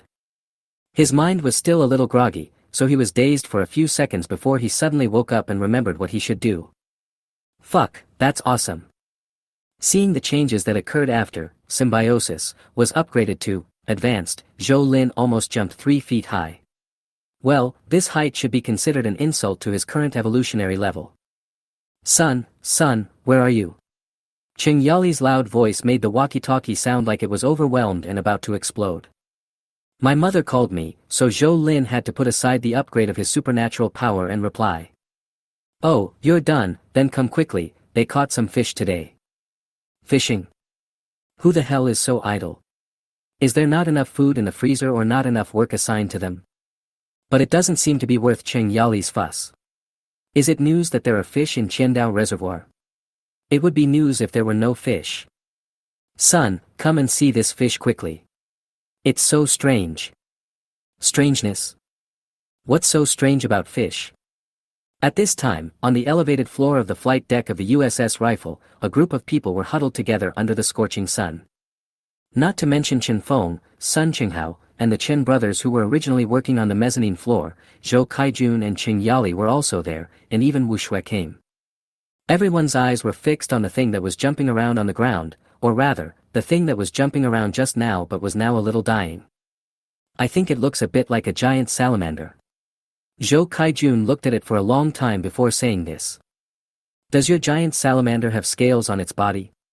Cheng Yali rolled her eyes at her husband. If you don't understand, don't talk nonsense. Let my son smash it for me. Zhou Lin arrived just in time and asked, what do you want me to do? Supporting his mother is every son's natural and unshirkable responsibility. Chapter 142, The Great Surprise of Power Upgrading. Is this a fish? Zhou Lin stared at the thing surrounded by everyone. It was about 60 centimeters long, and its entire body looked not like the flat shape of ordinary fish, but more like a cylindrical mullet, but it had 4 more legs than a mullet and had silver scales from head to tail. Its tail was more like a snake or lizard, and its head looked a bit like a mullet, but the teeth exposed in its mouth were similar to those of a dog. Woof! Heizi, who had come over to join in the fun at some point, barked at Zhou Lin, as if telling him not to insult the dog. This should be some kind of mutated fish. Judging from its teeth, it shouldn't be very good at talking. Who brought it up here? Me. Chen Feng raised his hand shyly, holding a simple fishing rod. The reason why it is called a fishing rod instead of a fishing rod is that a steel bar as thick as a little finger can be called a fishing rod. The fishing line is also made of pressed film line, with a specification of 0.8 mm. This thing is strong enough to easily pull up an adult male. Such a strange fish might only be worthy of such a fishing rod and fishing line. As for what kind of bait Chen Feng used, Zhou Lin didn't want to ask and there was no need to ask. Shue, take it back for research. It should be genetically mutated. For safety reasons, don't eat wild animals unless it's a matter of life and death. Zhou Lin had to give everyone a shot of prevention. He had seen all kinds of mutated animals in his previous life. How should I put it? At least at the level he lived in, it was not easy to encounter mutated creatures. On the one hand, he has no ability to survive in the wild. If he leaves the shelter or base, he will most likely not survive for more than a few days.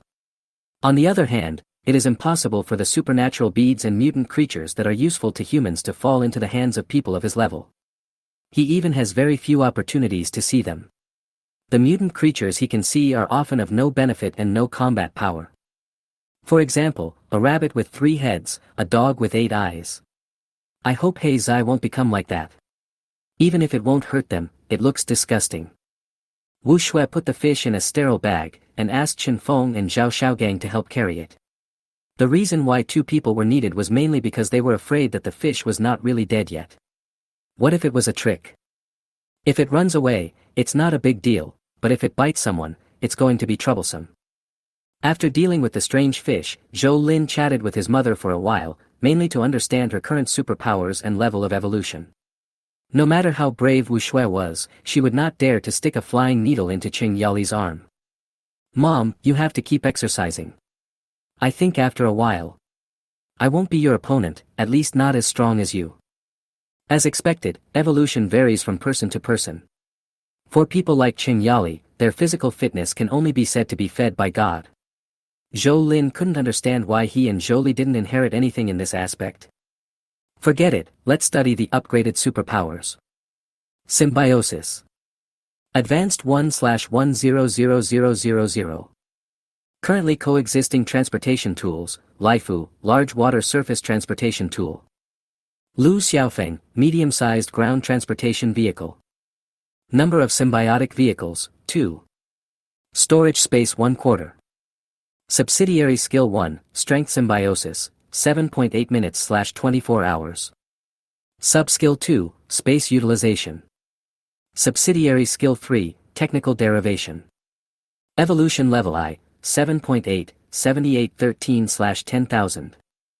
It is worthy of being an upgrade from intermediate to advanced level. Not only 2 symbiotic means of transportation are directly added, but also 2 auxiliary skills are generously given.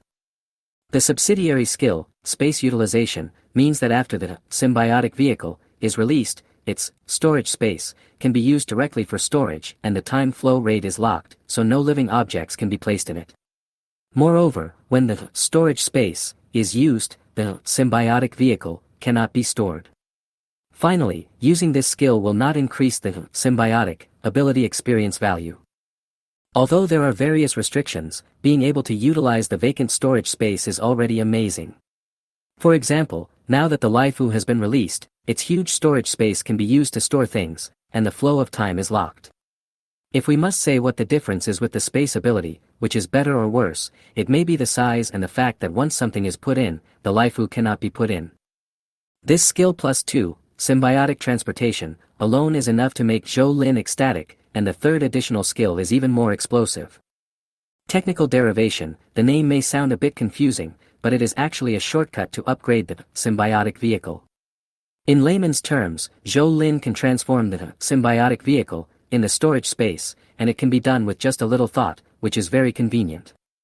However, Zhou Lin's transformation is always limited by his own understanding of the symbiotic vehicle and his academic knowledge.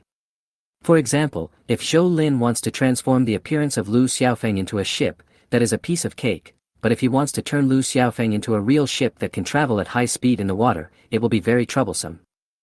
From the entire power system and external fluid mechanics to every accessory, Zhou Lin must be able to form the correct consciousness, otherwise it cannot be transformed.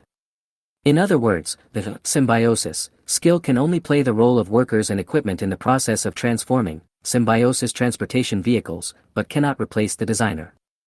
However, the emergence of the skill of technology deduction, in a sense, helps Zhou Lin achieve his desired transformation direction of symbiotic transportation. After selecting technology deduction, Zhou Lin first needs to determine the symbiotic transportation tool for deduction and then propose the direction of deduction. Like transformation, technical deduction must also follow the laws of the real world. First of all, deduction cannot be achieved overnight. After determining the direction, a progress bar will appear, which will continue to consume Zhou Lin's physical and mental energy to complete the deduction. Secondly, if Zhou Lin can provide relevant technical information, or increase his physical and mental investment, then the completion of the progress bar will also be accelerated. The extent of the acceleration is related to the effectiveness of the technical information and the degree of physical and mental investment. Once the progress bar reaches 100%, it means that this technology deduction is completed, and all its technical information will be directly mapped into Zhou Lin's mind, which is equivalent to Zhou Lin personally designing and participating in the entire design process, allowing Zhou Lin to immediately transform the symbiotic transportation vehicle. Finally, it is very user-friendly that technology derivation can keep 4 derivation progress at the same time, but only one progress bar is always advanced. Switching the derivation progress bar will not cause you any loss, and its progress bar will be locked. Each symbiotic transportation can only have one derivation progress bar. Because Zhou Lin has not yet determined the target users and directions, there is currently no information behind technical derivation. Once the deduction begins, it cannot be undone until it is completed, so Zhou Lin thinks he should be cautious so as not to regret it later and not be able to change it. Let's first decide on 2 symbiotic means of transportation. What should we symbiotically use? It is equivalent to the choice of technological deduction, and symbiotic transportation should be chosen with more caution. After all, once this thing is chosen, it cannot be changed or revoked. Chapter 143 Nuclear Submarine may not be a good option. If Zhou Lin does not leave the Lai Fu in the short term, the symbiotic transportation options he can choose will be very limited.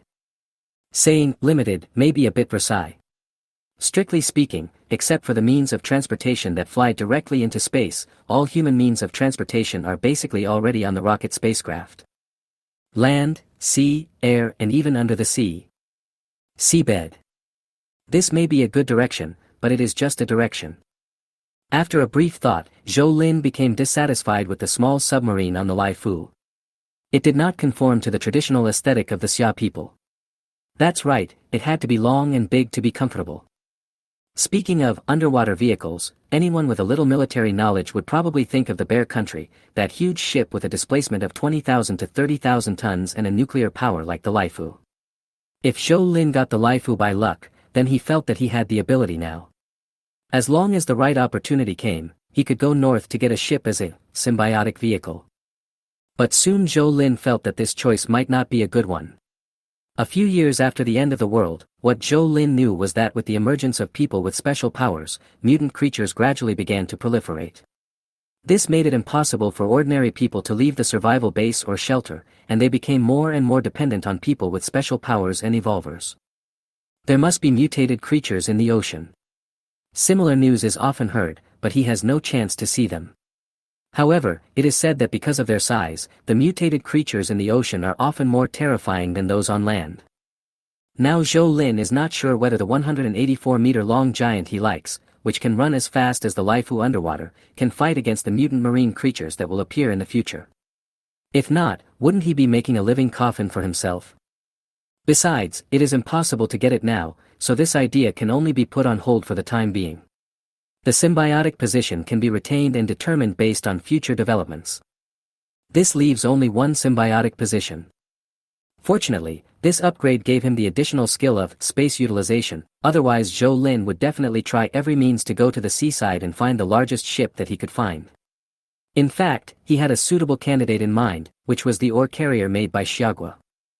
Although ore carriers may not have an advantage simply in terms of hull size or deck area, the nearly 700,000 cubic meters of space below the deck is already very terrifying.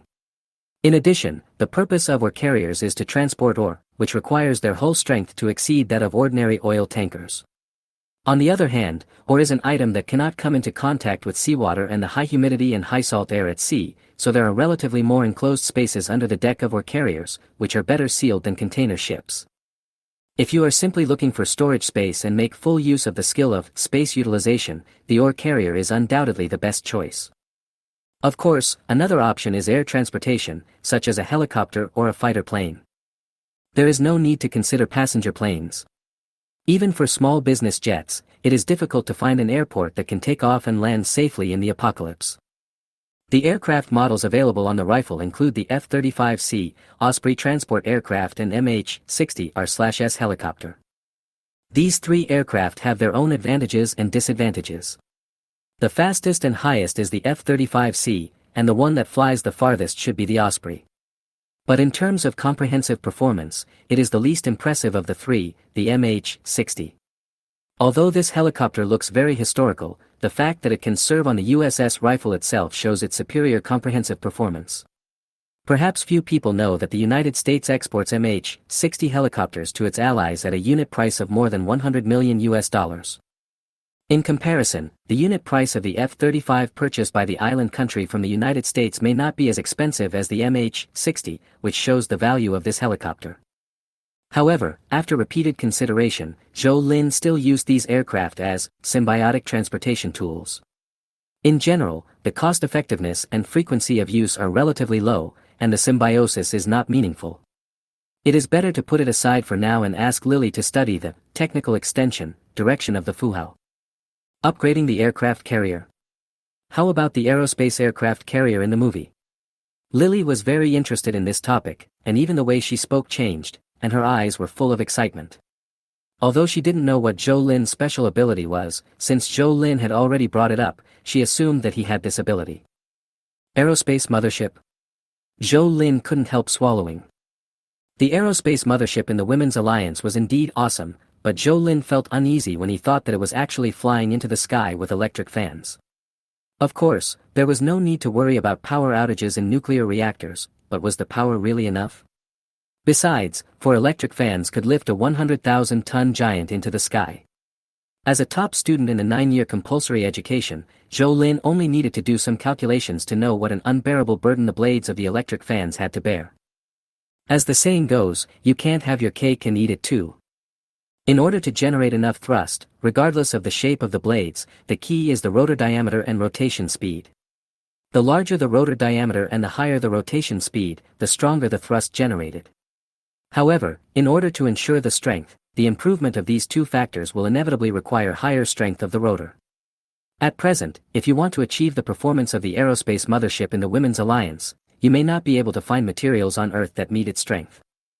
Actually, there are some. Zhou Li tapped the table with a pen.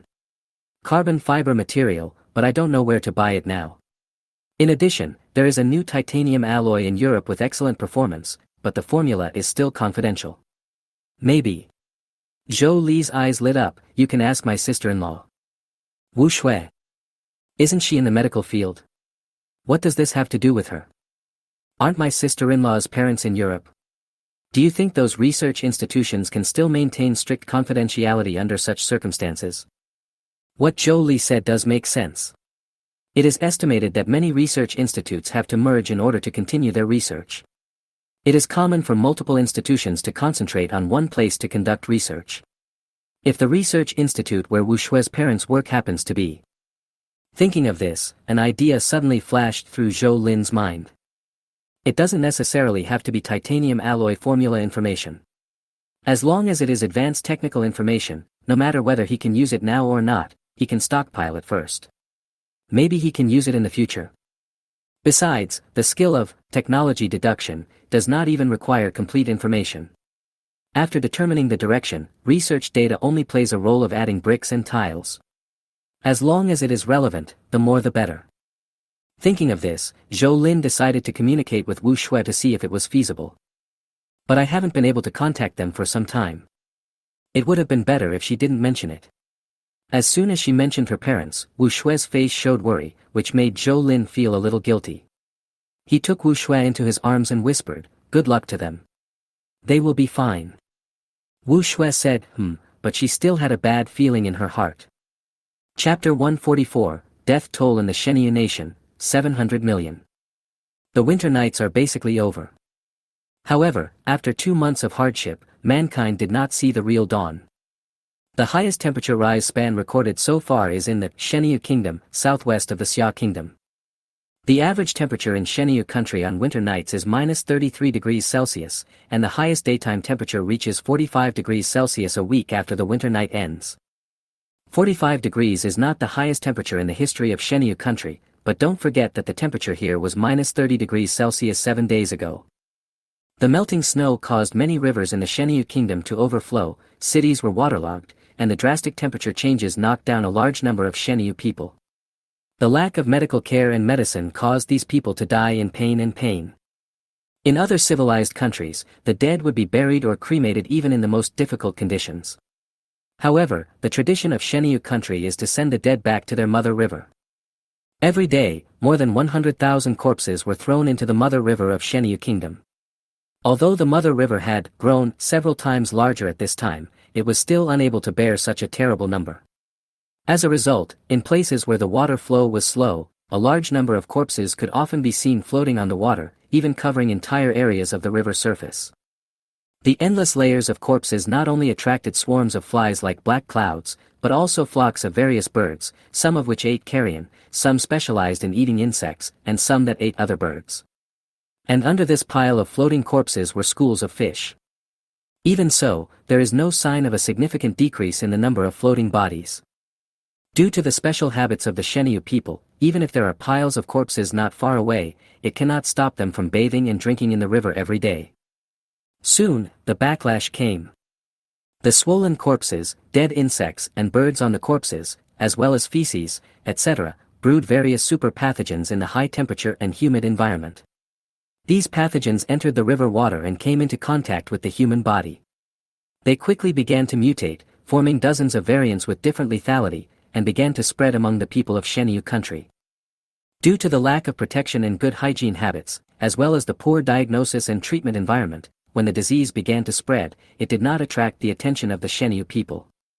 However, just 3 days later, the disease finally broke out. People infected with different strains have different physical fitness, so the time from onset to death is not the same, and even the manifestations during the course of the disease are different. This greatly confused the medical department of Shenyu country, so that the best time to block the disease was missed again. 10 days later, the most terrible thing happened. In the Shenyu kingdom, there was a city that originally had a population of nearly 1 million, but nearly 800,000 people fell ill due to the epidemic. The remaining 200,000 people did not dare to stay and began to flee frantically in all directions. However, the news of the epidemic had spread. In the absence of effective quarantine measures and sufficient quarantine personnel and supplies, those shelters and cities where the epidemic had not yet occurred refused to allow outsiders to come. They used various tools and materials to build walls and sent soldiers to block outsiders.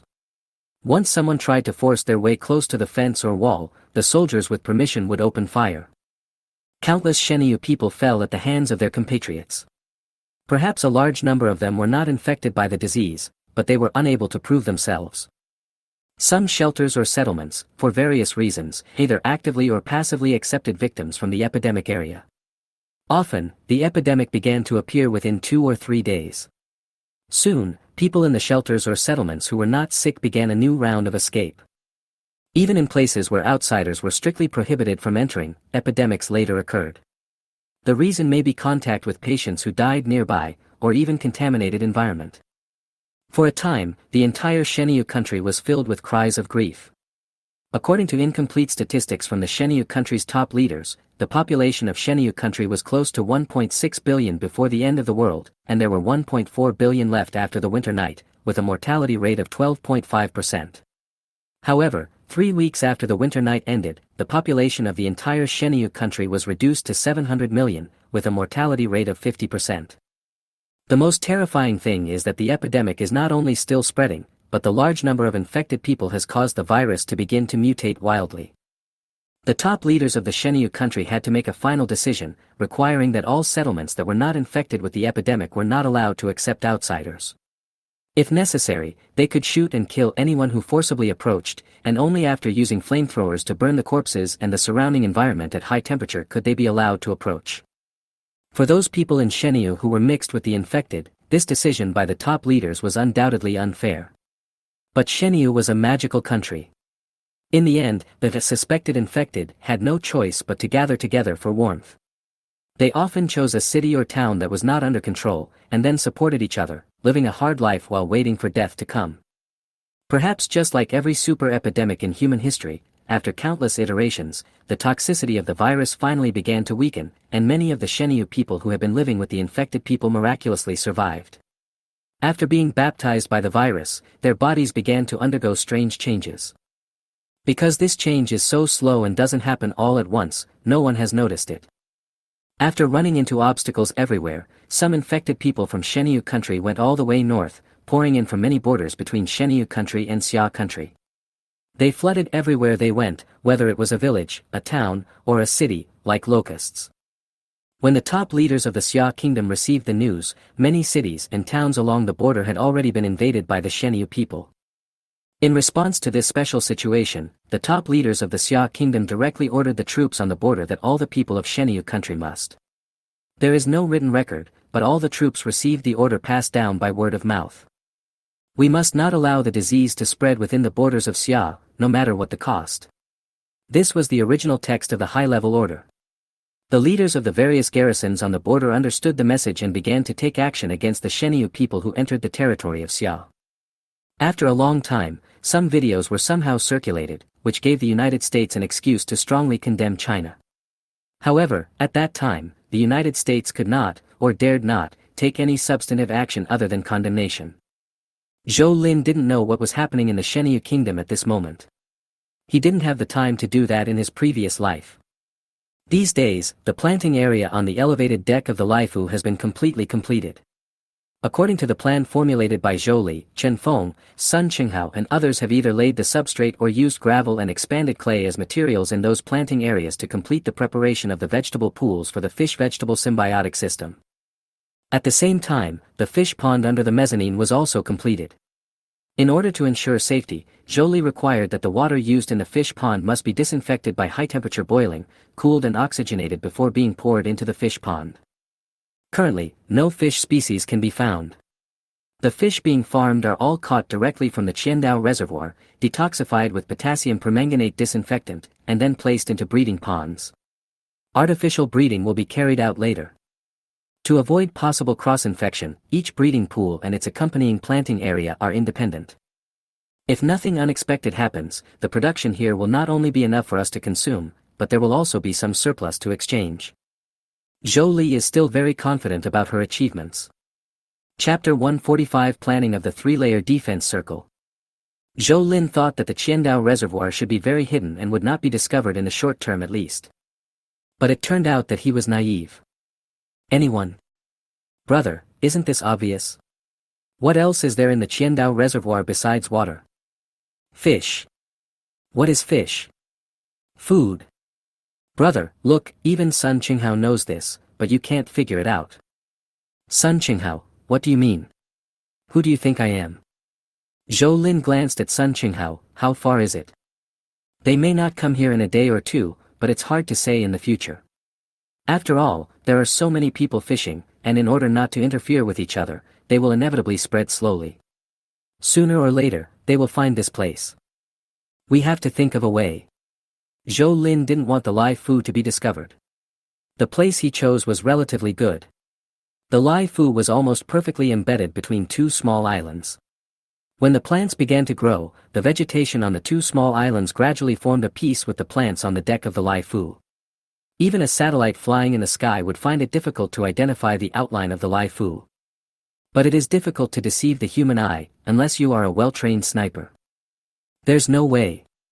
As if she had guessed what Zhou Lin was thinking at the moment, Zhou Li sighed and shook her head, as if she was in despair. In fact, even if the Laifu was discovered, what would happen? Would the Jiazhou garrison dare to come and rob it, or would the top brass destroy it with a nuclear bomb? That's impossible. There will definitely be trouble, but it will never be fatal.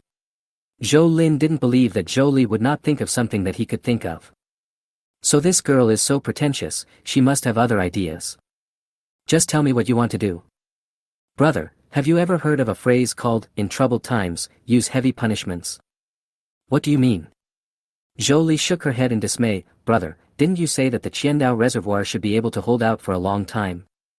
Zhou Lin nodded. That's not it. Zhou spread out her hands and said in a conscientious manner, did you understand that we should mark the territory for ourselves? We should enclose the territory. How to circle it? Zhou Lin did not object to this idea, but he felt that it would be a bit troublesome to implement. We have enough electricity, the ability to establish local communications, enough equipment, and various weapons, so we can do this. On the tablet computer that Zhou took out, Zhou Lin saw a series of drawings that made him feel very sci-fi. It's not that the equipment in the picture is sci-fi, but this kind of concept. With the so-called location of the Fuhao as the center, fixed floats, cameras and infrared fences are used on the water surface. Dead trees are used directly on the ground, or electric piles are set up directly, and cameras and infrared fences are also used to form a barrier. And such a barrier actually has 3 layers. The outermost layer is about 2 kilometers away from the Laifu, the second layer is 1 kilometer, and the last layer is 300 to 500 meters. According to Zhou Li's idea, the first level is mainly based on text and sound warnings, and direct voice warnings will be given when an intruder is found. The second layer of defense is mainly based on mobile patrol personnel, using speedboats, motorboats, etc. After discovering intruders, they can deploy personnel to the vicinity of the intruders in the shortest time possible and then shoot them directly.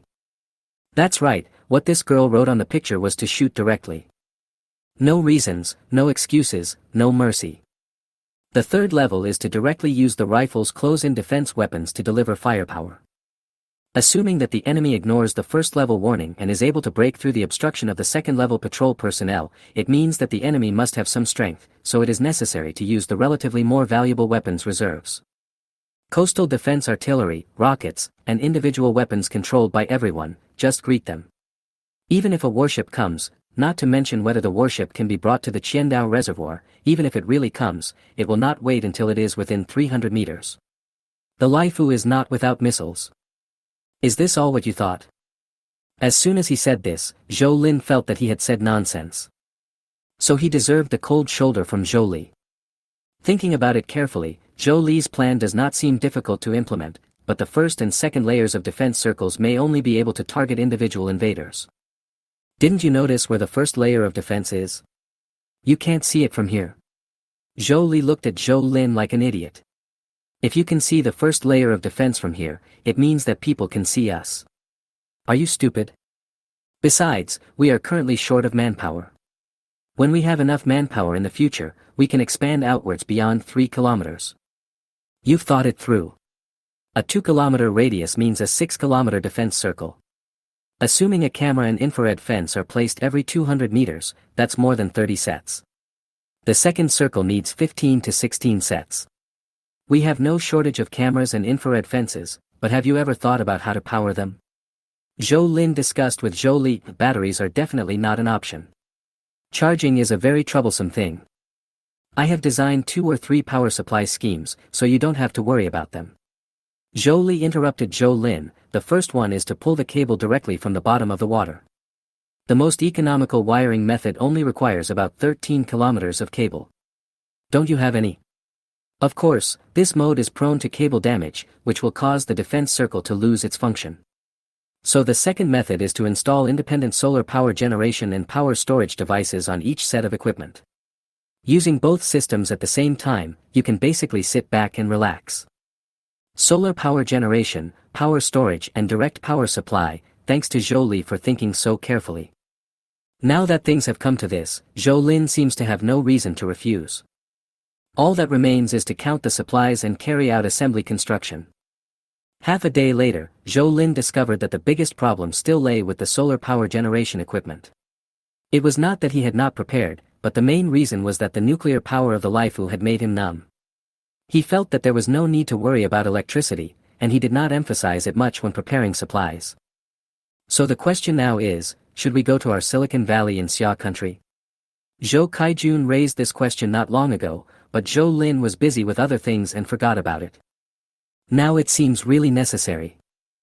That super-large silicon crystal group produces not only solar panels, but also almost all kinds of silicon crystal materials, which may have strategic significance in the future, such as silicon wafers used to produce computer chips.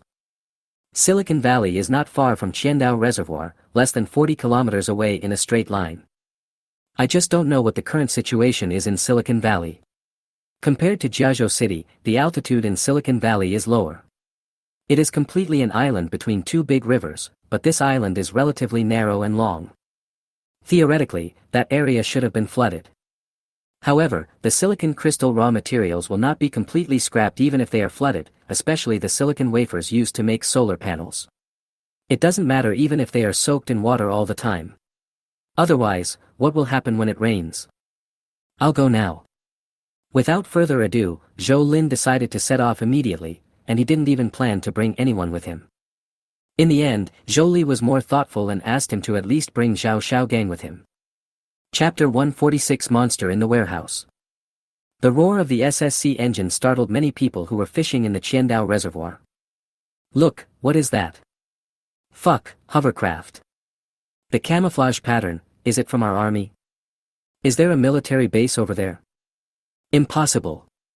I used to come here often to fish, how could I not know if there was one? It's hard to say. Would you let me know about the secret military base? What if you are the walking 500,000? If it was the former Qiandao Reservoir, the location of the Lai Fu would not be too hidden. After all, no matter how big a reservoir is, it will eventually be explored by people. However, recent rainfall and melting snow have caused the area of the Qiandao Reservoir to increase several times.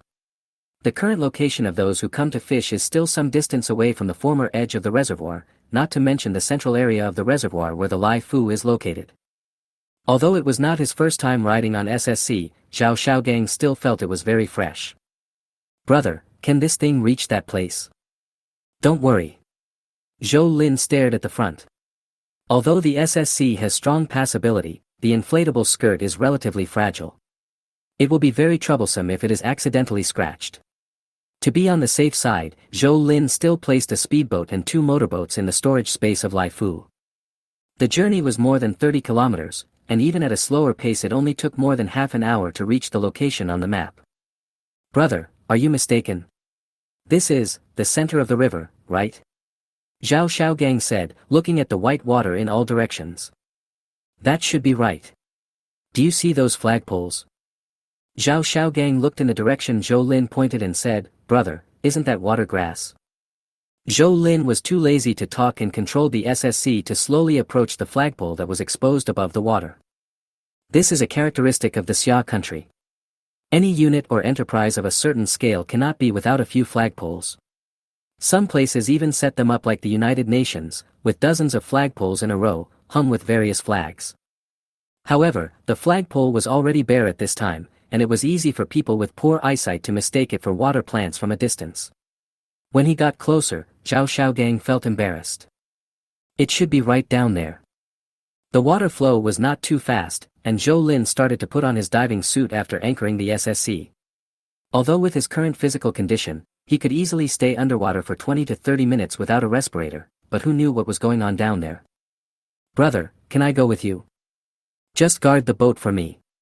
This is also the reason why Zhou Li asked Zhou Lin to bring at least one person with him. It seems that she had already thought of the possible situation here. Zhou Lin turned over and went into the water, and turned on the light on his helmet.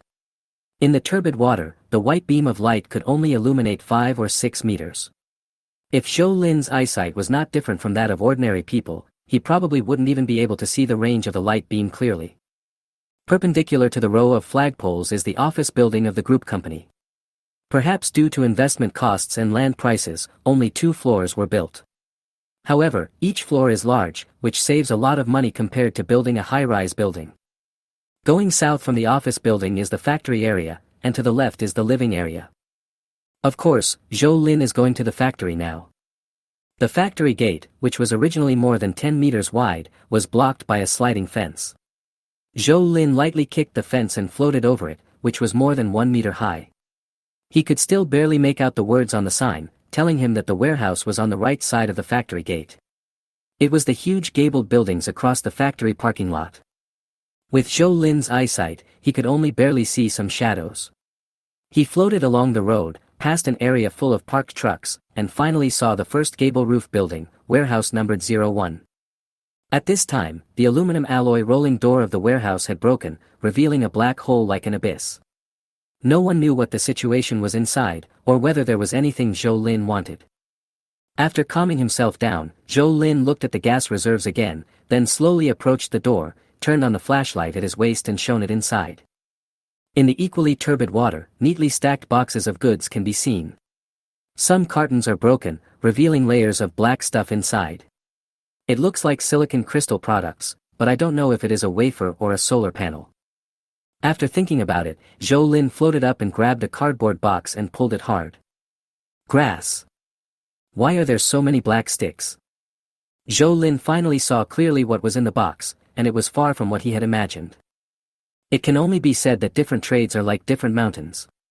In the period before the end of the world, the price of this raw material that can be used to cut wafers was actually quite high, and for various reasons, it was in short supply all over the world.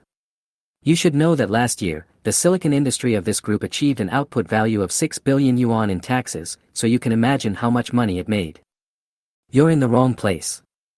No matter how large the storage space of the Lai Fu is, Zhou Lin has no intention of throwing things he thinks are useless into it. It was obvious that this warehouse should be full of crystal rods, so he planned to look for another warehouse. However, just as he turned around, a long black shadow suddenly passed by the edge of the flashlight halo. What is that? Zhou Lin's heart skipped a beat.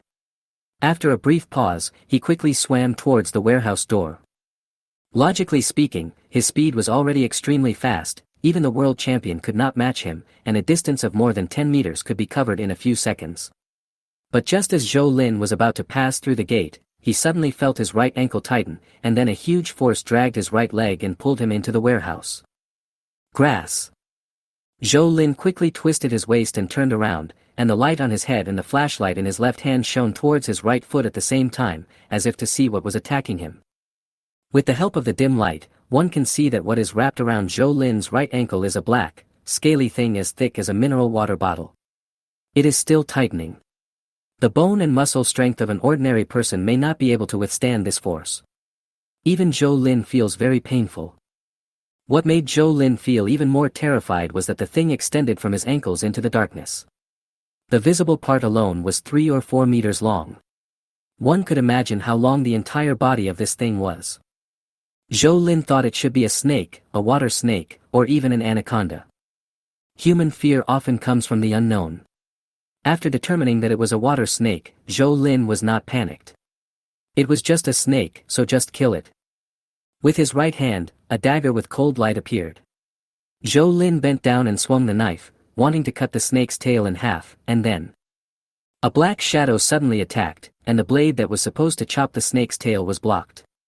With Zhou Lin's eyesight and reaction speed, he couldn't even see how the thing blocking the blade appeared. The surrounding water was shaking violently, and Zhou Lin felt a strong disturbance behind him. He instinctively twisted his body to dodge, but at the critical moment, the snake's tail that was dragging his right foot suddenly exerted force and pulled him. It's too late. A strong impact came from the right rear. Zhou Lin immediately activated his skills in fear. Intensity Symbiosis. If Zhou Lin had eyes behind his back, he would see a limb thicker than his arm and also covered with black scales, with an eagle-like claw at the end, scratching towards the back of his heart as if ignoring the resistance of the water. Chapter 147 Tyranny. Monster. There's a water ghost. Run. Run. At Qiandao Reservoir, a dozen or so small sampans that had gathered together to catch fish using purse seine nets suddenly scattered in all directions like a hornet's nest. Only one small sampan was spinning in place, and the people on the sampan had disappeared. Usually there are 2 or 3 people on such a small sampan, and they work together to maximize efficiency in operating the boat and pulling the net. Luckily I ran fast. What on earth was that just now? It seems like a bastard. Hammer turtle, have you ever seen a turtle with teeth longer than a dog's? That's right, I clearly saw that it had horns on its head, and they were very long. The scattered small boats began to gather again after jumping out for hundreds of meters. Even though they were only a few meters or even dozens of meters away, people couldn't help but communicate loudly at the top of their lungs. After all, what had just happened was too horrifying. Among these people, there are those who often come to Qiandao Reservoir to fish, and there are those who were born and raised here and whose hometowns are still submerged in water. They have never seen anything like this in Qiandao Reservoir. Just now, when everyone was trying hard to pull the seine, a huge wave suddenly rose up. At first, some people thought it was a big fish in the Qiandao Reservoir. After all, the reservoir is large and the fish grow every year, so it is normal for some lucky fish to grow to several meters long. But the next moment, when the waves fell, a huge head hidden in the waves poked out from the water and suddenly bit the person who was pulling the net on the small sampan next to him. With a scream, the living person was cut off by the sharp teeth of the monster. The upper half of his body sank into the water while being bitten by the monster, leaving only the half of his body below the waist, bleeding continuously, on the sampan. The people around were almost stunned. Before they could react, the ugly head popped up again, quickly bit the still twitching half of the body and dragged it into the water. At this time, the other man on the sampan was completely frightened, his hands were trembling, his thighs were shaking, and his trouser legs were hot. I thought the monster would be satisfied after eating a person, but just a few seconds later, a head similar to the prehistoric giant crocodile appeared next to the sampan, but with 2 more horns. This time the monster seemed to be even bolder, and it even stretched out a pair of forearms that were as strong as an adult male's, and pushed towards the edge of the sampan. The thin sampan shook violently, and actually threw the remaining man into the water. At this moment, the people around finally came to their senses. Some shouted and some panicked, but no one thought of rescuing. After a splash sound, a bright red color quickly appeared on the water surface, and the remaining small sampans fled in all directions and rowed quickly towards the shore. No one knows whether the monster will be satisfied, and if it is still not satisfied, whether it will catch up again. Go ashore. The only safe place is on shore. As they were getting close to the shore, the people on the sampan breathed a sigh of relief. They thought the monster would not catch up with them, until someone accidentally saw a snow-white wave emerging from the lake. What is that? Like. It looks like a hammer, hurry up and stroke it. So you must not rely on luck. If these people had not taken a break just now because the shore was so close, they would have already reached the shore or would be only 1 step away. When the white waves rushed towards the small boats at an unbelievable speed, the people on the small boat right in front of the waves were completely panicked. Quick, quick. It's too late, it's too late. The man sitting at the stern of the boat paddled frantically while shedding tears of regret. He didn't want to die. His wife and son were waiting for him at home. If he died, who would provide them with food and who would protect them? He tried hard to survive, but the other person in the boat seemed to have given up, staring blankly at the sky, without any intention of rowing. As a result, the sampan did not move towards the shore at all, but began to circle in place. Old Tang, you better row. The man who was rowing frantically turned his head to look, but instantly lost all his strength. The white waves were less than 5 meters away from him, and he could even clearly see the 2 horns that cut through the water. Silicon Valley Warehouse. Just after activating Intensity Symbiosis, Zhou Lin felt a powerful impact coming from the back of his heart. The strength of his skin and muscles at this moment is equivalent to that of the whole steel plate of the rifle, which is enough to defend against rocket bombing. Even so, he can still feel a huge impact. The power is simply exaggerated. Zhou Lin did not see an even more exaggerated scene. When the monster's claws scratched his back, several clusters of bright flames exploded where the 2 touched. If you haven't seen it with your own eyes, no one would believe that fire could appear in the water. In fact, this is not surprising. For example, when a mantis shrimp attacks its prey, its forelimbs that pop out at high speed will explode into a ball of lightning-like light in the water. Zhou Lin turned over. He didn't know how strong his body would be after activating Strength Symbiosis, so he didn't plan to fight the monster in the water head-on. While the opponent was not attacking, Zhou Lin bent down and grabbed the tail wrapped around his ankle, and chopped it up fiercely with the dagger in his right hand. With the tremendous force, the monster's scales as hard as metal and skin as tough as rubber could not block the blade. Although it failed to cut the monster in half, the entire blade was completely embedded in the monster's tail. The intense pain made the monster instinctively relax its tail, and Zhou Lin's right foot was free. However, the monster, feeling the pain, had no intention of letting Zhou Lin go. In the darkness, two scarlet lights suddenly lit up. No, that's not a light, it's the eyes on the monster's huge head. Although Zhou Lin couldn't see it clearly, he could roughly judge the size of the monster's head by the distance between its two eyes. At least it's bigger than an ordinary desk. When the monster opened its bloody mouth and bit towards Zhou Lin, the tongue that came out of its mouth was like a harpoon, carrying tiny lightning bolts and piercing Zhou Lin's face. Even with the protection of intensity symbiosis, Zhou Lin did not dare to be careless. He raised his left hand to block while turning his head, and silently accumulated strength with his right hand, intending to wait for the monster's head to come over so as to aim at the coconut-sized eye and give it a fierce blow. But the next moment Zhou Lin felt a huge pain in his left arm, and a forked tongue emerged from the inside of his arm, just a few centimeters away from poking his chest. The body, which was as strong as the steel plate of an aircraft carrier, was pierced by the monster's tongue like paper. If Zhou Lin was too confident just now, the consequences. The intense pain also completely activated the brutality deep in Zhou Lin's heart. The madness brought to his bones by 10 years of survival in the apocalypse made him ignore the pain. He turned his left hand over and grabbed the back half of his tongue, and actively rushed towards the monster with a silent roar. The dagger stabbed out, an electric light flashed at the tip of the blade. Chapter 148: A Blessing in Disguise. Bang! Zhou Lin's dagger stabbed heavily into the monster's eyelid. After a muffled sound, a few strands of sticky blood floated out in the turbid water. The dark red blood did not spread, but fell down along the water flow. If Wu Shui saw this scene, she would definitely be very surprised. But Zhou Lin only felt surprise and nervousness. Intensity symbiosis has a time limit. Once the time is exceeded, he will completely lose the ability to fight monsters. In the remaining 6 minutes, he had to either fight the monster to the death or retreat. But is it really possible to be faster than a monster in water?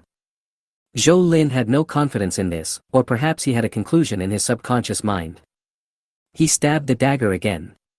This time the monster was obviously experienced and retracted its head in a very humane way, bringing the distance between itself and Zhou Lin just out of the dagger's attack range. It's really too smart.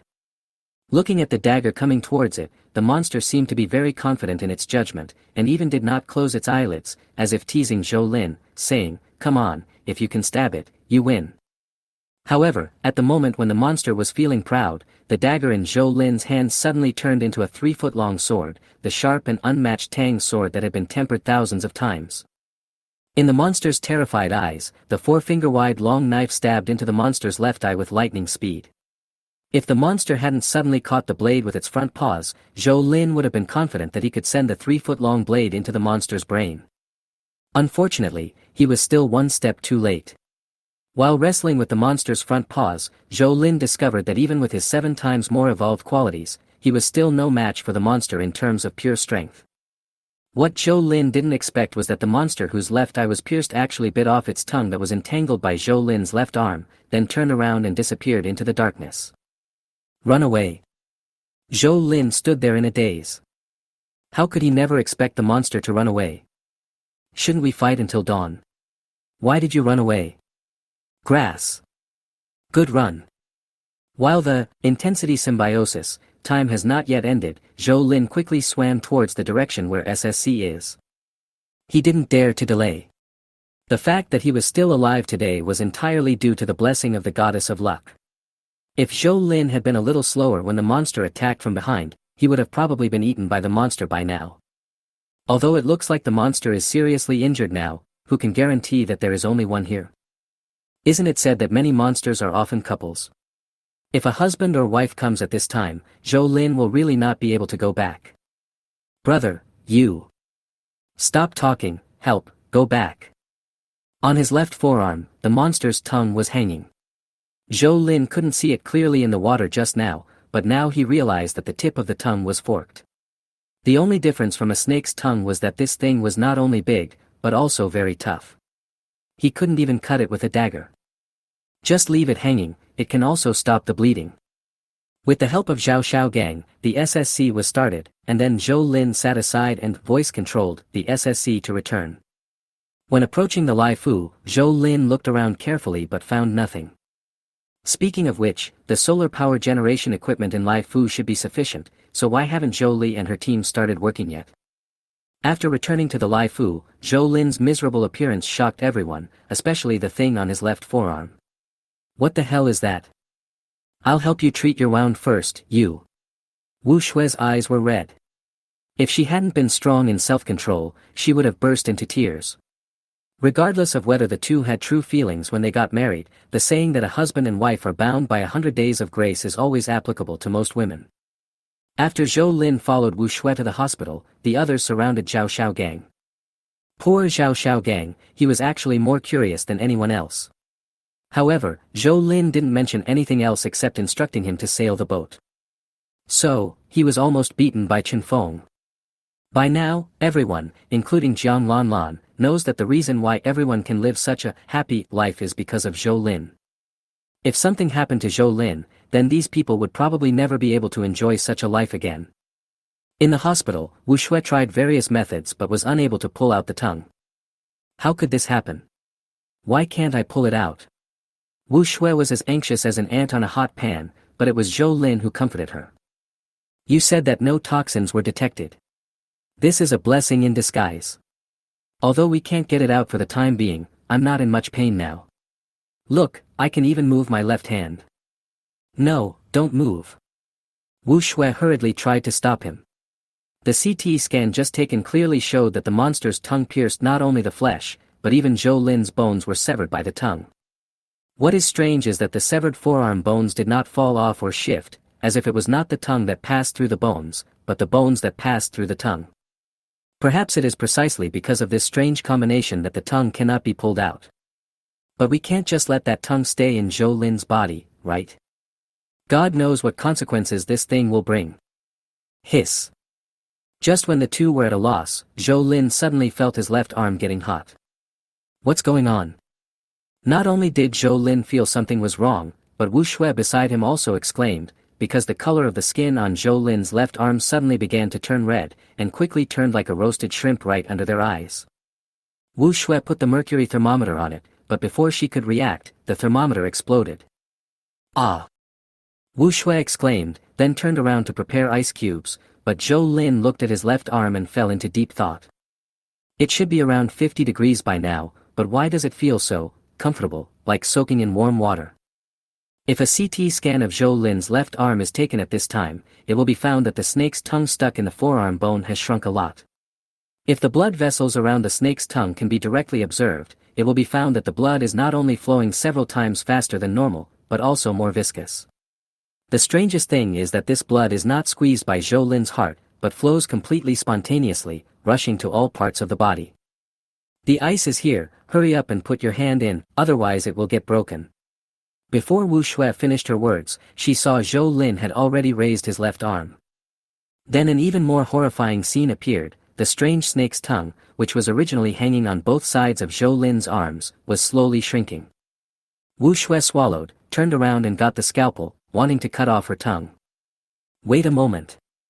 Zhou Lin blocked Wu Shui with his right hand. Wait a moment. But. It's okay. Didn't you notice that the temperature has dropped? Indeed, the color of Zhou Lin's left forearm was gradually returning to normal, and the exposed part of the strange snake's tongue was getting smaller and smaller. Rather than shrinking, it seemed more like it was being sucked in by Zhou Lin's forearm. There shouldn't be any problem. Zhou Lin slowly raised his left hand and moved his 5 fingers freely in front of Wu Shui. There was indeed no pain on his face, and there was even some joy. This joy comes from Chapter 149, Evolutionary Degree Soars. Zhou Lin never imagined that after the monster snake's flesh and blood were absorbed by the body, such miraculous changes would occur. Symbiosis. Advanced 1/100000. Currently coexisting transportation tools, Laifu, Large Water Surface Transportation Tool. Lu Xiaofeng, Medium-Sized Ground Transportation Vehicle. Number of symbiotic vehicles, 2. Storage space 2/4. Subsidiary Skill 1, Strength Symbiosis, 9.9 minutes/24 hours. Sub-Skill 2, Space Utilization. Subsidiary Skill 3, Technology Derivation. Evolution Level I, 9.9, 9999/10,000. 9999/10,000 evolution experience points means that Zhou Lin is only 1 point away from entering the next stage. But if he remembered correctly, his evolution degree was only 7.8 before he came back, so the half-tongue of the monster snake actually brought more than 2,000 evolution experience points. So strong. It is certain that the strange snake must be a mutant creature. Because in his previous life, Zhou Lin had heard that some mutant creatures are extremely beneficial to evolvers, but he didn't know the specifics. He couldn't even be sure whether all the evolvers would melt and absorb the flesh of the mutant creatures directly like he did. In fact, it is not. Among the evolvers in Zhou Lin's previous life, even the craziest ones would not choose to mix the flesh and blood of mutant creatures with their own flesh and blood. Even if a similar situation accidentally occurred during the battle, out of instinct, they would separate the two first, just like Wu Shui's reaction just now. In order to achieve the effect that Zhou Lin just achieved, in addition to the fusion of mutant creatures and human flesh and blood, there is also an extremely important technical indicator, the time it takes for the two to blend. Zhou Lin met this important condition by accident, and the accident led to the satisfaction of the precondition, so this surprise happened. Evolution degree. After the experience reached 9999/10,000, Zhou Lin felt that it was not that the experience value was still a little short. In fact, the experience value should be full, but because certain conditions that prompted the body to evolve to the next stage have not been met. In layman's terms, it is now a bottleneck stage and an opportunity is needed to break through. The effect of the increased evolution degree is also clearly visible. After the strange snake's tongue was completely sucked dry, the two blood holes on Zhou Lin's left forearm immediately began to scab over. The speed was so shocking that Wu Shui couldn't close her mouth, and she kept exclaiming that it was unscientific. Zhou Lin was too lazy to pay attention to her. Science? Doomsday science? Supernatural science? Or evolutionary science? Since we are already born in such a world, what is the point of talking about the short and insignificant science of mankind? What is truly meaningful is life itself, not living meaningfully. Before the end of the world, many people had these 2 points reversed. Because they had received brainwashing education, they stubbornly believed that what they did was for the sake of life, but ignored life itself. On the contrary, after the end of the world began, many people suddenly realized that life itself is the most important thing. If your behavior is not for the sake of life itself, then what is the meaning of such behavior? Wu Shui's life was almost perfect in the eyes of many people. She was the most beautiful girl in the spotlight since she was a child. When she grew up, she was even more popular. But Zhou Lin felt that the time when she was really happy was probably the time in the car city. If he hadn't seen it with his own eyes, Zhou Lin would never have believed that a delicate girl like Wu Shui could use up several boxes of bullets the first time she touched a gun, and her shooting skills were amazing. If it weren't for the combination of interest, hobby, and talent, it would be impossible to reach that level. The wound is gone. Wu Shui stared at Zhou Lin's left arm, and finally turned around and took out a long stainless steel needle. Zhou Lin was stunned when he saw the glittering needle. What are you going to do? Piercing. Honey, just let me do it. It doesn't hurt. It really doesn't hurt. You're crazy. It's so long and thick, are you going to stab me to death? I'm still a wounded soldier. Zhou Lin refused, but how could Wu Shui let him go? She acted the cutest and coquettishly while using the most ruthless force, ending the farce with Zhou Lin's exclamation. Hanging on the tip of the needle was a small piece of flesh from Zhou Lin's left forearm near the bone, and Wu Shui showed a satisfied smile on her face. Zhou Lin's face turned pale, but he couldn't get angry. What else can he do? His wife can only endure it herself. At worst, he can stab her back at night. No, he must take revenge double the amount. Everyone breathed a sigh of relief when they heard that Zhou Lin had recovered. Now everyone was more curious about what had happened. That place. Zhou Lin knew that he had to speak up today. Even if others could ignore it, how could he dare not speak up when being stared at by Qing Yali's eyes that were as hard as copper bells? It won't do if the speech is not exciting enough.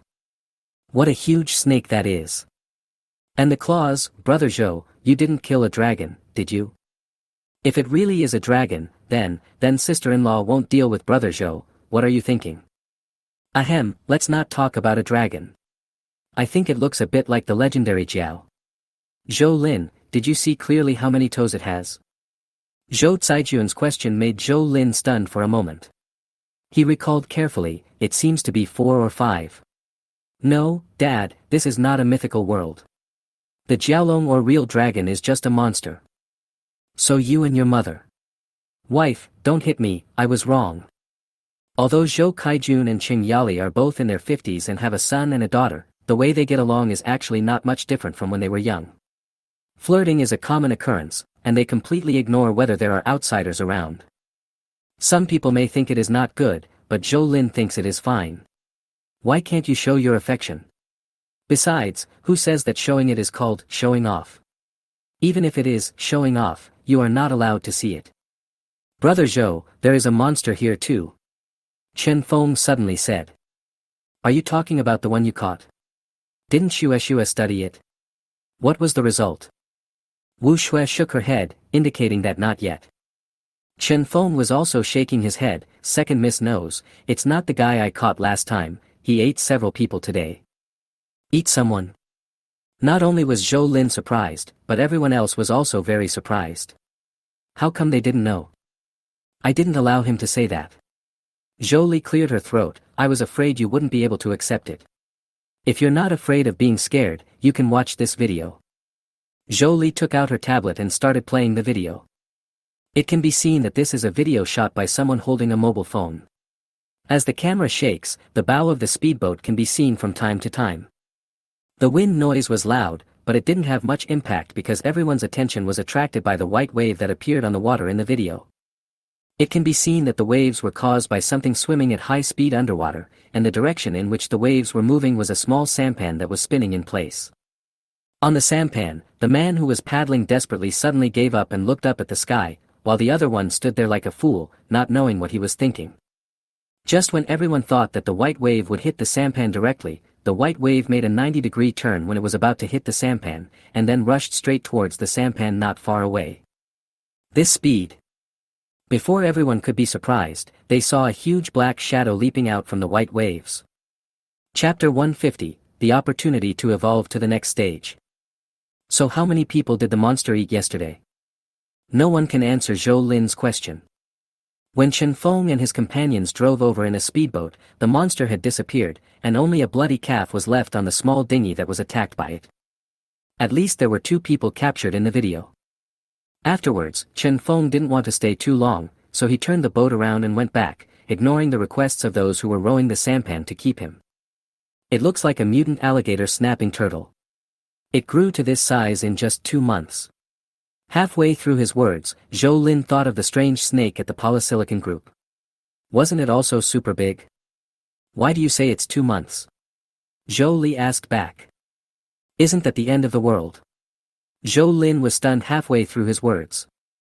It seems that he really can't say that the end of the world came 3 days after his rebirth. He can only say that the symbolic event of the end of the world occurred on that day, but who can guarantee that the change of animals started from that time? Lan Ye's supernatural bead was obtained before the end of the world. As for her saying that the bead suddenly began to shine after the end of the world, what if she was lying? In addition, Qing Yali's supernatural bead was probably put in the safe before the end of the world. Since the supernatural beads appeared before the eruption of Mount Shifu, why did Zhou Lin say that the animal mutation would only take 2 months? All people can be sure of is what they have observed. The world is so big, how much has humanity observed? Compared to the entire universe, it is probably less than 1%. The presence of a monster in Qiandao Reservoir is actually a good thing from a certain perspective. I believe that once this news gets out, the number of people who still have the courage to come to Qiandao Reservoir to fish will be greatly reduced, thus greatly reducing the possibility of the Lai Fu being discovered. In the next few days, Zhou Lin spent almost all his energy in the gym. He was eager to upgrade his evolution level to level 2. Although he didn't know what benefits level 2 would bring him, it would definitely be different from now. Whenever Zhou Lin thought of the strange snake in the polysilicon group's warehouse, he felt conflicted. Fear and desire. The flesh and blood of the strange snake can replenish powerful energy for the evolvers, greatly increasing the speed of evolution. However, it is very difficult to hunt the strange snake because it is obviously intelligent. It knows how to judge the strength of the enemy, knows how to launch a sneak attack, and will choose to escape at the appropriate time. The most important thing is the environment. The strange snake undoubtedly has the advantage of time and location underwater. Even if the evolved human can go without breathing for 20 or 30 minutes, he cannot compare with the strange snake in this respect. Therefore, if you want to fight the monster snake with human power, it would be difficult to do it one-on-one, unless there are a dozen evolvers who are not much different from Zhou Lin besieging him, then there is probably only a 70% to 80% chance of winning. However, the only evolvers around Zhou Lin now, after excluding Qing Yali, are Chen Feng and Zhao Xiaogang. Among them, Zhao Xiaogang is an evolver who went astray, so this path is obviously not feasible. You can only rely on yourself. If I enter the 2 level and my physical fitness improves, I might be able to compete with the monster snake. In addition to the flesh and blood of the strange snake, the solar panels in the warehouse of the polysilicon group are also the reason why Zhou Lin wants to go there again. After all, electricity is still very important to human beings. Just like the temperature in the world is high now, many people are eager to live in an air-conditioned room. Even if there is no air conditioning, it would be good to have an electric fan. However, the fact is that most people can hardly guarantee electricity for lighting, let alone electric fans. The national granary outside Anping town, Jiazhou. Yi Xinxiao originally planned to share the granary equally with Zhu Guanghan. But plans cannot keep up with changes. After a simple statistics, Wang Pingping felt that it would be better to reinforce the granary instead of transporting the grain, and turn the granary into the second military base, or a branch base. The older batch of national projects, especially those built before the 1980s, were actually the best in terms of design, materials, and construction, and even surpassed those built in the early 21st century. Although people at that time did not have good food or clothing, and could not even enjoy any material things, their spiritual world was extremely strong. From liberation to the victories in the 2 overseas battles with the United States, the Chinese people have developed tremendous self-confidence and strong self-belief. Fighting against heaven and earth was the main theme of that era. The phrase, "my destiny is in my own hands," could be applied to almost everyone of that era. Different spirits, different beliefs, will naturally produce completely different engineering qualities. To put it bluntly, people in that era were willing to use their blood and lives to complete projects needed by the country, but in this era, not cutting corners has become the ceiling of quality. Take this granary, for example. It was obviously built shortly after the founding of the People's Republic of China. The foundation was surprisingly watertight. Even when the water outside rose to halfway up the wall, it had no effect on each granary. Even the humidity inside the granary did not change much. After repeated tests, Wang Pingping thought that it would be safer to keep the grain in the granary rather than trying his best to transport it away. He could transport as much grain as the garrison needed, and even arrange for some of the military dependents in the garrison to come to the granary. This would not only ensure the normal operation of the granary, but also reduce the pressure on the garrison's demand for grain. Yi Xinxiao agreed, but there was still a problem, which was Zhu Guanghan. Although the conditions at the Su family courtyard were good and there was no need to worry about floods, food was still a big problem. If Zhu Guanghan also had his eyes on the granary, it would be hard to say. Fortunately, the granary had an insurmountable shortcoming for Zhu Guanghan: it could not accommodate so many people, even if it was filled with tents. When he saw the food was safe and sound, Zhu Guanghan did think about moving his headquarters here, but he gave up in the end. As for Wang Pingping's plan to station troops here, Zhu Guanghan did not raise any objection. The 2 families roughly divided the remaining grain in the warehouse, and Yi Xinxiao guaranteed that he would never embezzle Zhu Guanghan's share, and the matter was settled. Zhu Guanghan then introduced Li Chun to Wang Pingping. As soon as the 2 met, Wang Pingping felt a familiar aura from Li Chun. "Have we met before?" Li Chun remained calm and said, "If I remember correctly, you lost the national competition 1 year. It's you." Wang Pingping finally remembered. If we say that his biggest setback when he was a soldier was the national competition. If he had been able to get first place that time, perhaps his current position would have moved up. It can only be said that it was a trick of fate. Wang Pingping, who was usually very healthy, caught a cold and had a fever on the first day of an important competition. Although he participated in the competition despite his illness with the help of military doctors and his own strong willpower, the overwhelming number of strong competitors did not give him a chance. Wang Pingping fainted before the game was even over, so he didn't have a deep impression of Li Chun. Li Chun remembered Wang Pingping because the official reported it as a typical case. What do you want from me? Ask about someone. Li Chun said. Chapter 151 The Temptation of Changing the World. Wang Pingping did not tell Li Chun everything he knew about Zhou Lin. If Xu Guanghan hadn't been the one to mediate, he wouldn't even bother to pay attention. Because he was a soldier, he could not accept that a talented person like Li Chun, who was trained by the country and the army, ended up becoming someone else's slave. Wang Pingping believes that the phrase, everyone has their own aspirations, should not be used on Li Chun, or rather, Li Chun is not worthy of it at all. Since when did being a house slave become an ambition? Of course Li Chun could see that Wang Pingping was not cooperating, but what could he do? You can't torture Wang Pingping to extract a confession, right? Zhu Guanghan could not help in this matter. Even if he said he would go back to find Yi Xinxiao, Li Chun knew it was unlikely. In terms of administrative level, Yi Xinxiao was only slightly higher than Zhu Guanghan, and he was also in charge of the guns. However, Li Chun did find out the exact location of Zhou Lin's hometown. The next day after leaving the granary, he took his men on a boat trip, but naturally found nothing. Most of the area was just endless waters. Even the top professionals might not be able to find any useful clues. Li Chun was very curious, where did Zhou Lin and his family go? Back at the Su family compound, Laya was half lying on the sofa with a facial mask on her face. The weather was so hot that she was only wearing a thin nightgown, which was barely visible.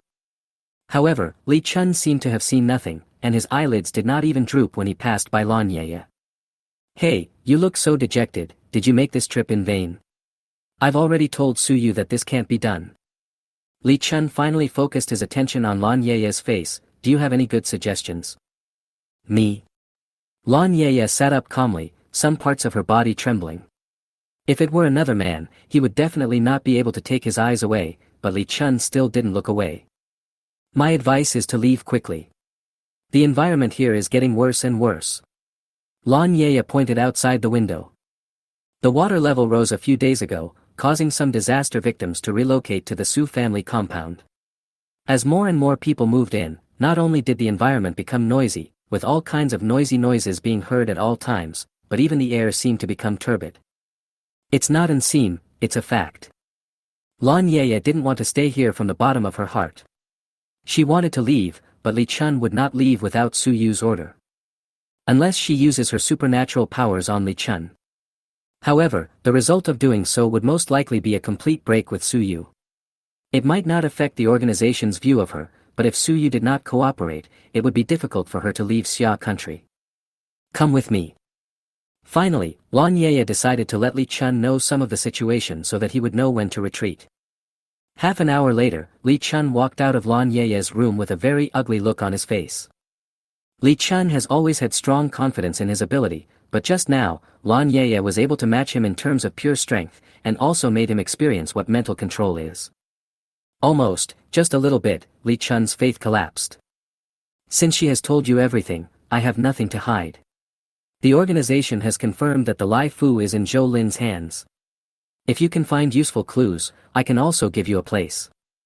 What quota? It's a place for you to become stronger. Suyu said slowly on the other end of the phone. It's not convenient to explain in detail over the phone, but I can assure you that Zhou Lin and Lanya's situation is not impossible to replicate. Do you understand? After hanging up the phone, Li Chun couldn't calm down for a long time, because Suyu's last sentence was, it's not that Zhou Lin and Lanya can't be copied.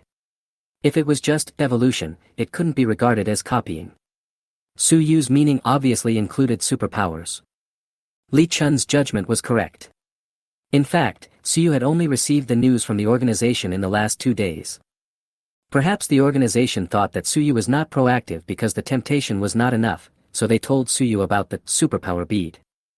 However, what Li Chun and Suyu did not expect was that because of their satellite call, the top leaders of Xia state analyzed more things. One of them is the supernatural bead. There are currently 3 countries in the world that know the true origin of this thing best. The United States, the Bear Country and the Xia Country have one thing in common: the spacecraft of these 3 countries have reached the moon and brought back some things from the moon. The island nation once wanted to reach the moon on its own, but failed. Regarding what was brought back from the moon, we can only say that the content that can be announced was announced, but the things that cannot be announced were not revealed at all. After the Tefyu incident, some high-ranking officials of the Xia country mentioned the things brought back from the moon, but there has been no real breakthrough, or perhaps the people in charge of the research were too cautious and lacked luck. After all, no one can clearly explain whether the power beads can stimulate superpowers, and almost no one directly touches the power beads, so it is normal that no one with superpowers has appeared until now. If it weren't for the information Zhou Lin passed to Wang Pingping, which was reported to the top management through Yi Xinxiao, the top management would not have thought of monitoring Lan Yaya and the people around her, let alone finding Su Yu. Compared to Xia country, which has only landed on the moon in recent years, the United States brought back things from the moon more than once decades ago, including hundreds of supernatural beads. Originally, these beads were kept in a very special place. Among the many scientists responsible for studying these things was Missy Polant. At the beginning, these researchers were also very careful and cautious like the researchers in Xia country, and they didn't even dare to come into direct contact with them. Therefore, many years have passed, and there has been no actual progress in the research work. Later, these beads, which looked almost the same as glass beads and crystal balls, were taken less and less seriously, and even the confidentiality level was repeatedly lowered. Now, except for a few scientists, the people who participated in the research at that time have completely forgotten the existence of this thing, which also made it convenient for the mysterious organization to easily take these beads away. The most ridiculous thing is that in the early years, the United States even gave some beads as special gifts to its European allies. In a large shelter near the capital of Xia State, several researchers wearing white coats and full sets of isolation equipment were picking up a faintly glowing energy bead from a titanium alloy box. In the fully enclosed laboratory, stands a young man who has been strictly selected and meets all requirements. His name is Wan Peng. Wan means Pengcheng Wanli, and Li means Pengcheng Wanli. In addition to the title of King of Soldiers, his family background is also very prominent. It is because of this that he stood out and defeated many equally outstanding competitors to get this opportunity. Bring it on. Looking at the bead, Wan Peng took a deep breath. Compared with his peers, Wan Peng thinks more deeply. This experiment may be risky, but if it succeeds, he may become the person who changes this era. Since his elders were able to create a new era, Wang Peng felt that he might also be able to become the creator of a new era like his elders. Chapter 152 Fishing is the top trend. The daytime temperature is getting higher. But in many places it still rains heavily at night, and no one knows how nature maintains this strange climate. Speaking of which, there hasn't been any heavy rain in Jiazhou City these past few nights. Compared with the previous period, it can only be considered a drizzle. However, the flooding in the city still shows no signs of improvement. The planting troughs on the elevated deck of the Laifu have been completed, and the pipelines have been connected. The test started yesterday. The results of the data fed back by the sensors were analyzed by computer. Well, Zhou Lin actually didn't understand the dense data. Everything was done independently by Zhou Li. Finally, she told Zhou Lin that in order to allow the plants to grow normally under the current weather conditions, a fixed sunshade needs to be set up above the planting trough. It doesn't need to be too high, just enough for an ordinary person to stand upright. Let me try your shading in tilt angle. The specific materials that can be used are marked for you. You don't really need to make an effort to understand some things, because when you try hard enough, you will find that it's better not to understand them, because then you won't know how stupid you are. Oh, you can think about it from another angle. It's not that you are stupid, but that I am too smart. After all, it is impossible for normal people to reach my level. You'd better leave before I do anything. Zhou Lin clenched his fists, his knuckles cracking, as a protest to Zhou Li. Impotent and furious. Zhou Li shrugged, then shut up and left. After all, no one could guarantee that Zhou Lin wouldn't do anything. Even if he didn't really beat her to death, what if he did beat her to death? Wouldn't that be very embarrassing? Zhou Lin thought it wouldn't be too difficult to add a sunshade. Symbiosis. After the upgrade of his superpowers, similar transformations no longer required Zhou Lin to spend too much energy.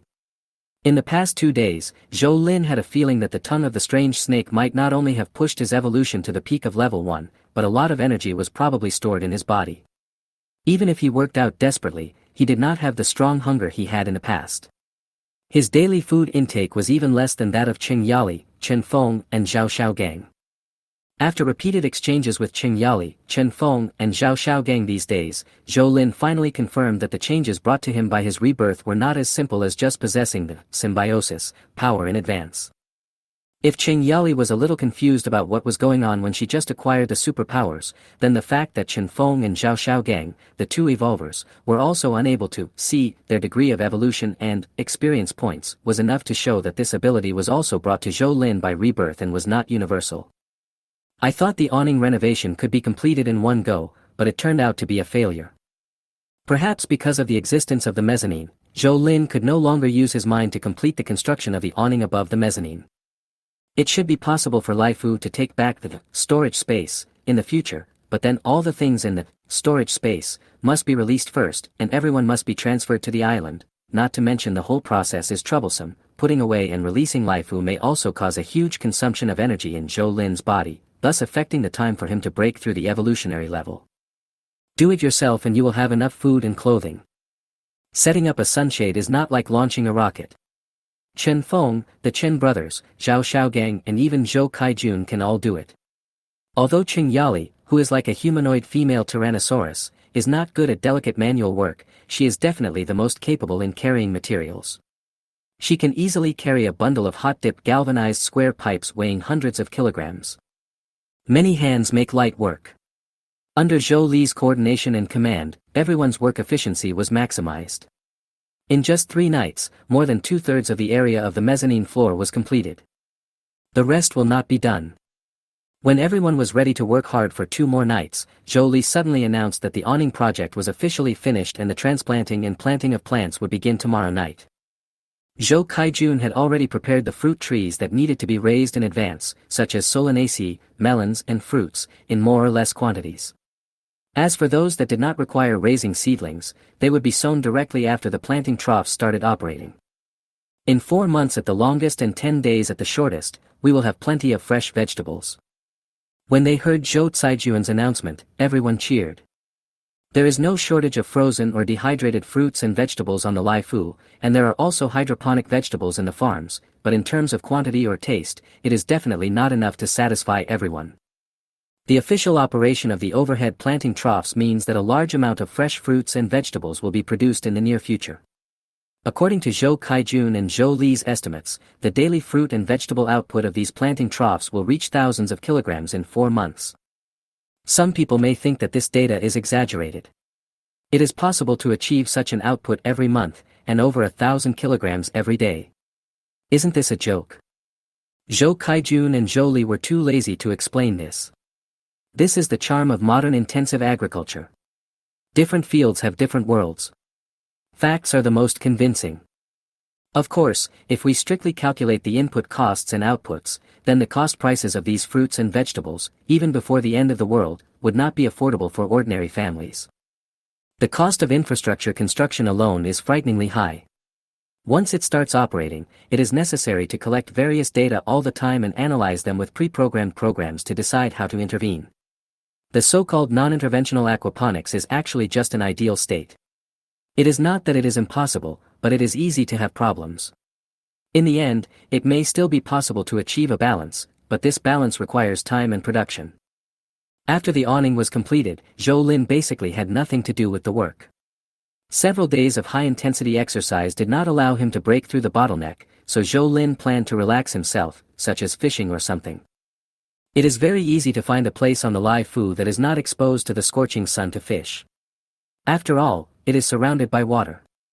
You can just find an area shaded by the shadow of the Lai Fu. Because the water temperature is relatively low, you can often see schools of fish swimming around in the second layer of water. After fishing for a long time, Zhou Lin had already had 7 or 8 kilograms of whitebait in the water tank next to him. This thing was fried until crispy on the outside and tender on the inside, and dipped in chili powder. It was a good dish to go with wine, but Zhou Lin didn't like it very much. In the end, if no one asked for it, it would probably be given to the poultry as a snack. Even Heisey didn't eat this thing. It guarded Zhou Lin for a while and then left in boredom, going to have fun on the deck. After fishing for a whole morning, Zhou Lin felt tired. When he was about to reel in his fishing rod, the whitebait that had been circling in the second layer of water suddenly scattered in all directions. Before Zhou Lin could react, he saw the float suddenly sink, and the fishing rod was dragged underwater. Fuck, here comes the big stuff. Chapter 153 Hei Zai's Opportunity. The fishing rod used by Zhou Lin is similar to the one Chen Feng used at the beginning. They are both reinforced with pressurized membrane lines. In terms of sturdiness, it is definitely far better than a real fishing rod. But even such a heavy fishing rod was pulled almost into the air. What on earth was that thing that took the bait? Buzz. When Zhou Lin took control of the fishing rod, the battlefield of the wrestling between the two sides became the film pressing line. The air seemed to be filled with ripples caused by the film line. The enormous force not only straightened the film line instantly, but also almost pulled the fishing rod out of Zhou Lin's hand. Fuck. What the hell? Zhou Lin cursed while exerting force. He wanted to pull that thing up, but he was worried that the fishing line wouldn't be able to hold the tension, so he didn't dare to pull it hard. After several rounds of movement, Zhou Lin suddenly felt that all his strength was gone, and the originally stretched film pressing line began to curl up. Then, a splash of water suddenly exploded on the water surface, and then a black shadow the size of a 6-person dining table rushed out. Zhou Lin had good eyesight and could tell the black shadow's appearance at once. There is a high ridge in the middle of the compact carapace. The disproportionately large head looks a bit like a crocodile and a bit like a dinosaur. The mouth is wide enough to fit a standard basketball. 2 rows of neat, white teeth on each side. Thick limbs, almost as long as the head. Claws sharper than teeth. What attracted Zhou Lin's attention the most was its pair of red eyes that looked like LED bulbs.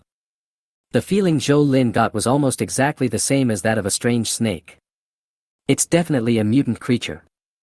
Judging from its appearance, it should be a mutated giant alligator turtle, which is why it is so weird, ugly and ferocious. The reservoir monster that Chen Feng and the others were talking about should be this thing, but I don't know if it's the same one. Boom! The mutant alligator turtle that rushed out of the water obviously underestimated the height of Zhou Lin's fishing position and overestimated its strength. It opened its big mouth but just bit a breath of air and then fell back into the water. The noise here attracted Heisei, who stood beside Zhou Lin and barked wildly into the water. I don't know if it was because animals can communicate in the same language and Heisei's curses were so dirty that the mutant alligator snapping turtle, with the thread still in its mouth, actually changed its target of hatred to Heisei. Ouch! As if feeling the aura and murderous intent of the mutant alligator turtle, Heisei immediately became scared and turned around to hide behind Zhou Lin, but he was still cursing. As expected, the dog relies on the power of the master. Zhou Lin was almost laughed at by this guy. But now is not the time to laugh. The mutant alligator snapping turtle was still wandering around below. It seemed that it had no intention of letting Zhou Lin and Heisei go, and Zhou Lin also had no intention of letting it go. If the strange snake can't be killed, can it kill you? Zhou Lin moved his mind, and a small gap appeared on the steel plate under his feet, which was just enough for him to insert the steel fishing rod. As long as the angle was not right, it would be basically impossible to pull it out, and at most the film pressing line would be broken. In fact, the lamination line can't hold out for much longer. So Zhou Lin took out a heavy sniper rifle. An improved version of AWP, a professional model that is more suitable for marine climate environment than the original one. Take out a knife and jump down to fight the alligator snapping turtle. That's something only a fool would do. You have to know that the snake is only covered with scales, so it is difficult to penetrate it with an ordinary military dagger. The mutant alligator turtle has a thick armor on its back. Although its head and limbs cannot be retracted into the armor, the dense and fine scales reflect a dazzling metallic luster when it rolls, and it is easy to mess with. So, unless it is some magical weapon, Zhou Lin thinks it might be more useful to use the thing he has in his hand now. Boom! A ball of fire exploded from the muzzle of the gun, and the whistling sound of the bullet breaking through the air was fleeting. The mutant alligator turtle tumbling on the water suddenly sank, and then the big head fell directly and sank to the bottom of the water. Wipe. Zhou Lin waved his hand to put away his heavy sniper rifle and jumped into the water. These are all energy, we can't waste them. In the chaos, he did not notice that Heisei, who was hiding behind him, actually jumped into the water with him. No one knew how heavy the mutant giant alligator turtle's head was. After being broken by a sniper shot, it sank straight down like a weight. Zhou Lin was just one step slower and almost failed to catch up.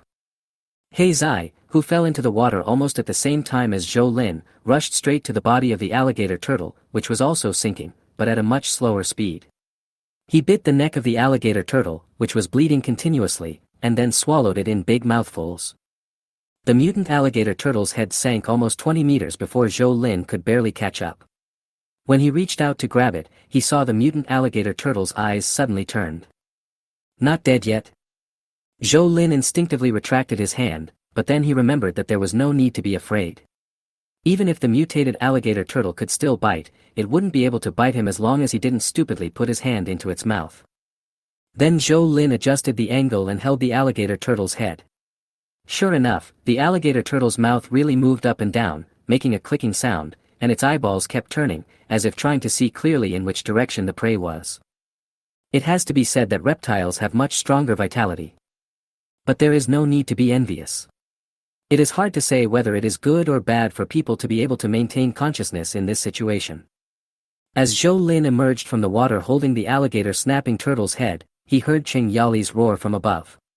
Her voice was so loud that ripples were formed on the water surface. It's coming out. Zhou Lin responded quickly, fearing that his mother would continue and deafen his ears. Fuck, brother, what are you holding? Zhao Xiaogang had sharp eyes and immediately saw the head of the alligator turtle that Zhou Lin was holding. Several other people also exclaimed, especially Chen Feng and Sun Qinghao. They saw this thing eating people with their own eyes a few days ago. Hey, there's still half of it. Hey Zai, fuck, take it. Only then did Zhou Lin remember that he had not seen the body of the alligator turtle. He might have been misled by his experience and thought that the body of the alligator turtle could float on the water even when it was dead, so he went to salvage the head of the alligator turtle first. When he reacted, he looked around and finally found a small part of the tail exposed on the water about 20 to 30 meters away from him. If you weren't particularly familiar with He Zai, you probably wouldn't be able to recognize him. No one knew what posture Heizi was in to have such a tiny tail exposed above the water surface, until Zhou Lin dived down and saw a scene that almost made him laugh to death. Under the water, Heizi used his big mouth to hold half of the turtle's neck to prevent the turtle from sinking further. Perhaps because it was too heavy, Heizi's limbs were dancing like they were equipped with small motors, but he could only keep from sinking and could not float to the surface. As a result of being top-heavy and bottom-light, only Heizi's tail was above the water.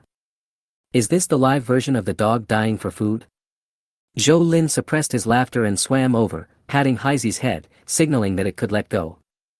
Unexpectedly, Heizi, who has always been very obedient, actually hesitated at this moment. This made Zhou Lin a little surprised, and he couldn't help but look at Heizi's eyes. Then he found that Heizi's eyeballs were slightly red. Could it be? Zhou Lin took a closer look and sure enough, he saw some small bone fragments in Heizi's mouth. So this stuff has already started to eat. In the water. Holding your breath. Chapter 154, Something went wrong while eating hot pot. It shouldn't be a big problem. Wu Shui took off her disposable rubber gloves and threw them into the trash can, then showed a relieved expression to Zhou Lin and others. No one expected that Heizi fainted immediately after being rescued by Zhou Lin. He couldn't be woken up even by slapping him. Qing Yali was scared to death. Zhou Lin was also very worried and didn't even care about the mutant giant alligator turtle. He quickly asked Wu Shui to help check on Heizi's condition. Even Zhou Li rushed over after hearing that He Zai was in trouble. She was probably more concerned about it than Zhou Lin was. Although Wu Shui is not a veterinarian, she can still perform the most basic physical examination. Everyone felt relieved when she said there was no problem. As for why He Zai was unconscious, Zhou Lin had some idea. Son, how do we deal with this? The head and body of the mutant alligator snapping turtle were placed separately in 2 oversized storage boxes and covered with ice to keep them fresh. Chen Feng, Xiao Gang, come with me. Zhou Lin did not intend to use himself as an experiment, and it was even more impossible for him to let Qing Yali take the risk. Zhou Lin remembered very clearly that not all mutated creatures were beneficial to mutants and evolvers, but he didn't know whether they would be harmful. He explained the whole cause and effect to Chen Feng and Zhao Xiaogang. As for whether they were willing to take the risk, Zhou Lin would not force them. I'll try. Chen Feng thought about it and nodded. Zhao Xiaogang also nodded, and Zhou Lin couldn't help but ask him what he thought. It's actually very simple. Isn't Heizai fine? And I think Heizai must have benefited from it. Isn't that what's written in novels? Animals often fall into a deep sleep before a breakthrough. When they wake up, they will definitely evolve. So this is the benefit of reading more. Since neither of them objected, Zhou Lin cut off 2 pieces of meat the size of 2 fingers from the head of the alligator turtle and asked, "How well done do you like it?" The reason why they didn't copy the snake's tongue was that they were afraid that the toxicity would be too strong and they wouldn't be able to stop it in time. But Chen Feng and Zhao Xiaogang didn't know how to answer the question of, "How well done," because it wasn't steak. "Brother, what is the best way to take this?" Chen Feng asked. "Generally, it is written in books that high-temperature cooking can easily lead to energy loss, so I think it is better to eat it raw," Zhao Xiaogang said as he took a portion from Zhou Lin and put it directly into his mouth. Seeing Zhao Xiaogang chewing raw meat like sashimi with blood in his mouth, Zhou Lin and Chen Feng couldn't hide their admiration on their faces. Chen Feng felt that he couldn't do it, at least not as calmly as Zhao Xiaogang. Even if the other person was acting, he didn't have that acting skill. In fact, Zhao Xiaogang is not acting. This kid's mental state has been somewhat abnormal since the end of the world. In addition, his parents died, his girlfriend betrayed him, and he died again. In short, it is very difficult for ordinary people to reach his spiritual realm now. Not bad, crunchy and chicken flavor. After swallowing the chewed meat, Zhao Xiaogang was actually in the mood to make a joke. "What about you?" Zhou Lin turned to Chen Feng. I'd better cook it first before eating." Although a little timid, Zhou Lin did not object. It was just right for Chen Feng to cook it and eat it, which was equivalent to doing 2 different types of tests. "Okay, go cook it yourself and go straight to the hospital after eating. Xiaogang, go now." Letting the 2 go to the hospital can help them detect their conditions more directly, and it is also a precaution. Before the results come out, the mutant alligator turtle will be left frozen. Almost 8 hours later, Wu Shui looked at the test results in her hand and shook her head. It doesn't seem to be of any particular use. The indicators are basically unchanged. "Oh, there is something strange. I just tested the turtle meat. Guess what? It has no parasites or viruses at all. It is simply the best food. I wonder how it tastes. So, do you want to have hot pot tomorrow?" Zhou Lin actually expected that the alligator turtle meat was useless, so he was not surprised. The most disappointed people were Chen Feng and the other man. They both risked their lives, but ended up with nothing. Zhou Lin comforted the 2 for a while, and finally decided that the whole family would have alligator snapper hot pot together tomorrow. The main reason was that the alligator snapper meat had a peculiar fragrance after being cooked by Chen Feng, and the taste was also very good. In Chen Feng's words, he had never eaten such delicious meat before. It was chewy and tender, and the fragrance went straight to the top of his head. The next day, although Heizi still didn't wake up, his breathing and heartbeat were normal, and he even snored a little in his sleep. After Qing Yali was completely relieved, she and Huang Menjing took on the task of collecting the alligator snapping turtle meat. At noon, the Bashu hot pot featuring mutant giant alligator turtles was served. Except for Zhou Li, almost everyone ate heartily, especially Zhou Lin, who probably ate 1/5 of the food by himself. It was because his digestion was so good. Zhou Kaijun, for example, felt full after eating just a few pieces and couldn't even eat other food. The only place in Jiazhou City where you can still enjoy hot pot is probably Zhou Lin's. Even Yi Xinxiao and Zhu Guanghan don't dare to spend money like this. After finishing the meal, everyone did what they were supposed to do. Zhou Lin originally wanted to go back to his room to take a nap, but just as he walked to the door, he suddenly felt a burst of heat in his abdomen, followed by a feeling of heat all over his body, as if it was about to catch fire. Grass. Zhou Lin secretly thought that something was wrong and turned around and rushed outside. Elder brother. Son. Everyone else was very surprised by Zhou Lin's sudden action, but no one could keep up with Zhou Lin's speed, and no one could stop him even if they wanted to. In just a few blinks of an eye, Zhou Lin had rushed out of the island building. His skin had turned red all over, and the breath coming out of his nostrils was white and clearly visible. Without hesitation, Zhou Lin jumped into the water. As the water splashed, a layer of mist rose faintly. Underwater, Zhou Lin finally felt that he was no longer burning hot, but the water temperature still seemed a little off. He instinctively began to dive deeper, looking for a colder place. 10 meters, 20 meters, 30 meters. The deeper you go, the dimmer the light becomes. By the time you reach a depth of 30 meters, the sunlight can no longer penetrate and everything is completely dark. At this depth, the water temperature has dropped to around 15 degrees. The cold water surrounding Zhou Lin continuously sucked away the heat from his skin, causing him to slowly cool down. Could it be the alligator snapping turtle meat? But didn't Chen Feng and Zhao Xiaogang see no effect after taking it? Could it be that? Not good. My mom ate it too, so nothing will happen to her, right? At this time, Chen Yali was really in trouble.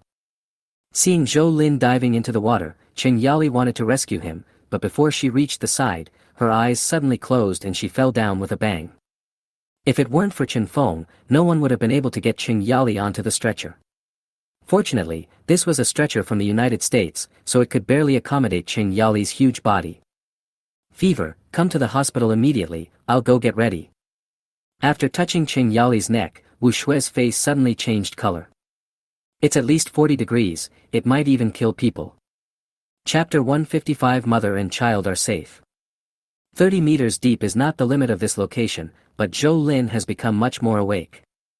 The heat erupting from the body began to subside under the dual effects of water temperature and water pressure, but the burned body had already changed. Maybe you can't see it on the surface, but feelings don't lie. The most important thing is Symbiosis. Advanced 1/100000. Currently coexisting transportation tools, Laifu, large water surface transportation tool. Lu Xiaofeng, medium-sized ground transportation vehicle. Number of symbiotic vehicles, 2. Storage space 3/4. Subsidiary skill 1, strength symbiosis, 10 minutes/24 hours. Sub-skill 2, space utilization. Subsidiary skill 3, technical derivation. Evolution level 2, 0.1, 100/100000. The evolutionary bottleneck has been broken. The rank has been improved. Zhou Lin didn't know how others felt when they reached his level, but what he felt was strong from the bottom of his heart. Concentrate and calm down, then throw a punch. The fist left a series of afterimages, and where the fist finally stopped, a stream of water appeared at high speed. The vortex expanded rapidly, and in an indistinguishable time it expanded from the size of a fist to larger than Zhou Lin, but the speed did not slow down at all, wrapping up everything around it and spinning forward at high speed until it disappeared from Zhou Lin's sight. It's not that the whirlpool disappeared, but because the light here is too dim and the water is too turbid. Even though Zhou Lin's eyesight is far superior to that of ordinary people, he cannot see the scenery more than 30 meters away. However, if someone were standing on the Laifu and looking over here now, they would see that the originally clear surface water suddenly surged up into turbid masses and extended into the distance, as if someone or something was stirring the water forward at high speed at the bottom of the water, and it kept rushing out for dozens of meters before it stopped. Comfortable. Powerful. Oh no. After being excited, Zhou Lin suddenly remembered his mother and quickly moved his hands and feet to rush up. He actually covered the distance of 30 meters with ease, and without even a second leap, he had already jumped most of his body out of the water. Zhou Lin should have swum to the side of the Laifu and then climbed up using his hands and feet. However, he suddenly had an idea and kicked back with both feet. Boom! It was as if someone had dropped a bomb into the water, and the resulting water column was almost higher than the deck of the rifle. The huge reaction force also pushed Zhou Lin into the air, making him a little panicked. His hands and feet were flailing in the air, and he finally landed on the fishing platform. Although the process was a bit awkward, the final result was enough to prove how exaggerated the overall physical quality had reached after evolving to stage 2. It is no exaggeration to say that Zhou Lin's series of actions just now could not be achieved even if the best athletes in the world were combined. The key point is that he didn't look tired or uncomfortable at all, as if he had just got up and walked to the toilet to pee. That's right, mother. Patting his forehead, Zhou Lin suddenly accelerated and rushed into the room. When he appeared in front of Chen Feng, dripping wet, Chen Feng was so scared that he raised his fist. Brother, what's wrong with you? Chen Feng stuttered, and after Zhou Lin's repeated questioning, he finally explained Chen Yali's situation clearly. Hearing that his mother was taken to the hospital by Wu Shui, Zhou Lin turned around and ran without saying a word. He himself didn't realize how fast he was, but Chen Feng was completely dumbfounded. Is this the Flash?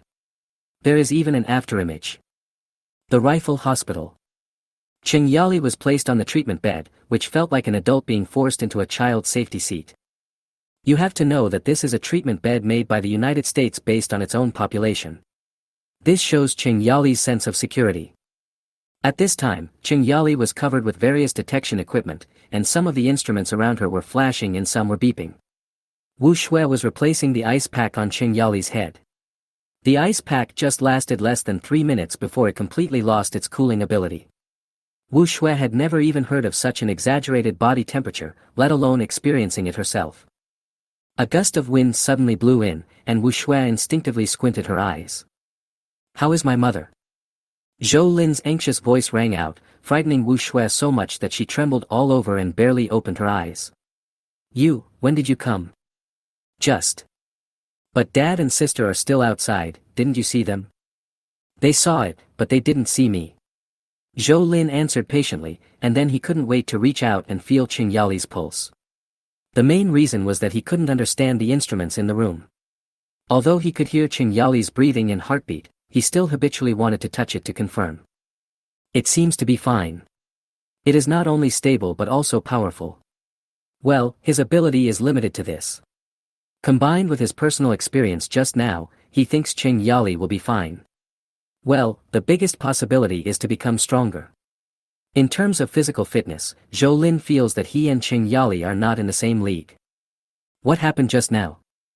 Who's talking in there? At the door, Zhou Kaijun and Zhou Li's heads popped up. Just now they were sitting outside waiting for news, when suddenly a gust of wind blew past, and it felt like something had passed by, but when they opened their eyes wide, they saw nothing. Then they heard voices in the treatment room, but wasn't Wu Shui the only one inside? Could it be that Cheng Yali has woken up? Unable to suppress their curiosity, the father and daughter walked to the door and saw a wet figure, who looked quite familiar. "Brother? You've grown bigger again." Zhou Li's first sentence finally reminded Wu Shui and Zhou Kaijun. "Yes, honey, you seem to be, about 5 or 6 centimeters taller. TSK, this strong and muscular guy is worthy of being my son." No one present felt embarrassed when Zhou Kaijun said this.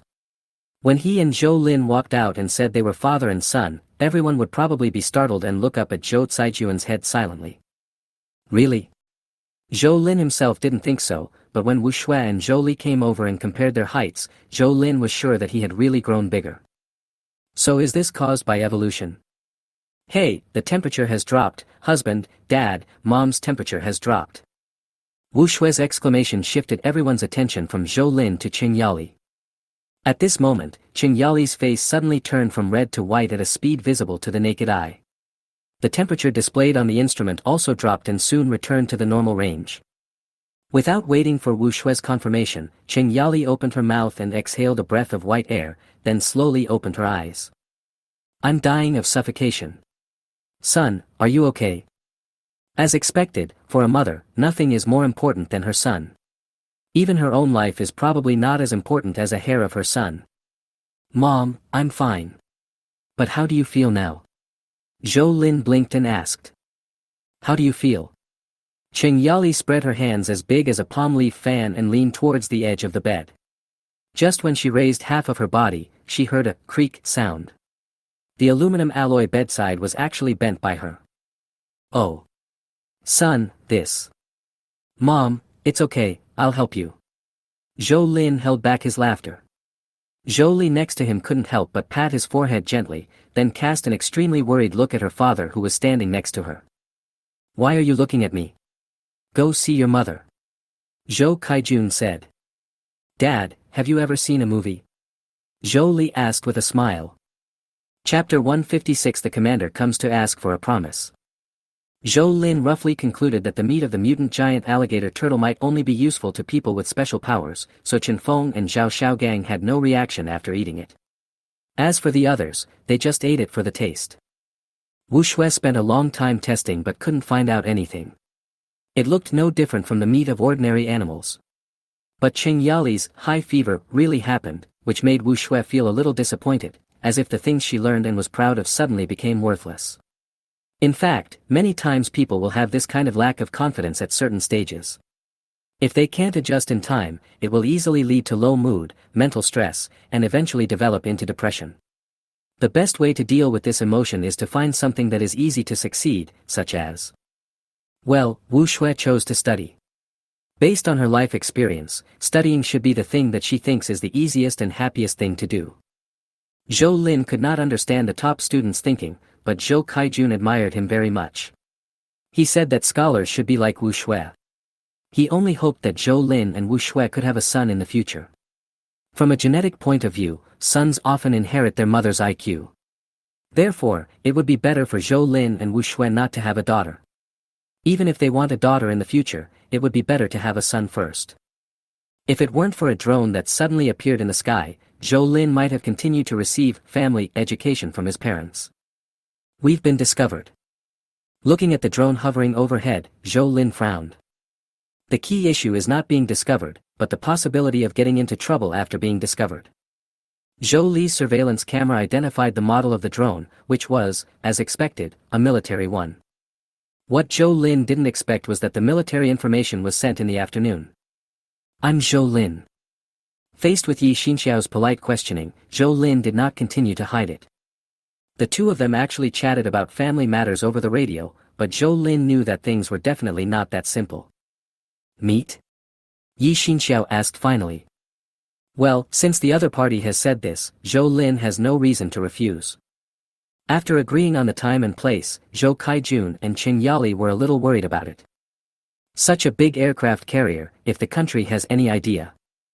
Mom and Dad, you're overthinking it. If they really want an aircraft carrier, why do they need to meet somewhere else? What? When the large army arrives, are you planning to have me launch missiles or use cannons? Is this still Xia country's territory? Some things can be guessed almost immediately if you use your brain. So what did you guess? Zhou Lin asked. First, Zhou Li cleared her throat. She seemed to particularly like this feeling. She was a little excited and her face turned pink. First of all, brother, you have definitely been exposed. But this is only a matter of time. The secrets of the people in our country, that's a joke. Well, Zhou Lin didn't know whether this was a compliment or sarcasm, and no one knew how to respond, so he could only let Zhou Li continue talking. Secondly, the higher-ups may not know exactly what you are capable of, but it's a given that you can control an aircraft carrier on your own and make it disappear in an instant. Third, the country is definitely facing a difficult problem, and this problem is more suitable for your ability. I have finished speaking. Who is in favor and who is against? No one said anything. Zhou Li sat down with some pride and continued eating. Okay, since you are not here to capture my son, nor are you here to ask us for the aircraft carrier, let's talk about it tomorrow. Qin Yali spoke, ending the discussion. The next day, Zhou Lin drove his motorboat to the shore of Qiandao Reservoir at the agreed time. From a distance he saw a huge and majestic military vehicle parked on the shore. Needless to say, this must be Yi Xinxiao's car, but how brave is it for a commander to travel on a bicycle? Zhou Lin had dealt with Wang Pingping several times, but this was the first time he met Yi Xinxiao. How should I put it? The first impression Yi Xinxiao gave him was that he was kind but also resolute. On the surface, he seemed kind and gentle, as befitted his age, but when it came to matters of principle, he would never give in. The saying that appearance reflects the heart is basically true for people over the age of 40. Even with the guards temporarily putting up a canopy to block the air temperature was still over 30 degrees, but Yi Xinxiao did not look uncomfortable at all. After a brief greeting, Yi Xinxiao did not mention the drone, as if he just came to meet Zhou Lin and get to know him. A few days ago, there was a rumor that there was a monster in this reservoir and it ate people. Did you know that? After hearing what Yi Xinxiao said, Zhou Lin understood. It seemed that the mutant alligator turtle had caused all the trouble. It was estimated that the military drone was originally looking for the alligator turtle, and then accidentally discovered the existence of the Laifu. However, Zhou Lin still couldn't figure out why Yi Xinxiao came directly to him. There is such a thing, but I haven't seen it in the past few days. Then you better be careful. If you really can't, don't go into the water for the next few days. By the way, do you want this amphibious vehicle? Yi Xinxiao pointed to the vehicle next to him. No wonder Zhou Lin always felt that this car looked a little weird. It turns out it is amphibious. Forget it, I don't need it. In the end Zhou Lin refused, not because he was not tempted, but mainly because there was no need. Yi Xinxiao nodded. Forget it then, I will exchange another piece of news with you, Lan Yeye. Lan Yeye. Zhou Lin's expression changed slightly, and he lowered his head quickly. Commander Yi, what exactly do you want to exchange? A promise. Promise? Zhou Lin looked up at Yi Xinxiao, but couldn't tell what he meant, so he had to ask what he needed to promise. When it is necessary, I mean when it is absolutely necessary, I need your support. I didn't understand. What support does Yi Xinxiao need in Jiazhou City? He has an army, weapons, people, and now he controls the largest granary in Jiazhou City. What other support does he need? Heroes emerge in troubled times. I think you, Xiao Zhou, are that hero. Yi Xinxiao waved his hand to interrupt Zhou Lin, who wanted to deny. To be honest, I don't see any signs of the end of the world. Wang Pingping once said something to me. I didn't believe it at the time, but later I slowly remembered that it seemed to make sense. I can give you the information about Lan Yeye, but I hope that in the future, if someone tries to establish himself as king in our Jiazhou, you can support me. Declaring yourself king? That's too much. Commander Yi, you have the real weapon in your hands. So what if it's real? Yi Xinxiao smiled faintly. Human ambitions are endless. Maybe in Jiazhou, maybe somewhere else, there will always be people who want to do this, and, with people like you, the force used in the past may not necessarily be useful in the future, don't you think? Got it. Yi Xinxiao must have known something. Maybe he even knew something about superpowers and evolution. Otherwise, how could he say such a thing? Since Yi Xinxiao already knows it, there is no reason why the higher-ups wouldn't know it. Zhou Lin thought about it and realized that it must be his act of giving those hard drives to the country that led to Yi Xinxiao's visit today. Pointing above his head, Zhou Lin asked Yi Xinxiao, can the plane take off normally? Otherwise, where did the drone come from yesterday? Chapter 157. What items increase attack speed? Lan Yeye is in the Su family compound. This is the first news that Yi Xinxiao gave to Zhou Lin. The second piece of news is that jet planes still cannot fly normally because there are too many dust particles floating in the air, especially some highly corrosive particles. Once they enter the jet engine, they will soon cause the engine to malfunction. So they can fly for a while, but no one knows how far they will fly before losing power. And a jet plane without power. There is no problem with the electric drive, but the electric one can't fly far. In addition, Yi Xinxiao actually revealed a few pieces of information during the conversation. The country should already have people with superpowers, but they have not been announced. After the winter night ended, some neighboring countries began to get restless. They were mainly attracted by Xia country's vast land and huge grain reserves. Even the United States was shouting that the whole world knew that Xia country liked to store grain, and wanted Xia country to take out a part of its grain reserves to support other countries, especially them. There is also the island country that Zhou Lin thought had been destroyed. Except for Honshu Island where Shifuyama is located, the other islands of the island nation were not completely destroyed, and some people survived. Now the island nation has sent a fleet from Kuroshu, under the banner of rescuing the citizens on the island, but there are two important pieces of information. First, the scale of this fleet is far beyond everyone's imagination. If it weren't for the island nation's exposure, even the United States might not believe it. The main ships of the fleet are 3 quasi-aircraft carriers, with a displacement of more than 50,000 tons. 2 100,000-ton supply ships. 10 200,000-ton transport ships. And a 500,000-ton catamaran workboat that no one dared to believe. This shows how many people were having fun on the internet in Xia country before the end of the world. Confidence is a good thing, but it is pure nonsense to say that only Xia can build large tonnage ships. It's not that countries like the United States, Japan and even South Korea cannot build large ships, it's just that the shipyards in Xia country like to lower costs to grab orders. On the premise of ensuring the same quality, ship owners will of course choose shipyards with lower costs to build ships. Over time, an illusion has been formed, as if Xia country's shipyards are the only ones in the world that build large ships. In fact, the truly high-end cruise ships still come from Europe, the powerful warships come from the United States, and many high-end work ships are still mastered by island countries and South Korea. Xiagua got the order, but in the face of international conventions and laws, it could only rely on low wages and thin profits to ensure that the shipyard would not lose money, so. Just look at the island country's fleet and you will know that, except for the aircraft carriers, those ships are not inferior to those of Xia country, but none of them came from Xia country's shipyard.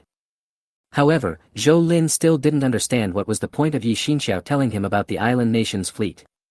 He couldn't drive the Laifu to deal with it. What if, by some chance, it wasn't the right one? The United States would definitely find out. What if they came knocking on his door? Maybe I should go to the Su family compound. This woman, Lan Yeye.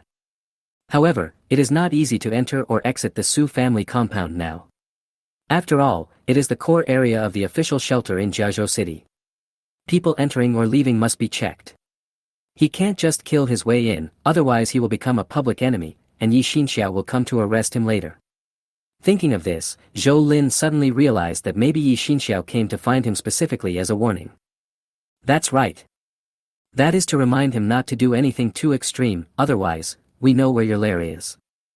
Wipe sweat. It almost got me into trouble. Therefore, Zhou Lin particularly dislikes people who are involved in politics. Can't you just say what's on your mind directly? Why do you have to beat around the bush? What if people misunderstand you? You have misunderstood. It means you are not capable and you should not be sitting in this position. Thinking too far ahead. Zhou Lin pulled his thoughts back and continued to think about how to enter the Su family compound without affecting other people as much as possible. It's better to go quietly, come back quietly, wave your sleeves and not take Heizi with you. Are you awake? For some reason, Zhou Lin looked at Heizi's half-head sticking out of the door and always felt that this guy was a little sneaky, especially his eyes, which were completely different from the clear and stupid ones in the past. So, has he graduated from his freshman year? He. The black dog made a series of grunting sounds.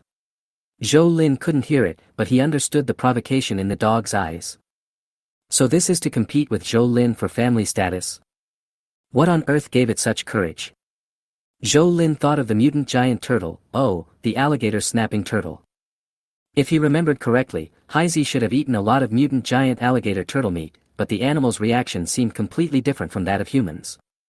An ordinary dog like Heizi unexpectedly became wise after eating. The look in his eyes was quite similar to Era, maybe he really had a brain. But he shouldn't be very tall, otherwise he wouldn't have come to Zhou Lin to challenge his family status.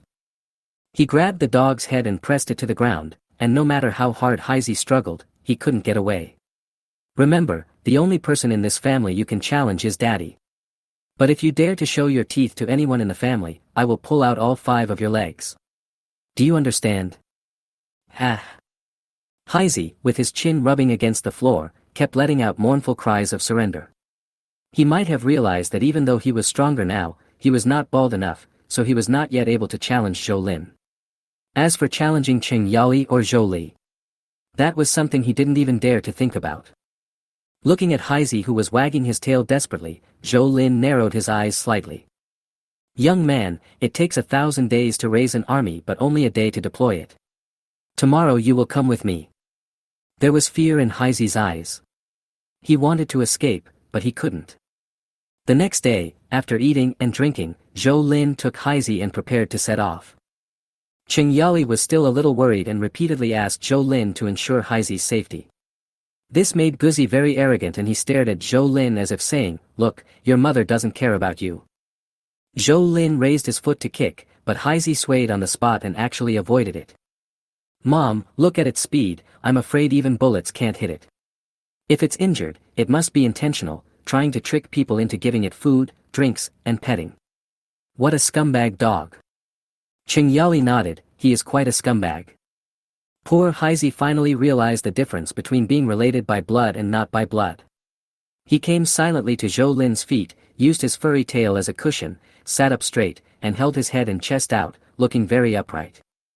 When they set out, Zhou Lin dressed Heizi in a set of equipment that she found in the Laifu.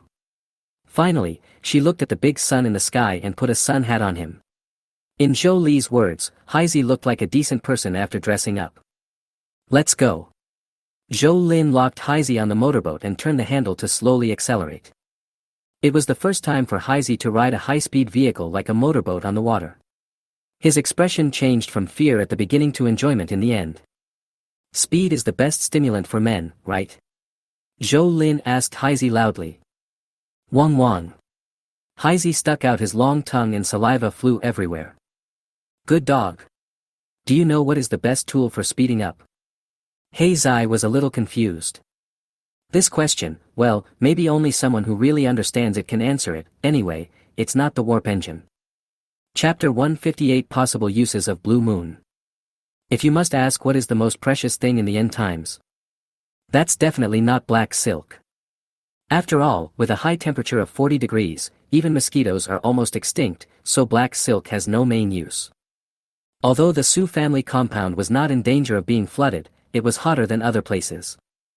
The originally lush forests on the mountain were basically dead during the 2 months of winter nights.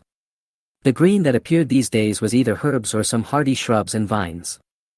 High temperatures over 40 degrees may be uncomfortable for humans, but the humid environment caused by rain every night provides the most suitable conditions for plants. In less than a month, the originally barren and yellow hilltops can now be seen with patches of green.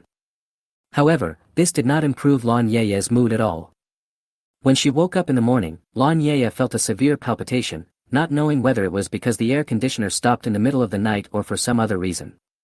She really couldn't remember whether she had a dream last night, this damn high temperature and, this useless man. She was talking about Zhu Guanghan, who couldn't even provide electricity for the air conditioner. He was nothing but a waste. No, we have to go. She hardly slept last night, partly because it was hot, and partly because she was uneasy. Something must have gone wrong. Li Chun, come out here. Miss Lan, what's wrong? Li Chun with a pair of red eyes appeared at the door. When can we leave? I don't want to stay even a minute longer. Miss Lan, you can leave any time. Li Chun said neither humbly nor arrogantly. You mean to let me go alone? Do you even need to ask this? Li Chun said this and turned away. Looking at Li Chun's departing back, Lan Yeye was so angry that she overturned the coffee table, and everything in it spilled all over the floor.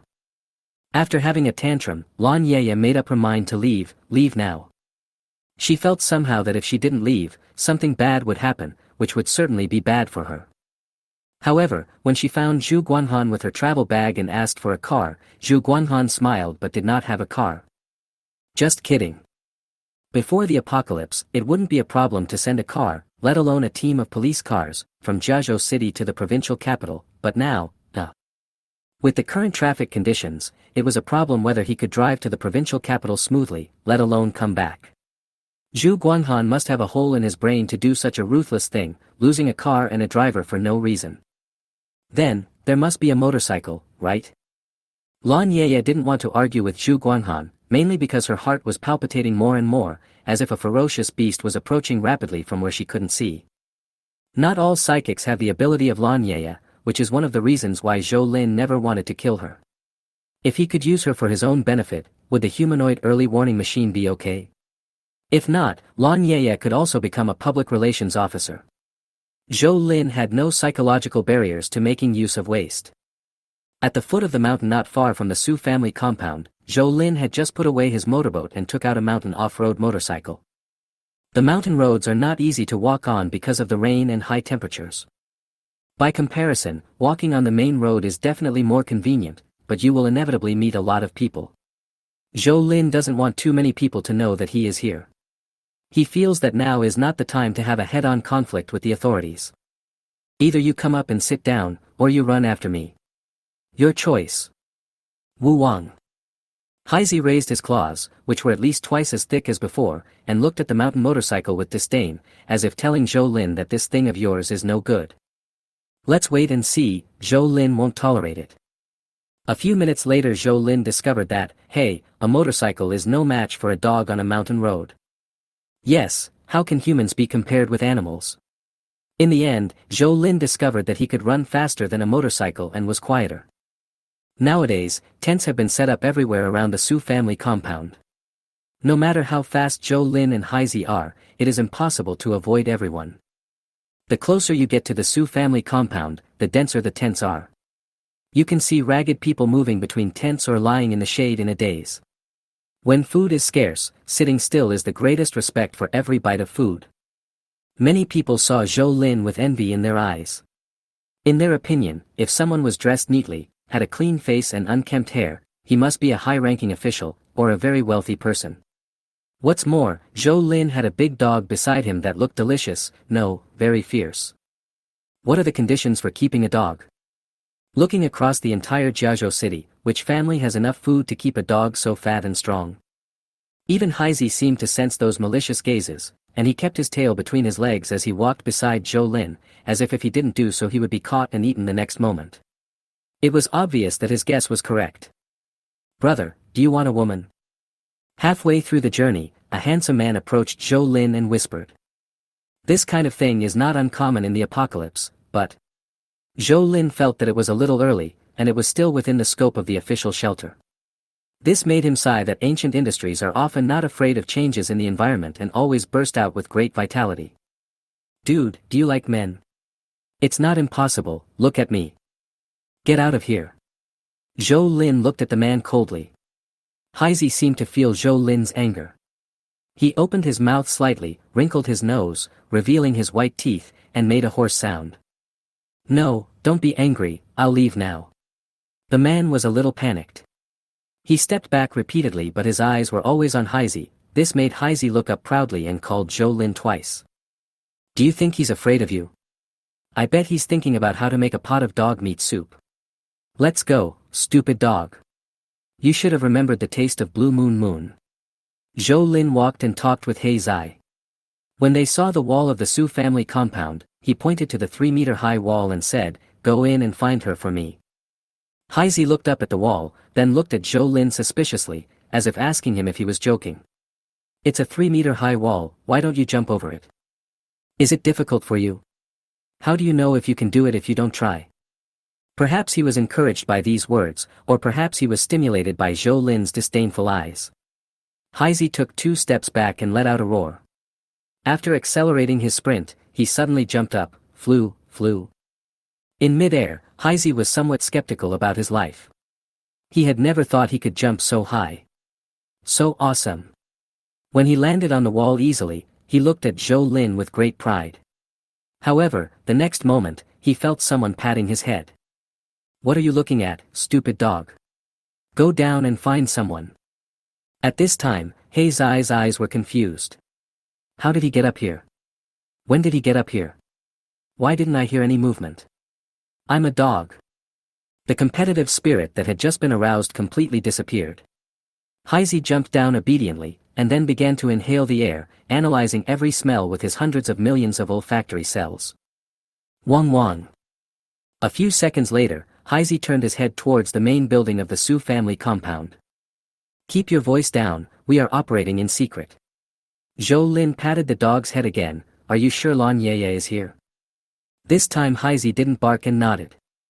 "Very good." Zhou Lin narrowed his eyes slightly and looked towards the main building. There are a lot of people coming and going there, so it's impossible to sneak in. But, he must take Laya away today, and no one can stop him.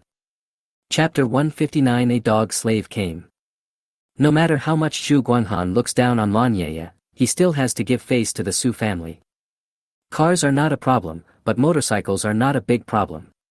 5 kilograms of rice can be exchanged for one, and it is the kind that once sold for tens of thousands of dollars. But can Laya ride? Facts have proved that Zhu Guanhan still underestimated a woman who didn't have to work and had money. After test driving the car, Laya expressed her satisfaction. In addition to the motorcycle, she also squeezed some wilderness survival supplies and a pistol from Li Chun. She didn't necessarily need it, but most of the time a gun would be more convincing. Li Chun naturally reported Lanya's departure, but Su Yu didn't care much. In his opinion, Lanya's usefulness was almost over, and he might try her out a little when she came back. Although he still liked private cars most of the time, he would try the bus occasionally as a change of taste. Even Su Yu was considering whether to arrange someone to pick him up. It would be a pity if the car broke down on the road. But Laya didn't expect that she would be exposed before she even walked out of the gate of Su's compound, and she was exposed by a dog. Obviously, after eating the alligator snapping turtle meat, Haizi's strength became more than just his body or sense of smell and hearing. Similar to Zhou Lin, he had an almost all-round evolution. It is said that some dogs are born with poor eyesight, but now Haizi can spot Lan Yaya from hundreds of meters away. So does it remember what Lan Yaya looks like? Pervert. Zhou Lin couldn't help but kick Haizi. This made Haizi very angry. He turned his head and opened his mouth to protest. The main reason was that Zhou Lin's fighting ability was too easy to convince him with reason. Haizi still had brains. However, Haizi's barking was so outstanding in the Su family compound, where there were almost no animals except humans, that it attracted countless eyes. Including Blue Moon. When she saw Zhou Lin, Lan Yaya felt her legs go weak, not that kind of weak. Walk. Go now. Without any thought, Lan Yaya started the motorcycle, and at the same time she shouted, Li Chun, the person you are looking for is here. Hearing the shout, Li Chun rushed out with 2 people. He was very fast, but Zhou Lin and Haizi were even faster. Almost at the same time Lan Yaya opened her mouth, Zhou Lin and Haizi rushed towards her. A distance of 100 or 200 meters would take a world champion more than 10 seconds, but Zhou Lin and Haizi only took a few seconds to rush to a place less than 10 meters away from Lan Yaya. The reason I stopped was because of Li Chun. Li Chun held a loaded gun in his hand. He was quite capable, at least in terms of reaction speed and combat awareness. He was far better than ordinary soldiers. Don't move. Li Chun said in a deep voice. Are you going to die for her? Zhou Lin pointed at Lan Yaya. He was careless. He should have put on his equipment just now, at least he wouldn't have to worry about stray bullets. It has nothing to do with her. My boss wants to ask you a few questions. Your boss? Zhou Lin frowned and looked at Lan Yaya. The woman didn't dare to move at this time. She knew Zhou Lin's strength better than Li Chun, and didn't think that a small pistol could threaten Zhou Lin. What's more, there is He Zai. After not seeing the dog for a while, not only was its size at least a quarter larger, it also looked more ferocious, especially the look in its eyes when it looked at her, which had clearly escaped the chaos of a beast, and was sharp and threatening.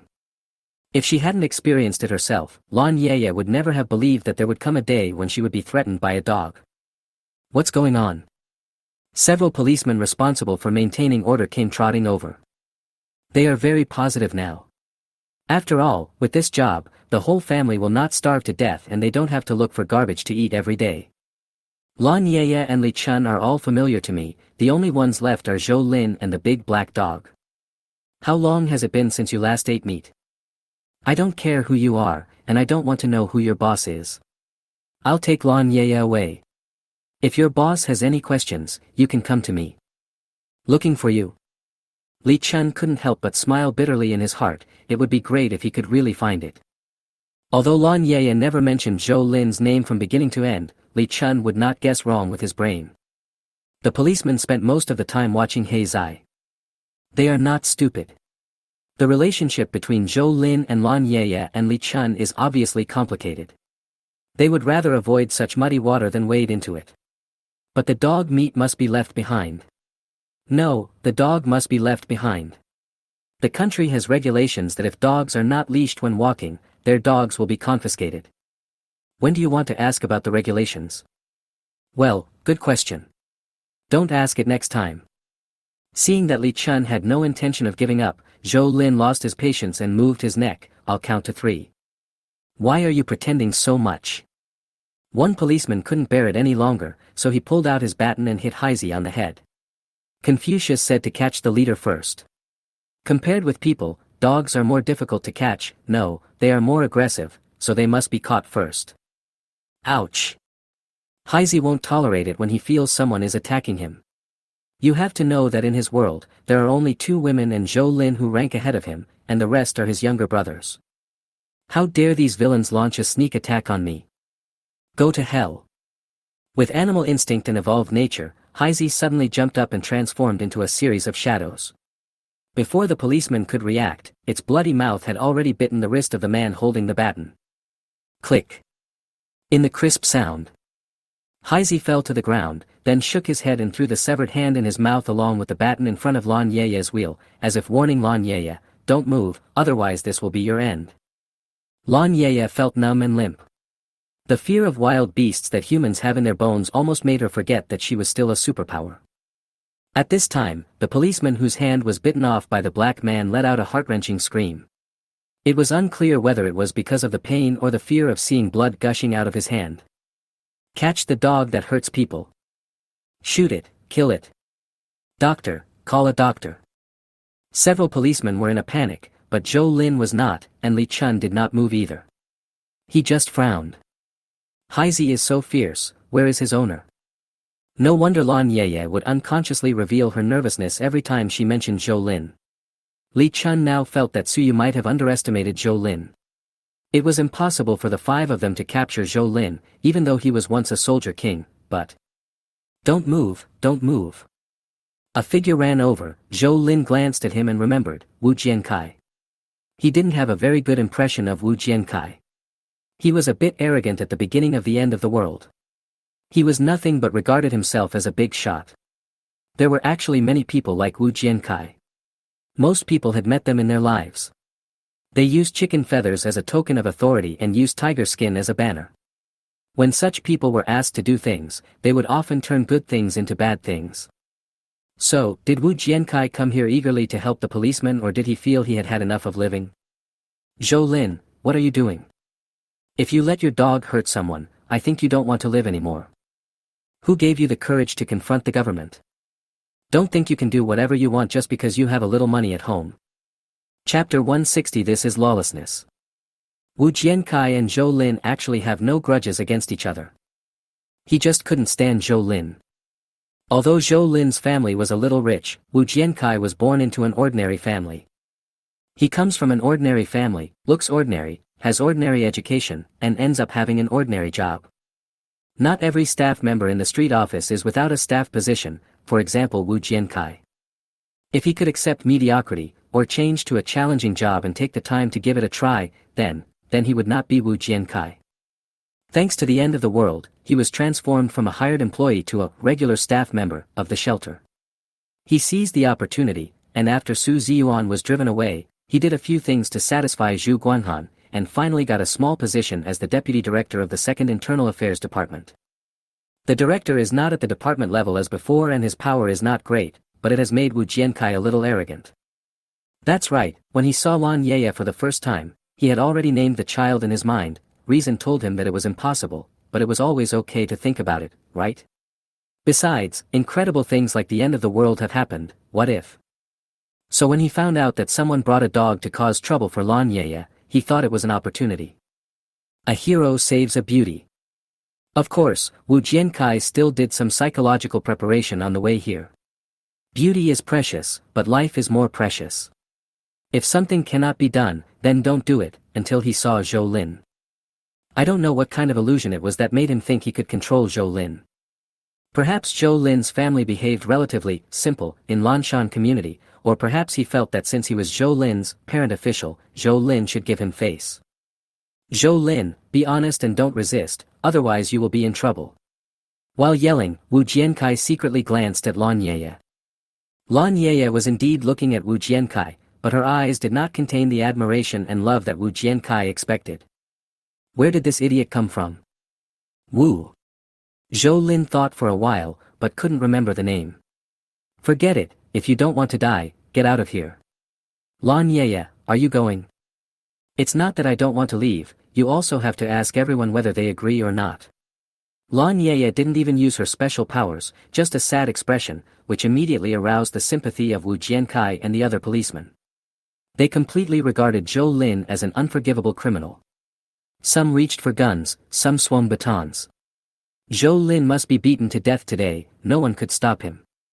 Li Chun was calmer. Although he had already left the army, he couldn't bear to speak when he saw Wu Jiankai and the others were ready to move. Don't move, all of you. Unfortunately, Wu Jiankai would not listen to Li Chun, and neither would the policeman. Driven by hormones, they would do it even if there was a Tyrannosaurus Rex in front of them. Zhou Lin was not a Tyrannosaurus Rex anyway, and they still had guns. Wu Jiankai waved his hand and led several policemen to rush towards Zhou Lin. Lan Yeye took the opportunity to start the motorcycle and wanted to run. As for Li Chun, he put away his gun at this time. If he failed to hit Zhou Lin but accidentally injured Wu Jiankai and others, it would be difficult to explain. Lan Yaya, you are courting death. Seeing Lan Yaya starting the motorcycle, Zhou Lin ignored Wu Jiankai and others, rushed out suddenly and soared into the air. With his arms slightly spread out, he rose from the ground like a rock, passed over the heads of several people, and pounced on Lan Yaya in midair. Come down. Lan Yaya's eyes flashed with light, and her supernatural power was activated. She actually knew that it was impossible to cause substantial damage to Zhou Lin, but it would be good to be able to block it a little. Unfortunately, Lan Yaya's memory of Zhou Lin's strength still remains at the time of the earthquake.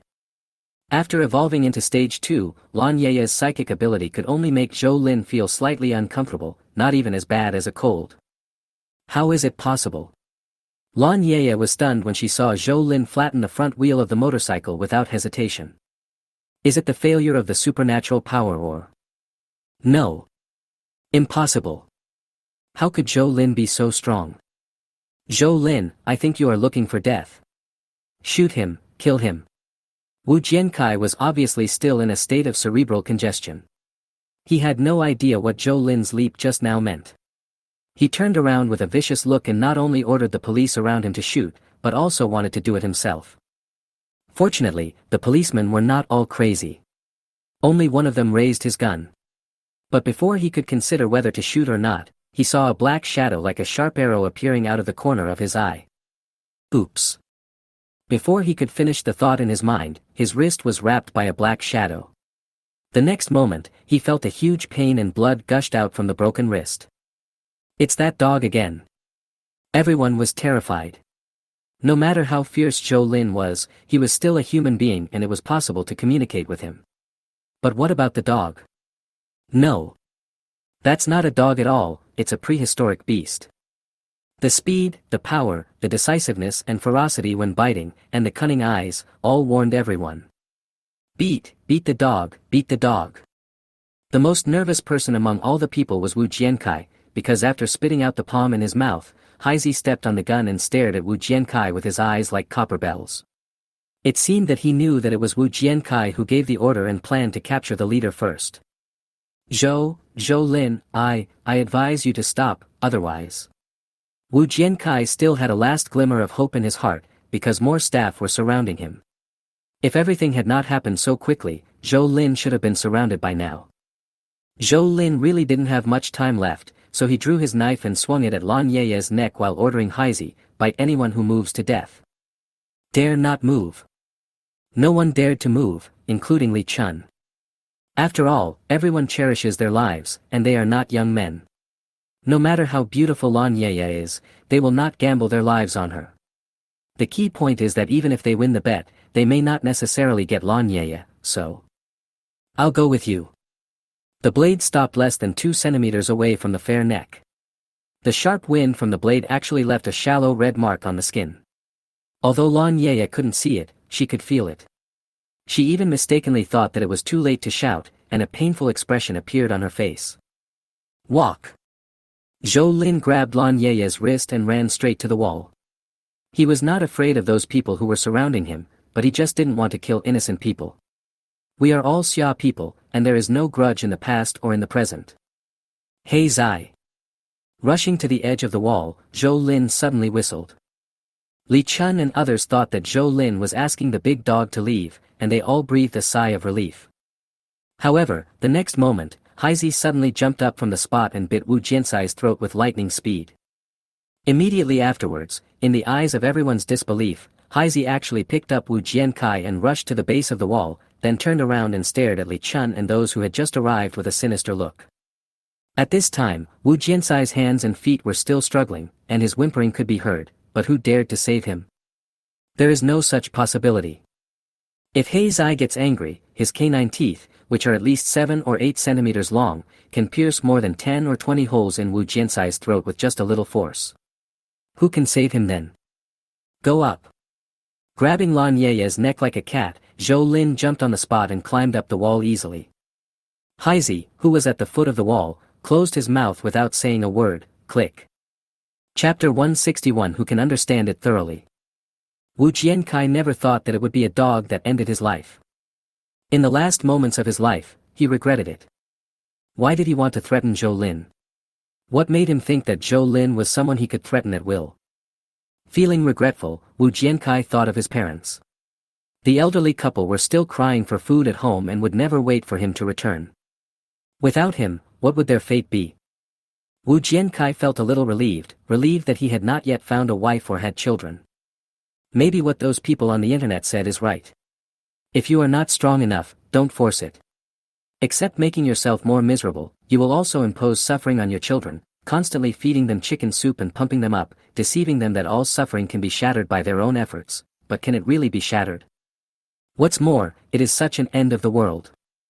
Anyone can bully the weak, even a dog can easily take your life. Visible suffering may be broken through hard work, but what about those things that you can't even see or even feel? At the last moment, Wu Jiankai finally realized that there is no ceiling to break. When you are glad that everything around you is stable, it actually means that you have lost the opportunity to become strong. Everything is secretly set by the strong.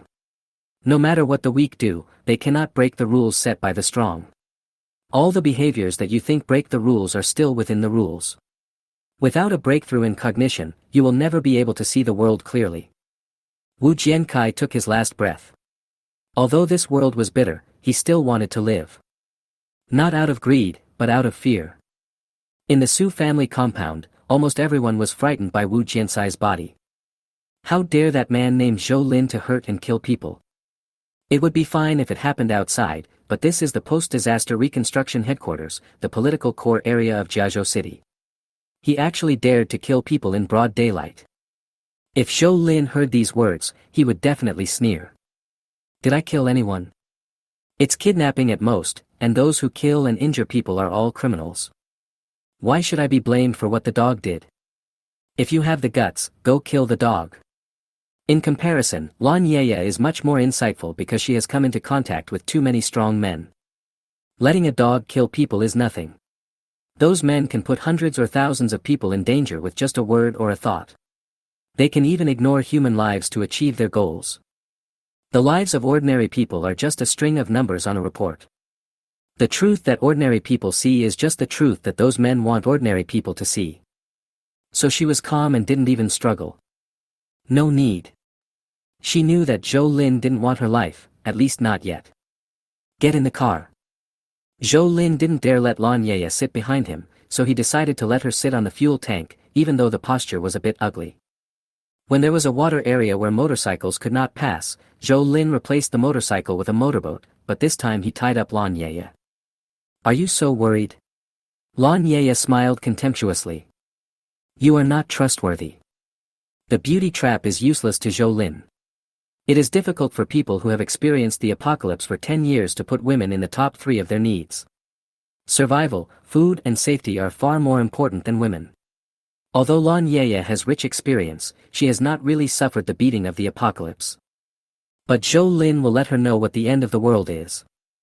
For people like Laya, the Laifu is a doomsday prison. They can survive but will never be able to get out again. The moment she saw the Laifu, Laya was neither shocked nor excited. There were only 2 words in her mind: it's over. It's just like when there's a robbery or kidnapping, the robber suddenly takes off his veil, which means the time has come and it's time to go. Hey, isn't this the coin-scattering one? What are you talking about, little girl? Zhou Lin glared at Zhou Li. This is just once. Don't say it again. Zhou Li rolled her eyes, walked straight to Laya, and slapped her twice.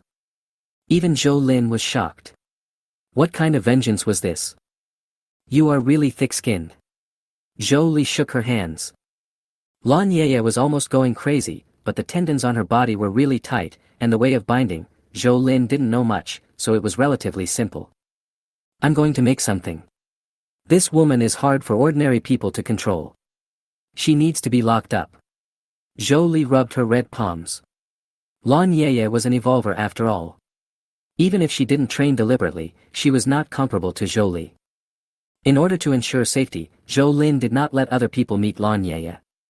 Although psychic ability users are hard to defend against, they still have a killing radius. For example, Laya's current level can affect a range of no more than 15 meters, and it also depends on the determination of the affected person. It was not difficult for Zhou Lin to make a separate cell on the Lai Fu. Considering the living conditions alone, it might be better than when Lan Yeye was in the Su family compound. There was plenty of lighting, air conditioning, and bathroom, but the furnishings were simple and monotonous, and there were no windows, so there was no view at all. How long do you plan to keep me locked up? Lan Yeye did not try to resist. She did not really want to die. Didn't they say that as long as you are alive, you have a chance? She felt that she could wait for that opportunity. Zhou Lin closed the door and left. He was too lazy to pay attention to Lan Yeye. He estimated that he would not be able to find out anything from the interrogation now, so he decided to starve for a few days first. The biggest weakness of mutants and evolvers is probably hunger. After all, energy can neither be created nor disappear out of thin air. Zhou Lin remembered that there was still mutant alligator turtle meat in the space. If he ate some more. Considering Qing Yali's safety, Zhou Lin decided to eat alone. He didn't even let Qing Yali make arrangements, but secretly went to find Huang Menjing. The floor where Huang Menjing and her mother lived already had a separate kitchen. After understanding Zhou Lin's intention, she was very happy to cooperate. Smelling the aroma emanating from the alligator snapping turtle meat, even Huang Menjing's mother was watching eagerly. It's not that I'm not stingy, but it's hard to say what the effect of eating this thing will be. Unless one is starving to death, a normal person will know how to choose between life and food. After eating almost 5 kilograms of alligator turtle meat in no time, Zhou Lin left quickly. What if it burns again? However, after arriving on the deck, Zhou Lin never felt the same as last time. 10 minutes passed. 20 minutes passed. An hour passed, and the key point was that Zhou Lin felt his stomach was empty again, proving that the alligator turtle meat should have been digested. Is it ineffective? Zhou Lin looked at the supernatural power again. Symbiosis. Advanced 18/100000. Currently coexisting transportation tools, Laifu, large water surface transportation tool. Lu Xiaofeng, medium-sized ground transportation vehicle. Number of symbiotic vehicles, 2. Storage space 3/4. Subsidiary skill 1, strength symbiosis, 10 minutes/24 hours. Sub-skill 2, space utilization. Subsidiary skill 3, technology derivation. Evolution level 2, 0.03, 311/100000. So it's not that alligator snapping turtle meat is useless. 5 kilograms of meat may bring Zhou Lin about 150 points of evolutionary experience. If he wants to improve his evolution by eating the flesh of mutant creatures, the giant alligator snapping turtle in the space may still have 10 pounds of meat, which is really just a drop in the ocean. The effect on the giant alligator turtle is not obvious. What about the strange snake? Zhou Lin couldn't help but think. Chapter 162 The Fighting Cock Among Cocks. Zhu Guanghan was very angry because Lan Yeye was snatched away from the Su family compound by Zhou Lin. It wasn't just because Suyu scolded him for being a piece of shit on the phone. Who gave Zhou Lin the courage to treat the official agencies as nothing? Anyone who knows where Zhou Lin is, I'll give you a reward of 100 kilograms of rice. Money is a tempting thing. 100 kilograms of rice can allow a family of 3 to not worry about food for several days. Zhu Guanghan thought that there would definitely be brave men who would take up the challenge under such a huge reward. However, 3 days later, 100 kilograms of rice became 300 kilograms, and still no one dared to reveal this imperial edict. Is there no one who knows where Zhou Lin is hiding? Actually, that's not entirely true. Someone did provide a clue, Qiandao Reservoir. Zhu Guanghan asked someone to give 10 kilograms of rice to the person who provided the clue. Knowing that it is Qiandao Lake is useless. Now even the officials don't know how big Qiandao Lake is. You can borrow a drone from the military.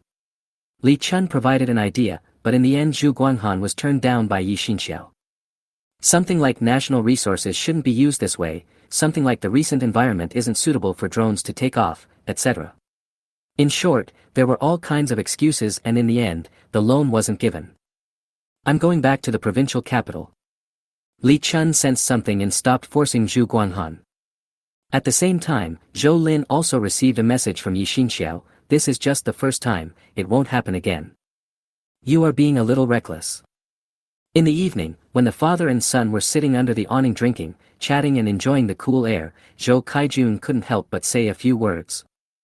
He didn't mind Zhou Lin killing people, but he still had to give face to the country, otherwise it would be no good in the future. Dad, there are some things that cannot be compromised. Take the situation that day for example. If Wu Jiankai didn't die, would he let it go with me? Will Zhu Guanhan give up? Zhou Kaijun asked. It's not surprising that he has such thoughts. After all, he was born and grew up in an era when the country's centralization was the most serious. Therefore, his thoughts must be very different from those of Zhou Lin now. If the weight of the country in Zhou Caijuan's heart is 100, then it is only 30 in Zhou Lin's heart. Not only the country, but also Zhou Lin can completely ignore everyone except his own family. All external help must have a long premise, not endangering the safety of him and his family, not affecting his and his family's life, and not exposing his and his family's secrets. It can be said that Zhou Lin is selfish, but selfishness is an eternal memory engraved in biological genes, a mark that cannot be erased no matter how it is beautified and educated. Dad, are the crops growing normally? Zhou Lin wanted to talk about something else. National affairs should be left to those who should worry about them. Speaking of professional skills, Zhou Kaijun couldn't help but drink another glass, and then he praised his daughter severely, saying that she had freed his hands and released his abilities. She was definitely an epic-making talent in modern agriculture. The more Zhou Lin listened, the more aggrieved he felt. It seemed that Zhou Li was their pride, and he was given her as a gift when they topped up their phone bills. Dad, do you think her performance is a little too miraculous? In fact, Zhou Lin had been thinking about this issue a long time ago. If it weren't for Zhou Li's identity, he would have wanted to torture her to extract a confession. Yes. It is normal for a few geniuses to emerge among billions of people. But can Zhou Li's performance be summed up in one word, genius? Just because Zhou Lin is not a genius doesn't mean he is not qualified to evaluate geniuses. It's just like one can be a gourmet without being a cook. No matter how he evaluates it, Zhou Lin doesn't think Zhou Li is a genius, because even geniuses are not as good as her. What you said, is it possible that your sister can be reborn like you? Then how much good incense did I burn in my previous life? Your family. Zhou Kaijun, how can you be so shameless? Cheng Yali happened to come over and started to refute after hearing half of the conversation. It should be my family's ancestral grave that is emitting green smoke. What does it have to do with your family? Yes, it's your family's ancestral grave that's producing the smoke. Zhou Kaijun immediately backed down. She has to be timid. Now Cheng Yali is not only taller than Zhou Kaijun, but also half a head taller than Zhou Lin. Zhou Li and Wu Shui both expressed envy that Cheng Yali could still grow taller at this age. After all, which woman doesn't want to have a pair of long legs? Cheng Yali's legs are indeed very long, like an elephant's. If he chopped it down with his foot, Zhou Lin estimated that even the deck of the Lai Fu might not be able to withstand it. You're still drinking. The farm down there is in chaos. Are you still drinking? Cheng Yali was not here to enjoy the cool air. Ever since she married Zhou Kaijun, she has been the one taking care of everything in the family. At the beginning, the area he was in charge of was dozens of square meters. Later, when his family became wealthy, the area was hundreds of square meters. Now, the area is at least tens of thousands of square meters.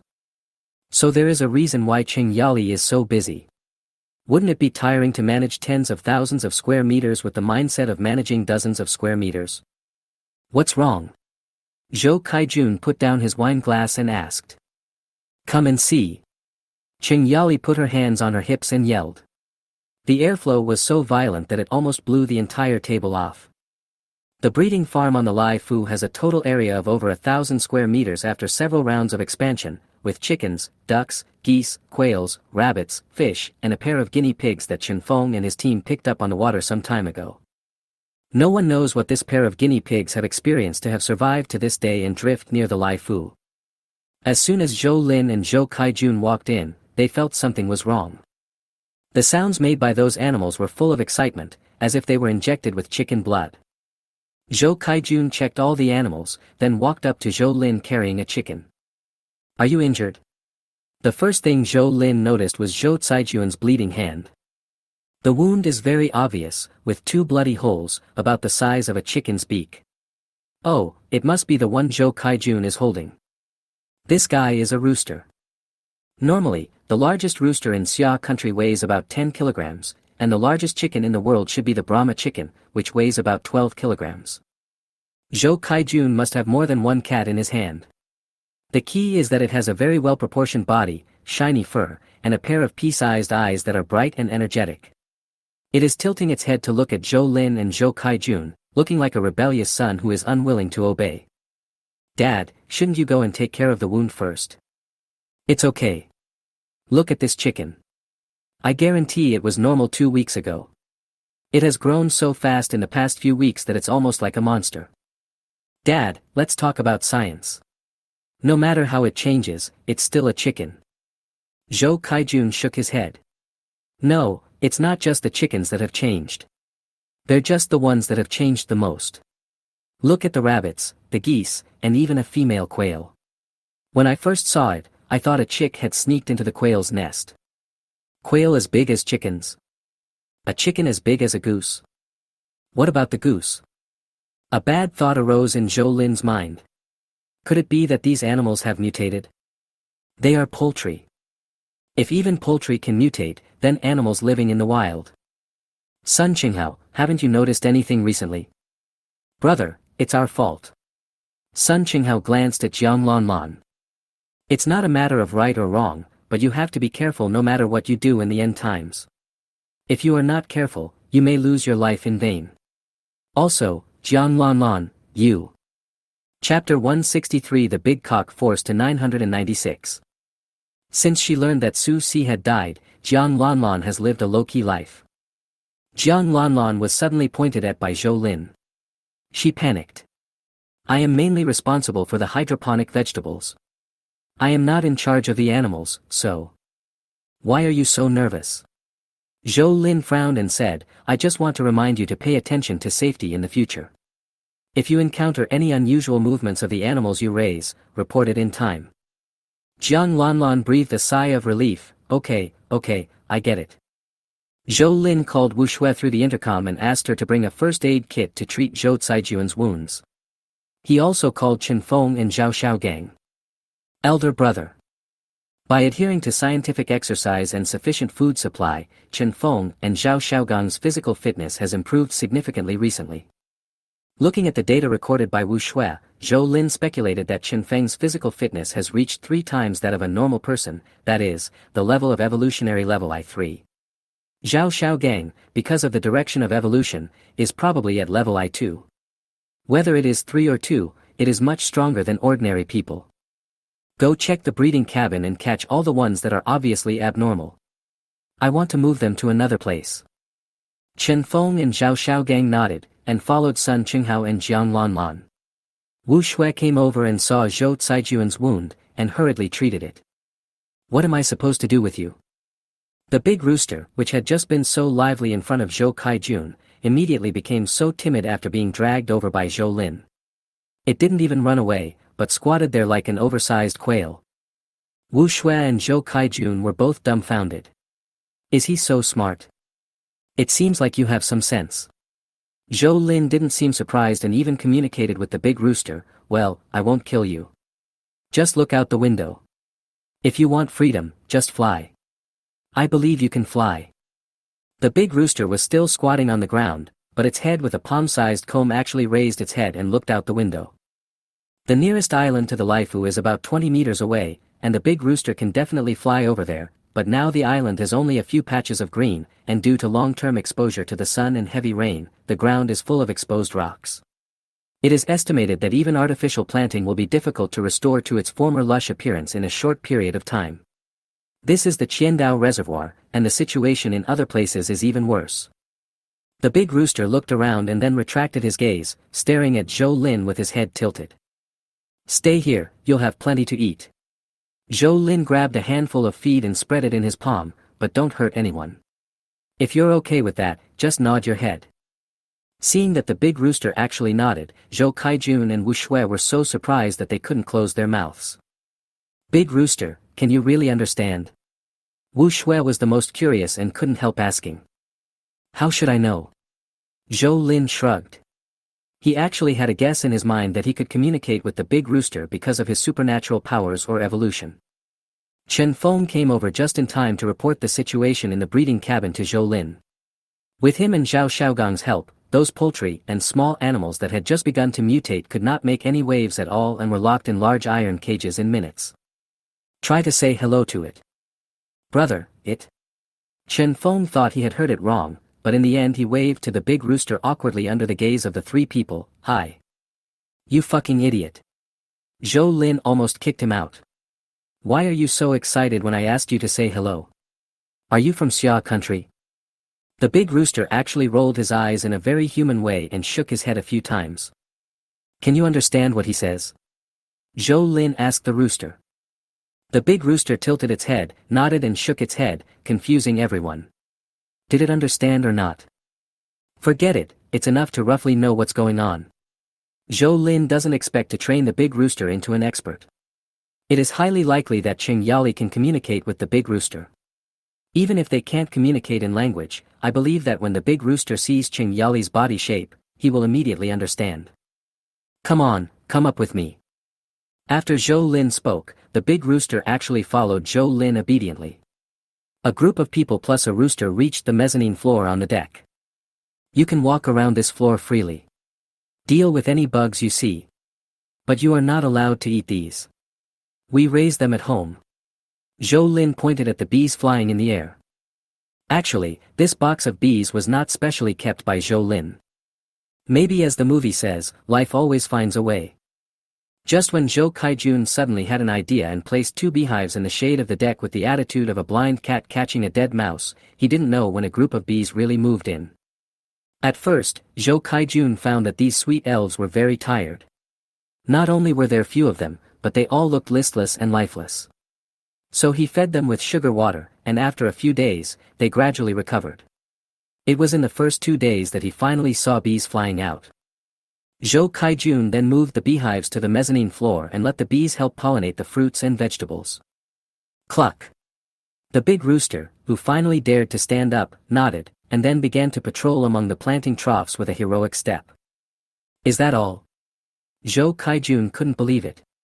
As a professional in animal husbandry, he always felt it was too incredible. That's about right. Zhou Lin didn't say anything final. He still wanted to go and see other small animals that were beginning to mutate. No longer caring about the big rooster, Zhou Lin and others went down to the breeding cabin. There were a rabbit, a goose, and a quail locked up by Chen Feng and Zhao Xiaogang, plus a rooster left on the deck.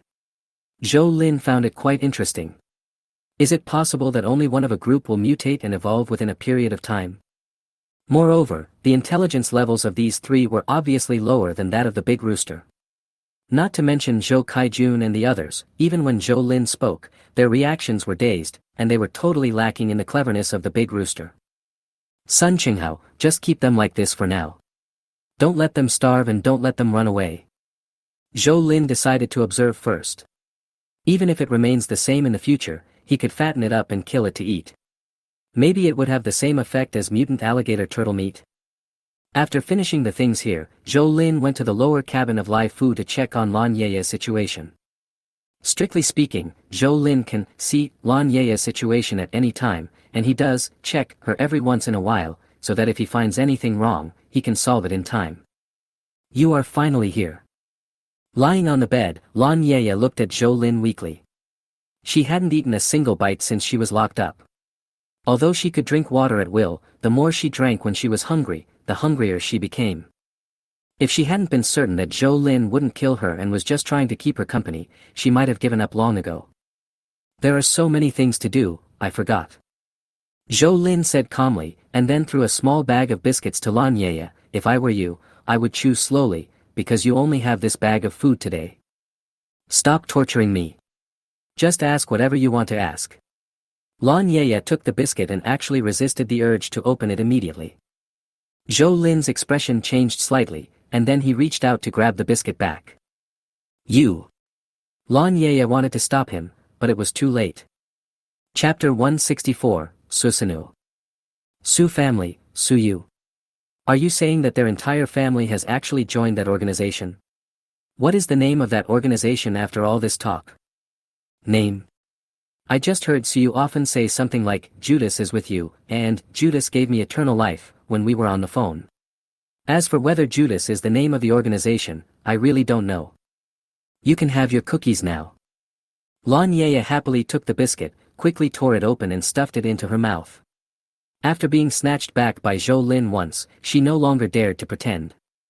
This is exactly the result Zhou Lin wanted. It is not difficult to destroy a person's body.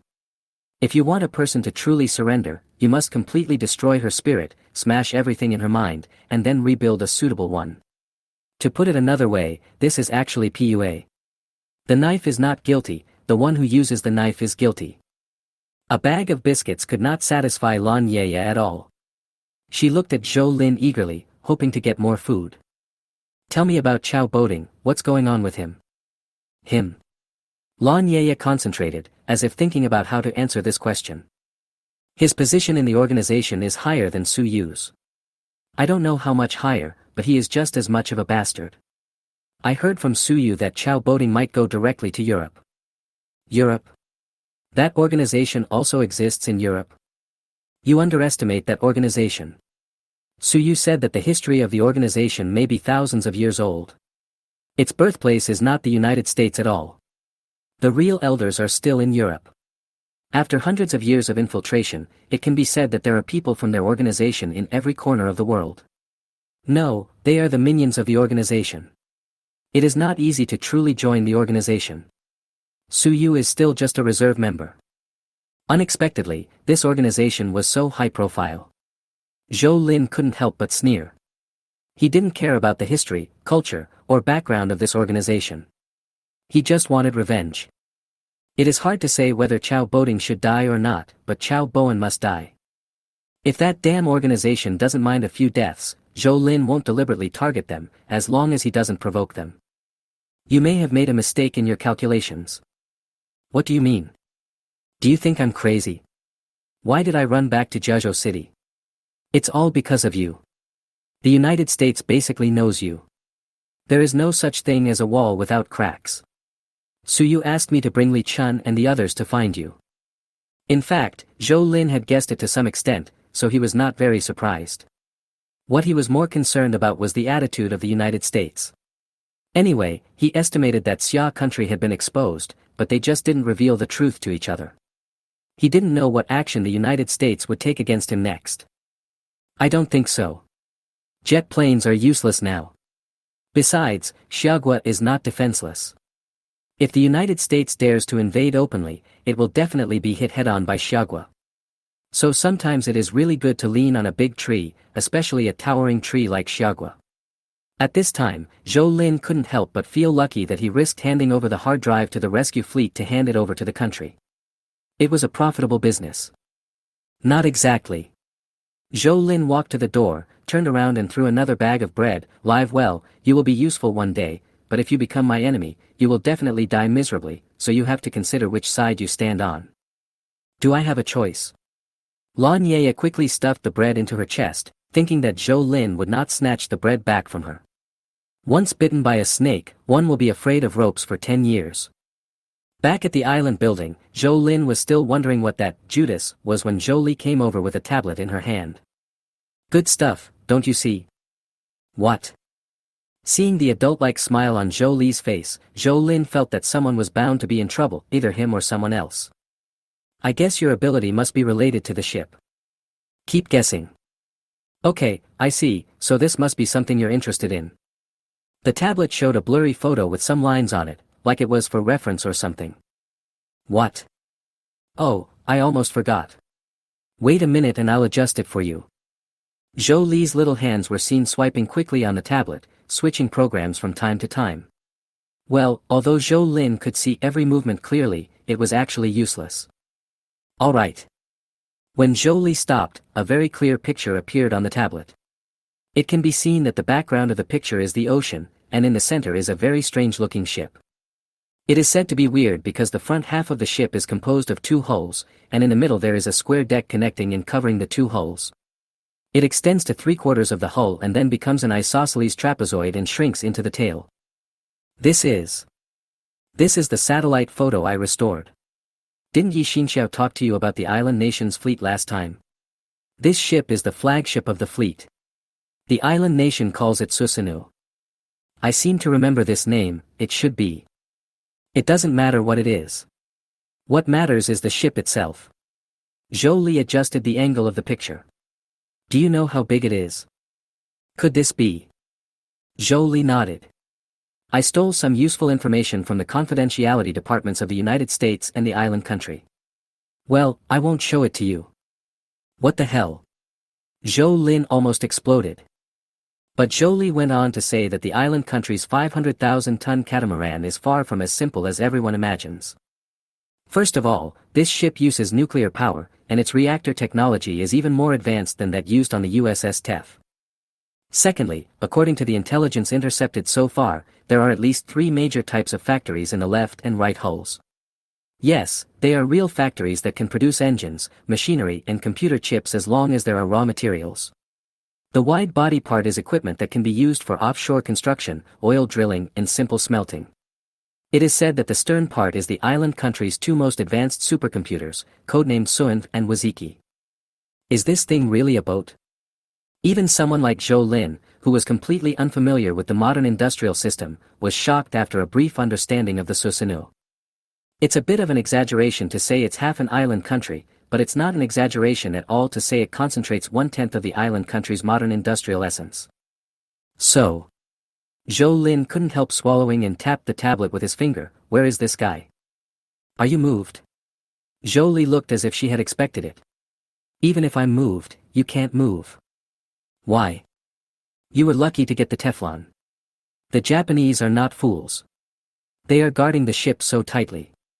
Do you think you have a chance to get close? Do you think those warships are just for show?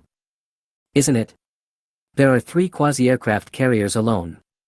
You can imagine how tight the defense will be. Besides, now is not a good time. The island nation's fleet's return to the island nation this time may have a bigger plan. A bigger plot. What do you know? Zhou Li shrugged her shoulders like an adult. I'm still looking into it. I'll figure it out sooner or later. If this island nation's fleet encounters a natural disaster, that would be great. Brother, what do you think? Natural disaster?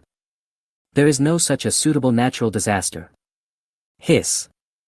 Zhou Lin suddenly opened his eyes wide. Chapter 165 Helicopter. Before the end of the world, there was a saying about typhoons. It is said that every summer, typhoons born from the sea usually hit the east coast of Xia country directly due to the influence of air currents. It can be said that the east coast is home to more than 80% of Xia's economically developed cities. Once a strong typhoon makes landfall, it will have a major impact on Xia's economy and may even significantly slow down Xia's rise. But if you mark out the typhoon's annual route map, you will find that most typhoons tend to suddenly turn more than 90 degrees when approaching the east coast of Xia country, and then head straight for the island country. It looks absolutely amazing. Some netizens said this is called God bless Xiagua. But more netizens do not admit that this has anything to do with God. Is the Taoist priest in purple robe a vegetarian? Do you think the 9 cauldrons of Dayu are just a decoration? And the united will of the Xia people cannot stop a mere typhoon? In a nutshell, God created the typhoon, and the Xia people drove the typhoon to the island country.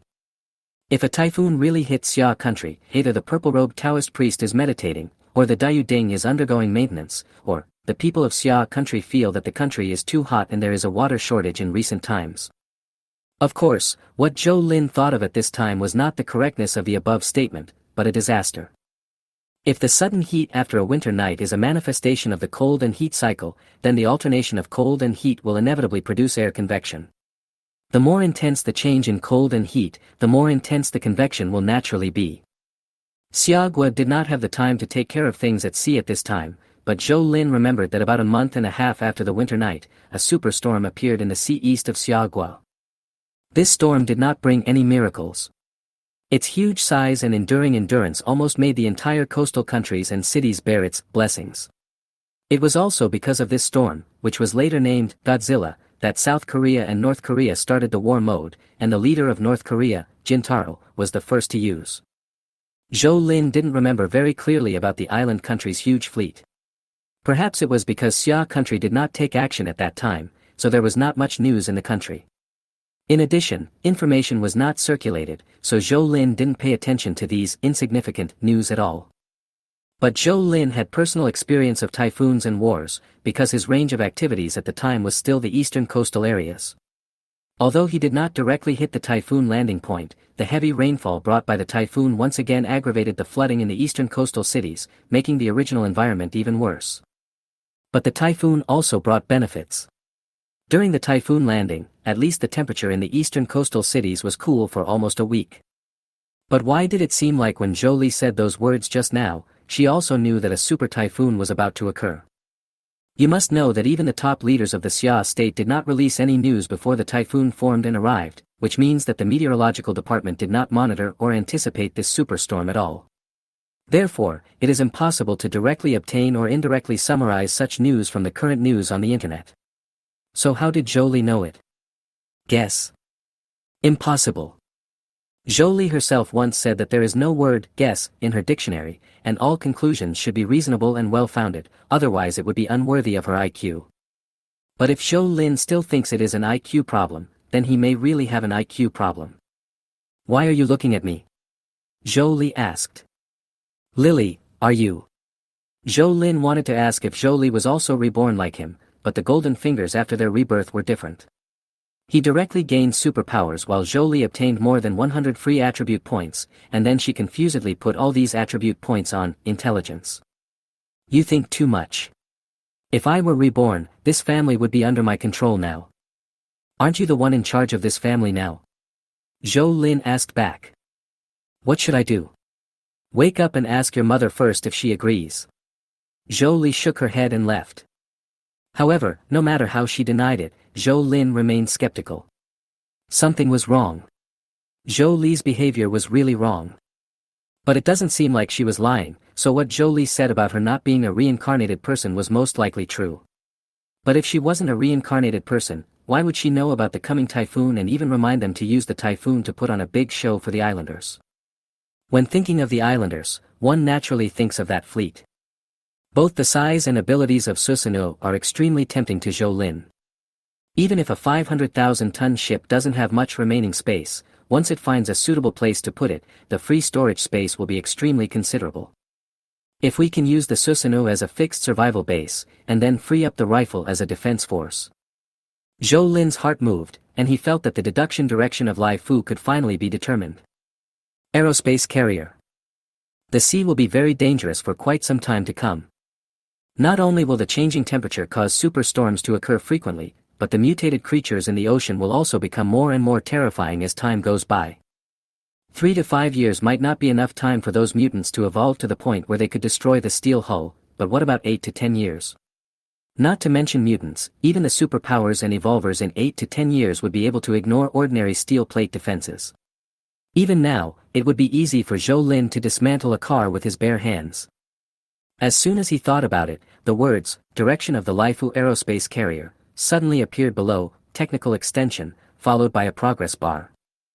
Although the progress bar only showed 0.01% at the moment, Zhou Lin was ecstatic. He was originally worried that this idea was too far-fetched. What if his ability didn't accept it or he didn't have the ability to do it? That would be the end of him. But it was a long time later that Zhou Lin realized that he had actually taken a detour. If he communicated his current idea with Zhou Li, and let Zhou Li deconstruct the technology first, and let the Symbiosis ability deduce those technologies that are currently impossible to realize and master, not only could the entire deduction process be greatly accelerated, but each derived technology could also be used independently. Until now, Zhou Lin still hasn't figured out the true value of the skill, technology deduction. It's basically a waste of time. Symbiosis. Advanced 20/100000. Currently coexisting transportation tools, Laifu, large water surface transportation tool. Lu Xiaofeng, medium-sized ground transportation vehicle. Number of symbiotic vehicles, 2. Storage space 3/4. Subsidiary skill 1, strength symbiosis, 10 minutes/24 hours. Sub-skill 2, space utilization. Subsidiary skill 3, technology derivation.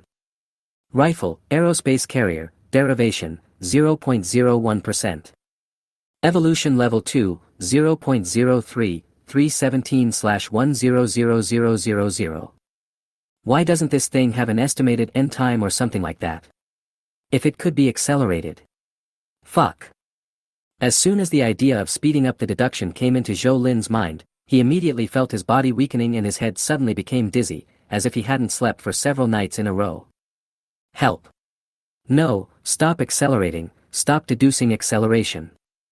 Chapter 166 Heizai's secondary development. Technical deduction will continuously consume physical and mental energy. Zhou Lin knew this, but he really didn't know that this thing could be accelerated, but the consumption was also quite terrifying. If he hadn't stopped it in time, he suspected that he would have been beaten to death. As for whether he could survive in the end, he really didn't dare to gamble. It would be okay if it just drained his physical energy, but the key was that this thing would also drain his spirit. He was afraid that in the end he would not even have the ability to pause his skills. Wouldn't that mean he was completely finished? Looking at the progress bar of technical derivation, again, wow, there is an extra 0.01%. So when will the derivation be completed if it is done at normal speed? Zhou Lin was a little troubled, but finally he decided to try observing for a day or two. Provincial capital, Su family.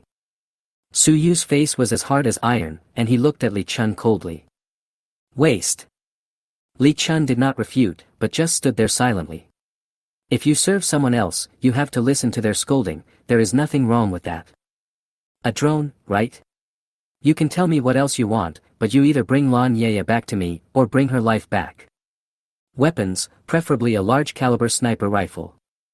Go get it. Su Yu waved his hands. He was really annoyed that he actually lost Laya. Sometimes people are like this. They clearly look down on Laya in their hearts and even think about getting rid of her, but if they are forced to give her up, they can't accept it. Even if they have to give her up in the future, they must get her back first. In fact, this is a disease and needs to be changed. Unfortunately, Su Yu can't change it. He never thinks he is wrong. Not long after Li Chun set out with the equipment and 3 newly selected people, Su Yu received a message from the organization asking how the mission was going. Su Yu was in a difficult situation. He wanted to cover it up, but thinking of the rules of the organization, he finally told the truth. However, the information brought back by Li Chun was still useful. At least it was certain that the Lai Fu was in Zhou Lin's hands, so it was certain that Zhou Lin was the person the organization had been looking for. Soon the organization sent back a message saying that they would arrange people to take action against Zhou Lin, and Su Yu must cooperate unconditionally at that time. Unconditional cooperation. Who do you think I am? Su Yu was unwilling, but he didn't dare to really object, so he could only vent his anger on the people around him. Recently, many people have entered the Su family out of desperation. The Su family has special people responsible for investigating the backgrounds of these people and training them. They must pass strict assessments before they are sent to the Su family compound to provide services for the core members of the Su family. Among them, there are naturally all kinds of women. After all, in this environment where even having enough food is a luxury, the capital that women can use to survive has become less and less, and more. Simple. Poor girl, today she can only silently endure Su Yu's perversion and pray that she will not be tortured too badly. There couldn't be only one Su Yu in the world, and there couldn't be only one girl suffering like this. This is how the end of the world is. Human life is not as valuable as a dog's. But not all dogs are like Heizai, who not only does not have to work, but also has a big meal every day. In the past few days, it seems to have started a second growth spurt. Not only has its shoulder height soared from 70 centimeters to 90 centimeters, but its body length excluding the tail has also increased from 1.3 meters to 1.6 meters, and its weight has also increased by 25 kilograms, reaching a terrifying 60 kilograms, which is equivalent to the average weight of an ordinary adult male in Bashu. In other words, ordinary adult men are no match for Heizai, and the key is that this guy is still growing. Even Ching Yali was a little worried. What if this thing continued to grow, wouldn't it grow into a Tyrannosaurus Rex? Zhou Li scoffed at her mother's concerns, saying that her mother didn't understand science at all.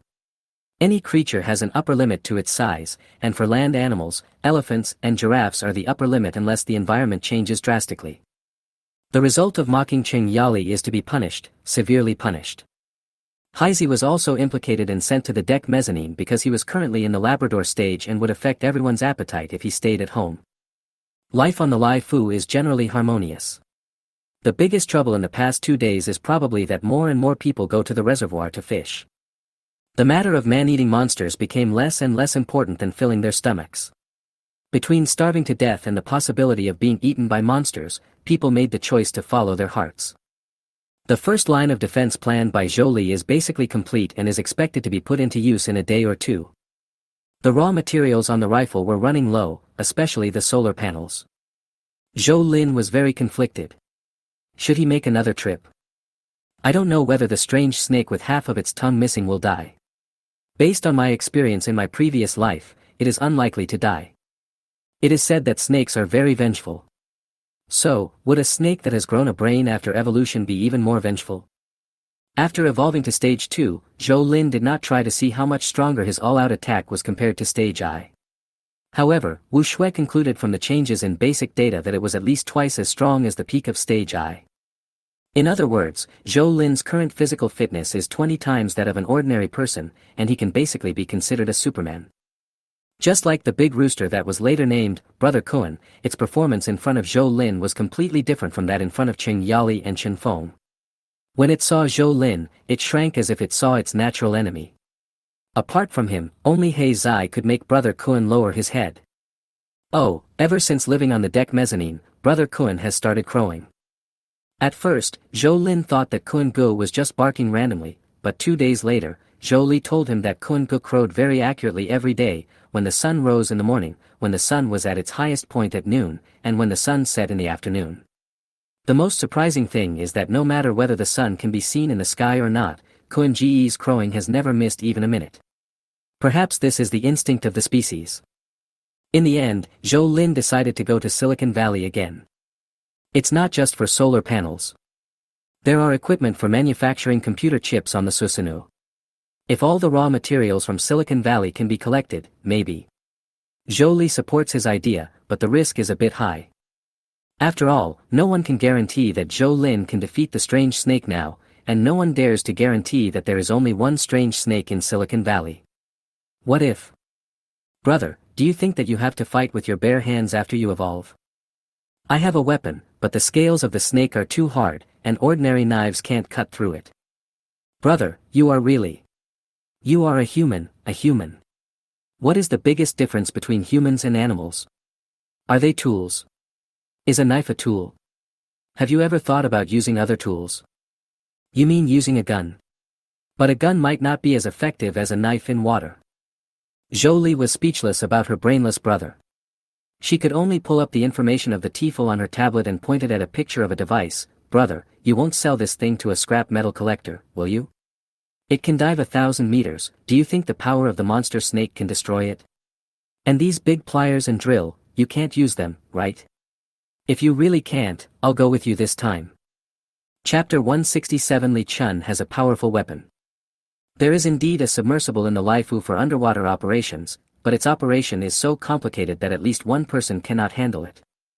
Normally, this submersible requires at least one driver, 2 operators and 1 observer to successfully carry out seabed operations, including excavation, welding, cutting, etc. No need. Zhou Lin thought about the complexity of that thing and finally did not agree with Zhou Li's plan. What a joke. If Zhou Li really encountered a strange snake, she would just be missing a piece of skin when she came back, and Cheng Yali would stew Zhou Lin.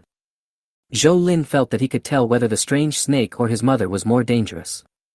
Zhou Li seemed to have guessed Zhou Lin's refusal and did not force him. She just reminded Zhou Lin to be careful. If he was lucky enough to kill the strange snake, he must remember to bring back the snake gall. Soaking wine. You don't understand. Zhou Li waved her hand and left. Early the next morning, Zhou Lin prepared to set off. As soon as I stepped onto the deck, I heard Heisey's barking. They say like master, like dog. Heisey is now really developing in the direction of Cheng Yali, and the sound is truly deafening. What are you barking at? Can't you see it's me? Zhou Lin thought Heisey was barking at him, but then he realized that he was barking at the sky in the northwest direction. You're just being too sentimental, aren't you? Zhou Lin looked towards the northwest awkwardly and soon found a small black dot in the sky. Judging from the trajectory and method of movement, it should not be a bird. So, could it be another military drone? What surprised Zhou Lin was that he had already seen the small black dot before he felt the radar information sent by the Lai Fu saying that a drone had been spotted. Sure enough, when biological evolution reaches a certain level, current technology can no longer keep up. While feeling emotional, Zhou Lin began to use the communication equipment of the Lai Fu to contact Yi Xinxiao directly. This was agreed upon when the two reached a cooperation agreement last time. Some things could not be known to Wang Pingping for the time being. No. Yi Xinxiao said that he did not order the drone to fly over the Qiandao Reservoir, and the military drone did not take off either. If it's not yours, I won't be polite. By the way, regarding Wu Jiansai's matter, I heard that Zhu Guanghan was going to take action, and your location may have been exposed, but it was definitely not leaked from our military. Really? If he wants to die, then come on, Commander Yi. If they start the fight first, I won't tolerate it. You must be very careful when the time comes, but don't accuse me of fighting. I'm not smart enough, and I'll get angry if you do. Yi Xinxiao was silent for a moment, and finally said, for the sake of us all being Xia people, if there is anything, please inform me and I will handle it. Of course Zhou Lin knew Yi Xinxiao's plan. The military came to deal with it to protect Zhu Guanghan and his men. After all, Yi Xinxiao knew the Lai Fu and knew what the outcome would be if the Lai Fu opened fire. No more talking. That thing is getting closer. Let me take care of it first. It's not yours, right? No. This time Yi Xinxiao did not hesitate. The communication was interrupted and Zhou Lin squinted his eyes and looked up into the sky. Now the shape is clearer, he can even see the lens hanging under the drone. It is indeed different from the last military one. This one has 8 rotors and flies very steadily. It is clearly more advanced than the military one. In Jiazhou City, they can produce a drone that is more advanced than the military's. They have bad intentions. Zhou Lin instantly took out his heavy sniper rifle, held it up, turned on the safety, and steadily placed the drone in the sight. At the same time, a speedboat was cruising slowly 2 or 3 kilometers away from the Lai Fu. Lao Li, fuck, I think I've been discovered, that thing, he shot. At the stern, the drone operator wearing VR glasses shook violently and almost dropped the drone remote control. Who asked him to use VR glasses to connect directly to the drone camera? The effect was almost like he was shot. Fortunately, Zhou Lin's first shot did not hit the drone, but the operator did not dare to gamble on his luck again. You know, such a set of equipment is very valuable even to Su Yu. If it is really damaged or lost, he will definitely be punished by Su Yu.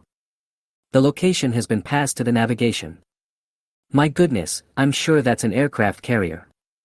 You're still hitting me, fuck, if you hit me I'm not a bird demon anymore.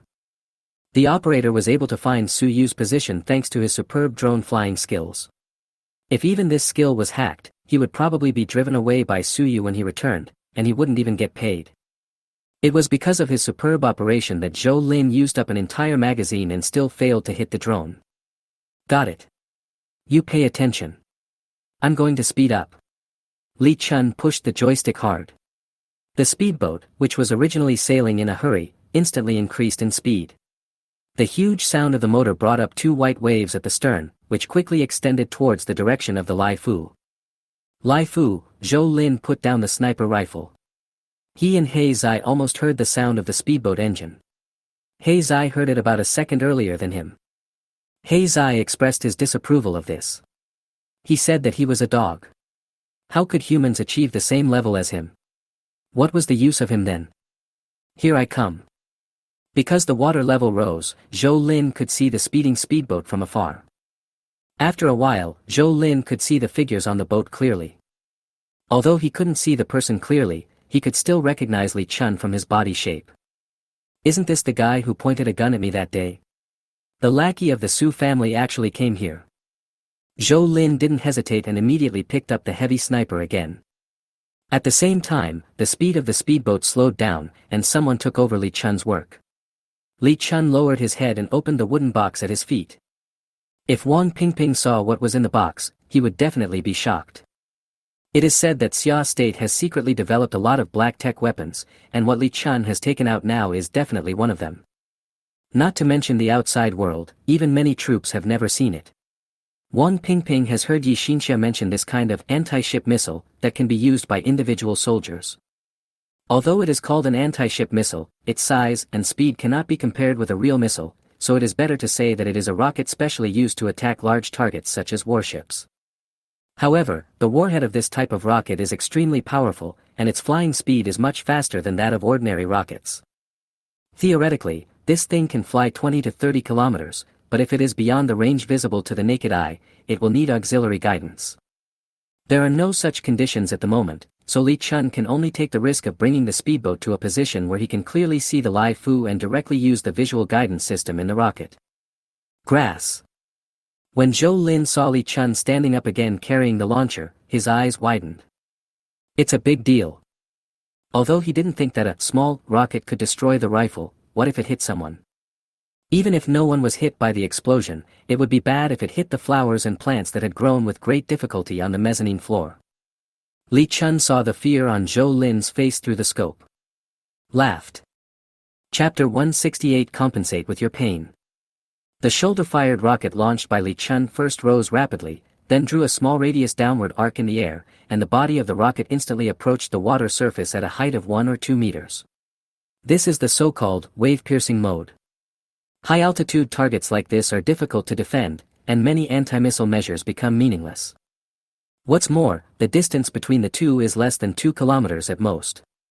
In a real battle, such a situation will never occur unless all the fleets around the aircraft carrier have sunk. So don't say that it happened suddenly. Even if the Lai Fu had been prepared, it would not have been possible to intercept this small anti-ship missile. Although Li Chun's face was expressionless, he couldn't hide the smile and pride in his eyes. He knew Zhou Lin was very powerful, but no matter how powerful he was, he still ate his feet.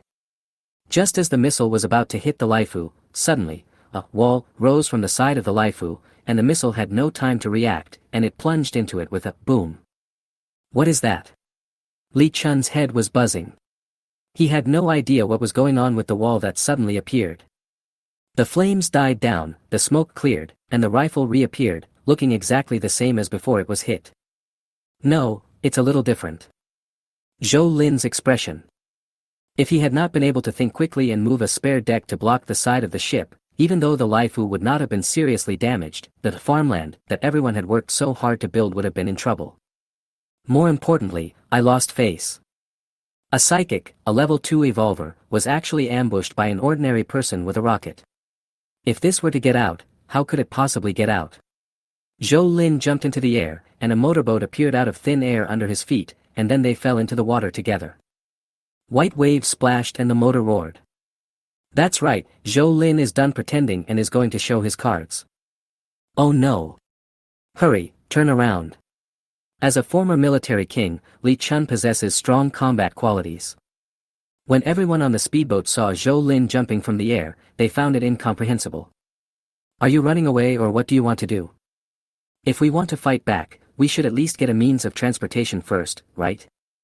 Until the moment the motorboat appeared out of nowhere, everyone except Li Chun was dumbfounded. Magic? Magic? It's still a fucking movie special effect. Fortunately, Li Chun's loud shout woke up the others, and then they all got busy. Zhou Lin was not idle either. While controlling the motorboat, he was putting on equipment, bulletproof vest, helmet, and weapons. Rush onto the speedboat and engage in close combat with Li Chun? No need. In this vast water area, a speedboat cannot be more agile than a motorboat. Now Zhou Lin is the hunter, and Li Chun and other talents are the prey. Just as the speedboat was about to turn around, Zhou Lin's motorboat had already drawn a white line and caught up with the speedboat from the left. Before Li Chun could say anything, the two men on the left side of the speedboat had already raised their guns. Xia Guiding's famous Type 99 rifle is known for its stability and high accuracy. One tracer bullet for every 4 shots can effectively show the trajectory of the bullet so that the shooter can adjust the direction. The two fire snakes were almost chasing Zhou Lin's motorboat, drawing an arc-shaped line of fire between the speedboat and the motorboat. However, none of the bullets actually hit the target. After all, both sides were moving, and this kind of shooting was more of a threat and suppression. For example, in order to force Zhou Lin to slow down, one of them slightly adjusted the muzzle of the gun and started shooting at Zhou Lin in advance. Tracer bullets are actually fair to both sides. Li Chun can see the trajectory, and Zhou Lin can see it as well, and even see it more clearly. Seeing that the motorboat was about to hit the fire line, Zhou Lin suddenly pulled the handle of the faucet, and driven by the powerful power of the motorboat rushed straight out of the water. The man who fired the shot in advance was delighted and quickly raised the muzzle of his gun slightly. At this time, Zhou Lin had no leverage in the air, so he became a living target.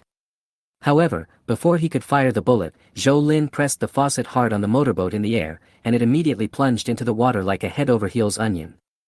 Grass. Where did you go? Don't panic, he will eventually surface. The people on the speedboat stopped shooting and instead looked around for Zhou Lin and the motorboat.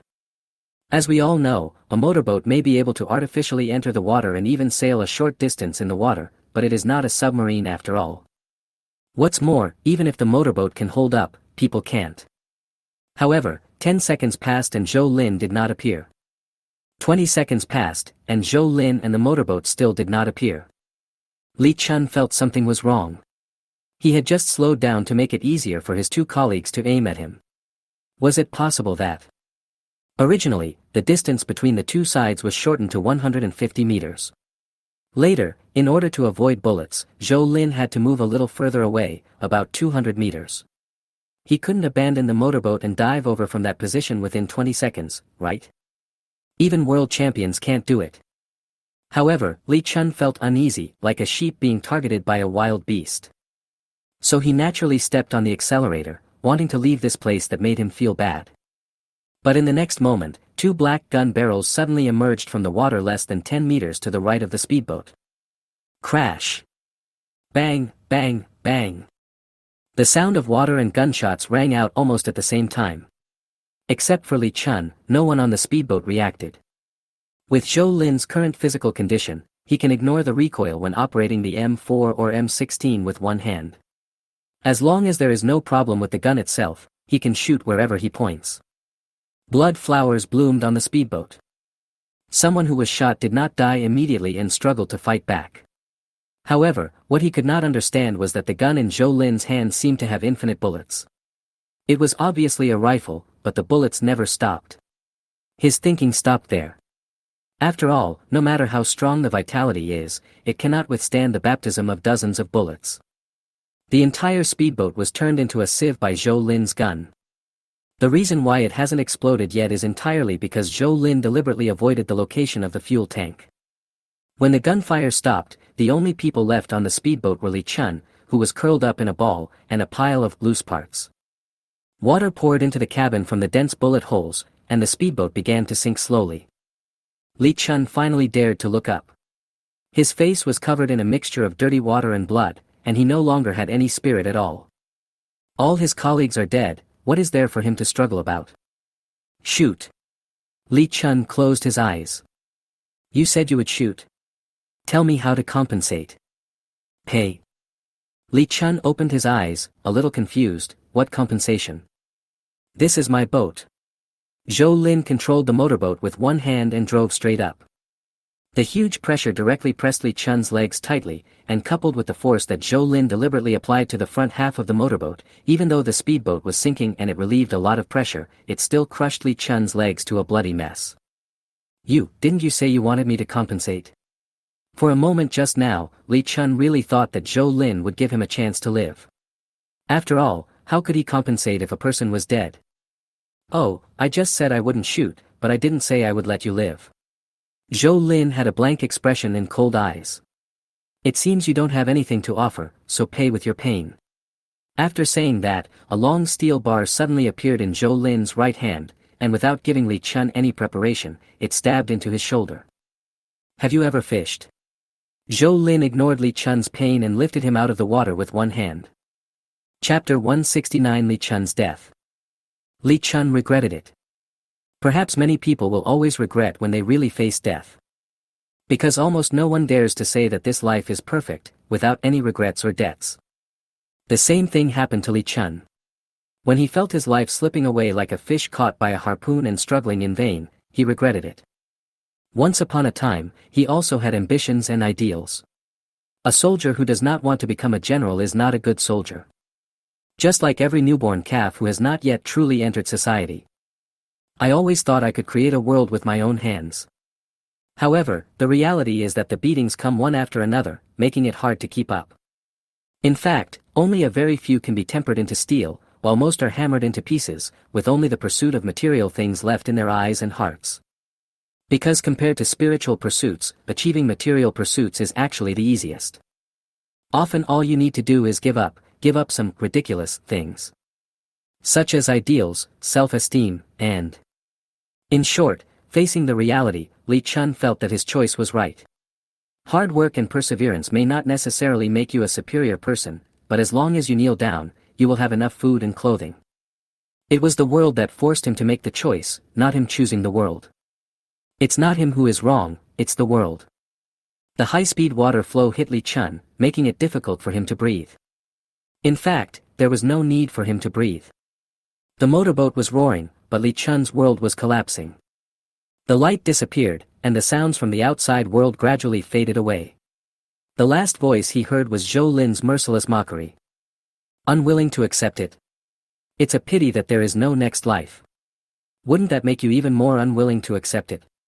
That's right. It is said that people can hear voices when they are dying. Zhou Lin just took it as true.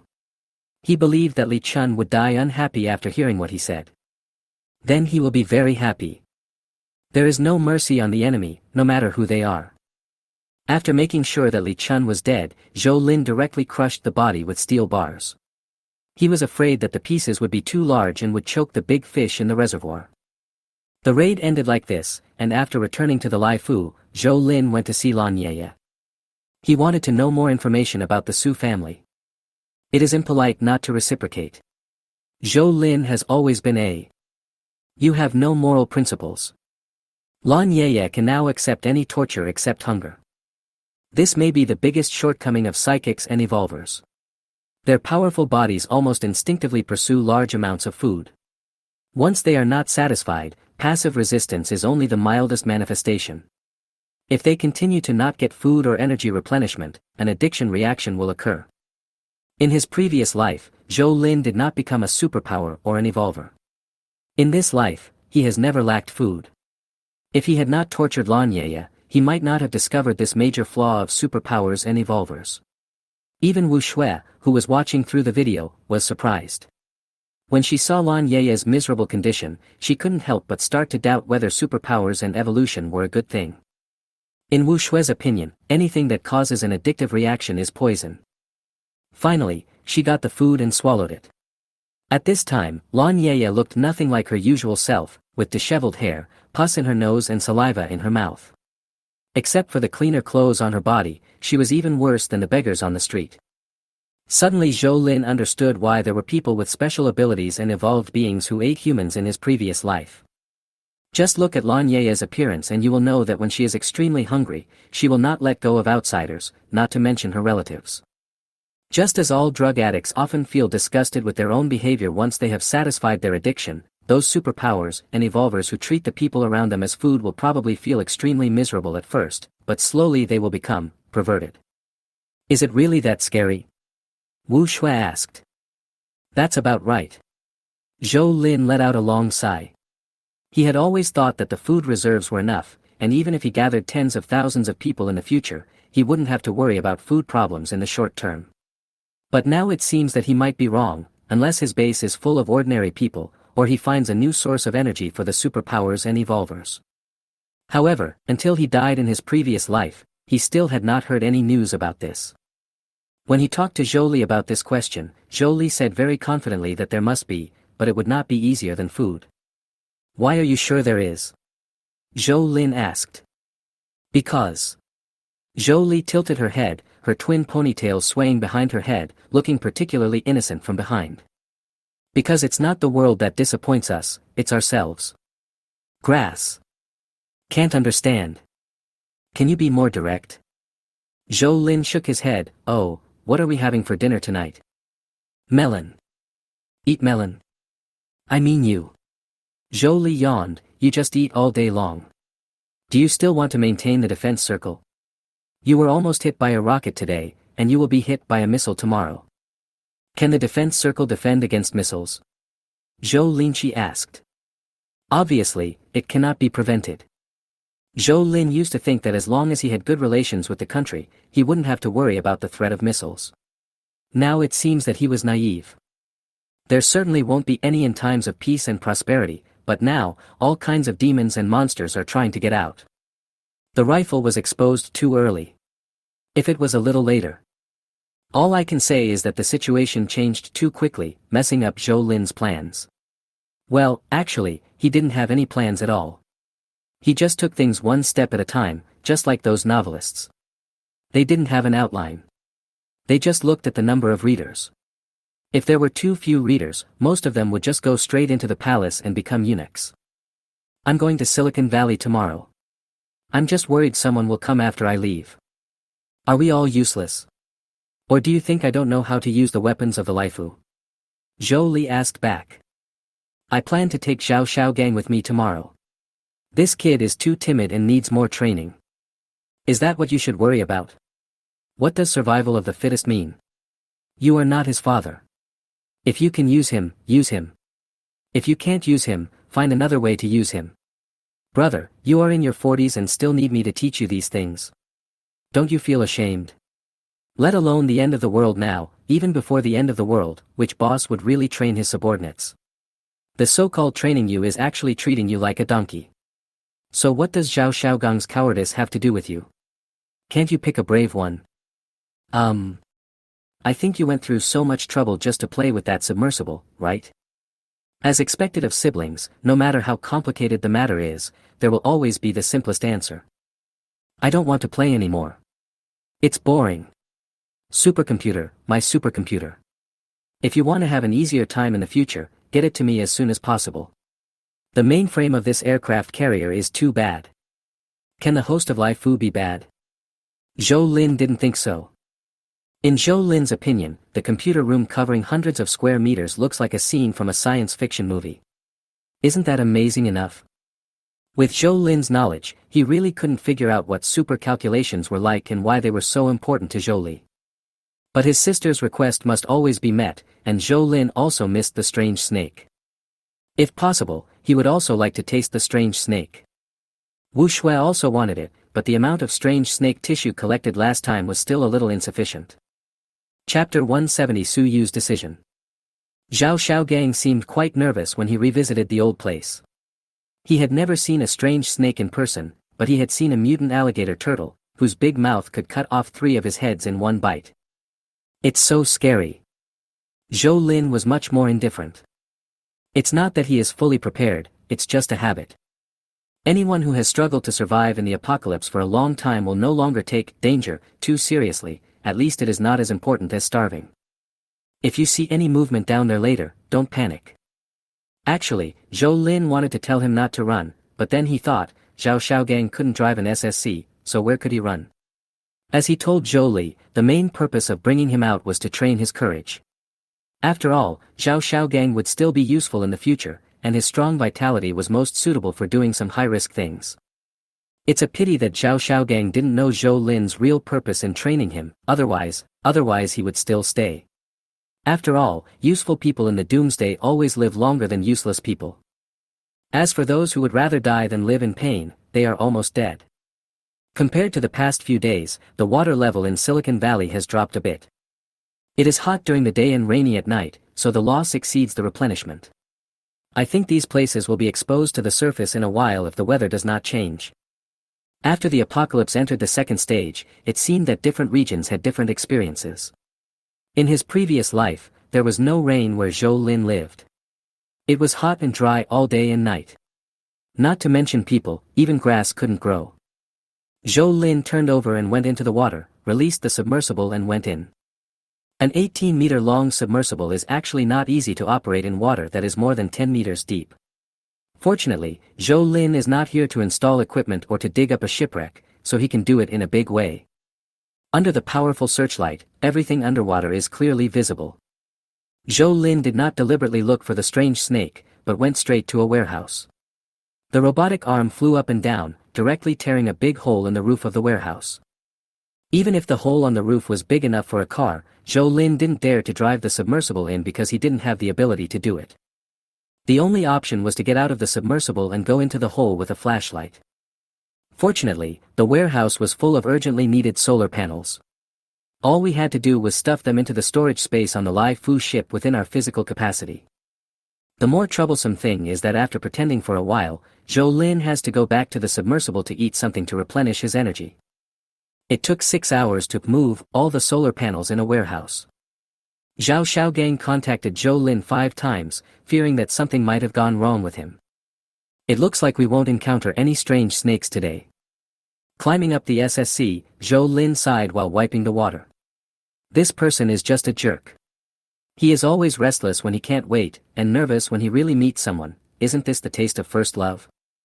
Brother, are you going back? Well, let's go back. After hearing Zhou Lin's answer, Zhao Xiaogang felt relieved. He felt relaxed and even hummed a little tune. What are you humming? Red roses, don't they match my age? Go back. I'm tired. Sufficient solar panels allowed the construction of the defense circle to continue, but there was still a shortage of manpower, so Zhou Lin had to roll up his sleeves and do it himself. Mom, it's so hot, you should go and take a rest. Do you look down on me? How about we arm wrestle? Zhou Lin glanced at Qing Yali's arm, which was thicker than his thigh, and said nothing. He just mourned for his father in his heart. Sometimes he also thought immorally, if he were the father, would he really be able to keep his chastity? Well, it shouldn't be a question of whether he can, but a question of whether he dares. It's really hot. Through the satellite network, we can learn that many places have begun to suffer from water shortages. We can only say that the conditions here in Jiazhou City are indeed unique. After all, even the shelters in the provincial capital have begun to ration water. Not only drinking water, but even domestic water is restricted. Adults only have 1 liter a day. 1 liter of water. In this temperature, it's not enough to drink even if you just lie there and don't move, let alone work for food. The situation in the provincial capital is actually considered good. After all, no matter how stingy the authorities are, they have to try their best to ensure people's survival. In places that have completely lost order, strength is a matter of course. Whoever has the power to control the water source is the boss. In order to fight for water, countless people died and how much blood was shed. In Zhou Lin's previous life, why did people from neighboring countries want to think of Xia Kingdom? It was because order was the only way for ordinary people to live with a little dignity.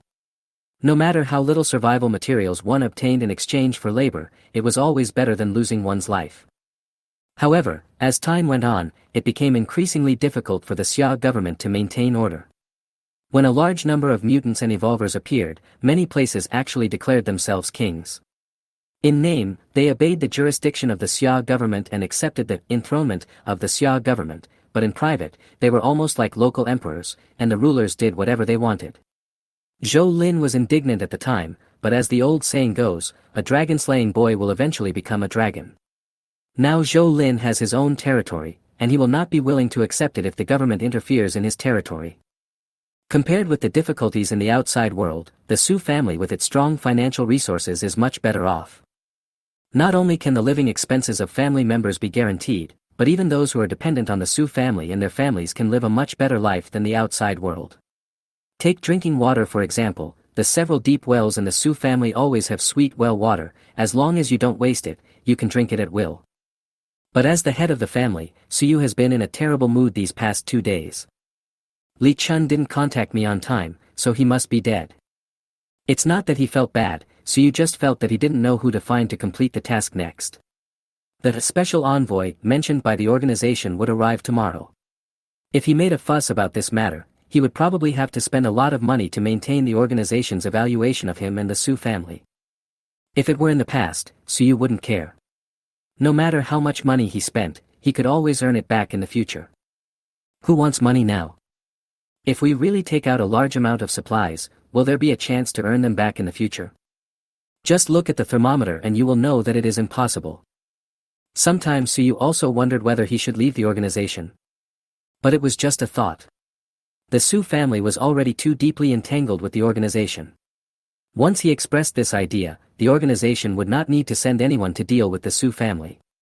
They only needed to hand over what the Su family had done over the years to the Xia government. I'm afraid it wouldn't take a day for all the people in the Su family to go to jail, and people like Su Yu would basically be shot. No, I have to make some arrangements. Su Yu called his two younger brothers and asked them to prepare separately. Su Nan, you go to the north, Su Hua, you go to the south. This is the status of my assets in the two cities. After you take your people there, find a suitable place to stay. Be sure to keep a low profile and do not reveal your identities. 27-year-old Su Nan's eyes turned red. Brother, is something going to happen to our family? Nonsense. Su Yu put on the airs of an elder brother. The whole world is in trouble, how can our family remain unscathed? I asked you to leave to ensure the inheritance of our family's bloodline. If there is a peaceful day in the future, I will naturally bring you back. Remember, you must keep a low profile. Chapter 171, A Visitor from the Imperial Capital. Jiazhou City National Granary. The gradually receding accumulated water made Wang Pingping, who was stationed in the granary, very happy. Finally, we don't have to stay up late to fight the flood, and the brothers can have a good sleep. Although the weather was a bit hot, there were 3 deep wells in the granary, so drinking water was not a problem at all. With food and drink, Wang Pingping thought this was a godlike life in the end times. Unfortunately, the water nearby has not completely receded. This swamp-like terrain has greatly limited the transportation capacity. Large ships cannot move and small ships can carry less. Not to mention the government shelter represented by Zhu Guanghan, even the frequency and quantity of food transported to the military base have been greatly reduced in the past 2 days. If a certain amount of food had not been prepared in advance, Yi Xinxiao would probably have given a death order to Wang Pingping. Wang Pingping thought he could live a godly life for a few more days, but a phone call from Yi Xinxiao finally cheered him up. Imperial Capital. You didn't come here by airship, did you? It's a new product, a high-speed airship that can reach a speed of 160 kilometers per hour. That's not fast, okay, I'll be back right away. When Yi Xinxiao first received the news, he was in a very bad mood. It's already this time, why are there still people fighting for power? No wonder people say that the Xia people will never be united until the last moment. The top brass had clearly already made a decision on Zhou Lin's matter, and Yi Xinxiao also agreed with the decision, but why were there always people who wanted to stir up trouble? Wang Pingping hurried back, only to find that the garrison was still the same as usual. Commander, what's going on? Didn't they say someone is here to cause trouble? Why are you in such a hurry? It's not here yet. Don't you know how to prepare it by tonight at the latest? No. What's going on? You ask me, who should I ask? Yi Xinxiao was really humble in front of Wang Pingping. He sighed and said, anyway, it must be related to that kid Zhou Lin. Oh, it might be a big trouble. Earlier, Yi Xinxiao also intermittently revealed some things to Wang Pingping that he shouldn't have said. After hearing that a person with superpowers had been discovered and it was confirmed that Zhou Lin should be one of them, Wang Pingping was still very envious. As a soldier, I am born with the desire to become stronger. It's a pity that at Yi Xinxiao's level, he can't help Wang Pingping at all. Being able to know some information is already the limit for him. The people coming from the imperial capital this time are not on the same line as Yi Xinxiao's old leader, but they are under the banner of high-level officials, so they may not necessarily listen to Yi Xinxiao when they come. Zhou Lin is not someone who is easy to deal with either. If things don't work out, we can just sit back and watch the fight. Wang Pingping folded his hands, looking like he was enjoying a good show. That won't do either. Yi Xinxiao glared at Wang Pingping in frustration. You're still the commander, but it's not good to be a fence-sitter. If your roots are not solid, you'll be uprooted easily. When will you be able to take over? You are young and strong, and you still want to take me over?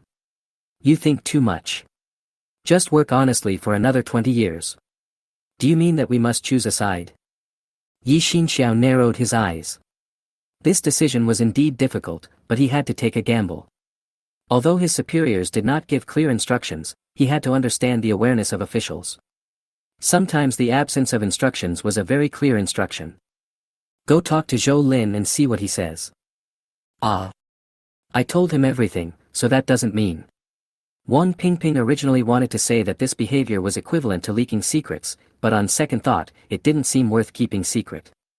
Judging from Zhou Lin's behavior during this period, except for being a little excessive in the matter of Wu Jiankai, he was considered to be following the rules. Wang Pingping put himself in Zhou Lin's shoes and thought that if he had Zhou Lin's ability, he might be even more arrogant than Zhou Lin. Don't think too much about it, otherwise you would be sorry for him being cheated on. An investigation team from the imperial capital.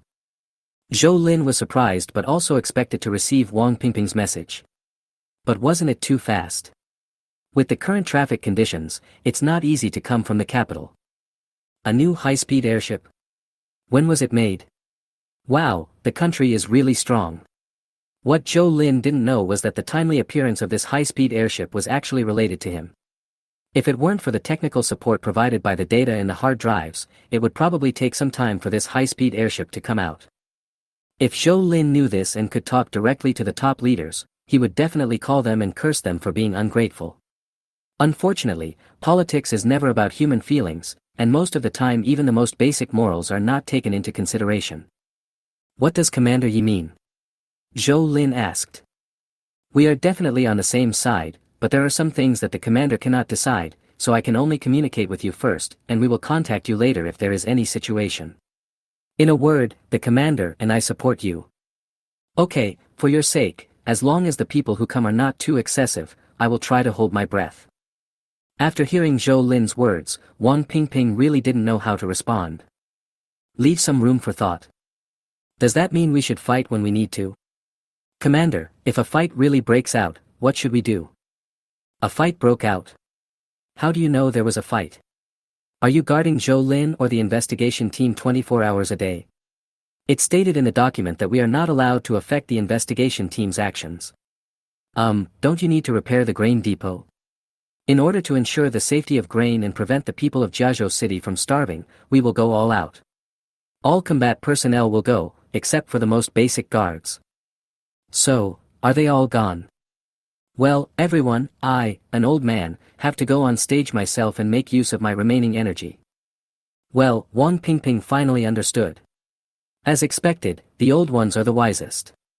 This person has already gone to the grain depot. Given the current transportation conditions, even if he receives a request for support from the investigation team, he will have to go back to the base to get the equipment. If he waits until the equipment is ready before going there, he might as well wait until the opportunity is gone. The key is that it is reasonable and no one can find any fault with it. On the other side, Zhou Lin also felt strange. What do you think? He asked Zhou Li. I'm not Yuan Fang. I'm a politician, just like a novelist, I have a very ruthless heart. What's the matter with writing novels? Zhou Lin asked. Isn't palace fighting made up in novels? Men's palace fighting, officialdom, isn't that also made up by novelists? If they didn't have those twisted and complicated thoughts in their heads, how could the characters in the novels be so bad? You said so.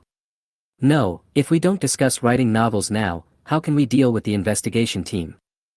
If it were me, I would definitely kill one to warn the rest. After all, the emperor is far away. Hey, I have long wanted to be Wu Zetian. It depends on whether you, as her brother, can support me.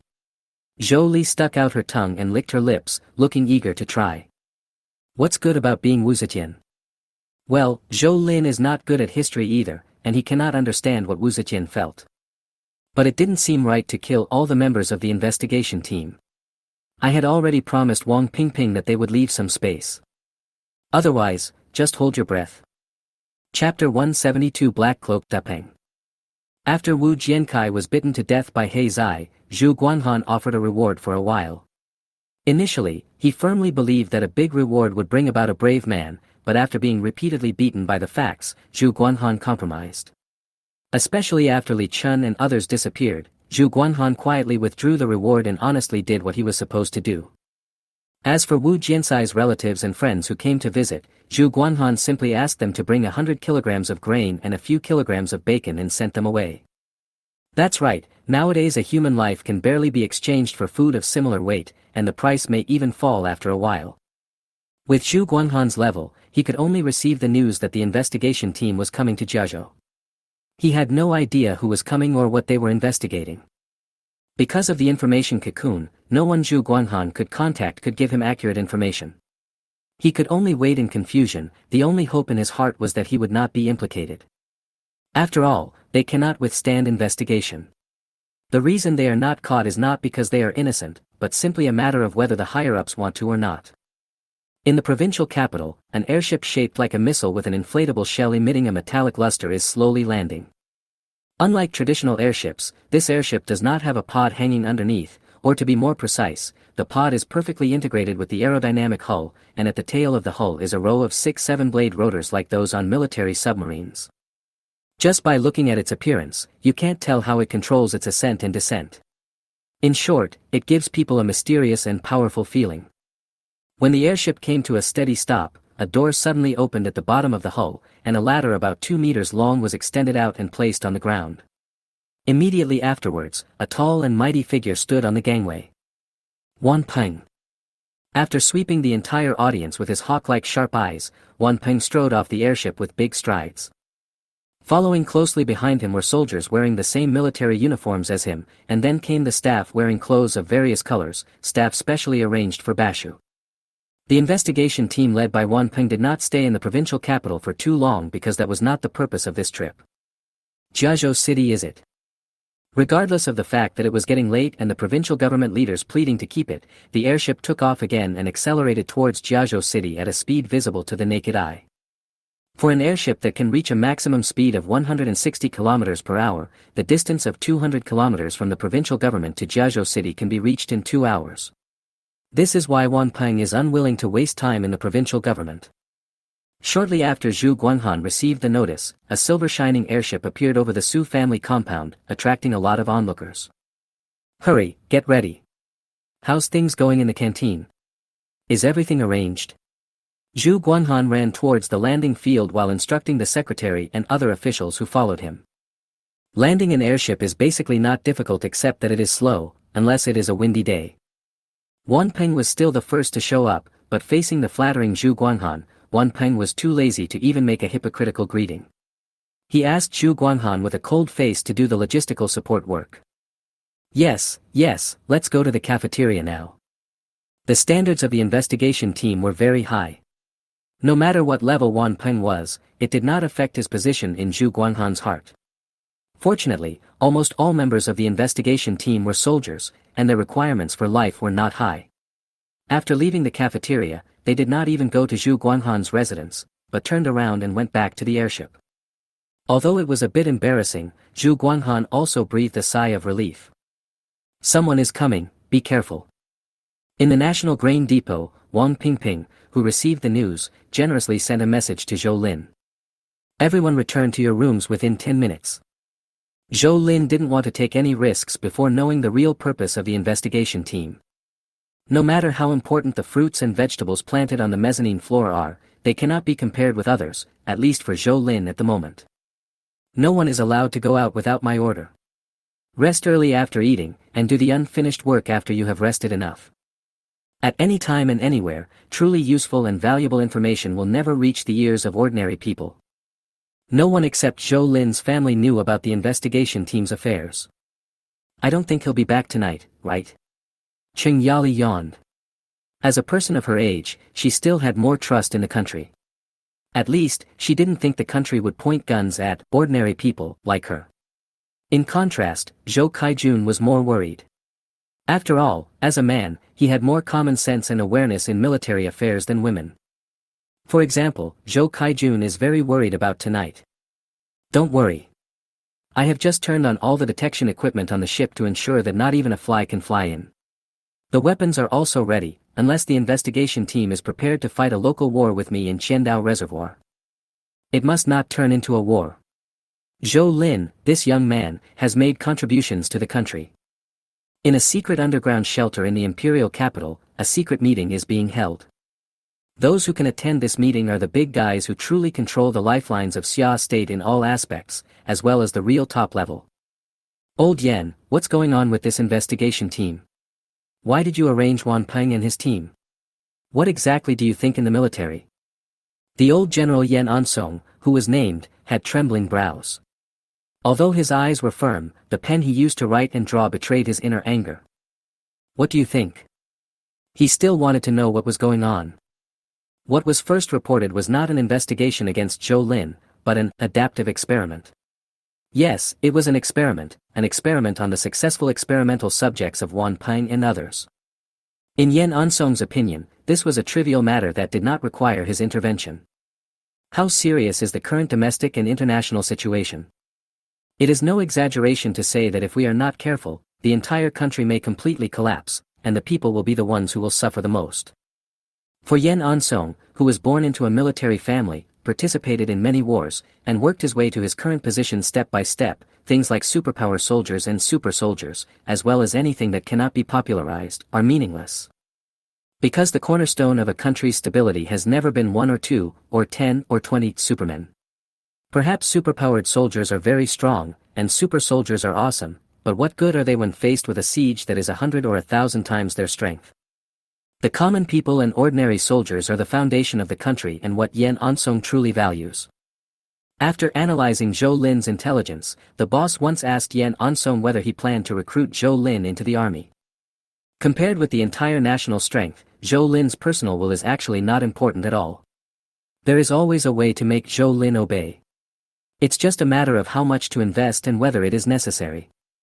At that time, Yen Ansong said that defending the country is noble. If an individual does not have such a noble thought, then no matter how powerful he is, it will be useless for the country. Therefore, unless Zhou Lin took the initiative to propose it, Yen Ansong would not agree to use various means to make Zhou Lin surrender. But Yen Ansong could never have imagined that there were people in the army who couldn't help themselves. Boss, if anything goes wrong with this matter, we'll take full responsibility. Chapter 173 Worker Bees and Stingers. What Yi Xinxiao and Wang Pingping worried about did not happen. That night, the airship was as quiet as a stone. Not only were there no personnel going out, but not even a single light came on, as if there was no one inside. Wan Peng did not contact Yi Xinxiao or anyone else. As the leader of the investigation team, Wan Peng is entitled to a separate room.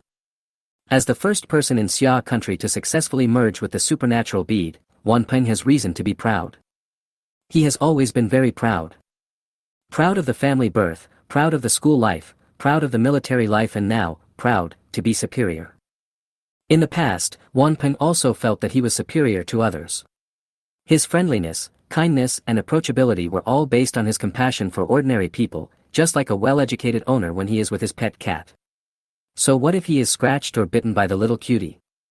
Of course we should forgive it, after all, it is not a human being. But at that time Wan Peng also knew that his feeling of superiority was only psychological and environmental. No matter how strong he was still an ordinary person. Until that day.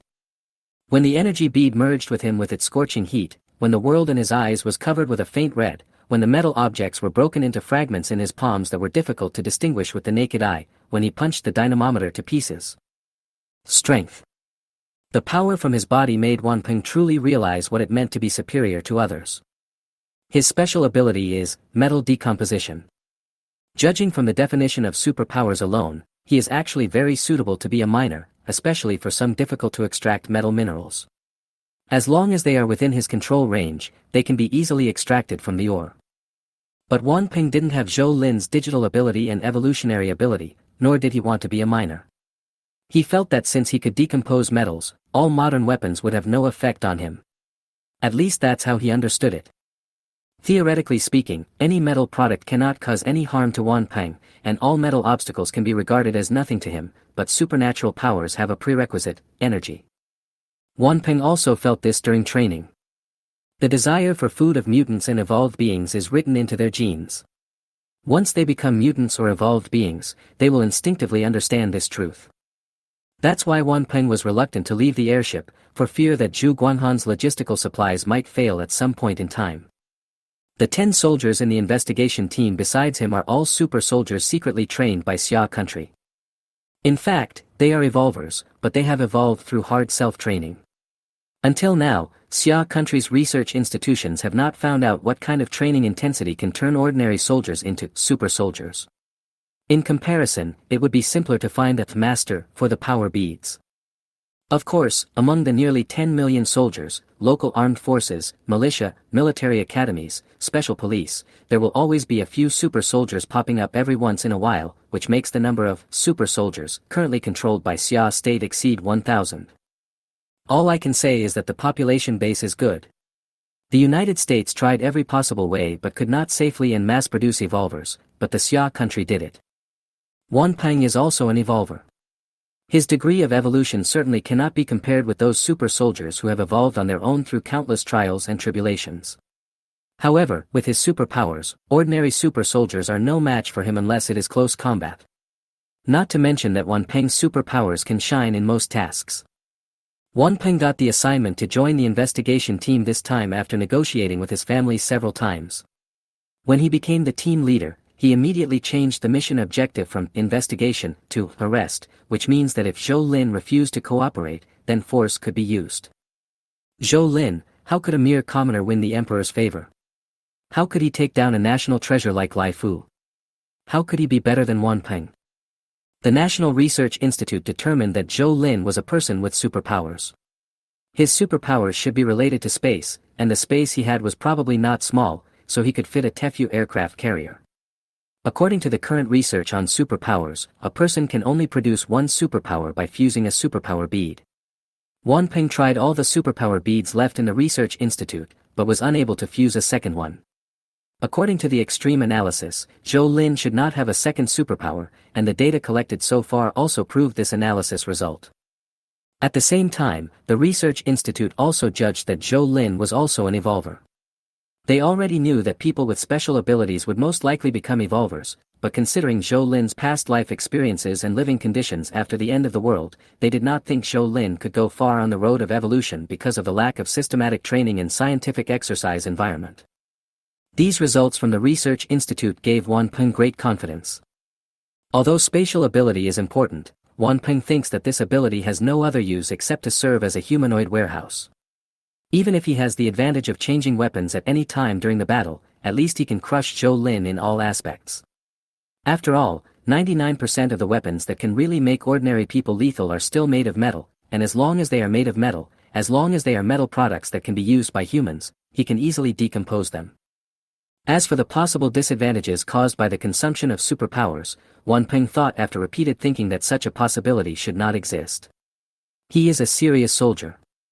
Even if the superpower advantages of both sides are offset, he is confident that he can knock down Zhou Lin in a very short time, or even kill Zhou Lin. What is a bit troublesome is my uncle's instructions. As the second-in-command of the research institute, Wanpeng's uncle Gong Zhou had long wanted the state to take control of Zhou Lin, and most importantly, bring him to the research institute for study. He believed that this would maximize Zhou Lin's value. Yes, Zhou Lin's greatest value is that he is studied as a pioneer in superpowers and evolution, allowing Xia Kingdom to move faster on this path. Therefore, Gong Zhou was secretly dissatisfied with the decision of the superiors to let Zhou Lin go. It happened that his nephew Wanpeng became a superpower and got such an opportunity. Gong Zhou secretly told Wanpeng that if there was a chance, he must invite Zhou Lin to the institute as a guest. If he couldn't invite a living one, then a dead one would also be fine. Presumably, the higher-ups will not give up the future of the entire Xia Kingdom just because of the death of Zhou Lin. Since they want to treat Zhou Lin as a hero, then the hero should have the best place to go. Although Gong Zhou is a very accomplished scientist, his worldview is undoubtedly distorted. Perhaps it is precisely because of Gong Zhou's character that Wanpeng feels that the two are very compatible. In their view, the greatest significance of the people below is to provide resources for those above, whether it is material resources or other resources. In the minds of people like Gong Zhou and Wanpeng, the people below are regarded as worker bees. With the high-sounding words like, "No eggs can remain intact when the nest is overturned," they feel at ease to plunder every drop of honey, completely ignoring the fact that each gram of honey requires a worker bee to fly 400,000 kilometers to produce. However, the worker bee also has a stinger, and one day it will remember its weapon. Chapter 174 Warning, Serious Warning. After 6 o'clock in the morning, the temperature at Qiandao Reservoir began to rise sharply. After guarding for a whole night, Chen Feng yawned and walked out of the monitoring room renovated by Zhou Li. "Eat first."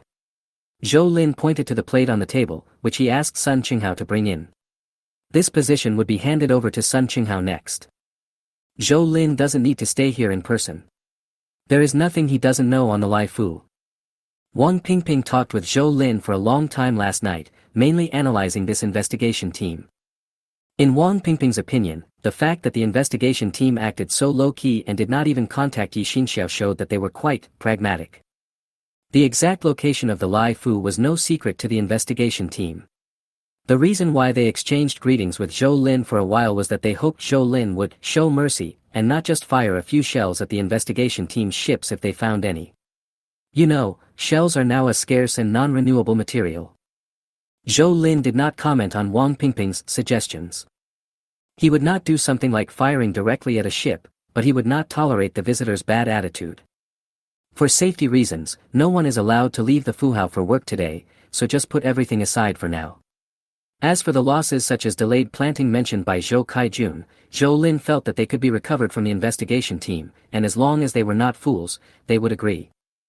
At 9:30 in the morning, Sun Qinghao in the monitoring room issued a warning, and Zhou Lin received an early warning from the Lai Fu 3 seconds before the alarm. 3 speedboats were speeding towards the Lai Fu in a V-shaped formation, and their straightforward route confirmed what Wang Pingping said. At this moment, Zhou Lin wanted to get at least one supercomputer back for Zhou Li, because only supercomputers can timely calculate the satellites passing over the head of Lai Fu and timely crack and interfere with them, so that Lai Fu can disappear from the eyes of those ground reconnaissance satellites. Some military satellites do not even have external network connections. At this time, they can only use the powerful communication capabilities of Lai Fu to directly interfere with these satellites, thereby breaking through the communication link and entering the satellite. It may not sound complicated, but the technical problems and difficulties involved are, in Zhou Li's words, more numerous than the hairs on their heads. By the way, Zhou Kaijun is not bald, he is not a programmer and he has no pressure to survive. Forget about the domestic supercomputers. Each one is a national treasure.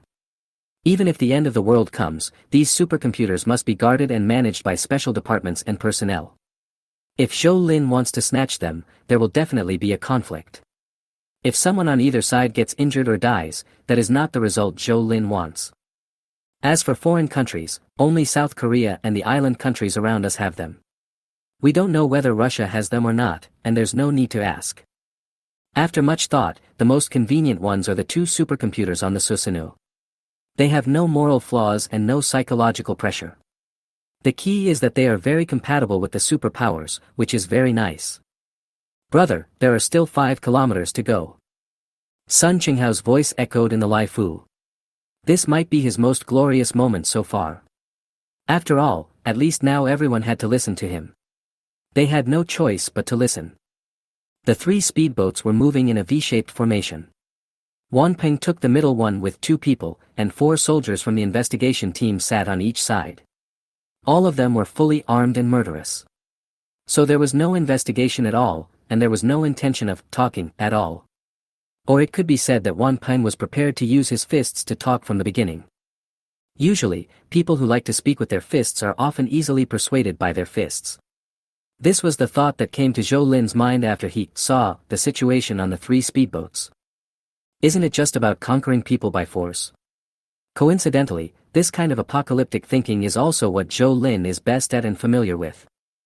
Attention, 3 speedboats ahead, attention, 3 speedboats ahead, you have entered the defense identification zone, please slow down immediately, otherwise we will open fire, please slow down immediately. Under Zhou Lin's instructions, Sun Qinghao issued a warning to Wan Peng and others through an external high-pitched broadcast. Not just a warning. As Zhou Lin thought of it, a dense array of weapons on the side of the Lai Fu suddenly came to life, and after turning a few times, it pointed its 2 black gun muzzles towards the speedboat. Don't be fooled by the cute size of the phalanx placed on an aircraft carrier. The caliber of this thing is not small. Even the most ordinary shells can easily exceed the DPS of the Vulcan. One shell is enough to sink the speedboat that Wan Peng and others are riding on. Grass. Behind Wan Peng, Zhu Nianqing cursed the national quintessence, while Wu Pinyu next to him frowned slightly. In fact, both of them are evolvers, but because the concept of evolvers is not yet known among the top leaders of Xia country, they are called super soldiers. As super warriors respected by everyone, no matter what their personalities were before, Jun Yanqing and Wu Pinyu gradually became a little arrogant. On the one hand, it came from their strength, and on the other hand, it came from a lot of flattery. However, they could not be proud in front of Wan Peng, and could only say that Wan Peng was indeed too good. Slow down. Wan Peng had a blank expression on his face. He didn't think Zhou Lin was joking. Besides, the dense formation that had already entered a state of combat readiness had already fully explained the problem. After ordering the speedboat to turn on the tweeter, Wan Peng signaled Jun Yanqing to go and introduce himself. Zhou Lin, we are from the Imperial Capital Investigation Team. We have no ill intentions, we just want to find out more about the situation from you. Don't create conflicts. Disarm immediately. The investigation team represents the country and the army. Zhou Lin, you need to see the situation clearly and don't make mistakes. I'll say it again, disarm, otherwise we will regard it as an attack. Even though we are no match for you, you have to think clearly about what's behind us. What's behind it? Why, is there one more chrysanthemum or one less? Zhou Lin's voice suddenly exploded in Qiandao Reservoir, but the tone was. Not only Wan Peng was furious, but super soldiers such as Jun Yanqing and Wu Pinyu were also very angry. You have to know that with their status, people are always polite to them no matter where they are. Unlike Zhou Lin, who doesn't even take them seriously. Fortunately, the speedboat slowed down and continued to move forward. The Lai Fu had no intention of attacking, which made Wan Peng and others think that Zhou Lin was strong on the outside but weak on the inside, and actually did not have the courage to confront them head-on. The Research Institute's analysis of Zhou Lin's past personality seems to be very close to the current result. If Zhou Lin really has this kind of personality, then it would be very easy to grasp. Wan Peng was even imagining how shocked Zhou Lin would be after he revealed his identity. After all, ordinary people would probably never be qualified to get close to a chosen one like him in their entire lives. Those so-called social elites and celebrities are actually nothing in front of people like Wan Peng. In a blink of an eye, the speedboat was less than 500 meters away from the Lai Fu. Even the people on the speedboat with better eyesight could clearly see Zhou Lin standing on the side of the ship. 500 meters was still a bit far, so Wan Peng and the others could not see the mockery on Zhou Lin's face. Alas, I have already warned you, why don't you believe it? It seems that you must not know the story of the great Lieutenant Colonel Magri. Chapter 175, A Show of Power. Wan Peng never thought that Zhou Lin would really dare to fire. Other people's aircraft carriers may be densely packed and may not be able to threaten targets within 1 kilometer, but this does not exist for Zhou Lin. Like the sound of firecrackers, one column of water shot up into the sky after another, less than 20 meters in front of the 3 speedboats. The driver of the speedboat instinctively turned the boat around. If he had not been stopped by the investigation team members on board, the 3 speedboats would have deserted by now. The mist floating in the air fell on the faces and bodies of Wan Peng and others, making them feel as if they were. Zhou Lin spat fiercely. Zhou Lin. Wan Peng almost crushed the walkie-talkie in his hand. How dare you, how dare you? If Wan Peng hadn't been determined enough, he would have probably wet his pants during that shooting just now. However, before Wan Peng could get angry, Zhou Lin's laughter came from the air. I'm not kidding. If you don't believe me, you can keep going forward and see if I can hit you accurately. Crazy. The only feeling Wan Peng and others had at this moment was that Zhou Lin was crazy. They have all revealed their identities. The investigation team represents the will of the country and the military. Zhou Lin doesn't think that an aircraft carrier alone can fight against the entire country, right? Contact the local garrison, I still don't believe it.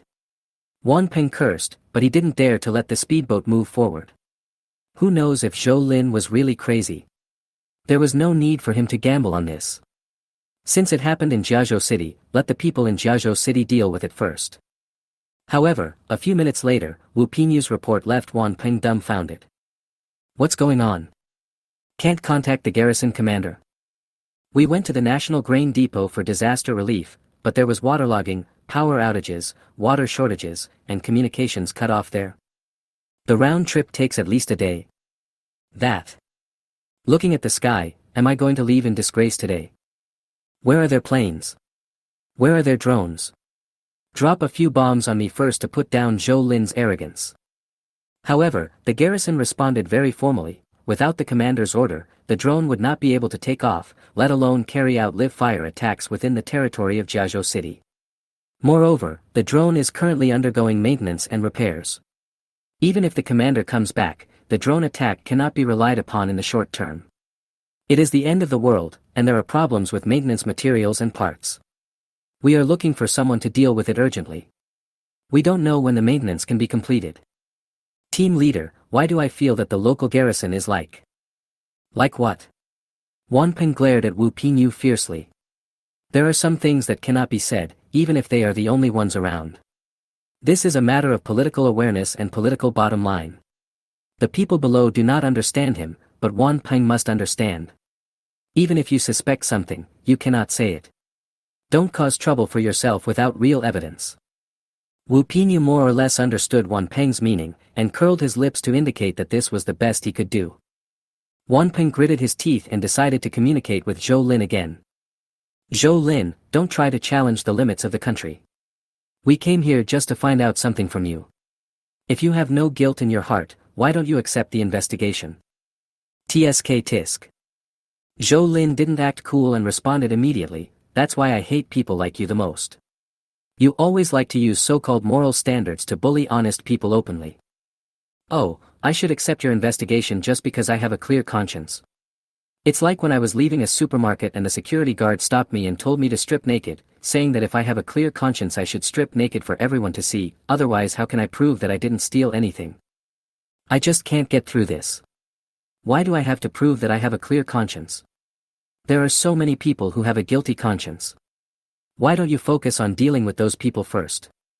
It's okay for the security guard to ask me to take off my clothes, but if it proves my innocence, then he must also take off his clothes, and then I have to slap him twice in the face.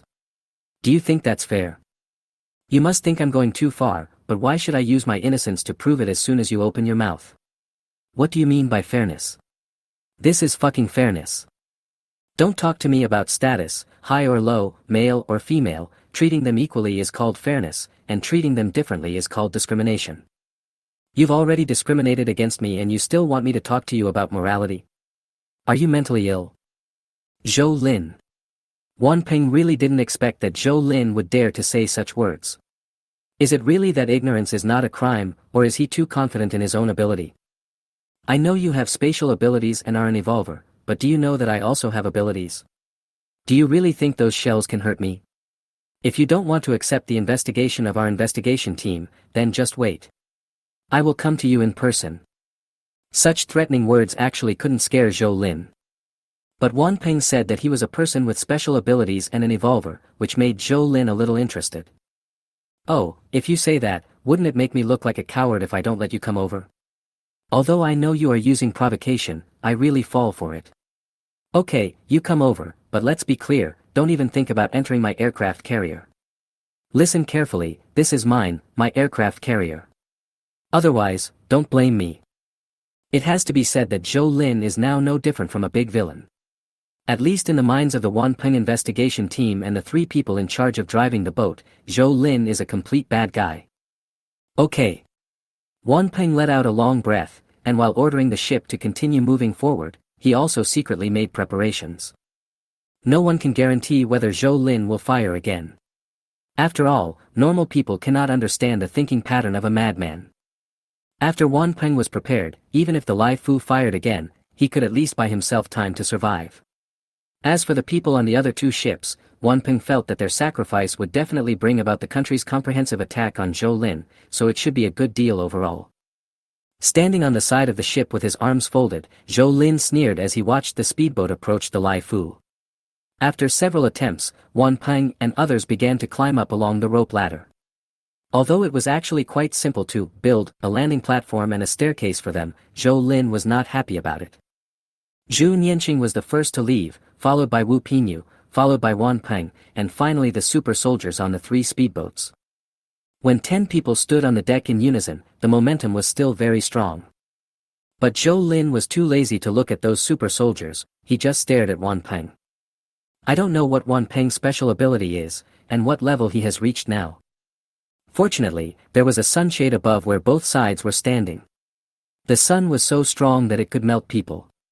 Even a super soldier with a strong will would not be able to withstand it for a long time and would die. However, the awning could not lower the temperature. The temperature of 37 or 38 degrees plus the humidity caused by evaporation from the water surface made people feel like they were in a sauna. Tell me, what do you want to investigate? Zhou Lin had no intention of providing Wan Peng and the others with tables, chairs, benches, water or food. He didn't even plan to change the place.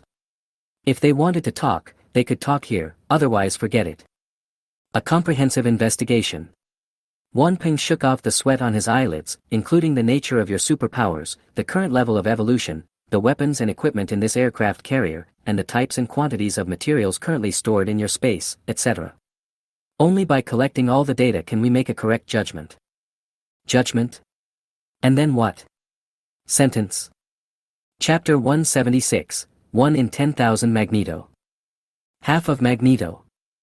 Although Zhou Lin stood unsteadily, he was actually secretly extremely cautious. If the investigation team had not been so strong from the beginning, he would not have opened fire just now. He also didn't know what Wan Peng's ability was, and whether it could pose a threat to him. We are sincere, as long as... Wan Peng wanted to say something, but was interrupted by Zhou Lin. How much do you think I can accomplish among those requests just now? Sorry, not one. Now you know my attitude, you can go back. Zhou Lin pointed at the water, his eyes full of disdain. Wan Peng took a step back and glanced around. Suddenly, two super soldiers rushed towards Zhou Lin and drew the daggers from their waists at the same time. It is said that within 7 steps a knife is faster than a gun. Zhou Lin always thought this was a joke. How could a knife be faster than a gun? But the speed of these two super soldiers fully proved that Zhou Lin was wrong. At least it is wrong for ordinary people. A distance of 4 or 5 meters takes less than half a second. If you were to pull out a gun, your hand would just touch the handle. Ding ding. Zhou Lin's movements were not slow either. 2 batons appeared out of thin air in his hands, just enough to block the knife. This speed is really... Before he finished speaking, Zhou Lin suddenly felt his hands empty, and 2 daggers were slashing towards his neck. If what happened just now was just a test, now it was aimed at taking his life. Damn! While cursing in his heart, Zhou Lin pulled back and barely avoided the 2 sword lights. However, the knife did not give up and kept chasing him either at the throat, heart, or kidneys, always hitting the vital parts. In fact, Zhou Lin could speed up further and completely avoid the 2 super soldiers attacking him. He could even rush directly to Wan Peng and capture the leader first. But in order to find out what kind of special power Wan Peng has, he decided to try again. Knock, knock. Pretending to fail to dodge, Zhou Lin once again had 2 daggers in his hands, but this time he was prepared. Sure enough, the next moment the daggers in his hands disappeared, leaving only 2 plastic handles. Disappear? No. It should be decomposition. And only the metal parts were decomposed. The baton just now was made entirely of metal, so there was no residue left. Wan Peng's ability should be related to decomposing metal. Shit, he won't dismantle my aircraft carrier, will he? Thinking of this, Zhou Lin felt terrible, but he ignored the old saying, it is foolish to talk about toxicity without considering the dosage. He no longer took out metal weapons, but Zhou Lin didn't pretend either. His fists and feet suddenly accelerated and in an instant he knocked the 2 super soldiers to the ground. Although he had shown mercy, the 2 super soldiers probably still had to go to the hospital. Wan Peng's eyes twitched suddenly, and then he shouted, let's go together. Perhaps it was because Zhou Lin had just knocked down 2 super soldiers that made the others feel dissatisfied, or perhaps it was because these super soldiers still had the idea of an investigation team in their minds, so they didn't even consider using guns. In short, when Wan Peng saw the 7 super soldiers rushing towards Zhou Lin with cold weapons, he immediately felt it was ridiculous. Did the muscles get trained into the brain? Can't you make tactical arrangements? They all rush in and then get knocked down. Wan Peng was also cursing the person who provided the information at this time. Some analysis results show that Zhou Lin's evolution level should not be high and his combat power cannot be too strong, it's all bullshit. Super soldiers are knocked down one after another, isn't this strong enough? Especially when Zhou Lin fully unleashed his speed, even Wu Pingyu, the strongest among all, could not keep up at all. Got fooled. When Wu Pinyu saw that Zhou Lin could knock down a colleague with just a flash of his hand, his head was buzzing. I originally thought I was going on vacation, but who knew I would hit a wall? In terms of fighting power, the strongest ones besides Wan Peng are Zhu Yanqing and Wu Pinyu. However, Zhu Yanqing didn't last more than 3 moves against Zhou Lin. His knife couldn't even cut Zhou Lin's clothes before he was punched on the back of the head. It was unknown whether he was dead or unconscious. What to do? Wu Pinyu hesitated. Unlike Zhu Yanqing and others, Wu Pinyu has another mission, which is to protect Wan Peng. His identity is somewhat similar to Li Chun, but because of the special nature of Wan Peng's family, Wu Pinyu can still retain his active status. The investigation mission is not important, protecting Wan Peng is the first priority. Thinking of this, Wu Pinyu suddenly stepped back, stood beside Wan Peng, and stopped attacking. That's it? Zhou Lin took a breath. If it was an ordinary eye-level evolver, it would be easy to deal with it.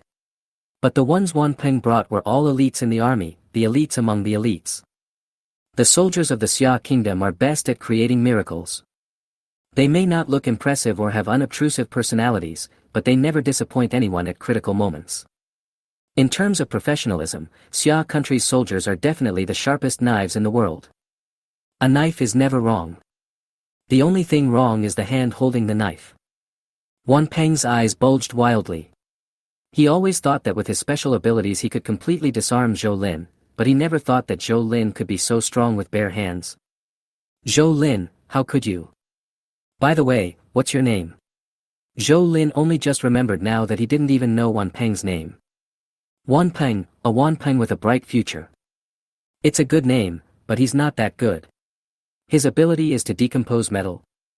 Wan Peng nodded. Then, dismantle my boat.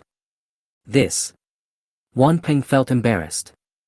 If there had been no confrontation just now, he might have used this sentence to threaten Zhou Lin, but there was really no point in saying it now.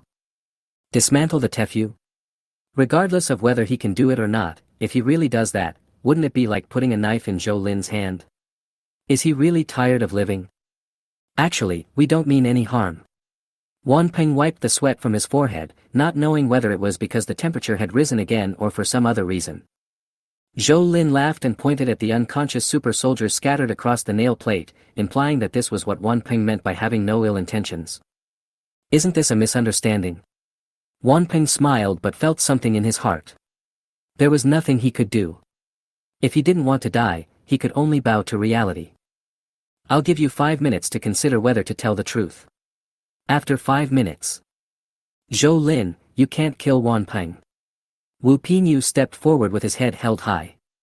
He had to dispel Zhou Lin's dangerous idea, otherwise the consequences would be very serious. Oh. Zhou Lin raised his eyebrows, could it be, he is the crown prince? Wan Peng almost laughed himself. What the hell is this crown prince? What era is this? However, if you think about it carefully, his identity seems to be similar. In fact, Zhou Lin was also having a headache at this time. He doesn't want to let any enemy go. Strictly speaking, the people lying on the ground were not enemies, but Wan Peng and Wu Pinyu who were standing there. But if Wan Peng was killed, things might become very troublesome, as Wu Pinyu said. Lock up. Wan Peng's ability is to decompose metal, so what can limit him?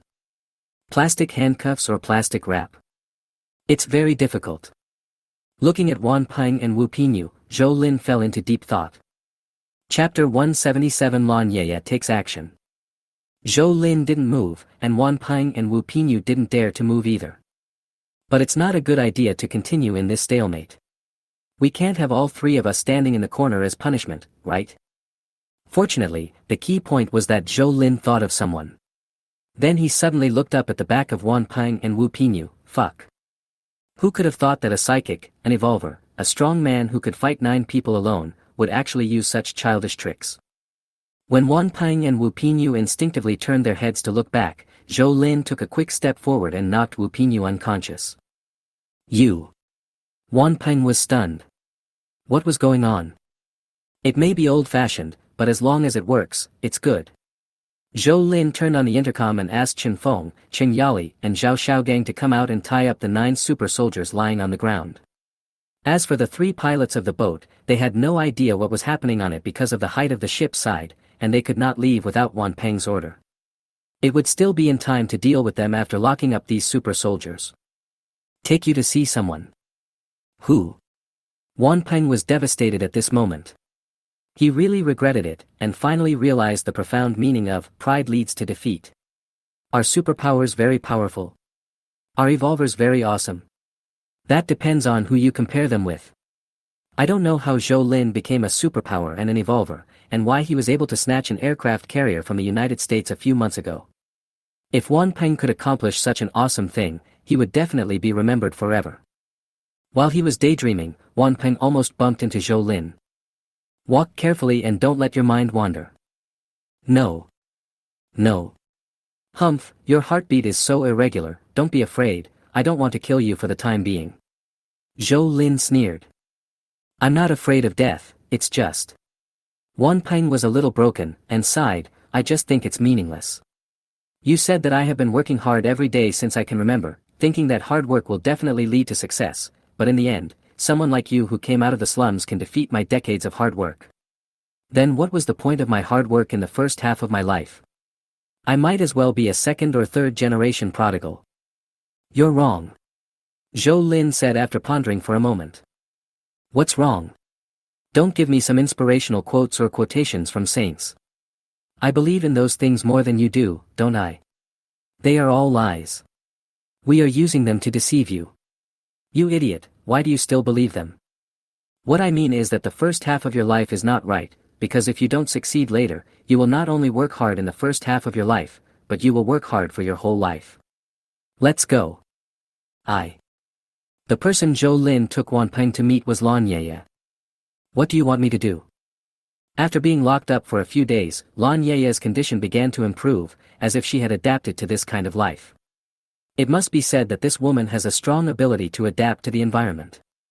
She can survive in any bad situation and live well.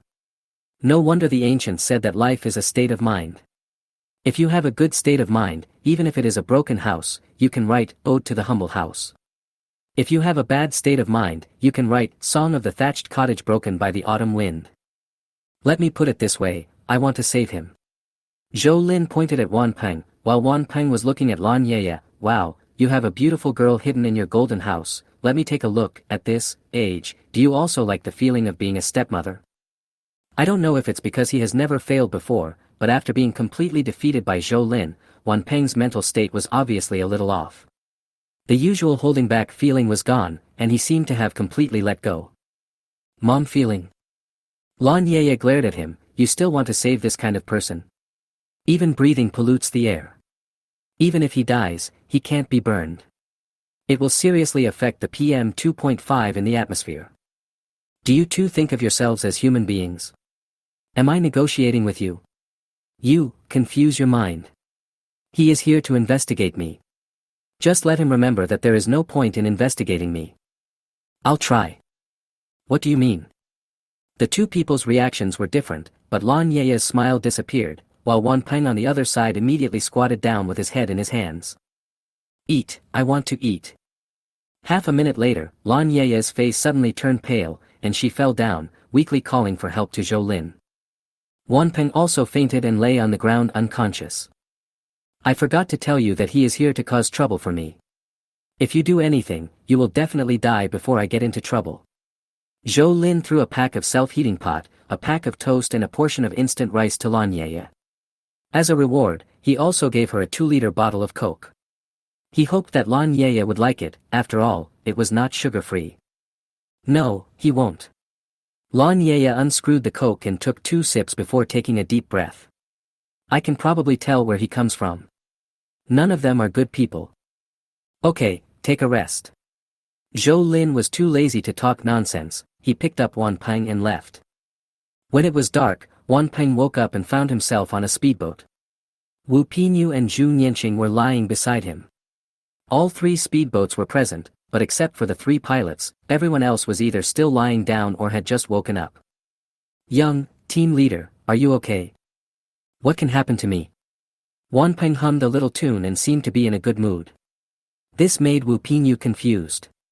How could it be possible that he fought with Zhou Lin like that? Did Wan Peng win in the end? Win? What's the matter with winning or not? I'll tell you a secret.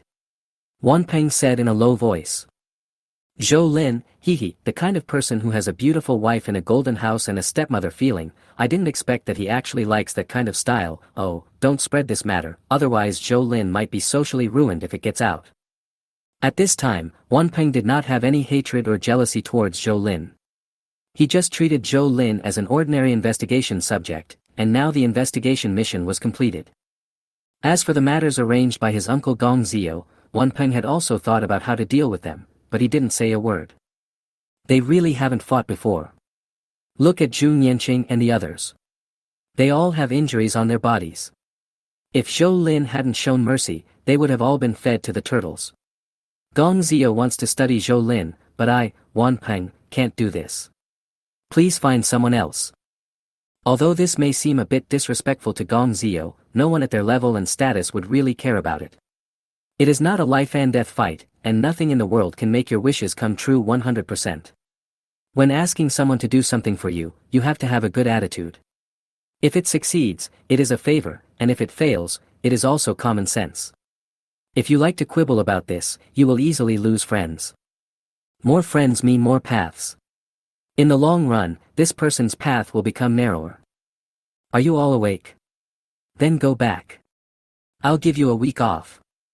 Although the other super soldiers were a little confused and didn't understand why things turned out like this after they were beaten, their obedience in their bones made them choose to remain silent. There was no need to fight to the death, as they were all Xia people, and Zhou Lin's behavior generally brought honor to Xia and was beneficial to Xia. It could be considered a heroic act. They're gone.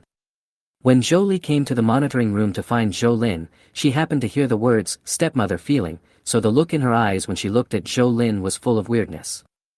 Chapter 178, Susanu. No, Chang Wei.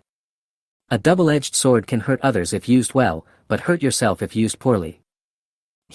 What are you thinking about? Zhou Lin felt a little confused. He wanted to use Lan Yaya, not that kind of use, but a serious use. However, the attitude of the women in the family was a little bit, and he always felt that he could not control her. How is that possible? Isn't it better to have a private car? Why does she need a bus? What Zhou Lin was really worried about was Wan Peng, or the people behind Wan Peng. In his previous life, he didn't have the ability to contact the top leaders of the country. He was not even qualified to be the top leader of a shelter or survival base. Politics was basically a completely unfamiliar thing to him. Politics? Zhou Li scoffed at Zhou Lin's concerns. Did Einstein worry about politics? Did Superman worry about politics? What do you mean? Zhou Lin asked. When individual strength reaches a certain level, politics is nothing. But I don't think that relying on superpowers and evolution, one can reach the level of being able to defeat an entire country alone. Zhou Lin clenched his fists and frowned. What kind of courage do you have that makes you think I'm talking about your strength? Zhou Li looked at Zhou Lin as if he were a fool. Am I talking about you? That. Me. Zhou Li pointed at her nose calmly, me, do you understand? As long as I'm here, you don't have to worry about politics. Really? Looking at his sister who would be 14 in 2 months, Zhou Lin always felt that something was wrong. You really didn't travel through time and space and be reborn? Of course not. Zhou Li rejected it outright. I've already said that, that kind of thing will never happen to me. After a pause, she added, but I can tell you a secret. What secret? I can't and won't fuse the energy beads. A light flashed in Zhou Lin's mind, and he felt as if he had grasped something. Even if one already possesses superpowers, it does not necessarily mean that one cannot fuse the superpower beads, because there is no evidence to prove this. All those superpower users who can no longer fuse the superpower beads may simply have the difficulty of the second fusion increased, there are prerequisites, or they are just out of luck. But what does it mean that the energy beads cannot be fused? Similarly, Zhou Lin had never heard of such rumors in his previous life. There is nothing that a human being cannot do, unless you are not human. Idiot. Zhou Li rolled her eyes. There are some things I can't say right now. Anyway, you just need to listen to me. Next time, if someone like Wan Ping comes, don't let that woman Lan Yaya do it. Kill him directly and send the body to the shelter. Why? They represent the country and the government. Fools are not qualified to discuss politics. Don't look so bitter. I'm not talking about you. I'm saying that people whose words really matter are not fools. As long as you don't commit treason or massacre civilians, they can tolerate whatever you do. Ah. Is it so exaggerated? Zhou Lin felt that he really couldn't keep up with Zhou Li's train of thought. The bottom line was not to betray the country and not to massacre civilians. When did he become so important? I'm too lazy to explain the reasons, but just remember this, above this bottom line, the stronger you are, the better. Zhou Lin frowned and thought about it. Although he couldn't figure it out, he could still do it. After all, many of Zhou Li's judgments were extremely accurate and she had never made a mistake so far. The next thing you need to do is think about how to get to the eastern coast. Where am I going? You mean the Susanoo? What Susanoo? I'm talking about Changwei. Changwei. Ah, didn't you name this ship Lai Fu? Since there is Lai Fu, there must be Changwei. And don't you think that apart from the plot of the movie, the name Changwei is actually very meaningful and very suitable for the style of our base? No matter what Zhou Li said, when Zhou Lin thought of the name Changwei, he would only think of, well, those scenes that he shouldn't think of. Forget it, just call him Changwei.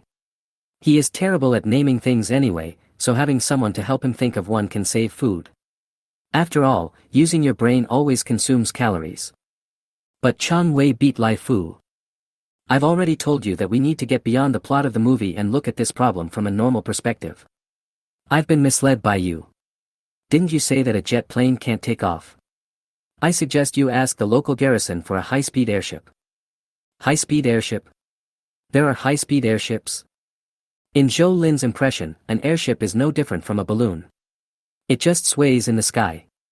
Even if there is a row of electric fans behind it, how much air resistance would it cause with such a huge body?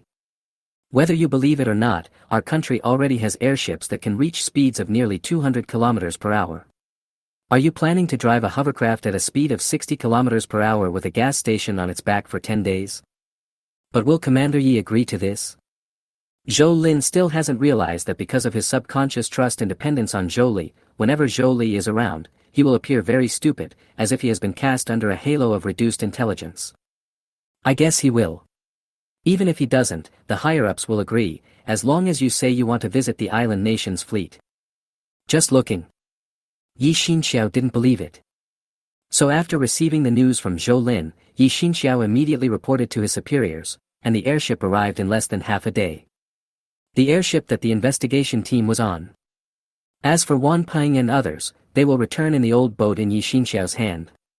It will definitely be slower, but who would object?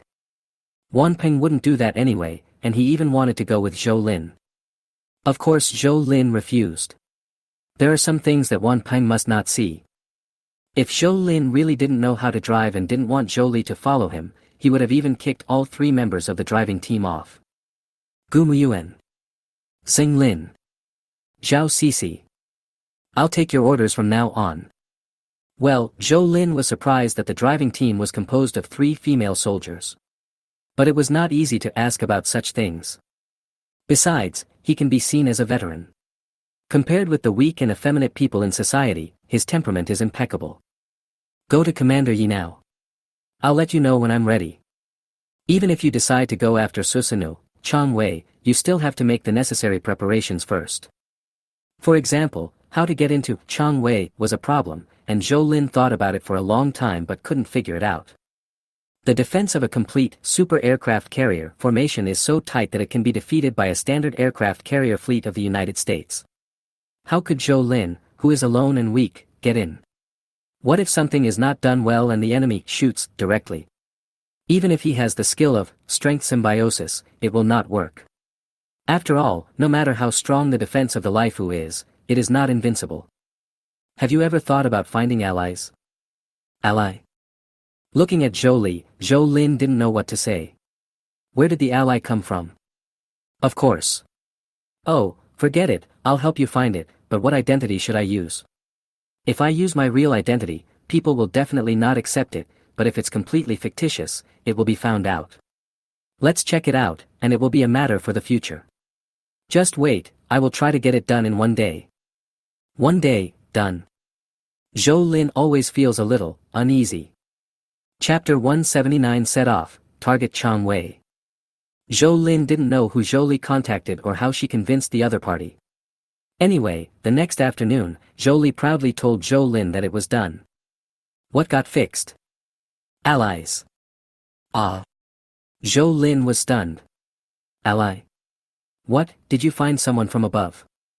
Although theoretically they are our natural allies, they don't necessarily have to be our allies. We are not the only country in the world that dislikes island countries, so. No, who else can trust you except the people above? This was the question Zhou Lin was thinking about. Don't worry about these little things. I have already obtained the exact location of the small, island nation's fleet. After my analysis, Zhou Li took out her tablet, called up a software and began to explain tactical strategies and arrange tactical tasks to Zhou Lin.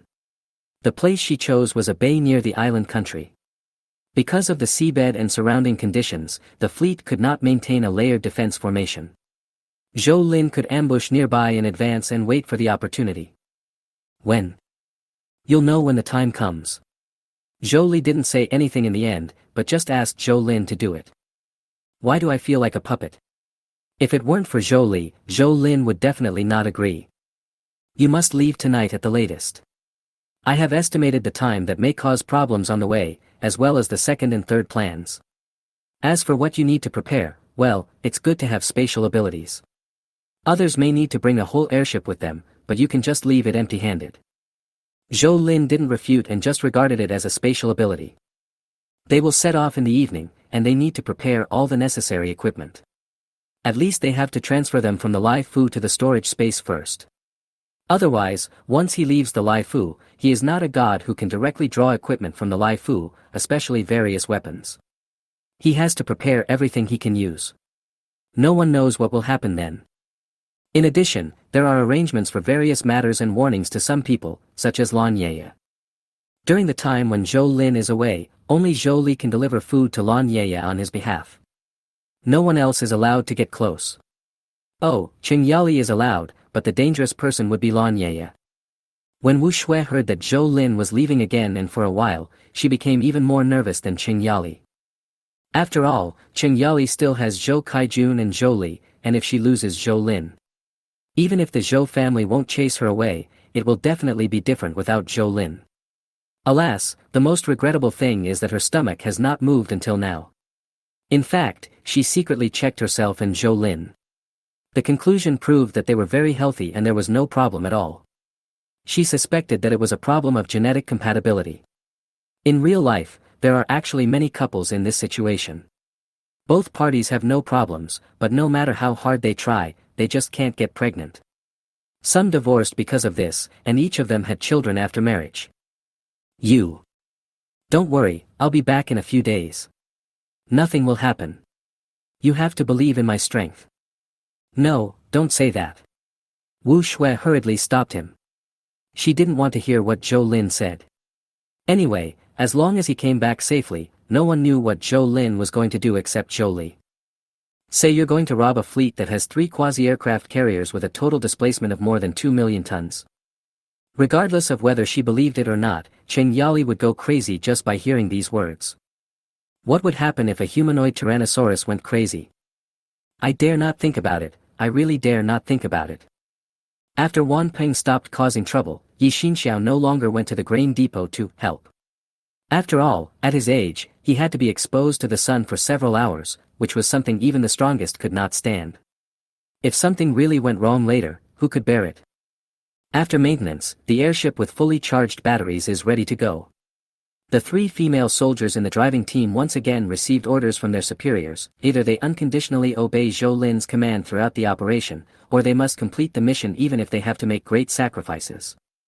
The superiors even directly gave them a reward, a first-class individual merit. It is said that since the founding of the People's Republic of China, those who have been able to stand and receive first-class merit. Fortunately, they are all veterans, and they will not have any other inappropriate thoughts because of this award. Fear and terror do not exist for veterans living in this period, because worry is happening all the time, and being able to breathe is happiness, not to mention that their families have received the best care from the country. These 4 people who defend their country can actually be the other way around. When you go to defend your country, the country is also protecting your home. Are you all ready? I didn't say much to Yi Xinxiao. Yi Xinxiao already knew what he should know, and there was no need to let Yi Xinxiao know what he shouldn't know. Zhou Lin entered the airship. He had to say that Xiagua had made great progress in technology, especially military technology, in recent years. Take this airship for example. The internal facilities looked 2 or 3 levels higher than the Laifu. This high level was not about wealth and luxury, but that kind of, full of technology. Sometimes silence is the best protection, such as protecting your own ignorance. Gu Muyuan is the team leader. She is 33 years old, married with children. Her husband is also a soldier. He broke a leg while working in disaster relief shortly after the end of the world began. He is now living with his family in a military shelter in the capital. Deputy team leader Chao Lin is 27 years old, unmarried and highly educated. Team member Zhao Sisi is 31 years old.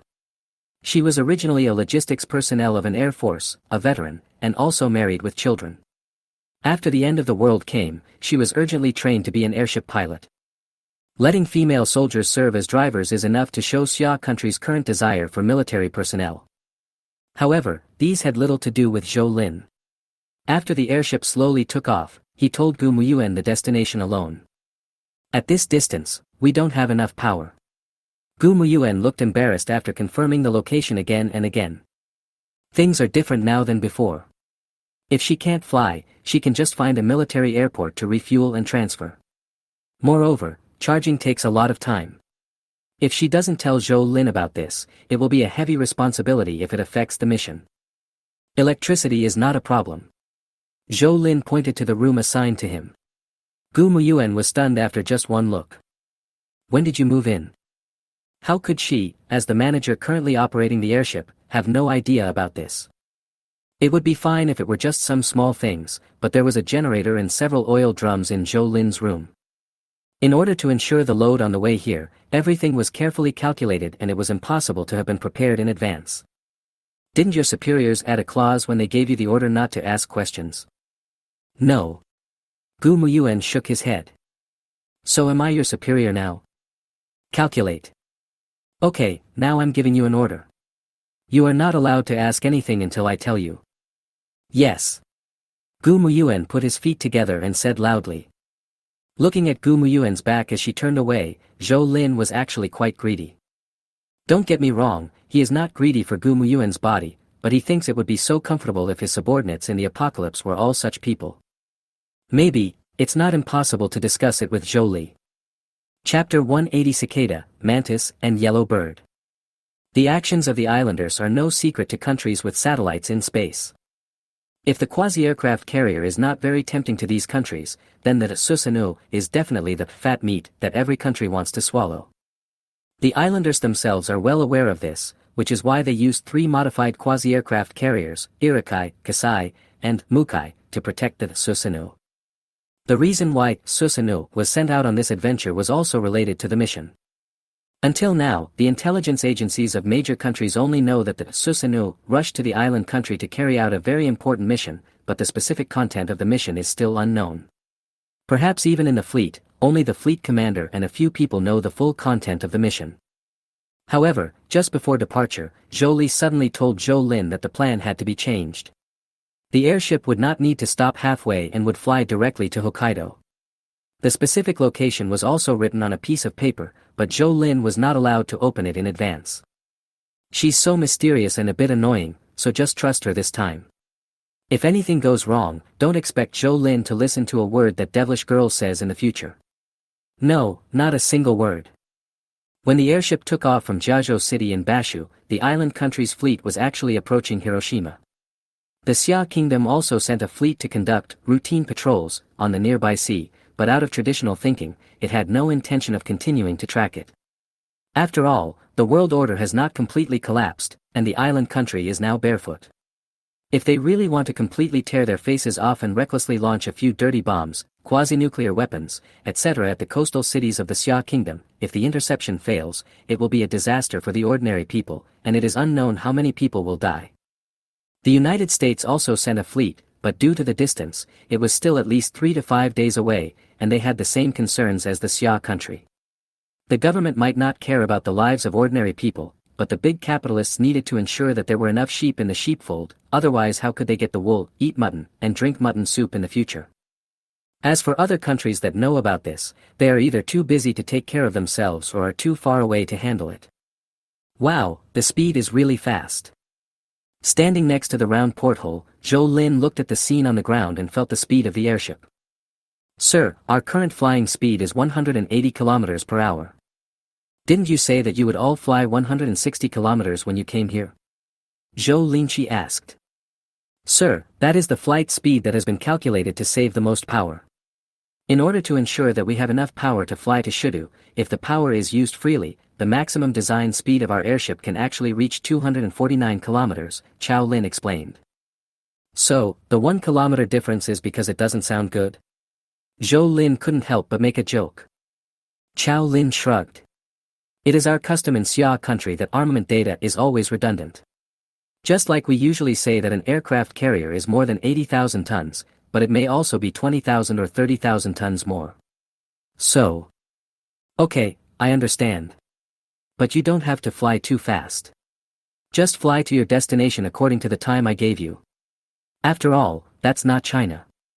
We can't land early to enjoy the scenery, right? But Hokkaido is so big. Chao Lin didn't come here to chat with Zhou Lin, she came here with a mission. It's a pity that Zhou Lin doesn't know the exact location now. Zhou Li asked him to open it after arriving in Hokkaido as planned. I don't know what she is guarding against. At the same time, the island nation's huge fleet was changing its formation. It is strange to say that as the fleet commander, Satsuki Hosokawa did not stay on the most important and largest, Susanoo, but chose the Gasite aircraft carrier as the flagship. That's right, no matter what other countries think, within the island nation, these 3 ships are not quasi-aircraft carriers, but real aircraft carriers built with the scientific and technological strength of the island nation. In the words of the island nation, the combat effectiveness of an aircraft carrier has never been a competition of tonnage, but a competition of sailing speed, performance of carrier-based aircraft, and spirit. Kamikaze spirit. Hosokawa Satsuki was a genuine fanatical believer in the emperor and had serious island nationalism. In his opinion, the island nation should not have run so far, but should have simply relied on military force to take over the North and South Korea in one fell swoop, and take advantage of the chaos in the last days to attack the big Russian bear in the east and advance westward into Dacia. With the fearless spirit of the island people, they would be able to reproduce the glory of their ancestors 80 years ago. Fortunately, from the emperor of the island nation to the top military officials, no one is as crazy as Hosokawa Satsuki, otherwise it would be hard to say whether they could put together a fishing fleet now. Order all ships to form a snake formation. The Into the Sea team will be the front line, the Sunward team will cover the rear, and the North and South will guard Susanoo. Our team will go to the outer sea to provide support. On the large table in front of Hosokawa Satsuki, there was a huge nautical chart and various historical-looking drawing tools were neatly arranged. Although he had this plot, more importantly, the earthquake and nuclear pollution brought huge changes to this sea area. Many technological equipments kept having new problems, and some even became unusable, as if they were disturbed by the entire sea area. This was a new situation that was not expected before departure, and even the island country's military in Heijo was helpless. Hosokawa Satsuki also proposed whether to terminate the mission and directly pick up the people around Nagasaki to avoid unnecessary losses, but the headquarters rejected his order and even ordered that as long as Susanoo was still okay, the secret mission must be completed. What the hell, I don't even know what that research institute is researching. Those old guys won't tell me a single word.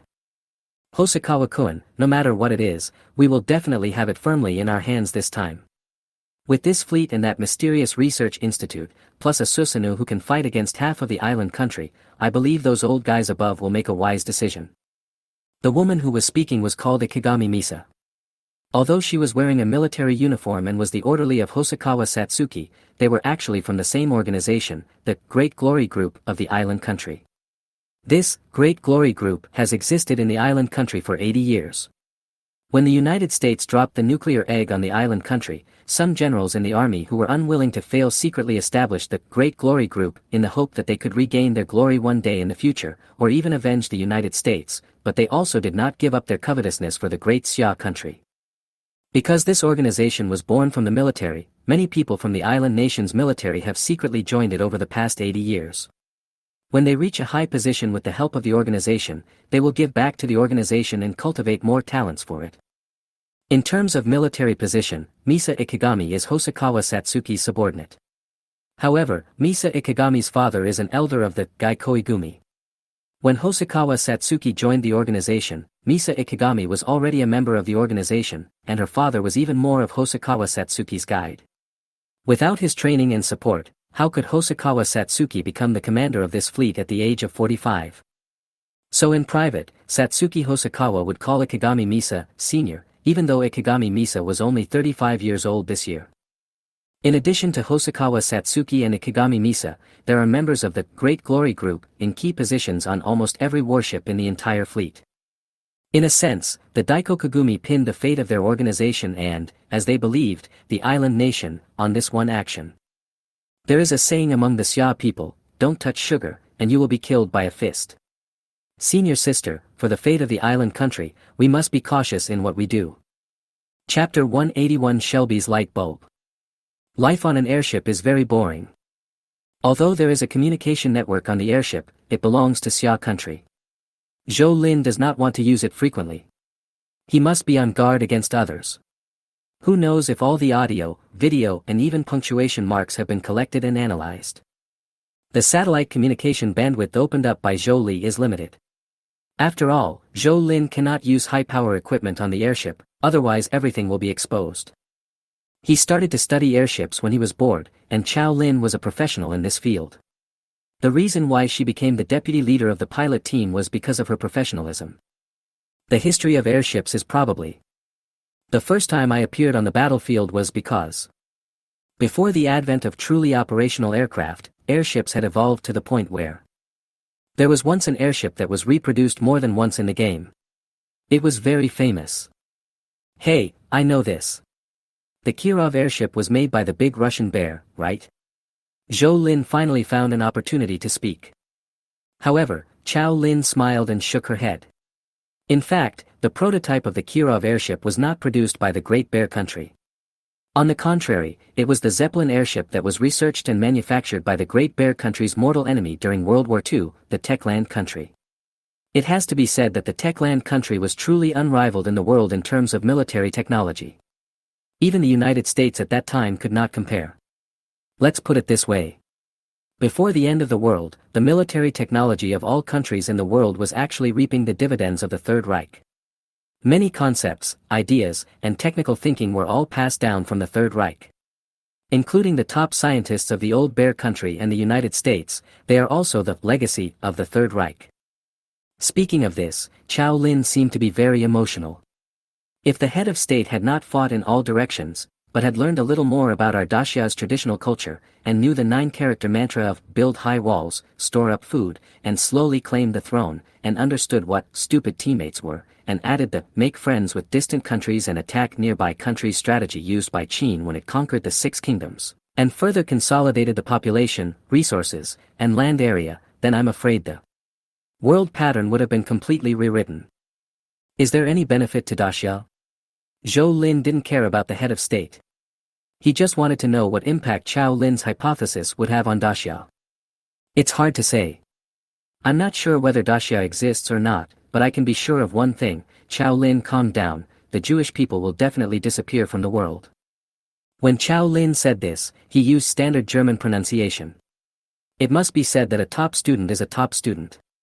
The pronunciation she made it will shock Zhou Lin. Wait, what organization did you just talk about? Will the Judas organization definitely disappear from the world? Judas? No, I'm not talking about that traitor, but the Judas. The Judas were the people whom the Führer hated the most and called vampires. Aren't you that bad at history?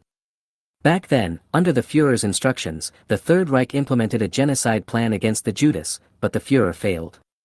Not only did the Judas not become extinct, but they became more and more powerful. Some say that the Judas now control at least a quarter of the world's economy. They are like demons hidden in the darkness, playing with the world as they please.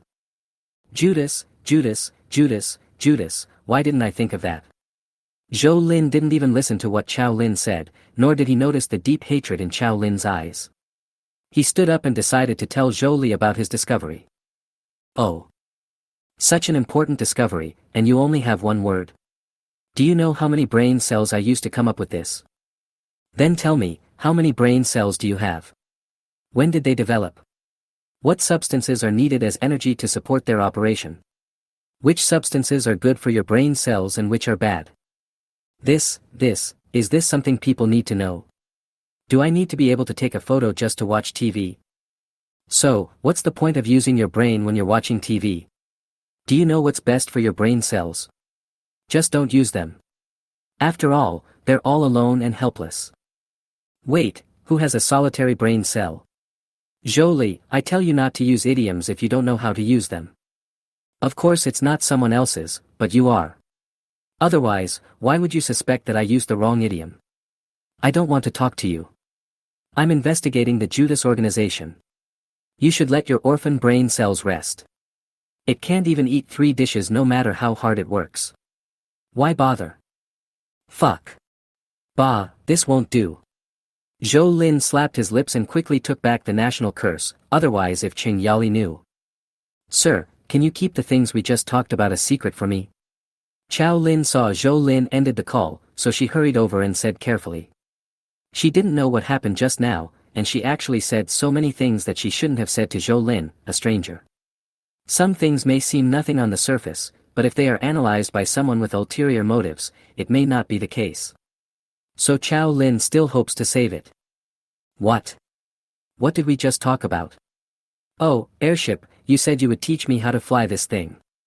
Oh, I'm really not very good at studying. I didn't know that airships can run so fast. It's amazing. In fact, it's not difficult to make an airship run faster.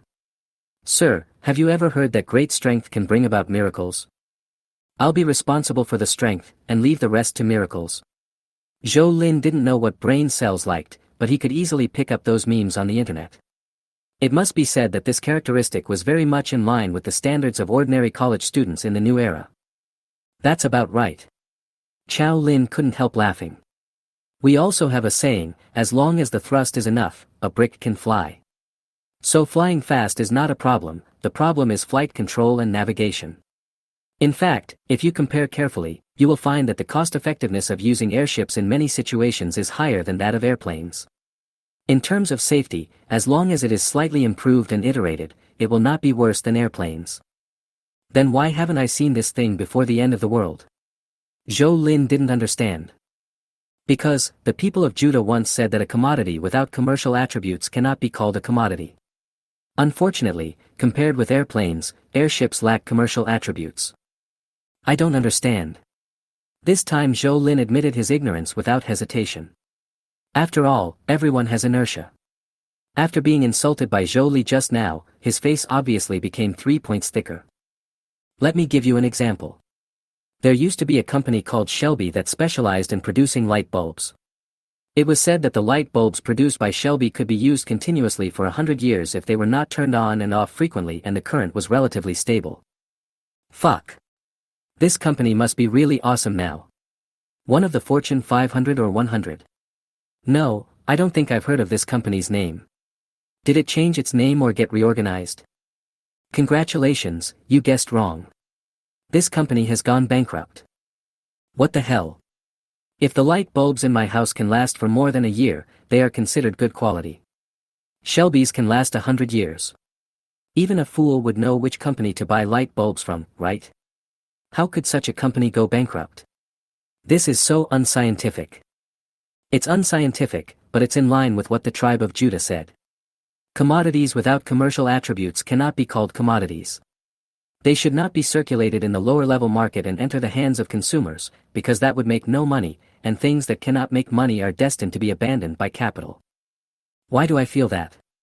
Zhou Lin looked at Chao Lin with eyes wide open. You are not studying airships, you are studying stocks. Chapter 182. Who is the gun aimed at? Sir, we are about to fly out of the border. Gu Muyuan's appearance interrupted the communication between Zhou Lin and Chao Lin. While she was reporting to Zhou Lin, she glanced at Chao Lin from the corner of her eye.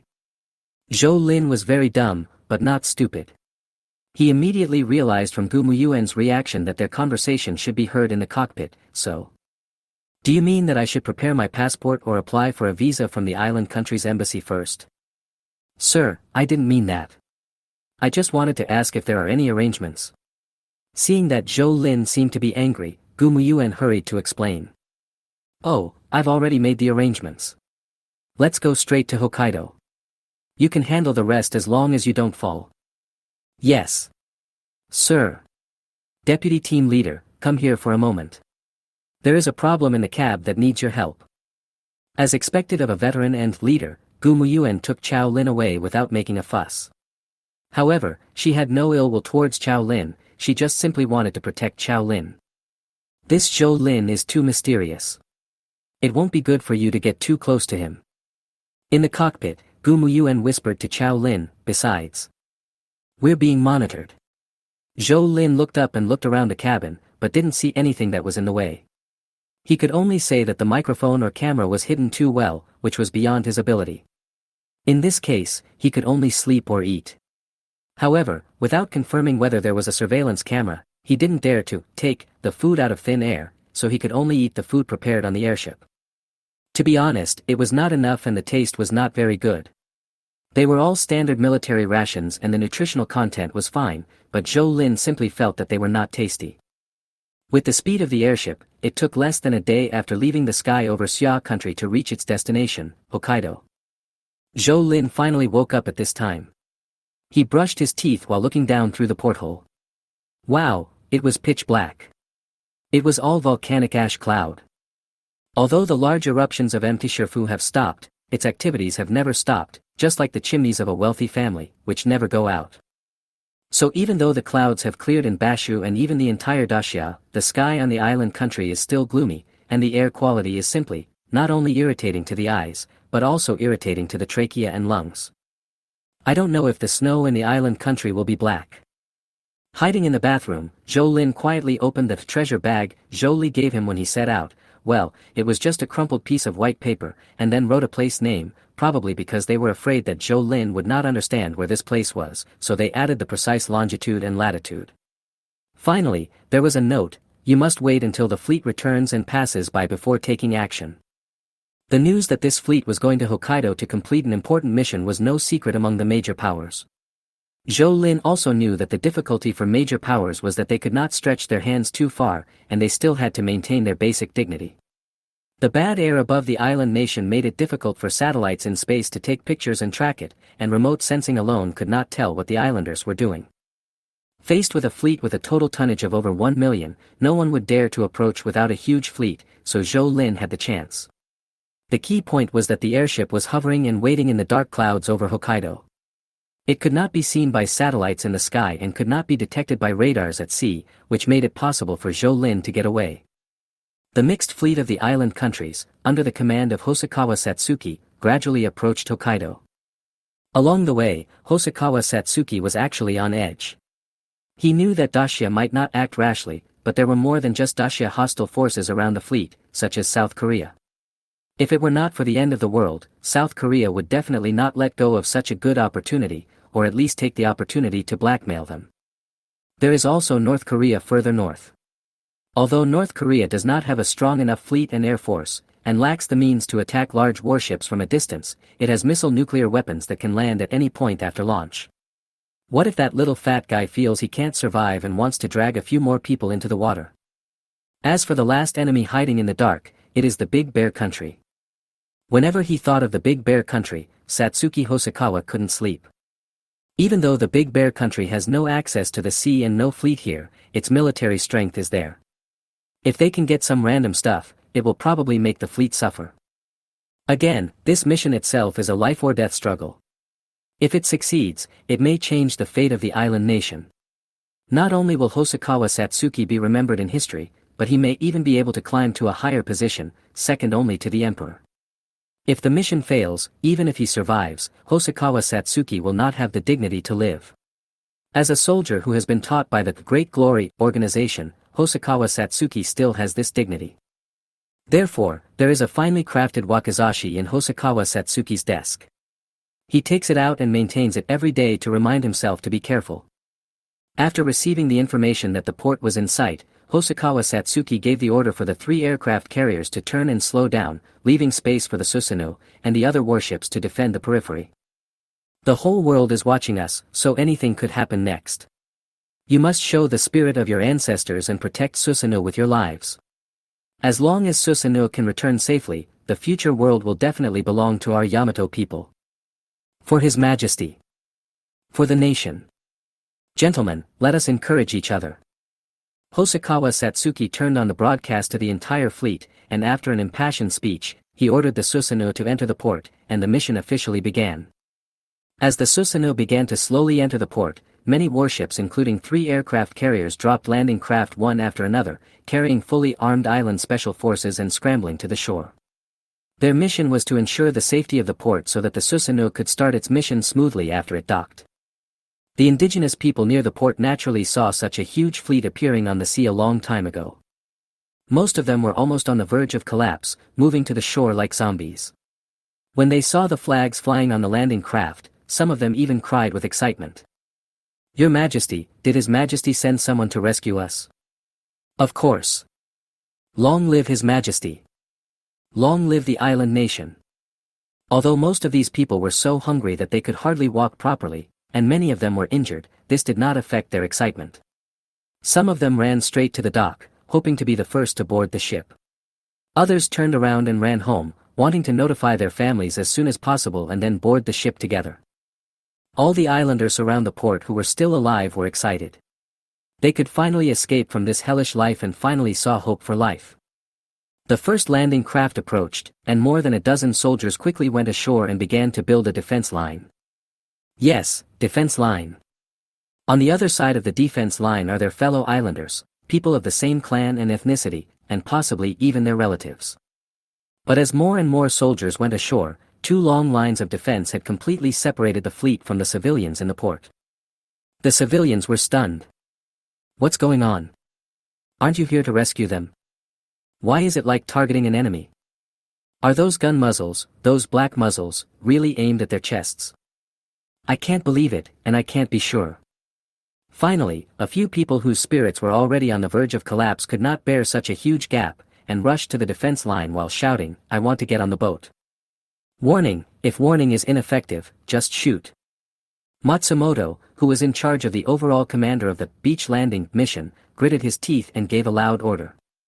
Chapter 183 The Last Rely of the Islanders. The speed at which the bullet leaves the gun is faster than sound, and faster than despair. The first Japanese citizen who was hit by the bullet had not even had time to despair before his body was torn into pieces by the bullet. Even his skull was blown to pieces. His death was quite explosive. If there is a first one, there will be a second one. In just a blink of an eye, those who rushed to the front fell down. Those who died on the spot might be more comfortable, but those who had to endure the pain and torture while still breathing were the real misery. Such a scene was something the islanders at the port had not expected. What they could not have imagined was that during the gunfire, Matsumoto received an order from Hosokawa Satsuki, asking him to kill all the islanders in the port and leave no one alive. Why? Matsumoto couldn't accept it. He could shoot at anyone who tried to approach the defense line to ensure the landing, but Matsumoto felt it was unnecessary to massacre his own people. But Hosokawa Satsuki said that this was a secret mission, and those civilians at the port, it was just their bad luck, as they wouldn't live long anyway. But Matsumoto wanted to try to argue, but the next moment Hosokawa Satsuki showed off his commander's power and warned Matsumoto that if he did not obey the order, he would be dismissed on the spot, detained, and await trial by a military court. Baka. After ending the call, Matsumoto slammed his hat down, his chest heaving violently, and it took him a while to calm down again. Pass the order down, kill all these people in front of you, there is no one alive in the port. Shot. Indiscriminate shooting. There was a burst of gunfire, and the islanders in the port finally came to their senses after discovering that the army had begun to kill indiscriminately. Baga. They're killing people. Fight back, we have guns too. Yes. Fight back. Relying on the port's buildings and familiarity with the terrain, any civilians on the island who had weapons in their hands actually began to fight back against the landing troops, and they fought very effectively. It has to be said that compared to the childish military service training system in South Korea and Taiwan, the island countries is much stricter, and they even train children in this area from an early age. So don't look at the civilians on one side. In fact, at least half of them have served in the military, and the remaining half have either received similar training or are organized by a certain community. I'm not kidding. After all, when the end of the world comes, only these people will have a greater chance of survival. Soon, people on the army side began to get injured or even seriously injured and on the verge of death. This made Matsumoto feel very uncomfortable, and he secretly cursed the devil Hosokawa Satsuki in his heart. Matsumoto, what are you doing? The Susanoo has already landed, and now you're asking me whether we should land. Tell me, should we let them land? Report, those civilians are very good at shooting, it's difficult for us to defeat them quickly. That's enough. I don't want to hear your nonsense. Since your people can't quickly open the passage, mark out the area where the enemy's personnel are concentrated, and then take those useless people under your command and hide away. The best way to resolve street fighting is, of course, artillery. Matsumoto and other infantrymen used laser guidance, and the warships at sea fired directly when they could visually see the target. If they still could not hit the target accurately, the gunners could really commit suicide by seppuku to apologize to the world. When the artillery fire began, the civilians in the port finally realized that there was no hope and they could do nothing but escape. Hey, I think I heard some noise. Can the airship descend a little, just below the clouds? Because of the gravity caused by the dust, the dark clouds hovering over the island country were not actually very high. Coupled with Zhou Lin's second stage evolution of his five senses, he could hear faint explosions in the airship, which were actually the roars of naval guns. Unlike airplanes, the bottom of the airship pod is equipped with an observation window, through which one can see the situation directly below the airship. It can not only be used to assist the airship in takeoff and landing, but also has a certain tactical role. Gumuyuan thought about it and agreed to Zhou Lin's request. Although there was a risk of being discovered, the bottom of the airship was camouflaged like the hull, so as long as you were careful, it would not be so easy to be discovered. Yo, a fight has started. Can you see the ground? Zhao Cixi replaced Chao Lin's position and was responsible for Zhou Lin's actions on the airship. At this time, she saw Zhou Lin lying on the observation window and watching with great interest. She tried but couldn't see anything clearly, and was immediately very surprised. Judging from Zhou Lin's expression, he doesn't seem to be joking. Well, I have been farsighted since I was a child. Zhou Lin said casually. Really? Zhao Cixi is not good at studying, but she is not stupid. How can she be farsighted and see the scenery on the ground clearly from this height? Hawkeye is pretty good. However, the requirements of the superiors and Zhou Lin were similar, which was not to ask about anything unnecessary, so Zhao Cixi could only bear with it. The little islanders were having a lot of fun. They were not satisfied with using guns to fight each other, so they even used cannons. Hey, why did they stop? Of course we have to stop. What if there is no target to shoot at? This is not the same as before when the big bear and the second bear were fighting. There are so many expired ammunition that need to be destroyed. To put it bluntly, even a bullet is very valuable now. So when the civilians began to retreat, Hosokawa Satsuki immediately ordered a cessation of the shelling, and the team led by Matsumoto immediately established a defense line and removed all obstacles from the port to the target area. In fact, in addition to those on the Susanoo, there were more than 1,000 island soldiers who had landed, which was enough in Hosokawa Satsuki's opinion. After all, the mission target is not far from the port, only about 2 kilometers away. It was a 3-story building that looked inconspicuous on the surface. It was very similar to the cheap single-family houses built by people from other island countries. Its old appearance made it so that after the apocalypse, no one wanted to go in and search it. But in fact, this small building is not simple at all. If we compare the size of the above-ground part with the underground part, we can use an idiom to describe it, the tip of the iceberg. It is 16 stories deep, with each floor ranging from 2.5 to 5 meters in height. There is even a huge space in the center that runs through 8 floors and has a total height of over 25 meters. At this moment, in this huge space, stood a huge figure. It has body proportions that are extremely similar to those of humans. If you are a fan of Japanese comics, you will definitely be able to call out its name, Gundam. Gundam is actually the transliteration of Gundam, but Gundam itself is the abbreviation of the first letters of the word. The full name of the first Gundam that appeared in the Japanese comics should be General Purpose, Utility, Non-Discontinuity, Augmentation, Manufacturing Weapon System. Translated into Dacia language, it means Universal Continuous Strategic and Tactical Mobile Weapon Organization. Although Gundam is a type of equipment that appears in Japanese comics, Dacia fans have given this type of equipment a general name called mecha. That is, a wearable robot that integrates defense and offense made of modern high-tech machinery. In fact, there have been rumors in the early years that the island country has been secretly researching Gundam, but most people regarded this as a joke. After all, anyone with a little scientific knowledge knows that due to the limitations of the current level of human technology, it is very difficult for the Gundam in the anime to appear in reality. Secondly, if we consider combat capability alone, humanoid mechas are not actually the optimal solution.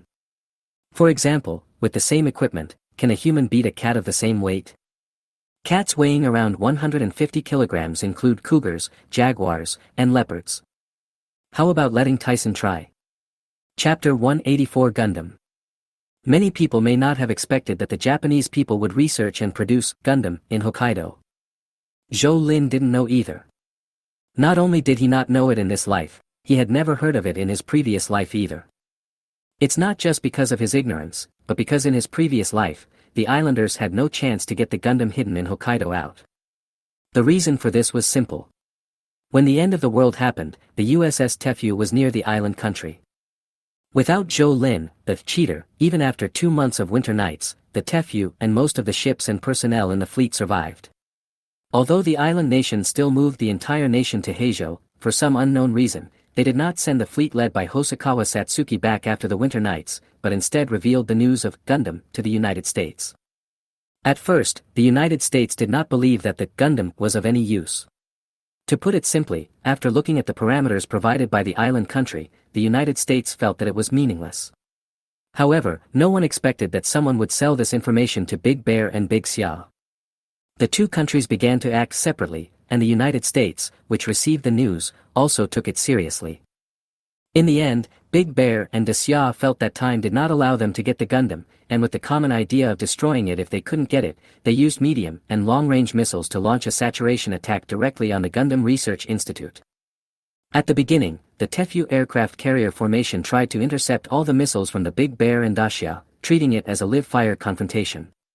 However, it was proved that the United States overestimated their war technology. Among the more than 30 missiles that attacked at the same time, only 17 were successfully intercepted, 6 were interfered, and 3 of the remaining 11 missiles hit the Research Institute one after another. The last and most deadly ground-penetrating missile was the masterpiece of Dacia. A true sword to the throat. A warhead weighing over 800 kilograms, even if it is not a nuclear weapon, is enough to completely destroy the entire underground research facility, making protective excavation meaningless. It is said that the person who was most distressed at the time was the emperor of the island nation, as the research on Gundam had been carried out in secret for nearly 40 years. 40 years of hard work, the efforts of several generations, all gone in an instant. However, the United States said nothing. After all, the Big Bear and the Sia country were not attacking them. The question is whether the island country dared to say anything. I dare not. It's the end of the world. Can you still expect the two big countries to let you do whatever you want as before? Even if Dacia can still tolerate it, will the Big Bear indulge you? They can drop missiles near your home based on ballistics without relying on computers and satellite navigation. How far is the border of the Big Bear from Heijo? Even if the error is a few kilometers, isn't it still within the explosion range? They couldn't afford to offend and couldn't offend, so they could only blame the problems in their own team. At the Emperor's order, the island nation began to examine itself, and as a result, they discovered the existence of the Great Glory organization in just 2 days. However, the investigation did find out the truth. When the Emperor looked at the list, he was shocked. Apart from his wife and son who were trustworthy, even his second uncle who lived next door was actually related to the Great Glory organization. If they wanted to clean them up, scraping bones and healing wounds would be a small matter. They would have to directly amputate below the neck. Playing shit. Not playing anymore. After 3 days and 3 nights of sleepless nights and loss of appetite, the emperor finally publicly announced the legitimacy of the Great Glory organization in the island country, and recognized the actions of the Great Glory organization on behalf of the island country. Even he himself became the honorary first generation of the Great Glory organization. From the emperor to the honorary first generation, it is not known whether this is a promotion or a demotion. In short, after this incident, the island country of Heijo actually became a place jointly managed by the Imperial Power and the Great Glory organizations. In fact, the Imperial Power is just a spiritual existence most of the time, and the Great Glory organization is the real actual controller. After the emergence of mutants and evolvers, the Great Glory organization launched one bloody storm after another in Heijo, with blood flowing like a river. Clans of Kunlun slaves were either exterminated or became research subjects of the Great Glory. Their actions were almost the same as those in the past on the territory of Daxia. After the news of the actions of the Great Glory organization was spread, it was indeed condemned by the whole world, but that was the distant Black State, and each country was busy with its own affairs, so who would really take action for the Kunlun slaves in the Black State? Even in the Great Xia country, because of the shitty things that the Kunlun slaves had caused in the Xia country a few years before the end of the world, the Xia people had completely lost their sympathy for that race. In his previous life, Zhou Lin had heard about the anti-missile war between Xia country, the Big Bear and the United States, but few people knew the real fuse of this war. Later, he also heard about the events in Heijo, but at that time, he was busy running around for food all day long, so he had no mood to eat the melons of Kunlun slaves. In the end times when supplies were extremely scarce, many people probably had the idea of, the more deaths, the better, in their deepest darkness. In general, because of Zhou Lin, the Gundam base hidden in Hokkaido was preserved in this life, and the 3 major powers did not officially get involved. After the identity of the research base was confirmed, the door was opened, and the first thing to be moved was a large amount of research equipment and materials. High in the air, Zhou Lin was truly observing with his naked eyes. It was not easy to see what the dust-like people were doing, but he could see clearly that carts of things were being pulled out of the house and transported to the Susanoo. Although he could not figure out what was being transported, it was definitely not rice balls or sushi if it was worth the trouble. In order to understand the situation as clearly as possible, Zhou Lin even ate in a hurry. It was not until the afternoon when he saw a flatbed truck the size of a matchbox suddenly drive out from the Susanoo that Zhou Lin became excited. It's a flatbed truck the size of a matchbox. Some of the houses on both sides of the road are not even as big as the matchbox. What is it pulling? Could it be a rocket? Zhou Lin thought that it would not be a rocket, unless it was the only long-range ballistic nuclear weapon of the island country, otherwise it would not be worth the trip of Susanoo and 3 aircraft carriers. What on earth is that? The most uncomfortable person in the driving team was Zhao Cixi. Gu Muyuan asked her to follow Zhou Lin, but Zhou Lin squatted at the observation window all day long to watch. The key point was that Zhao Cixi couldn't see anything, while Zhou Lin was just watching by himself, getting startled, but didn't say a word. It was uncomfortable, too uncomfortable. Fuck. Just as Zhao Ci was thinking about whether he should find something to do, Zhou Lin suddenly jumped up, looking very excited. Sir, you are. Do you have a high-power telescope? Forget it, I can tell from your look that you don't have one. I'll get it myself. Zhou Lin trotted back to the room and came out in a hurry, holding something in his hand, a big thing that looked like an astronomical telescope. Zhao Cixi was completely stunned. Did Zhou Lin ever bring something this big when he got on the airship? No, right? Is it possible that my brain is broken and I can't remember clearly? Of course, what Zhou Lin was holding was not an astronomical telescope. How could he have such a thing? What he took were the spare parts for the gun sights in the maintenance warehouse on the rifle. Before setting off, he thought he would just stuff them into the storage space on the rifle in case they were useful, but he didn't expect that he would actually use them. Let me see, you bastards, you didn't really make this thing, did you? After setting up the gun sight, Zhou Lin muttered something and put his eyes close to it. Chapter 185 A sudden change in the middle of the night. Fuck. No way, that's too exaggerated. How can this thing be made? So what was said online before was true? How come I have never heard of this? If this thing is developed, who can compete with it in nuclear wars? What did you hear? After talking to himself for a while, Zhou Linai suddenly realized that in his excitement he had forgotten that there was someone beside him. So scary. Zhao Cixi had never seen a person's eyes so cold, without any human emotion at all, as if he was a machine specially made for killing. Well, Zhao Cixi actually didn't know how to describe Zhou Lin's eyes at this time. The only thing she knew was that Zhou Lin might really want to kill her and silence her. After all, you can't hide the look in someone's eyes when he wants to kill her. So Zhao Cixi swallowed her saliva and said carefully, I don't have a high degree and my memory is not good. Is that so? Forget it then. Zhou Lin waved his hand and continued observing. Zhao Cixi finally breathed a sigh of relief. She really didn't want to stay here for even a minute. It was too dangerous. In fact, Zhou Lin just wanted to scare her, not to kill her. Besides, he didn't have the time for that right now, as what was going to happen next was much more exciting. Zhou Lin saw clearly the entire process of how the nearly 20-meter-tall thing in the research institute was placed on a flatbed truck and then covered with a thick anti-radiation tarpaulin. He almost took a picture of it with his camera. It is obvious that it should be a combat robot developed by the Japanese. I don't know whether it requires people to operate it, or is controlled by remote control or intelligent program. No matter which one it was, Zhou Lin felt it necessary to take it away. It was too invincible. Even if he just treated it as a large remote control toy, he could give it to his son to play with in the future. As for whether his son can play well, Zhou Lin doesn't worry about it at all. If his son can't play well, he will go to his aunt. Wait, how did his aunt know that there is a Gundam here? If she said that she analyzed it through information collected on the internet, Zhou Lin would never believe it. The Japanese are not stupid. If Zhou Li can analyze this information alone, then the people in the intelligence collection and analysis departments of Xia country, the United States, and the Big Bear country should be taken out and shot for dereliction of duty. If Zhou Li didn't figure it out through analysis of online information, then how did she know it? The more Zhou Lin thought about it, the more he felt that there was no reasonable explanation other than being a reborn person. However, Zhou Li had already rejected it many times, so there was no need to hide it. So what was going on with Zhou Li? Predict the future. Impossible, Zhou Li doesn't believe in feudal superstitions. Forget it, as long as she is doing this for the good of the family, everyone has some secrets.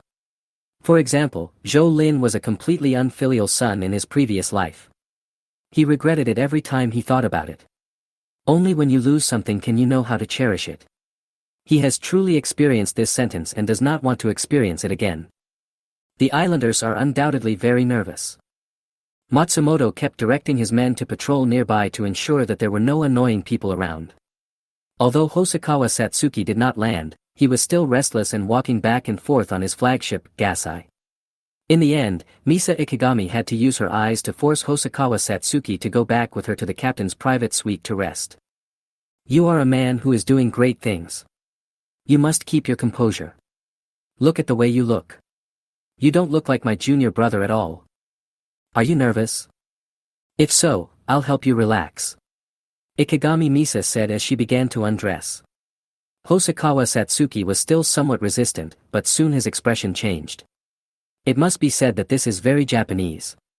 Although it was less than 5 minutes, Hosokawa Satsuki, who reappeared in front of his subordinates, was really much more relaxed, and even when he gave orders, he was not so fierce and dry.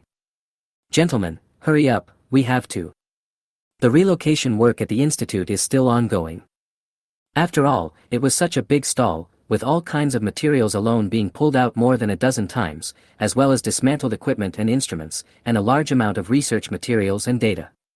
These were very important for the subsequent research on Gundam, and no one wanted to throw them away. Even with hundreds of people busy going back and forth, the relocation work still continued until midnight. Even Zhou Lin got tired of it later and gave the gun sight to Zhao Cixi, asking her to take over and tell him when the relocation work was completed. From this we can also see that airships have their own advantages compared to airplanes. If they were to hover in place without landing, an airplane would have collapsed and returned long ago. It's not that easy. Sir. Huh. Zhou Lin was woken up by Zhao Cixi and rubbed his eyes. Have they left? No, a fight broke out. Is the fight starting? Is it the fleet of the United States or our Xia country? No, sir, you should watch it yourself. It seems that, they are fighting among themselves. Own.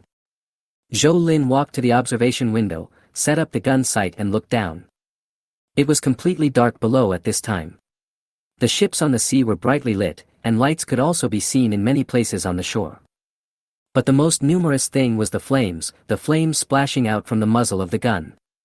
Not only were the landing soldiers firing, but there were also sporadic gunfire splashing from all directions. The sound of gunfire could not be heard at this height, but Zhou Lin felt something was wrong after watching for a while. Judging from the firepower alone, the military was overwhelming. Logically, the civilians around them could not have withstood it. However, what Zhou Lin saw was that from time to time a military firepower point would go silent. No one would believe the claim that the soldiers were killed by snipers among the civilians. Why are the number of military personnel decreasing one after another? And looking at the direction of the military's muzzle flames, many of them are actually facing inward, as if there are very scary enemies inside. Can we descend a bit? Zhou Lin turned and asked Zhao Sisi. Zhao Sisi didn't dare to answer casually, so she quickly ran to the cockpit. If we continue to descend, we might be discovered. Gu Muyuan came out to discuss with Zhou Lin in person, because their superiors had ordered them to focus on Zhou Lin and obey his arrangements. So if Zhou Lin insisted on descending, she would do it even if she knew it might mean death, but some things had to be made clear.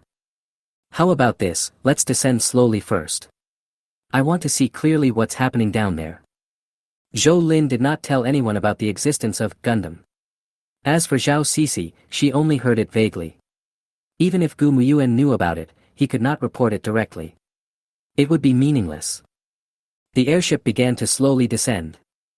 Thanks to the darkness of the night and the silence of the airship, as well as its location directly above the fleet, the airship was not detected by the naked eye or radar. Okay, I can see it clearly. Zhou Lin ordered the airship to stop descending and continued to observe with the gun sight. The battle below is still going on.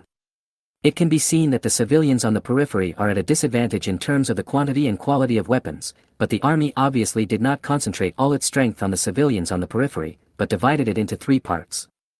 One is at the entrance of the research institute, where a large number of soldiers have built a defense line and are ready for battle.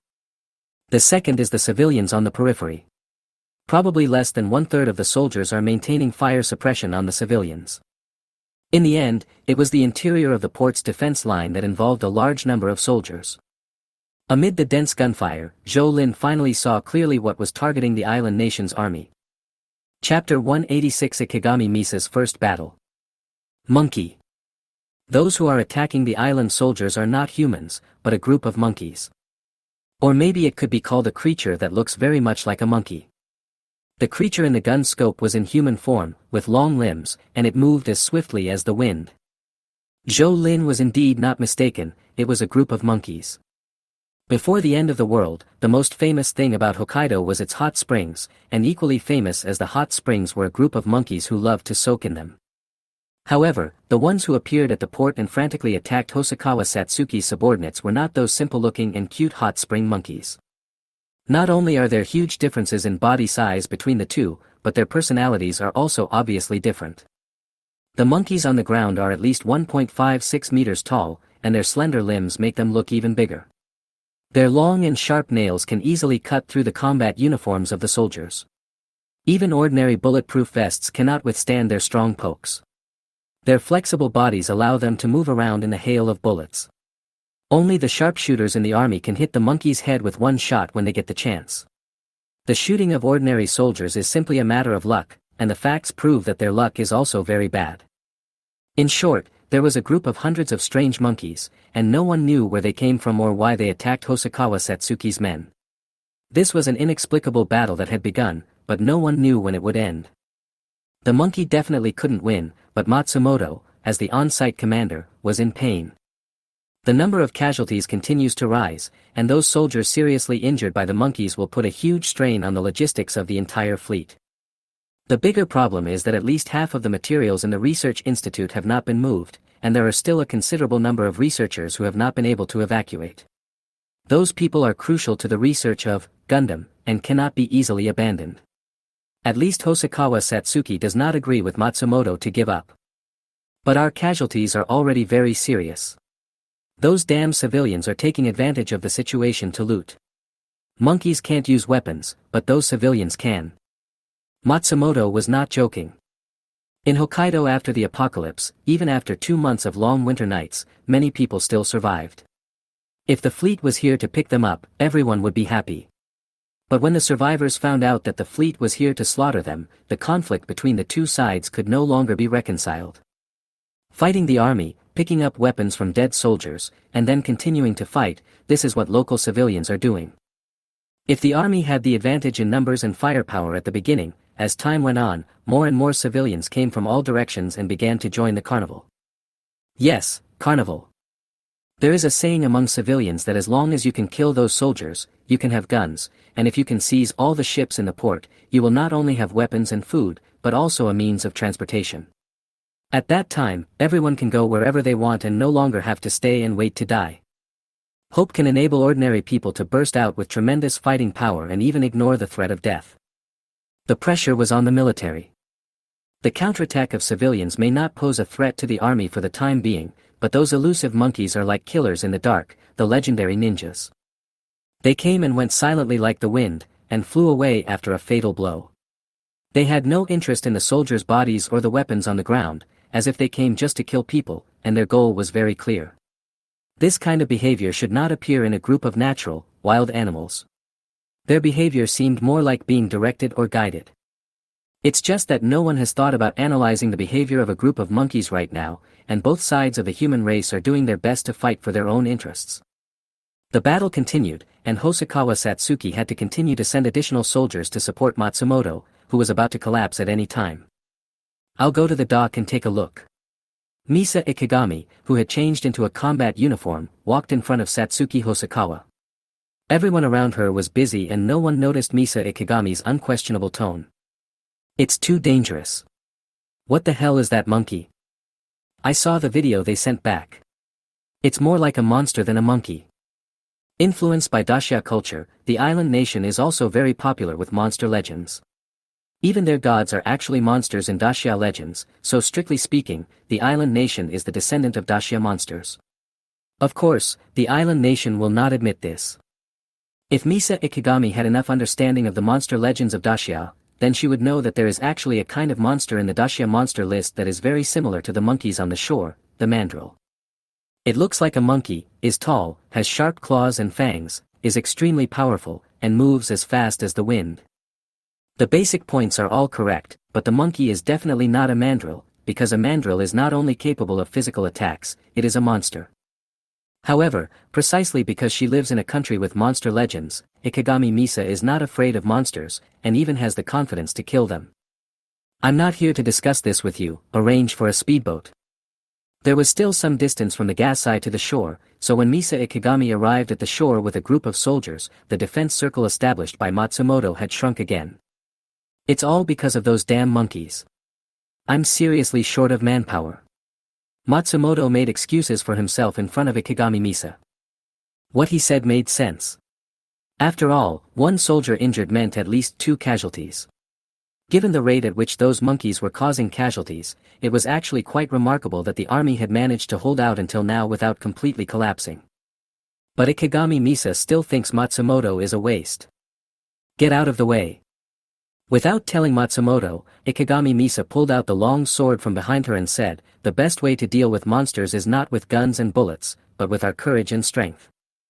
I have to say that Misa Ikigami looked very handsome and heroic at this time, but everyone, including Matsumoto, thought that Misa Ikigami must be crazy. If you use a knife to chop a monster that even a hail of bullets can't deal with, you'd be a fool, right? Misa Ikigami neither explained nor cared about the looks of the people around her. She rushed straight to the area where the monkeys were active and soon came face to face with a monkey of similar height. As expected, only when you see them in person can you discover how hateful the faces of these monkeys are, and how terrifying the madness emanating from their red eyes is. Die, you beast! Misa Ikigami had no intention of backing down, and instead launched an attack before the monkey. She held the knife in both hands and swung it quickly. The long knife shining with cold light drew a flash of lightning in the night sky. The speed was not even slower than the monkey, so that the monkey opposite her did not have time to react before her beheaded him. "Did you see that? You bunch of rubbish." Lifting the still blinking monkey's head high with the tip of her knife, Ikigami Misa shouted, "Hand-to-hand combat. Where has the spirit of our ancestors gone? Draw your bayonets and kill these monsters." Not to mention the soldiers around, even Zhou Lin on the airship was shocked by the agility of Qi Shang Misa in killing the monkey. Fuck. Evolver. Chapter 187. The typhoon is coming. Although Zhou Lin had never fought with the monkeys below, looking at the speed, strength and lethality displayed by those monkeys, even the elite troops of the island country were powerless to resist. Their strength must be above that of ordinary people. As a woman, no matter how well trained she was, it was impossible for Misa Ikigami to behead a monkey so easily in a head-on confrontation. The only explanation is that Ikigami Misa is not an ordinary person at all. Evolver. It's even possible that he is a mutant. This is the only acceptable explanation. Are there people with superpowers in island countries? It seems that my level was too low in my previous life, so that a lot of the information I knew in the end was not the truth at all. What's this about people with special powers and evolvers being born 5 years after the apocalypse? That's simply a deception from the top to the people below. Zhou Lin couldn't help but sigh in his heart. It turned out that humans would never forget the existence of circles at any time, or in other words, the upper echelons and the common people were simply two species. Even though everyone seemed to be exactly the same on the surface, after tearing off that layer of human skin, the common people would only learn to bleat like sheep. Misa Ikigami, who was beheaded with one sword, really inspired the soldiers' confidence to kill the enemy. Some of them really hurriedly attached their bayonets and were ready to fight the monkey monster in hand-to-hand combat. It's true that 1 or 2 soldiers would be unable to do anything to the monkey, but when 5, 6, or even 7 or 8 soldiers attacked together, their gleaming bayonets formed a dragnet and they succeeded repeatedly. For a while, the monkey's dying roar even drowned out the gunfire in the port. Misa Ikigami was not idle either.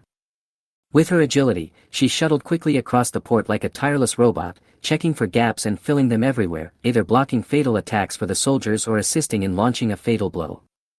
In short, if Ikigami Misa had not taken action, it is unknown how long the chaos and damage caused to the army by the monkey monster would have lasted. As the monkeys gradually retreated and disappeared amid a roar, there was a huge cheer from the port. This was a cheer for Misa Ikigami. Some soldiers even took the initiative to apologize to Misa Ikigami because they had always thought that Misa Ikigami, the orderly, was actually that kind of person. Well, everyone knew. Gentlemen, please continue to work hard for the future of our island nation. After giving everyone a final boost of encouragement, Misa Ikigami turned and went to the logistics tent, where Matsumoto had already prepared a large amount of food. Under the current conditions, it doesn't matter what you eat, as long as you are full. I'm going back first. Misa Ikigami had no intention of fighting with civilians. It wasn't because she felt guilty, but she felt it was unnecessary. Her abilities were not used to solve these small problems. If she had to do everything herself, then what was the point of ordinary soldiers' existence just to shout, 666? Perhaps it was because of the monkey's failure that the surrounding civilians lost the courage and confidence to continue fighting. No matter how attractive the food and ships were, they were not as important as their lives. It was not that they valued their lives, but that even if they fought desperately, there was no hope at all. That was not called fighting desperately, but calling it suicide. Who would go and die? When it was almost dawn, the institute's gate was reopened and the moving work continued. The airship had to rise again to avoid being accidentally seen by the islanders.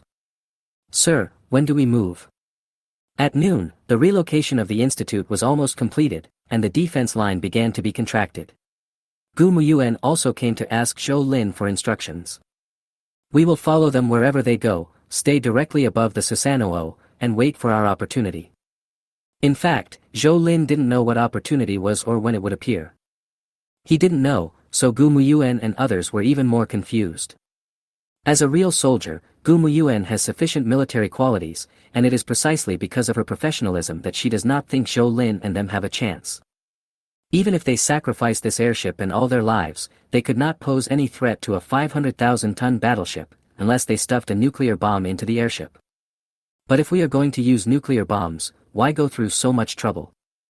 However, since Zhou Lin has given the order, Gu Muyuan will not refute it. She just needs to do it. The final success or failure has nothing to do with her. There is an old saying in Daxia, man proposes, God disposes.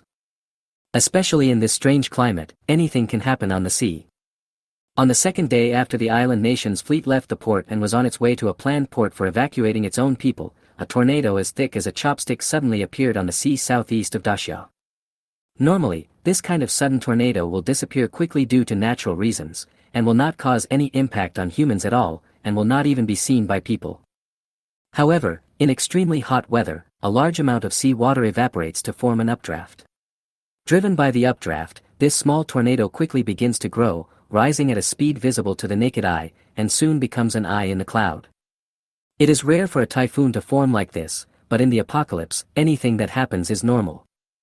The high-speed rotating eye of the storm not only begins to pull in the surrounding air, but the high-speed rotating airflow causes the air temperature in the air flow to drop rapidly, forming intense convective weather with the rising air in the outer layer, heavy rain, lightning and even hail, directly covering the world around the eye of the storm. A fast-moving typhoon has been spotted. On the gasai, Hosokawa Satsuki was listening to the weather officer's report. Hosokawa Satsuki did not express any surprise at the sudden appearance of a typhoon at sea. It was not like he had never experienced a typhoon before. As long as it was not a huge tsunami caused by an earthquake or other reasons, aircraft carriers like the Gasser were basically safe, even safer than on land. Sir, I just received news that the wind force near the eye of the typhoon has reached level 13.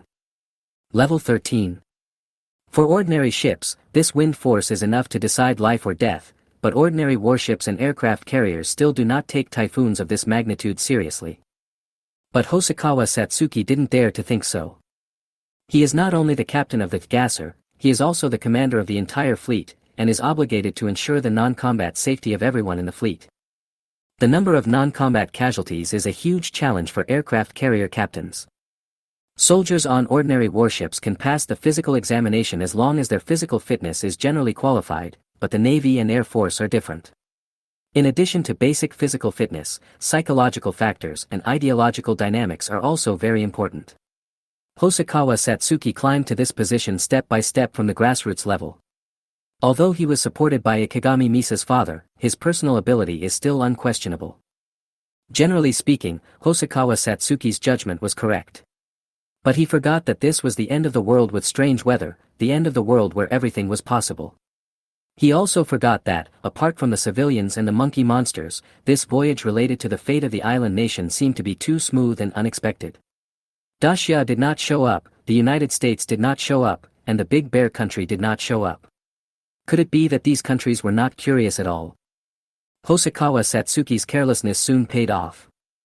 In just 5 hours, the typhoon blew towards the fleet's location, with wind force of level 16. Sir, we must make a decision immediately, otherwise it will be too late. Gu Muyuan was very nervous. If the typhoon was a threat to the fleet, then for the airship floating in the air it would mean destruction. Chapter 188 Failed Parachute Landing. Hosokawa Satsuki's fleet finally chose to dock at the first port west of Kyushu. Not to mention now, even before the end of the world, the trajectory of this typhoon is very treacherous. At first, you might think it is heading towards Daxia, but in the blink of an eye it might make a 90-degree turn and crush the island country repeatedly. When the island government officially announced that it asked everyone to prepare for the typhoon, it left again and went to South Korea for sightseeing. Similar things have happened more than once, so Hosokawa Satsuki finally decided to take shelter first. He might not be afraid of an aircraft carrier of 30,000 to 50,000 tons, but its ships, especially ordinary merchant ships serving as transport ships, would definitely not be able to withstand it. Nowadays, even a screw is a non-renewable precious resource, not to mention an entire ship's worth of supplies. By anchoring at the Kyushu port, the fleet can also complete its nominal mission, evacuating the islanders from the mainland. That's right, the island government dared to say so blatantly that their fleet only allows islanders to board, and no one from other countries is allowed to board, even the United States. If it were in the past, the United American people would definitely not agree to it, but now, the United States does not even have a proper channel to inform the people of the country. Even if there is, I guess given the character of the American people, they will not care about their compatriots on the island country. However, the United States government will not ignore it. They are just using this fact to directly threaten the island government. If you don't care about the citizens of our United States must punish you on behalf of the moon. Well, if you don't want to accept the punishment, just give me money. Of course, who wants money now? Not to mention the currency of the island country, no one wants even the currency of the United States. Of course, this would only happen if there are real benefits. Materials and technology are the ultimate goals of the US government. In comparison, the Great Xia Kingdom was much calmer. When Mount Fuji erupted, the Great Xia Kingdom's evacuation fleet had already gone there once. In addition, private transportation was still available at the time. Generally speaking, those Great Xia people who are still stranded on the island country, well, maybe they should not be called Great Xia people anymore. They are so loyal, so why call them Great Xia people? In the air, Gumuyuan could already see the falling clouds formed by the typhoon in the distance. The wind force from the outside alone forced her to push the airship's engine power to the maximum in order to barely maintain the requirement of hovering above the fleet. Sir, half an hour. We can hold out for half an hour at most. Good. Zhou Lin's face was a little gloomy, because the ally Zhou Li mentioned had not appeared until now. Could it be that it was a failure?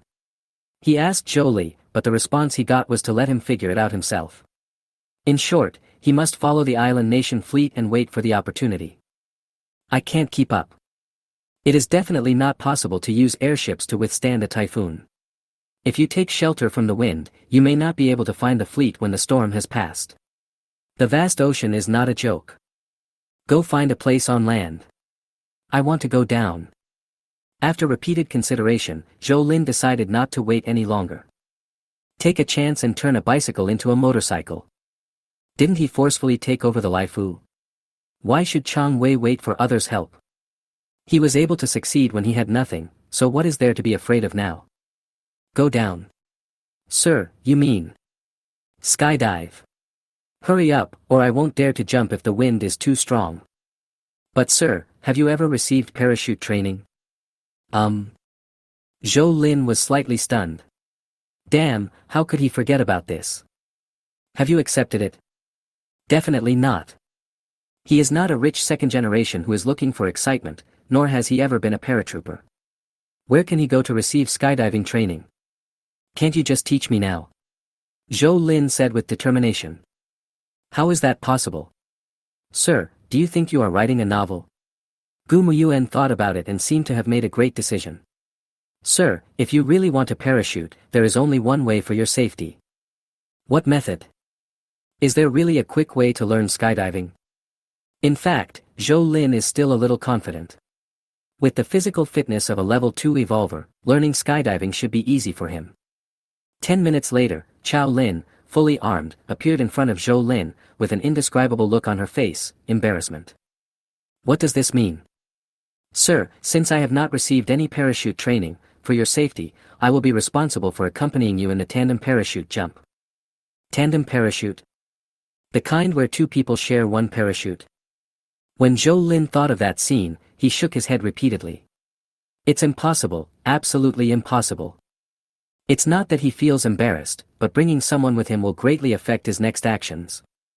But if he didn't agree, Gu Muyuan would not allow him to skydive and even refuse to give him the parachute. As time passed, the typhoon's crashing clouds got closer and closer, and the airship was shaking more and more violently. Finally, Zhou Lin had no choice but to agree.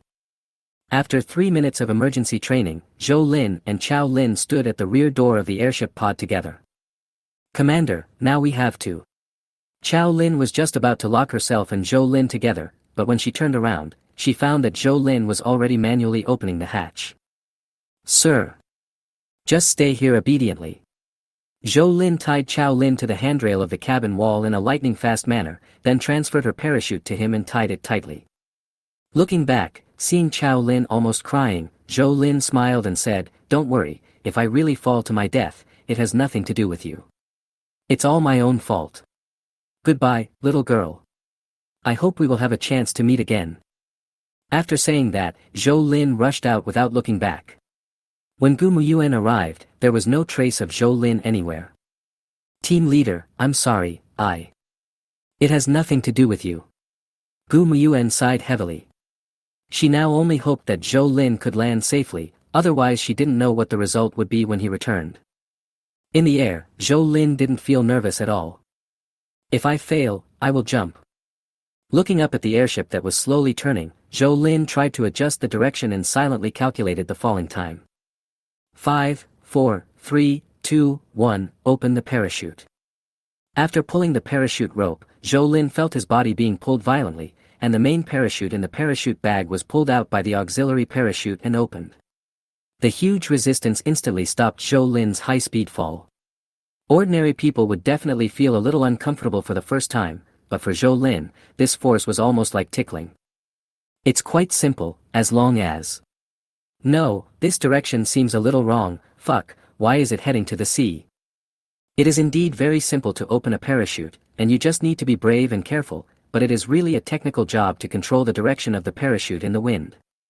Especially now, the sand blown up by the strong wind at the seaside can hurt people's skin. The parachute has no support in the air, and it is a face-saving thing for Zhou Lin not to be blown directly by the wind. Seeing himself drifting uncontrollably over the port fleet, Zhou Lin felt overwhelmed. Those islanders are not blind. It would be better to expect that the fleet will be blown up by a bolt from the blue than to expect them not to see such a large parachute. Damn! Should I go directly to the front of the steel? It's not impossible, but the possibility of a box is very high. After all, they may not wait for Zhou Lin to land. Do they really think those anti-aircraft missiles and CIWS artillery are just decorations? For a moment, Zhou Lin was a little panicked. Chapter 189 Crossing the River with a Stone. What if a person falls into a raging river and cannot swim? The answer is, hold a stone and slowly walk up from the bottom of the river. Ordinary people certainly can't do it. After all, holding your breath for 30 to 50 seconds is already difficult. But what if it's a martial arts master? Zhou Lin, who was about to roll over in the air, suddenly thought of the legend about Hui Yuanjiao. It doesn't matter whether it's true or not. What matters is that this story gave him an idea. If you can't withstand the wind, it may be because you are not stable enough. You just need to add more weight. Others certainly can't add weight to themselves in the air, but Zhou Lin can. With a sudden thought, Zhou Lin had 2 more M249s in his hands, plus 2 ammunition boxes and full of bullets. The parachute was instantly pulled with a creaking sound, and the parachute rope was almost broken. The weight of dozens of kilograms not only stabilized Zhou Lin immediately, but also made him fall straight down. At least the surrounding wind could no longer carry him. It's just that, it fell a little too fast. Fortunately, Zhou Lin had good eyesight. When he estimated that he was still 50 or 60 meters away from the ground, he quickly put away the weapon in his hand, and his falling speed slowed down. With his strong physique, he landed safely even though he had not learned the correct landing method. It was a pity that the off-road vehicle he stepped on had its entire cab deflated. After freeing himself from the parachute in a few moves, Zhou Lin thought about it and decided to put it into the space. It didn't matter what was inside anyway, so there was no need to leave any evidence. Looking up, there was no trace of the airship in the sky. However, Zhou Lin didn't know that the airship had dropped a beacon on the ground before leaving. Gu Muyuan planned to wait until the typhoon passed before taking a look again, just in case. Over there, right over there. Go and take a look. It looks like a person, but it landed very quickly. There was a noisy sound coming from the distance. Zhou Lin didn't understand the Japanese language, but he roughly guessed that someone was looking for him. After all, for such a large parachute to fall, it is already the limit if it can avoid the port fleet. It is impossible to do it without anyone noticing. After looking at the surrounding environment, Zhou Lin took big strides and rushed into a 5-story building. The building Zhou Lin chose should have been a shopping mall. It had obviously suffered several rounds of looting after the apocalypse and was empty everywhere. Hearing more and more restless noises around him, Zhou Lin just had to walk up the stairs. He didn't mind killing someone, but he didn't want to expose himself too early because of these Japanese people. After all, compared with killing a few Japanese people, it was more important to let Chang Wei go home as soon as possible. The port was less than 2 kilometers away. Zhou Lin climbed up to the rooftop of the 5th floor, estimated the distance to the next building, and took a running start and a leap, successfully wading out a path. Maybe it was because the noise when it landed was a bit loud. Someone heard the noise and looked up, but saw nothing. Jumping from one building to another, Zhou Lin suddenly felt very refreshed, as if he was on the top of the Forbidden City on a full moon night. This was the first time that Zhou Lin was so indulgent since his evolution reached level 2. As he was running, he suddenly had an idea. He took out a black hood from the space and put it on, then put on the Tang sword. If you didn't look at the combat uniform on his body, it seemed that the smell became stronger all of a sudden. Fun. If the wind on the roof hadn't been getting stronger and stronger, Zhou Lin might have run straight to the port in one breath. The wind is getting stronger and stronger. Standing on the roof of a 4-story building and looking towards the south, Zhou Lin could already see the shape of the typhoon rolling in and the bits and pieces that were lifted up by the typhoon and circling in the air without falling to the ground. No one will monitor the wind speed in the center of the typhoon. The island government has long been in name only. As for other countries, they have neither the time nor the leisure to do so. Zhou Lin didn't understand wind ratings either, he only knew that it looked like a scene from a movie many years ago. The name of that movie is Tornado. If the impact of typhoons on the ground is destruction, then the impact of typhoons on the vast ocean is disturbance. Like an invisible hand, it constantly stirs the sea surface, causing the originally relatively calm sea surface to stir up increasingly turbulent waves. Hosokawa Satsuki's fleet had already been anchored outside the port. Hosokawa Satsuki arranged the ships according to the waterline depth, tonnage and wind resistance. Some ships with weak wind resistance were arranged deep in the port.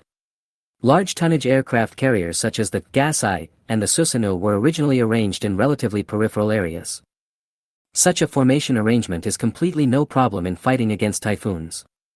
After all, in this climate environment, there will not be any enemies attacking from the sky or the water.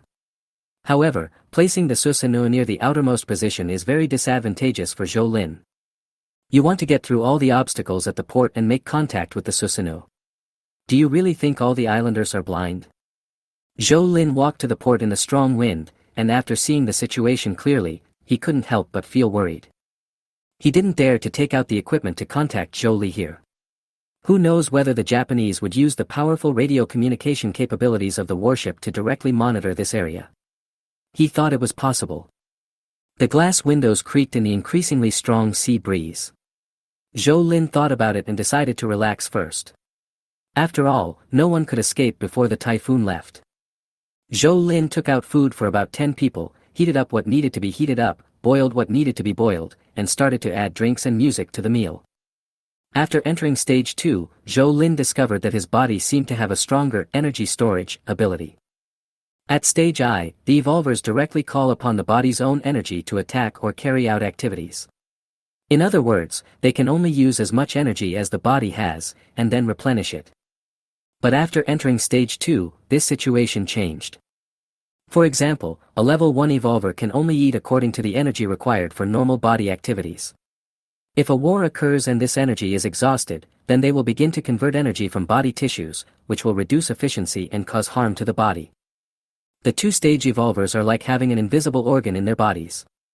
This organ can store the energy taken in by the evolvers. It will not become body tissues, nor participate in the normal activities of the body, but can be released according to the needs of the evolvers. However, this energy storage is not perfect. First of all, the energy stored is not large. Assuming that Zhou Lin consumes 1 energy in 5 minutes of fighting at the peak of the ice stage, then the maximum energy he can currently store is about 10. Secondly, this kind of energy storage has a time limit, that is, the energy stored in the invisible fuel tank will continue to decrease over time, just like evaporation or radiation. Zhou Lin once estimated that starting from the end of eating, about 1 of energy will be lost every hour, and the loss will be faster as time goes by. Zhou Lin, who had no experience in his previous life, could only explore slowly. Bang, bang, bang. When Zhou Lin finished the last serving of beef hot pot, there was a sudden knock on the door. Has anyone come? Zhou Lin wiped the corner of his mouth and a sinister smile appeared on his face.